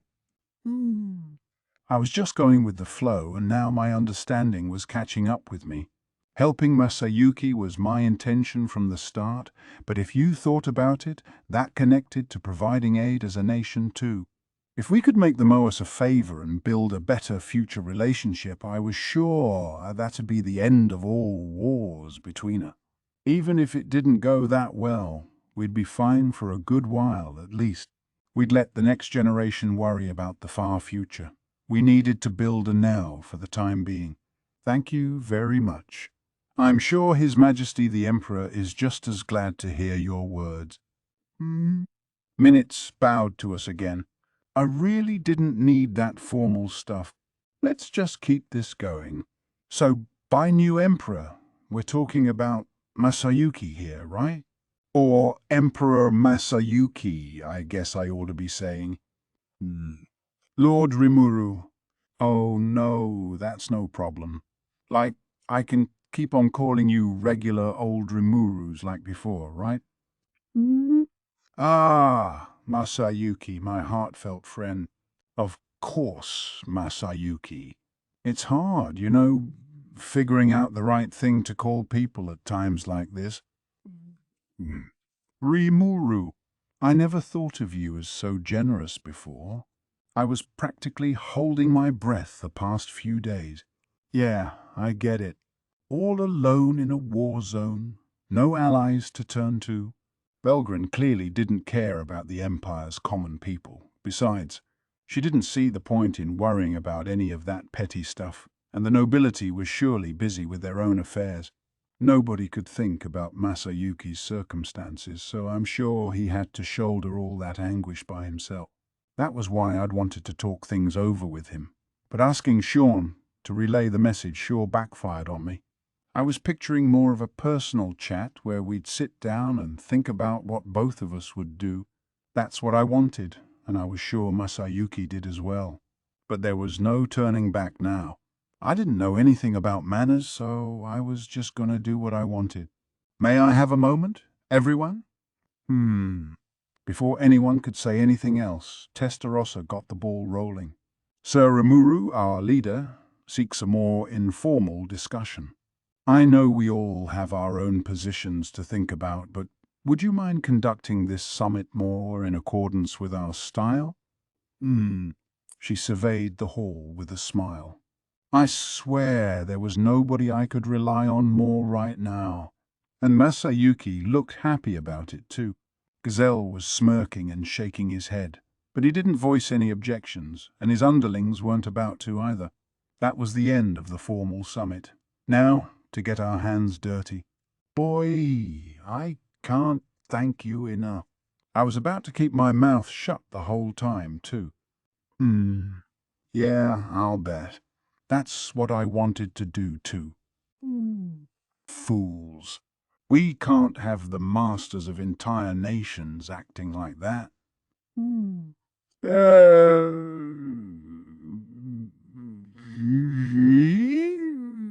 Yeah, you say that, Giselle? But you acted the same way, didn't you, once upon a time? Dignity and majesty are something anyone can gain with experience. Jane, do you really have to bring that up here? The tension was instantly gone, and just as quickly, everybody was relaxed. Masayuki would now be officially named emperor, and we decided that all three nations would back the decision. The rest was just details. We didn't need to act so formal with one another now. I chose to be casual and ask the most pressing question on my mind. By the way, Masayuki, I'm glad you're gonna be emperor, but are the imperial citizens gonna accept that? I know we're all for it, but if the people aren't, we're gonna have problems, aren't we? Masayuki's eyes lit up. He must have thought the same thing. Right. It'd just be so weird, wouldn't it? Your Majesty, if you could control yourself a little. Caligulio tried to corral him, but Masayuki wanted to clear the air on this, and Gazelle was willing to help. For that matter, what are you going to do about the lineage? Because you have not a drop of Emperor Ludora's blood in you, right? I doubt the nobility will accept that. That won't be a problem, replied Velgrind. As our imperial court law states, the person so named by Velgrind, protector dragon of the empire, is Ludora, the emperor. I'm sure many people think that's an archaic law, but it's both the truth and the most important part of the rules. Indeed, agreed Minutes. Emperor Ludora has always been reborn as the legitimate child of a noble lady, but in our long history there are some miscreants who try to swap him out with another pretender to the throne. The one who sniffed out these crimes and punished the perpetrators is the Marshal. In other words, Lady Velgrind here. Well, yeah, trying to swap out the kid was never gonna succeed. If you knew how Ludora's reincarnations worked, there was no way you'd mistake a fake for the real thing. And I didn't even want to imagine the punishments involved. I didn't have to ask to know they must have been horrible. That being said, His Majesty always makes sure he passes on his sense of self to the next generation. Even if Lady Velgrin never formally named him, I'm sure he'd be discovered in time as an adult. Oh, so it gets easier to spot the guy once he's old enough to gain some self-awareness. Okay. Are you gonna say that Masayuki was an illegitimate child or something? That would never work, Lord Rimuru. Our senators still have their records of the old Emperor Ludora, his blood type, even his DNA information. We might present a suitable stand-in as his mother, but claiming that Sister Masayuki is the son of Emperor Ludora is all but impossible. Whoa. Empire tech had advanced that far. I thought it was a pretty good idea, but Minutes stopped me in my tracks. I had no idea this world had DNA testing. What is DNA? Well, Gazelle was asking, so I did my best to explain while Caligulio and the others chatted next to us. We didn't have that sort of precise testing back in the day, I'm sure. I heard it created some real problems for you. Oh, yes. People would come begging to me to help with every single custody battle in the Empire. It was such a pain. That was great and all, but wasn't the Empire in trouble then? Right now, their real emperor was permanently gone, and in his place was Masayuki, a reincarnate with none of Ludora's memory. It'd be difficult to prove his soul belonged to the emperor, and despite our nation's backing, we didn't really have a way to prove he should take the throne. Well, why doesn't Masayuki just pretend to be Ludora? Wouldn't that be easier? He's got the same face and everything, I offered. Any testing could be faked well enough, given the Emperor's powers. Then we could just shove Ludora's memories into his brain and all would be well. I thought it was a neat idea, but Velgrin shot me down again. Could I ask why not? You haven't forgotten about Michael's ability, have you? All the faith and loyalty the Imperial population places on Ludora is what's powering Michael itself. If we announce that Emperor Ludora is dead, we could theoretically take all of that away. Oh! Yes, of course I remember that. She is correct. Simply declaring him dead would achieve nothing, but if that loyalty could be pointed toward a new target, it would shut away Michael's abilities. However, Michael has likely expected this and changed the target of its abilities from Ludora to someone else. Yeah, I'd suggested we kill off the Empire's entire population once, after all. If Michael was taking countermeasures, it had probably switched its energy source to someone I couldn't touch. That, or someone incredibly powerful. I'm sure Michael is taking measures, yes, but it's better to commit to this than not to. That way I won't have any reason to even think about touching the Empire's citizens. Yes, of course. That's why, instead of fretting over the details, I'm just going to declare by my name that Masayuki is Ludora. I doubt anyone would dare object to that. Velgrin sure had confidence in herself, but then she deserved to. She's the flame dragon, the appointed guardian of the Empire, and the court law stated that Ludora was anyone she said it was. It made sense. Kind of the most arm-twisting approach to all this, but it wasn't like anyone could ignore what Velgrin told them. Are you fine with all that, Masayuki? I asked. Do you think it's fine? Mum, I don't... I figured he wasn't fine with it, but he didn't have much choice. You don't have to if you don't want to, Masayuki. Yikes. Velgrin gave us a scarily gentle smile. Maybe that description was a contradiction in terms, but that was exactly how it felt to me. Oh, I'll do it. I've been touted as a hero or whatever up to now anyway, so it's not like yet another title's gonna change much. Masayuki's declaration was made with glassy eyes, like his mind was on another plane of existence, but he was nonetheless certain. Minutes and Caligulio were happy to hear it. They needed a new leader and symbol for the Empire if it was going to stay operational. And yeah, I thought Masayuki was the right guy for the job. Between his looks and his skill, he was gonna be incredibly popular before long. Okay, so we're all resolved here that the Empire's gonna back Masayuki as Emperor and take measures to firm up his position. Everyone nodded at me, except Masayuki.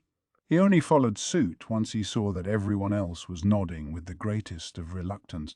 I knew he was a responsible young man despite it all. Once he took up a job, I figured he'd see it to its end.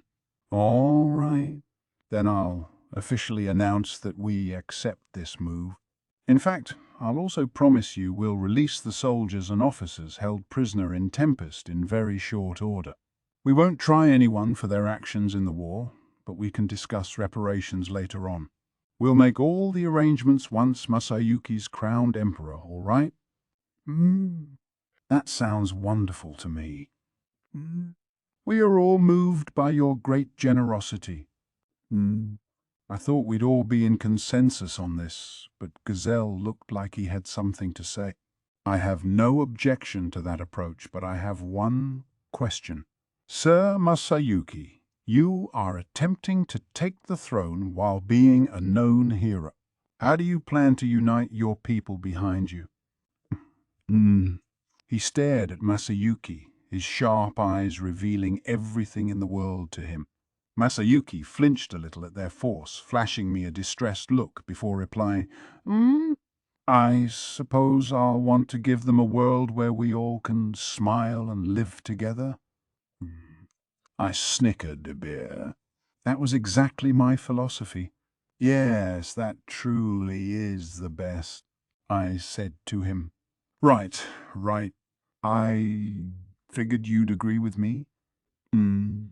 Of course, Masayuki.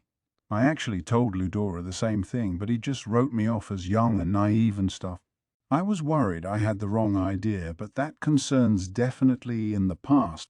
I knew I was right. That's great! I wasn't too sure because I'm not any good at politics and all that. Now I think I can take the throne with some more confidence. Yeah. We'll both have to do our best then. Masayuki and I shared in a hearty laugh. The reaction from the crowd was pretty diverse. Diablo and Shion were smitten. Velgrin smiled warmly at us. Caligulio and Minutes exchanged an awkward, resigned chuckle, and Gazelle rolled his eyes up toward the heaven. I've had it with you, people. Fair. I understand your concern, Gazelle, but neither of them has any lust for conquest, you know. They're certainly both amateurs, however. You must guide them and make sure they stay on the right path. I know, Jane, but it's going to be so much trouble guiding these people who see governance in terms of these silly, youthful ideals. Gazelle sighed. He always fretted over us like that. Oh, Carmen, you don't have to worry so much, I assured him. I'm studying too, you know. It'll be fine. I was getting guidance from Vesta and Ellie too, not just Gazelle. Everything would work out okay, probably. You're studying? Really? Really? Only when I had the free time, though. But if he was that concerned, maybe I could relieve his mind a little more. Besides, I'm not planning to get that involved in politics. You could learn from that, Masayuki.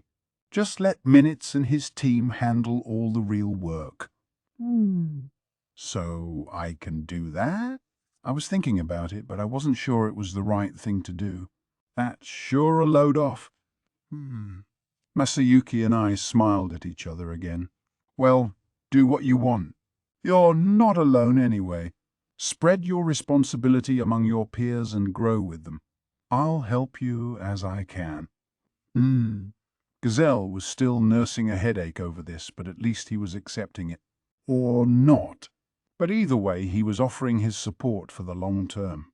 Then, and me as well.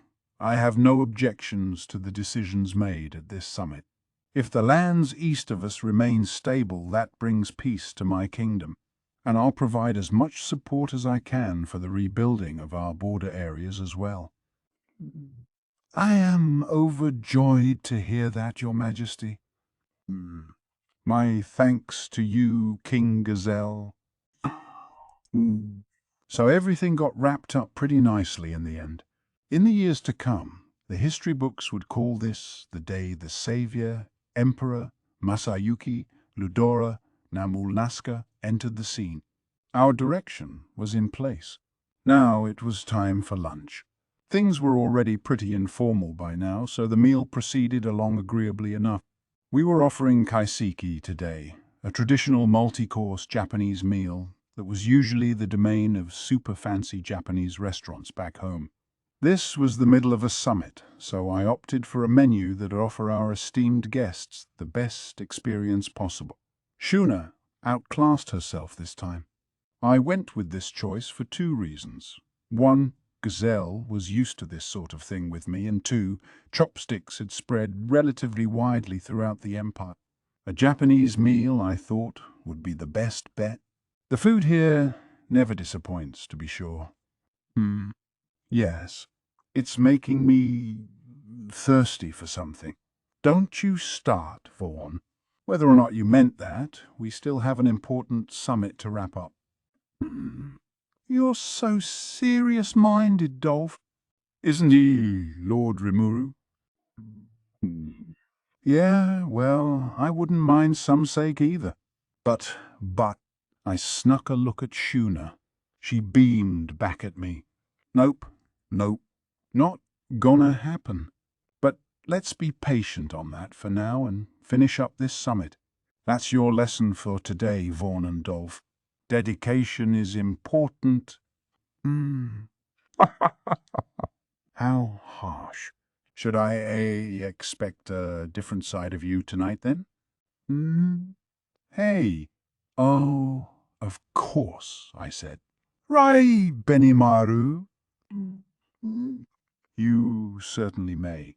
In fact, why don't we break out some of our very finest black spell sake? Oh, that sounds nice. Glad to see you know how to have fun, Sir Benimaru. Well, ogres are known for their appreciation of fine drink, as I'm sure Shuna here knows. Whoa, Shuna drinks too. I was only half listening, but Benimaru's revelation that Shuna enjoys alcohol was a pretty big surprise to me. Better sort this out. Just occasionally, my brother. Don't lump me together with Shion, please. So, she does drink? Shuna struck me as underage. Not that age really mattered to monsters. Sorry. Lady Shuna, I don't drink that much, Shion protested. That was a lie. Alvis was about the only person I knew who gave Shion any competition at the bar.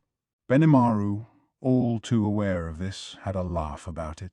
I didn't really picture him as a drinker, but he was married to Alvis now, so maybe he joined her on a fun evening every once in a while. I bet that built up his capacity for drink. It takes some getting used to before you find the taste of alcohol appealing anyway. Everything in moderation, of course. Enjoy the drink, but don't let it drink you up. We could all learn from that, myself included. So we were all enjoying this lunch together when I suddenly heard someone crying. All eyes turned toward the sound at once, wondering where it came from. It turned out to be Caligulio. Is something wrong? Did the meal not agree with you? Shuna came right to Caligulio's side to offer him solace.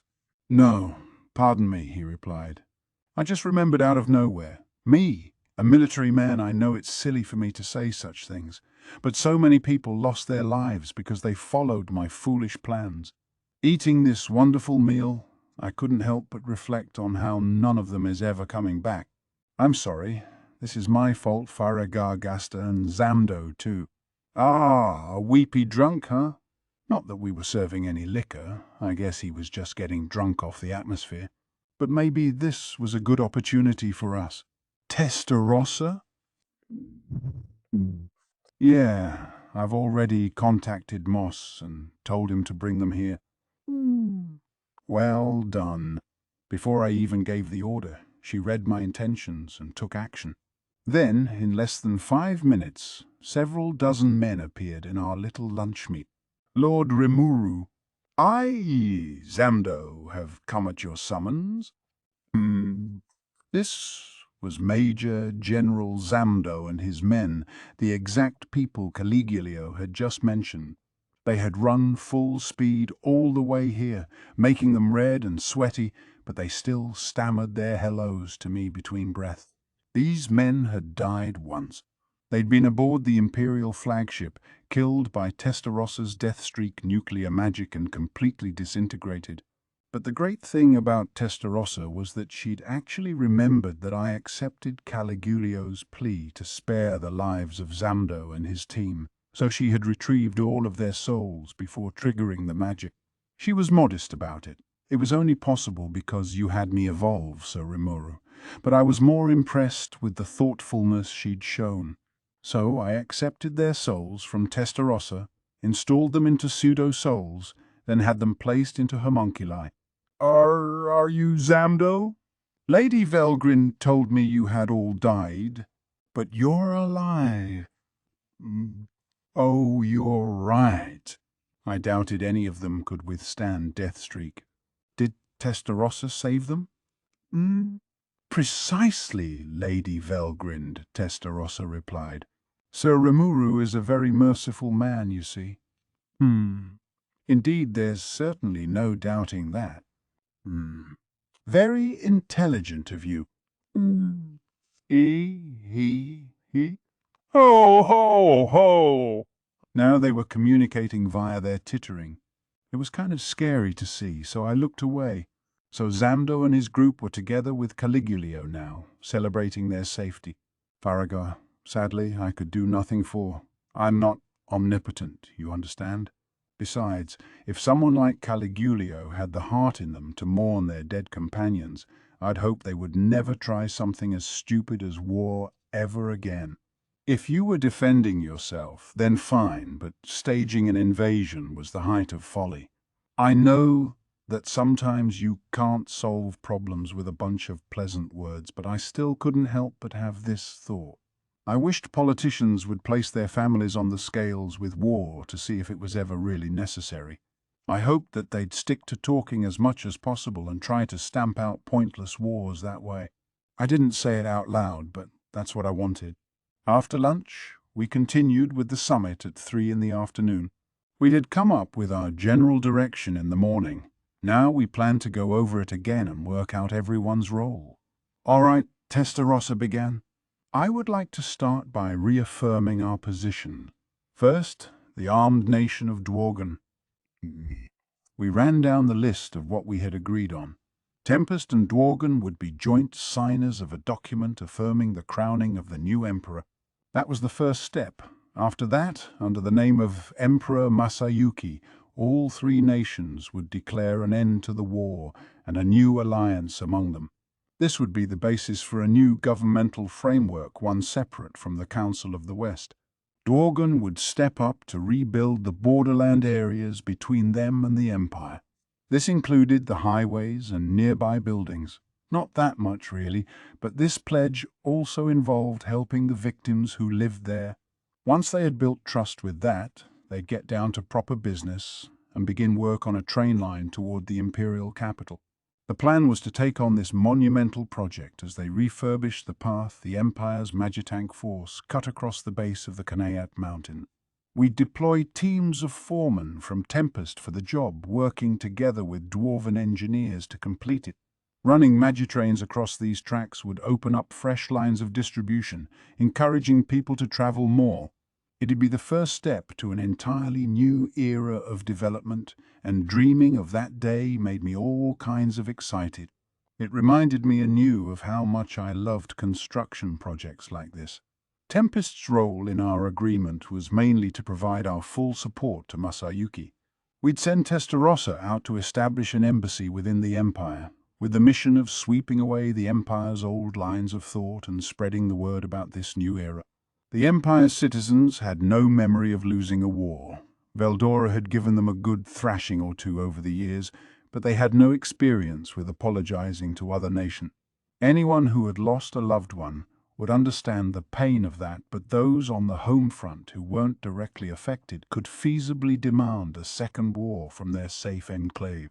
They turned their attention only toward the profits they could earn, ignoring the pain of others, and chances were they wouldn't like Masayuki's anti-war stance.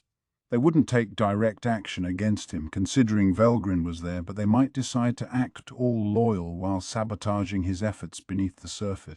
It'd be a colossal pain to deal with.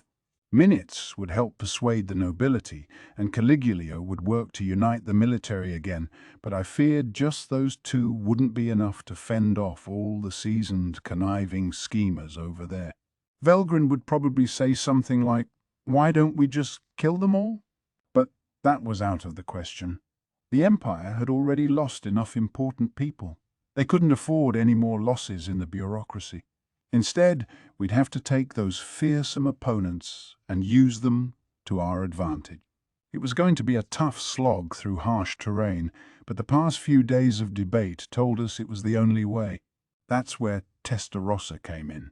With the help of the sharp-eared spy moss, she could uncover those schemers' plans in one fell swoop. They'd be troublesome to deal with as a group, but if she could blackmail them, Persuade them the right way. I was sure they'd grow cooperative.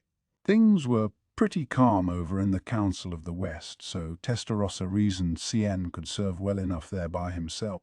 So that was our decision, and along the way, we also decided that Venom would continue to accompany Masayuki as a bodyguard.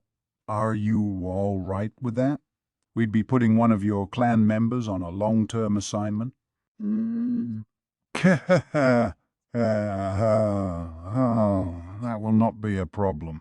If it will serve your purposes, Sir Rimuru, use and abuse him all you want. I didn't have any comment about that exchange between Velgrind and Diablo. Pushing the question accomplished nothing with that demon. Unlike in the morning, the afternoon proceedings were comparatively lively. All the Empire's current issues were already laid out in the open, and we all conferred with one another to come up with solutions. It was a really worthwhile use of the time. We in the Empire will never forget all this generosity you're showing us. Whoa, whoa, whoa! We're still just planning this out, you know. Now we're gonna have to step up and make it happen, right? Thank us once all the work's completed. The work, eh? There's just no beating you, Lord Rimuru, summing up national-level crises so pithily like that. Minutes chuckled over it, but his eyes were aglow, his passion set aflame by my words. I was happy to see his enthusiasm. We had our basic direction set in stone now, but we still had one problem we couldn't afford to forget. Gazelle was the first to mention it. So, Rimuru, let me bring up the most important question. Can you beat this enemy? Right, Michael, Feldway, and their servants. We still had threats stalking us, waiting for their chance to strike. Well, to be honest with you, I can't guarantee that I can, but I'm not coming in this to lose. I see. Knowing you, I'm sure you'll take any measure necessary to make those words come true. You're rating me far too highly. When I saw Lady Velgrin's strength for myself, I was prepared to lose the war and die at the same time. I figured she was strong, but I couldn't have guessed she was that much so. Vaughn and Dolph nodded at this confession from Gazelle. Yeah, when I saw Testarossa get taken down, I thought it was over too. I got kinda angry after that, letting me overcome my fear, and really, the next thing I knew, it was over. But looking back, it's almost a mystery why we won. At least I had Seal now. That, and Veldora, and Diablo's demons. I wasn't alone, and that in itself gave me strength. Well, I didn't think I'd ever let some slime defeat me. But I'm thankful for that now, and I'm sure my elder sister Velzard could fare no better against you. Belgrin seemed unperturbed by Gazelle's words. I wasn't so sure I could beat Velzard, given the reports of her beating Veldora in a one-sided whipping, but I knew that was what Velgrin truly believed. Please, you're flattering me too much. I'm a little embarrassed. Oh, quit being so modest. You beat me in pure ability, not luck or anything, and it wasn't even close, either. You know that? Belgrin wasn't ashamed of her loss because it was all in the past to her, I bet. She had already dealt with it, and now she was accepting of it. Those types of people are the scarier ones. I secretly increased my level of caution around her. Now it was time for me to give my honest opinion. The fact is, we don't know the enemy's fighting ability, and we can't predict how they'll come for us. Regardless of their goals, I'd like to know what they'll aim for, and what methods they'll take. I placed several people up on the meeting hall's giant screen. So these are the enemies who invaded the labyrinth. These existence points are a general measure of their strength, but they're around 3 million each, which puts them right there with the upper echelon of my own officers. I'd prefer not to fight any of them one-on-one, but they're going to be tough to fend off. I then revealed as much as I knew about them. After I did, Velgrin spoke up to provide some details. I defeated all of them, but let me give you a word of advice. These are ancient people, servants who aided my elder brother Veldanava, and they're as much trouble to deal with as the primal demon. Their actual bodies remained sealed away. What we saw earlier were just the weakened, separate body versions. They can't be beaten by regular means, so all of us should remain careful here. None of us really knew how to react. Didn't Velgrin have no trouble at all destroying them? That is the effect of Velgrin's ability to leap across dimensions. Velgrin herself can only make her leaps as she has a piece of Ludora's soul to aim toward, but she wouldn't have any trouble directing her strikes at those targets. I see, so Velgrin could just trace the connection Korno had to his separate body to destroy his main body as well. I believe that to be correct.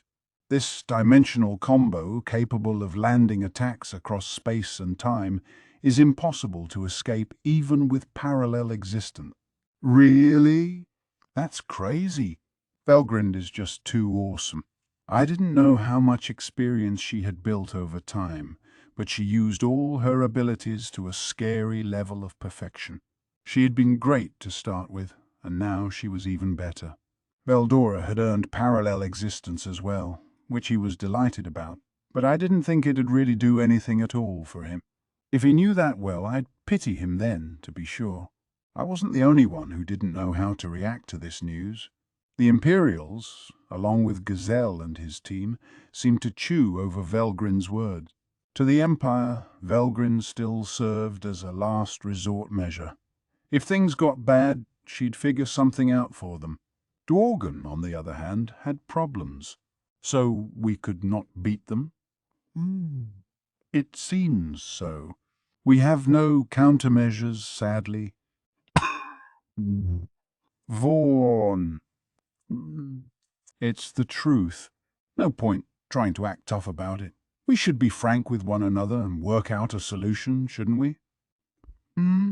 Mum, you're not wrong, but... No, Vaughn's exactly right. We can't beat this enemy, but we still need to think about what we'll do when they appear. Lord Rimuru, based on what you know about Michael and the Mystic Lord's goals, do you think Dworgen might become involved? Didn't seem too likely, did it? I think you're all right on that count, probably, I said. Not that you'd be safe. I just mean you're lower on the priority list. Yes, Gazelle agreed. If the enemy seeks to revive the god Veldanava, I suppose Dworgen isn't even a blip in their mind. Rude way to put it, but I suppose that's accurate. No matter. Rather disappointing to hear as a man of the sword, but as king of a nation, it does put my mind at ease. Gazelle smiled. Regarding those methods, however, is the enemy that's serious about this mission of theirs? Care.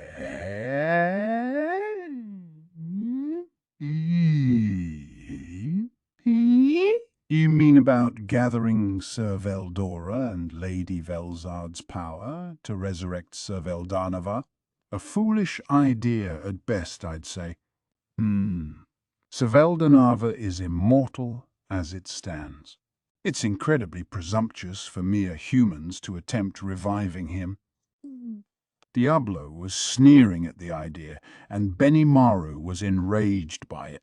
It was a mystery why Veldanava wasn't waking up, but yes, true dragons were immortal. I agreed that the idea wasn't likely to work, but in that case, would they try to go for the Dragon Princess, perhaps? Caligulio was sharp to notice that. Yes, Mylene had inherited the powers of Veldanava, which would certainly make her a target. I can't rule out the potential, Velgrin replied. But they'd be killing their own chances if they tried laying hands on my elder brother's beloved. If all they sought was his power, that's one thing, but if they truly planned to resurrect him, I'd hope they wouldn't do anything to rile him like that. Yeah, Milim was pretty strong, and I didn't think she had any angel-type ultimate skill. Caroline and Frey were awakened as well, so I didn't feel I had to worry about any of them. If Velgrin agreed with me, I think just a warning to tip them off would be good enough. But I still had a concern. You're making it sound like Veldanava doesn't care about his brother and sisters at all. Ah, that's pretty rude of you. Velgrin looked at me, more exasperated than angry. Sorry. Just being honest and stuff. It's fine. Good, good. Belgrin's generosity saved me again. I'll try to be careful next time. It's not that he doesn't care. True dragons simply think in different ways from those with limited lifespan. My sister Velzard is the same way. She's obliterated Veldora countless times in the name of educating him. Thus, I'm sure that once Veldanava is revived, they'll want to release all our powers as well. Makes sense. It'd be like what I did. Eating them up, then making them get resurrected. Their memories would be retained as well, and they wouldn't care if their personalities changed or whatever. So Lady Milim isn't a true dragon, and therefore she's not immortal. And if she was killed, that would incite Sir Veldanava's rage. Testarossa summed up Velgrin's thoughts for us. It wasn't a lock, but I felt like that was the right thought to have. Okay, I said. In that case, let me at least warn Milim. Velgrin nodded and turned toward Masayuki next to her. You look like you think this doesn't involve you, Masayuki, but you're absolutely being targeted as well. You need to be the most careful of all here. So they still haven't given up? Your Majesty, unlike the labyrinth we're in, you can't be revived if you die in the Empire. You need to realize that and take better care of yourself. We will stake our lives protecting you, but this is no normal enemy. We need you to take ample care in what you see and do for us. Sure. I mean, yes. Thank you. With that half-hearted reply, our afternoon discussions came to a close. The dinner was pretty luxuriant, a full course, Italian meal. It began with a beet soup or something close to beets, then continued with a duck gizzard confit and zeppeline. That was followed by vegetable couscous and a lightly grilled, medium fatty fillet of spear tuna. Everything was top-notch, but it didn't end there. There was a panna cotta with tank prawn, involtini with battleship fish, fortress crab spaghetti, a truly heavenly menu brought to our table. After an intermezzo of mushroom risotto, we were presented with a seafood soup containing the essence from all the day's fresh seafood. Every spoonful had a distinct taste, making it an exquisite masterpiece.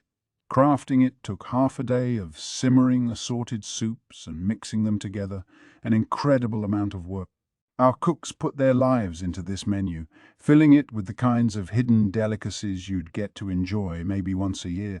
It was topped off with the evening's main dish, fillet of cow deer veal. Gently cutting off a piece and putting it in my mouth, I found it melted before I even chewed it. It was good.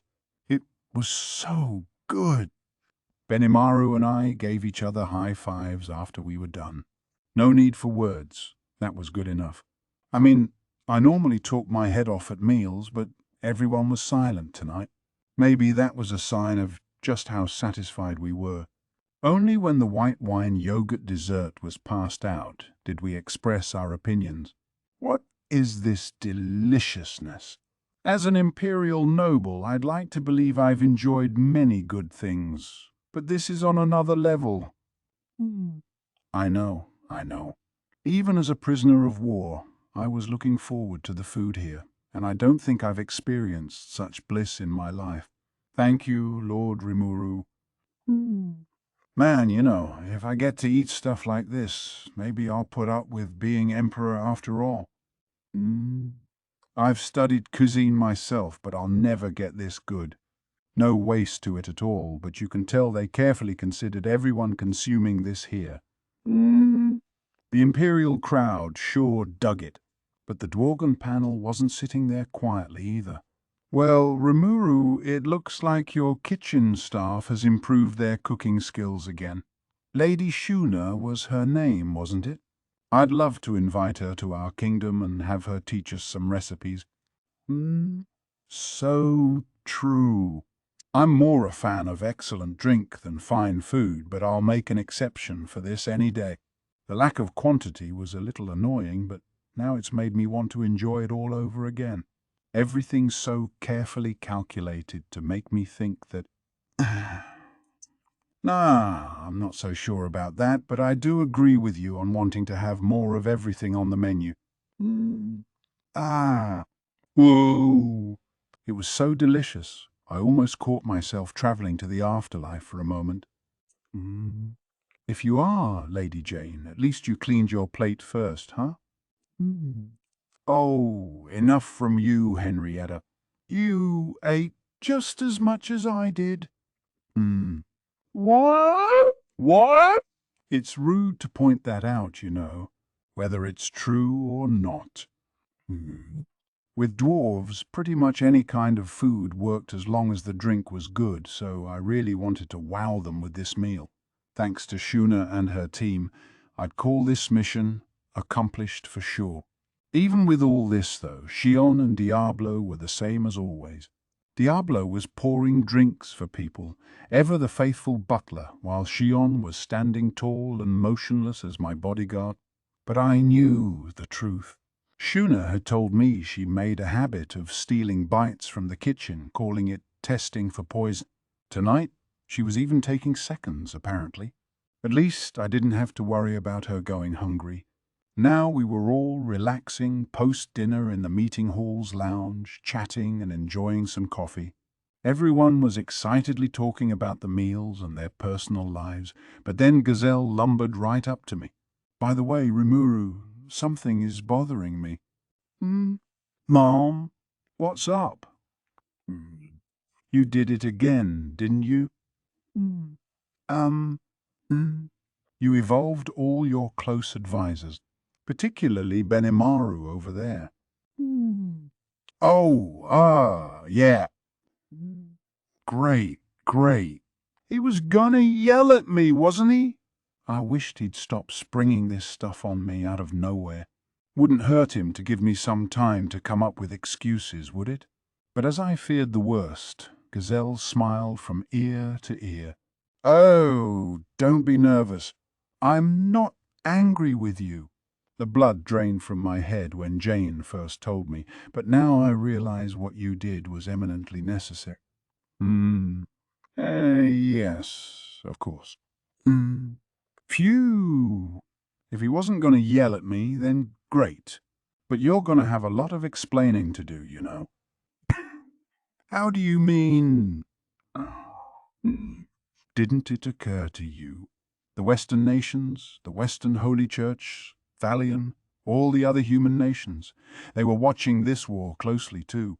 Declaring an end to it is fine, but you're going to have to explain what happened during it too. Well, I thought I could just make up some stuff. No way anyone would believe an earnest explanation. As long as I didn't tell anyone that my pals got evolved to awakened demon lord level, no one would ever find out, I don't think. I figured that fabricating some kind of story wouldn't be a problem, but yeah, well, that would work with the Western nations well enough. Bluemund might have their doubts, but the rest are too peaceful to care about the details. And if anyone has questions, they probably won't press you with them, considering Tempest is pretty much an allied nation to them. Right. So, no problems then? Oh, yes, there are. You won't trick that girl for one. She'll ask you for an official explanation, you realize? What will you do then? That girl? Oh, wait, that one? You mean Ellie? Well, I already told her, so no worries there. Elmesia was worried about us as well, so Mile and I talked things over with her. They were considering their moves if we faltered, and Thalion had refugees on their doorstep. The three of us, as the three pranksters, maintained emergency contact with one another via a very handy magitool, compact and hinged like a flip phone. It provided encrypted voice chat via electronic and geomagnetic waves, making it impervious to magical jamming. All of its components used rare, sought-after materials, though, making each handset worth a small fortune. I didn't even have enough to give to my top officials, which should tell you a lot about how much they cost. But either way, these devices let me chat directly with Elmesia anytime I wanted. Before this party began, I dropped her a quick line just to say, "Hey, we won and stuff." "Okay," she'd replied, "that's a relief. I'll stop by again soon to talk in depth, all right?" So no, Gazelle had nothing to worry about on that count. "And yeah, did you just say Ellie?"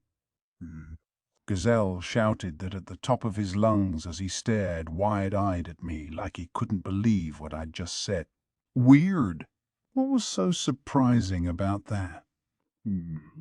"Don't play dumb with me. Since when were you that intimate with the Heavenly Emperor?" "Oh, that. Well, I'm good at that kind of thing.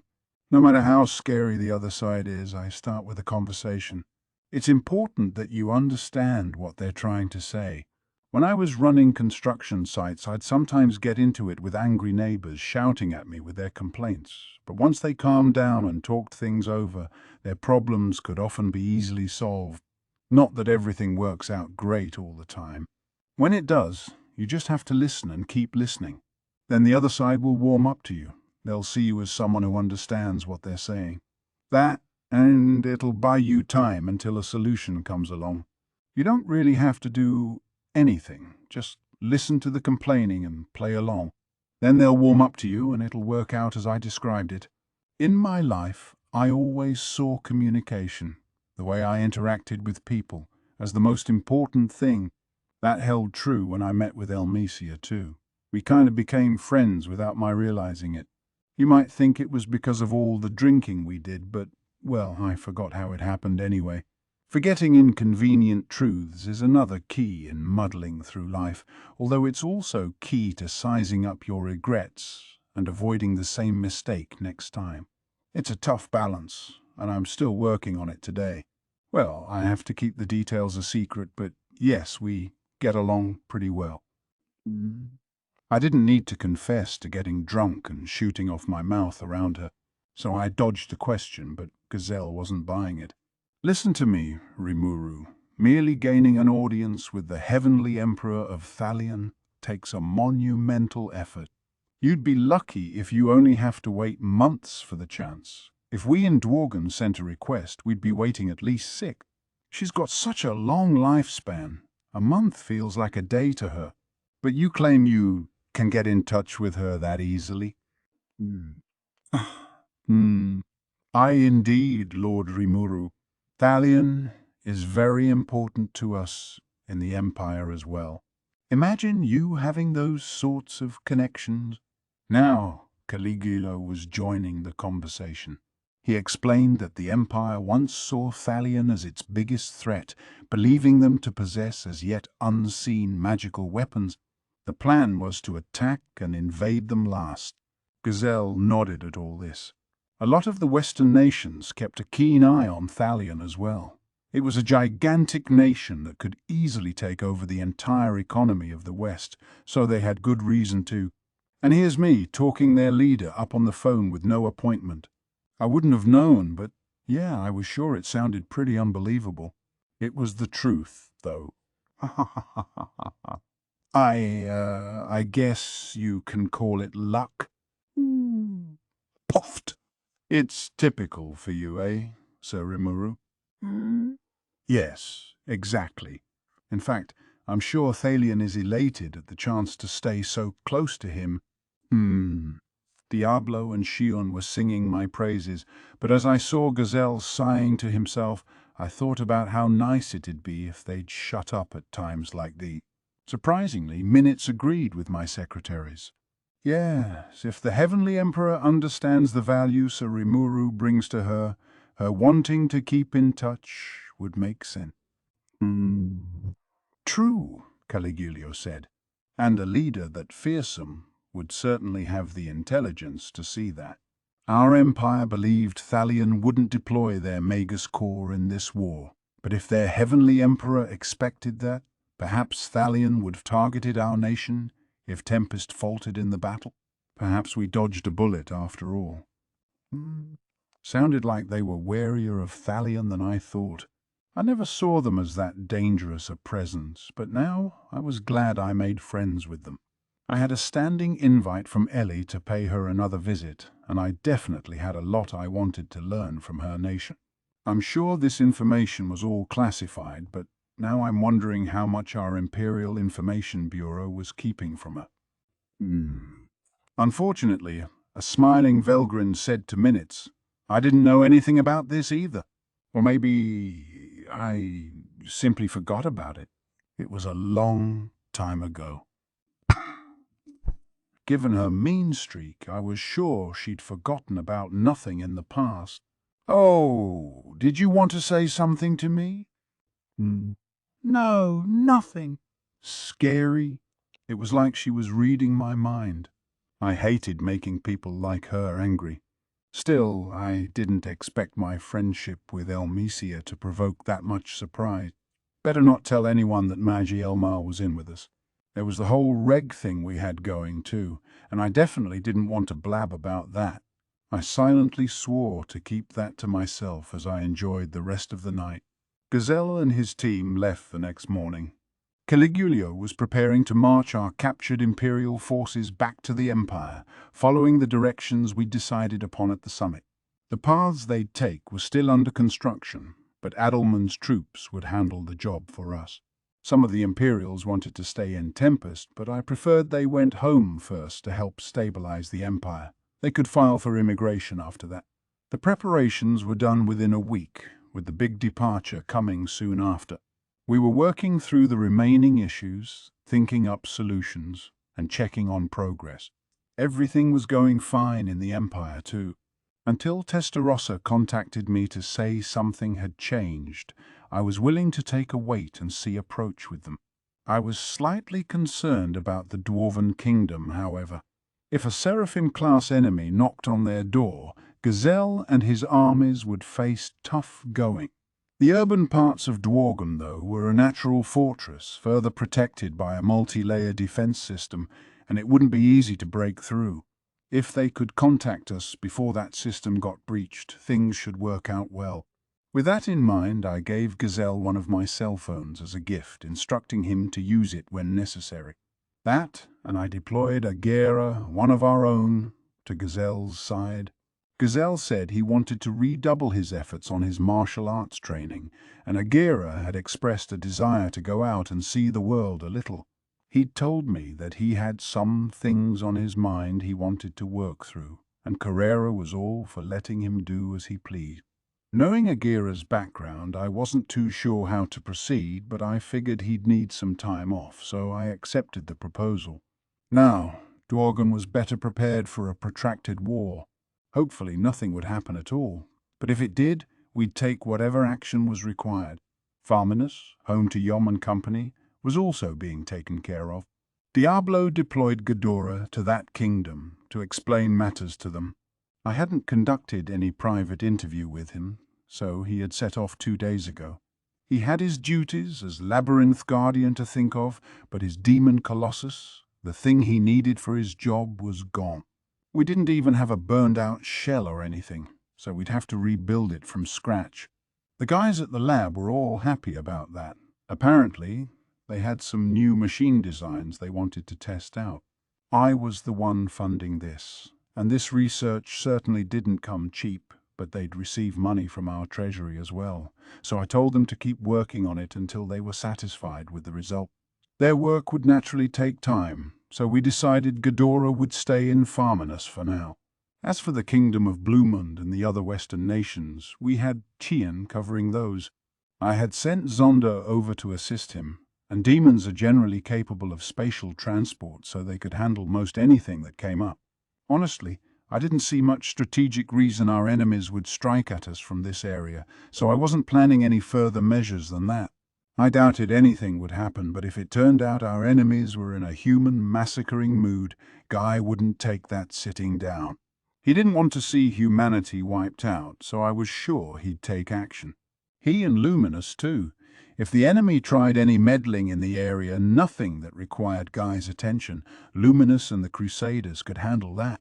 I had alerted the other Reg members of this, so Glenda and her team could step up behind the scenes too.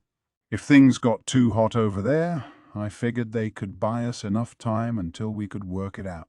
Glenda had one of my cell phones as well. Not her own, but one I'd lent to her so she could stay in contact with Reed. Since that gave us instant contact with the Western nations, we decided no further action was necessary unless we received an alert. The only problem that remained was the possibility of an unexpected traitor in our midst, I suppose. Regarding that, I believe it rather pointless to mull over. Can't say I agree with that, no. When push comes to shove, there's a big difference between being prepared for it or not.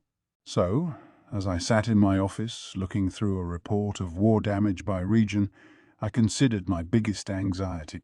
I had told Gazelle to be on the lookout if someone in Dworgen had developed an angel-type ultimate skill, but he just stared at me with this hangdog look on his face. "Listen to me, Rimuru," he said. "An ultimate skill is among the most vital secrets a country can hold.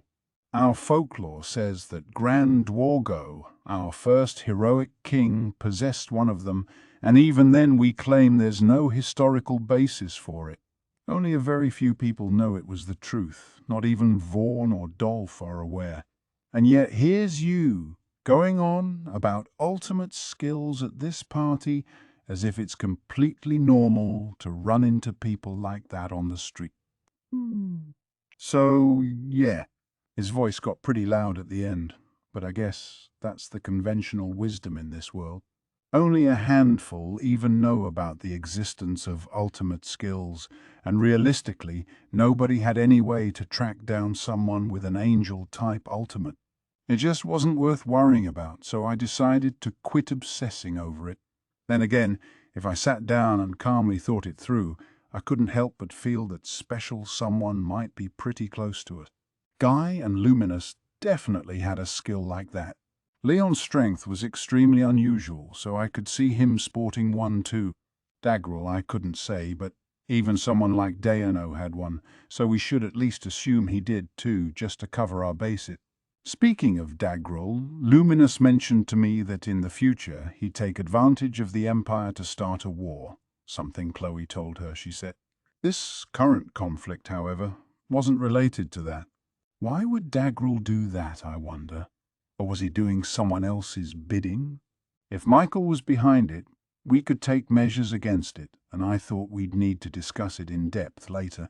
What about Milim? Yeah, she could totally have an angel-type, ultimate skill without my knowing. But I bet she'd tell me once I explained the story to her, and I was wondering how Caroline and Frey were doing as well. I thought I'd stop by and chat with them a while. As I let my mind wander around like this for a bit, "Can you hear me? We are holding a Walpurgis Council right now. I know it's sudden, but all members are hereby summoned to the site. That is all." Out of nowhere, a voice rang in my mind. Hang on. Was this? I looked at my right hand. The ring at the base of my pinky, something I totally forgot I had on, was glowing. This was the demon's ring which I had received when I became a demon lord. That meant this was Guy speaking. I had never tried using this ring before, so I kind of forgot it had this feature. But no time to think about that now. Shion, bring Shuna in. Yes, sir. Watching Shion happily dart off, I looked at Diablo. It's from Guy. They're holding a Walpurgis Council right now. Oh. With no advance notice, That is rather unlike Guy. And I cannot understand why Guy himself is reaching out to you. I was concerned about that, too. Guy was the walking epitome of pride and composure. Not even his servants could talk to him, I heard. This was sounding pretty bad. I am here, my lord. Rimuru. What the heck, huh? Guy himself gathering the gang. This has to be real serious. Shuna had arrived, but Ramirez, who I hadn't asked for, flew in as well, dragging Beretta and Trainee behind her. Yeah, she's a demon lord too, huh? I guess it was obvious if you thought about it, but she had a demon's ring too. As Ramirez told me, it was exceedingly rare for Guy himself to hold a Walpurgis. He occasionally would, back when there were just 3 demon lords, him, Milim, and Ramirez. But this would be the first time in more than a millennium. If he wanted us right this minute, though, I was sure it had to be an emergency. So, yeah, Shuna, that's the situation. I don't have time to explain in any more detail, but I'm joining the Walpurgis Council with Shion and Diablo. Tell Benimaru to watch over things for me. Shuna nodded, quickly picking up on the situation. Very well, Sir Rimuru. I wish you the best of luck. I nodded back and began to prepare. Then I sat there, waiting for my guide to the venue. Before long, Rainin, dressed in a perfectly ironed dark red maid's outfit, appeared through a rift in space. Her wardrobe wasn't on my mind, though. What were all the wounds covering her body. My bad feeling had been perfectly on target. Rainy, you all right? What happened? Ramirez and I were both shocked, but Rain quietly shook her head. There is no need to worry about me. We will explain matters once everyone is assembled, so let us make the journey at once. No more reason to stall, then. I followed Rainey into the rift, and on the other side we instantly had more problems to face.